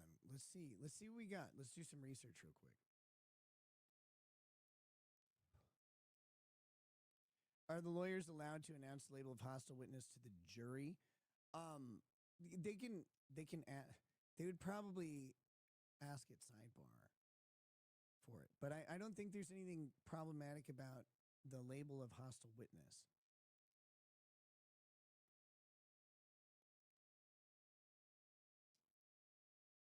Let's see. Here we go.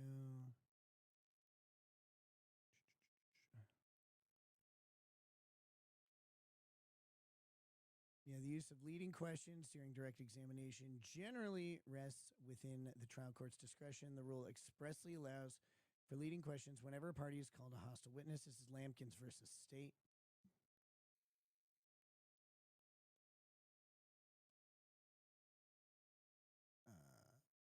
Prior to the trial court declaring her a hostile witness, Pat Drake testified on direct examination that she had lived with Purcell, that she was a good friend of Purcell, and that she would like to see Purcell found not guilty. The trial court did not commit clear error in declaring Pat Drake as a hostile witness.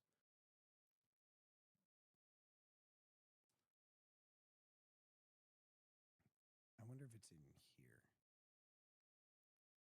Let's find this.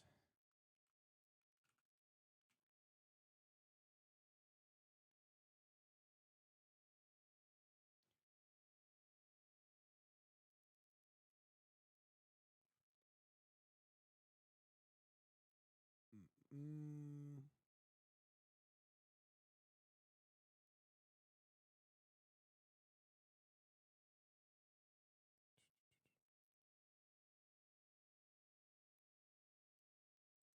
I mean, again, I don't think they have it. It's not bright line answer in this, but if Judge Bev denies hostile witness status to the fucking lead investigator in a criminal trial that the prosecution refused to call, I think you get hostile witness, no problem. If she denies it, you have an appeal immediately. Because like in direct, the witness is the star. In cross, it's the lawyer that's the star. So a good direct, right? The lawyer kind of disappears because you don't even kind of know they're there because they're just asking questions like, who did you meet? What did you do next? Why did you do that thing? At what time was it? Or when was it? They just ask. So the lawyer kind of just disappears and the witness becomes the star. In cross, the lawyer's the star because they're just providing all the answers and the witness is either giving them the answer or fighting. And either way, they're kind of winning. So yeah, it's just the system we have, for better or worse. I don't know what to tell you beyond that. No, I think that's interesting. I went to Turtle Boy's hearing yesterday, and it was my first time ever being in a courtroom and witnessing anything like that. And I've been like fascinated ever since. I feel like I'm like on like a high still. I'm like, oh my God, this is the coolest, most intriguing thing ever that I've ever seen in my life. What do you think happened with Deaver? What happened there?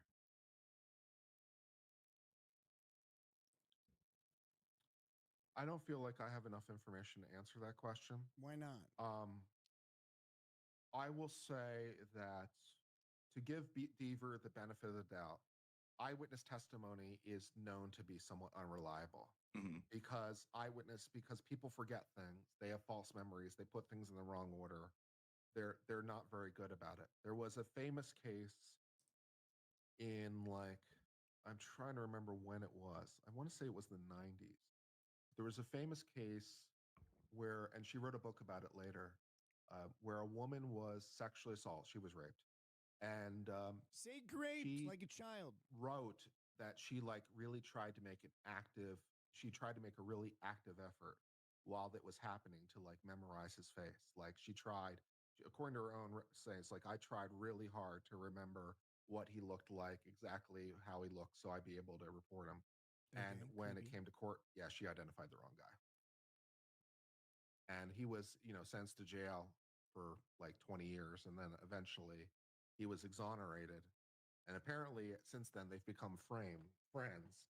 But it lets you know this. The moral of the story is that eyewitness testimony can sometimes be pretty garbage. Eyewitness testimony is often pretty garbage. It's not sometimes. It's just the best testimony that's available. There's, and in the absence of better evidence, it's just trusted. And everybody thinks that they should automatically, they go, oh, well, I remember, so she probably does. This is traumatic, so they probably remember. There was a study done on the whole traumatic memory, where trauma helps you cement memory. And they did it with 9/11 because 9/11 was an objective event that happened to everybody. Everybody experienced 9/11. And they had this opportunity to do a longitudinal study of people with a shared experience of the same event. And then they asked these people where they were on 9/11, right? Do you remember where you were when the towers got hit? And what they found was that in tracking the answers and asking these people over the course of a decade, that their answers changed significantly, despite the fact that the conventional wisdom held that trauma would cement the memory in their mind and make them vividly remember all of these details. And their details changed significantly based on other information that they obtained later. They would then rewrite, their brain would rewrite their memory with the new information. And this happens in every instance. Eyewitness testimony, especially the further you get away from an event, becomes less and less valuable, but not to court. In court, it's still considered basically the gold standard. And the real question is, outside of video or audio recordings or whatever, an objectively observable piece of factual evidence, what do you have that's better? What do you have that's better? Someone says, no, it was him. I swear it was. He was raping me. Of course I saw him. The of course is the problematic statement there, because it's not obvious that you would see or remember. Lots of traumas actually have people shut down the creation of new memories rather than reinforce them. So there's all kinds of problem with it. But the question remains, what is a better thing than the person saying it? And, it's up to a good defense lawyer to frame around that, to figure it out. So giving her the benefit of the doubt, she formed a false memory about what she saw and when. And for any number of reasons, because it's just part of the human condition. And then when she was confronted with the timeline, she's like, oh no, I couldn't have possibly observed that because the timeline doesn't work. So what I saw must not be true. I mean, that's one way to look at what happened with Devers. The other way to look at what happened with Devers is that she was pressured into changing her testimony. Because she was. That was so fucking obvious that she was pressured into changing her testimony by her boss. And so that's the good faith interpretation of what happened. The bad faith interpretation is when the chief of police told her, do the right thing. She understood exactly what that meant. Yes. That's not a bad faith interpretation. That's the real faith interpretation. That happens in police departments every day. Every single day. There's still, in my own case, there are elements of the case, and I haven't released any of this. It's recorded. But some of the statements that the police said that the reporter in our case reported about our children When he was interviewed by police later, he specifically said, that thing and this thing, those weren't actually stated by that person. But it's too late, right? Like, they already got what they wanted out of it. They wrote down what he said, even though it wasn't what he said. They just wrote that down. They don't have to record that initial conversation because it was recorded by their notes, even though their notes were inaccurate, according to the guy. Didn't find that out till later. Much later, actually. And it's right in there. No, I didn't say that. But it doesn't matter because the cops relied on the wrong information that they wrote down. They created the wrong information and wrote it down. That was in my case. Now, I'm not saying I was innocent of the drug stuff. Obviously, I pled guilty to the drug stuff.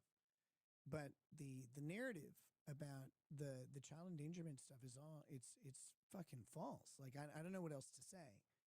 And they used that narrative to get the warrant. And then they pretended in court that they really didn't use that, even though it was the primary thing. They searched, the search warrant request was to search for evidence of child neglect, which, okay, I mean, the evidence would maybe be the children, but the evidence of child neglect and then also drugs. And then when they went in, they're like, no, our primary purpose was drugs. Like, they just lie. Like, they just lie. I don't know how else to say it. But again, they dropped those charges eventually. They would have trouble sustaining them. They knew that because they got all the same discovery I did when they did, they did medical examinations of the kids. They did interviews with all the kids, everything like that. And, they couldn't find any evidence of that shit because it's not there. But they knew that. They just also, I think, knew that they wouldn't get the search warrant on just like the YouTube clip. Remember when she said, I don't know what's my memory and what's media provided from the video in the garage? Do you remember that? Sure. So this was like right around the first trial, right? Before the first trial, I think. And I think she said, like, she said this to the FBI before the trial, correct? Before the first trial? Yes. Okay. But the video wasn't in the media before the first trial. It was in the media during the first trial, not before, because we didn't see it until trial 1. So how does that even make sense? And holy shit. Am I wrong? Am I reading this wrong? I don't think you are. You're Yeah, not I don't reading it think you're wrong, Jimmy. reading it wrong. I just don't really know what to say. I mean, people watch the testimony and they can judge it for whatever value they think it has. Hey, what's up, Shelby? Maybe Thank her you. memory about observing it Welcome in the media was wrong. Maybe she Tokyo. observed it in some other context and thought she saw it in the media. I mean, people make mistakes, and sometimes fairly catastrophic ones when it comes to eyewitness testimony. There's a reason that it should be distrusted more. Eyewitness testimony is kind of bad. It's universally bad. Yeah, no, people's memory, it's I feel like I remember everything, and the amount of arguments I'll get into with people, like, no, you didn't do that day, you did that this day, and that person is convinced that it happened a different way. I'm convinced it happened a different way. Whatever the truth is, who knows? That's what trials It happens for. all the time. Yeah, it absolutely does happen all the time. That's why people aren't always lying when they say something wrong in court, right? Like, if everybody in court was perjuring themselves and they got something wrong, we wouldn't be able to have anything because it'd be nonstop perjury constantly. And that's why courts don't do that. People are often like, oh, are they going to go after them for perjury? Not really. It has to be knowing, it has to be intentional, it has to be pretty egregious for them to do that. And they do, like, they do find those and they do go after them. That does happen, but it's rare. And it's rare because of what Jimmy just said. Like, sometimes I'm convinced and they're convinced of the same thing, but like a different factual scenario. And that's what trial is for. You're supposed to find the more credible person. I do think people take that as like a positive endorsement or negative endorsement. It's not really. It's just the more credible fact Who seems to have a better grasp of the fact and why? And can you back it up with other things to reinforce that? And sometimes people are just wrong, but it's two conflicting stories typically, and then those conflicting stories have to be sussed out. In the Karen Reed case, it was so obvious the amount of corruption, the amount of intentional misrepresentation of what was happening was apparent all over the fucking place, and that's why Karen Reed was ultimately acquitted of the main stuff. Even though she was found guilty of the driving while intoxicated, which I don't think they presented sufficient evidence for it, but I'm pretty convinced that she was driving intoxicated that night. I think they got that right, even though the evidence wasn't there. They got the fact of it correct. But Boo says, first and foremost, John wasn't hit by a car. Correct. All right, guys, it's really late. Thanks for hanging out with me. Kurt was a bust today. Like this, the Finding Vivans video was way less entertaining than I thought it would be. But I'll try and curate some stuff. The members only stuff is hard to search through because you can't search through the transcript. They don't do it on YouTube. But yeah, it's he's sometimes just not very entertaining. But when he is, he's the most entertaining. And that's the risk versus reward of it all. There is this other situation I do want to maybe talk about, and it involves the Queen, Scarlett Hampton, who is an adult film actress, and she got enmeshed in some weird stuff with some creepy people. And they're just like overlooking the pretty obvious abuse of this woman. It's amazing to watch. And we might review some of that soon. But it's really late. It's 4:30 a.m. I need to go to bed. And I got a lot to do tomorrow. I got a pretty big day. I'm going to try and get a stream in during the day. I'm going to try. But I have kind of an early evening cutoff. And then the family and I are getting ready to go. For Christmas vacation, I do plan on streaming pretty regularly during that vacation. The vacation I just took with Lady Rackets, I brought my streaming stuff.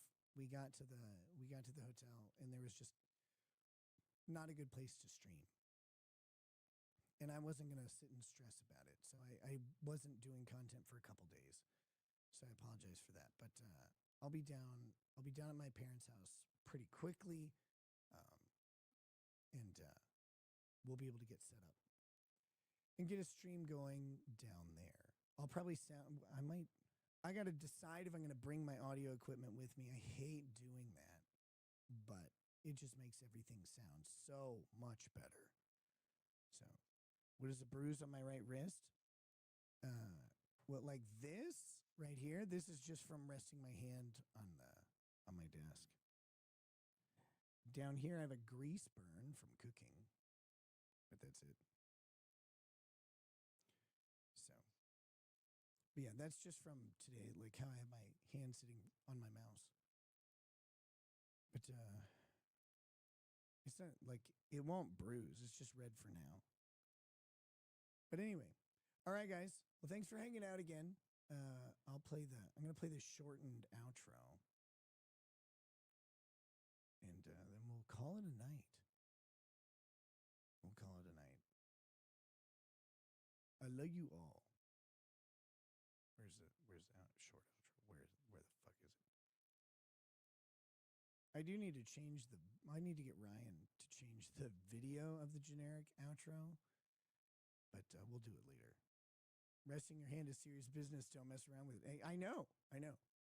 Rested hands are very dangerous. But yeah, thanks for hanging out, guys, and we'll see you very soon. You're all very, very much appreciated. I hope you enjoy these members-only shows. You guys were there for me when I wasn't able to be around, and I can never be grateful enough for that. So I'm trying to do plenty of this content for you guys to enjoy.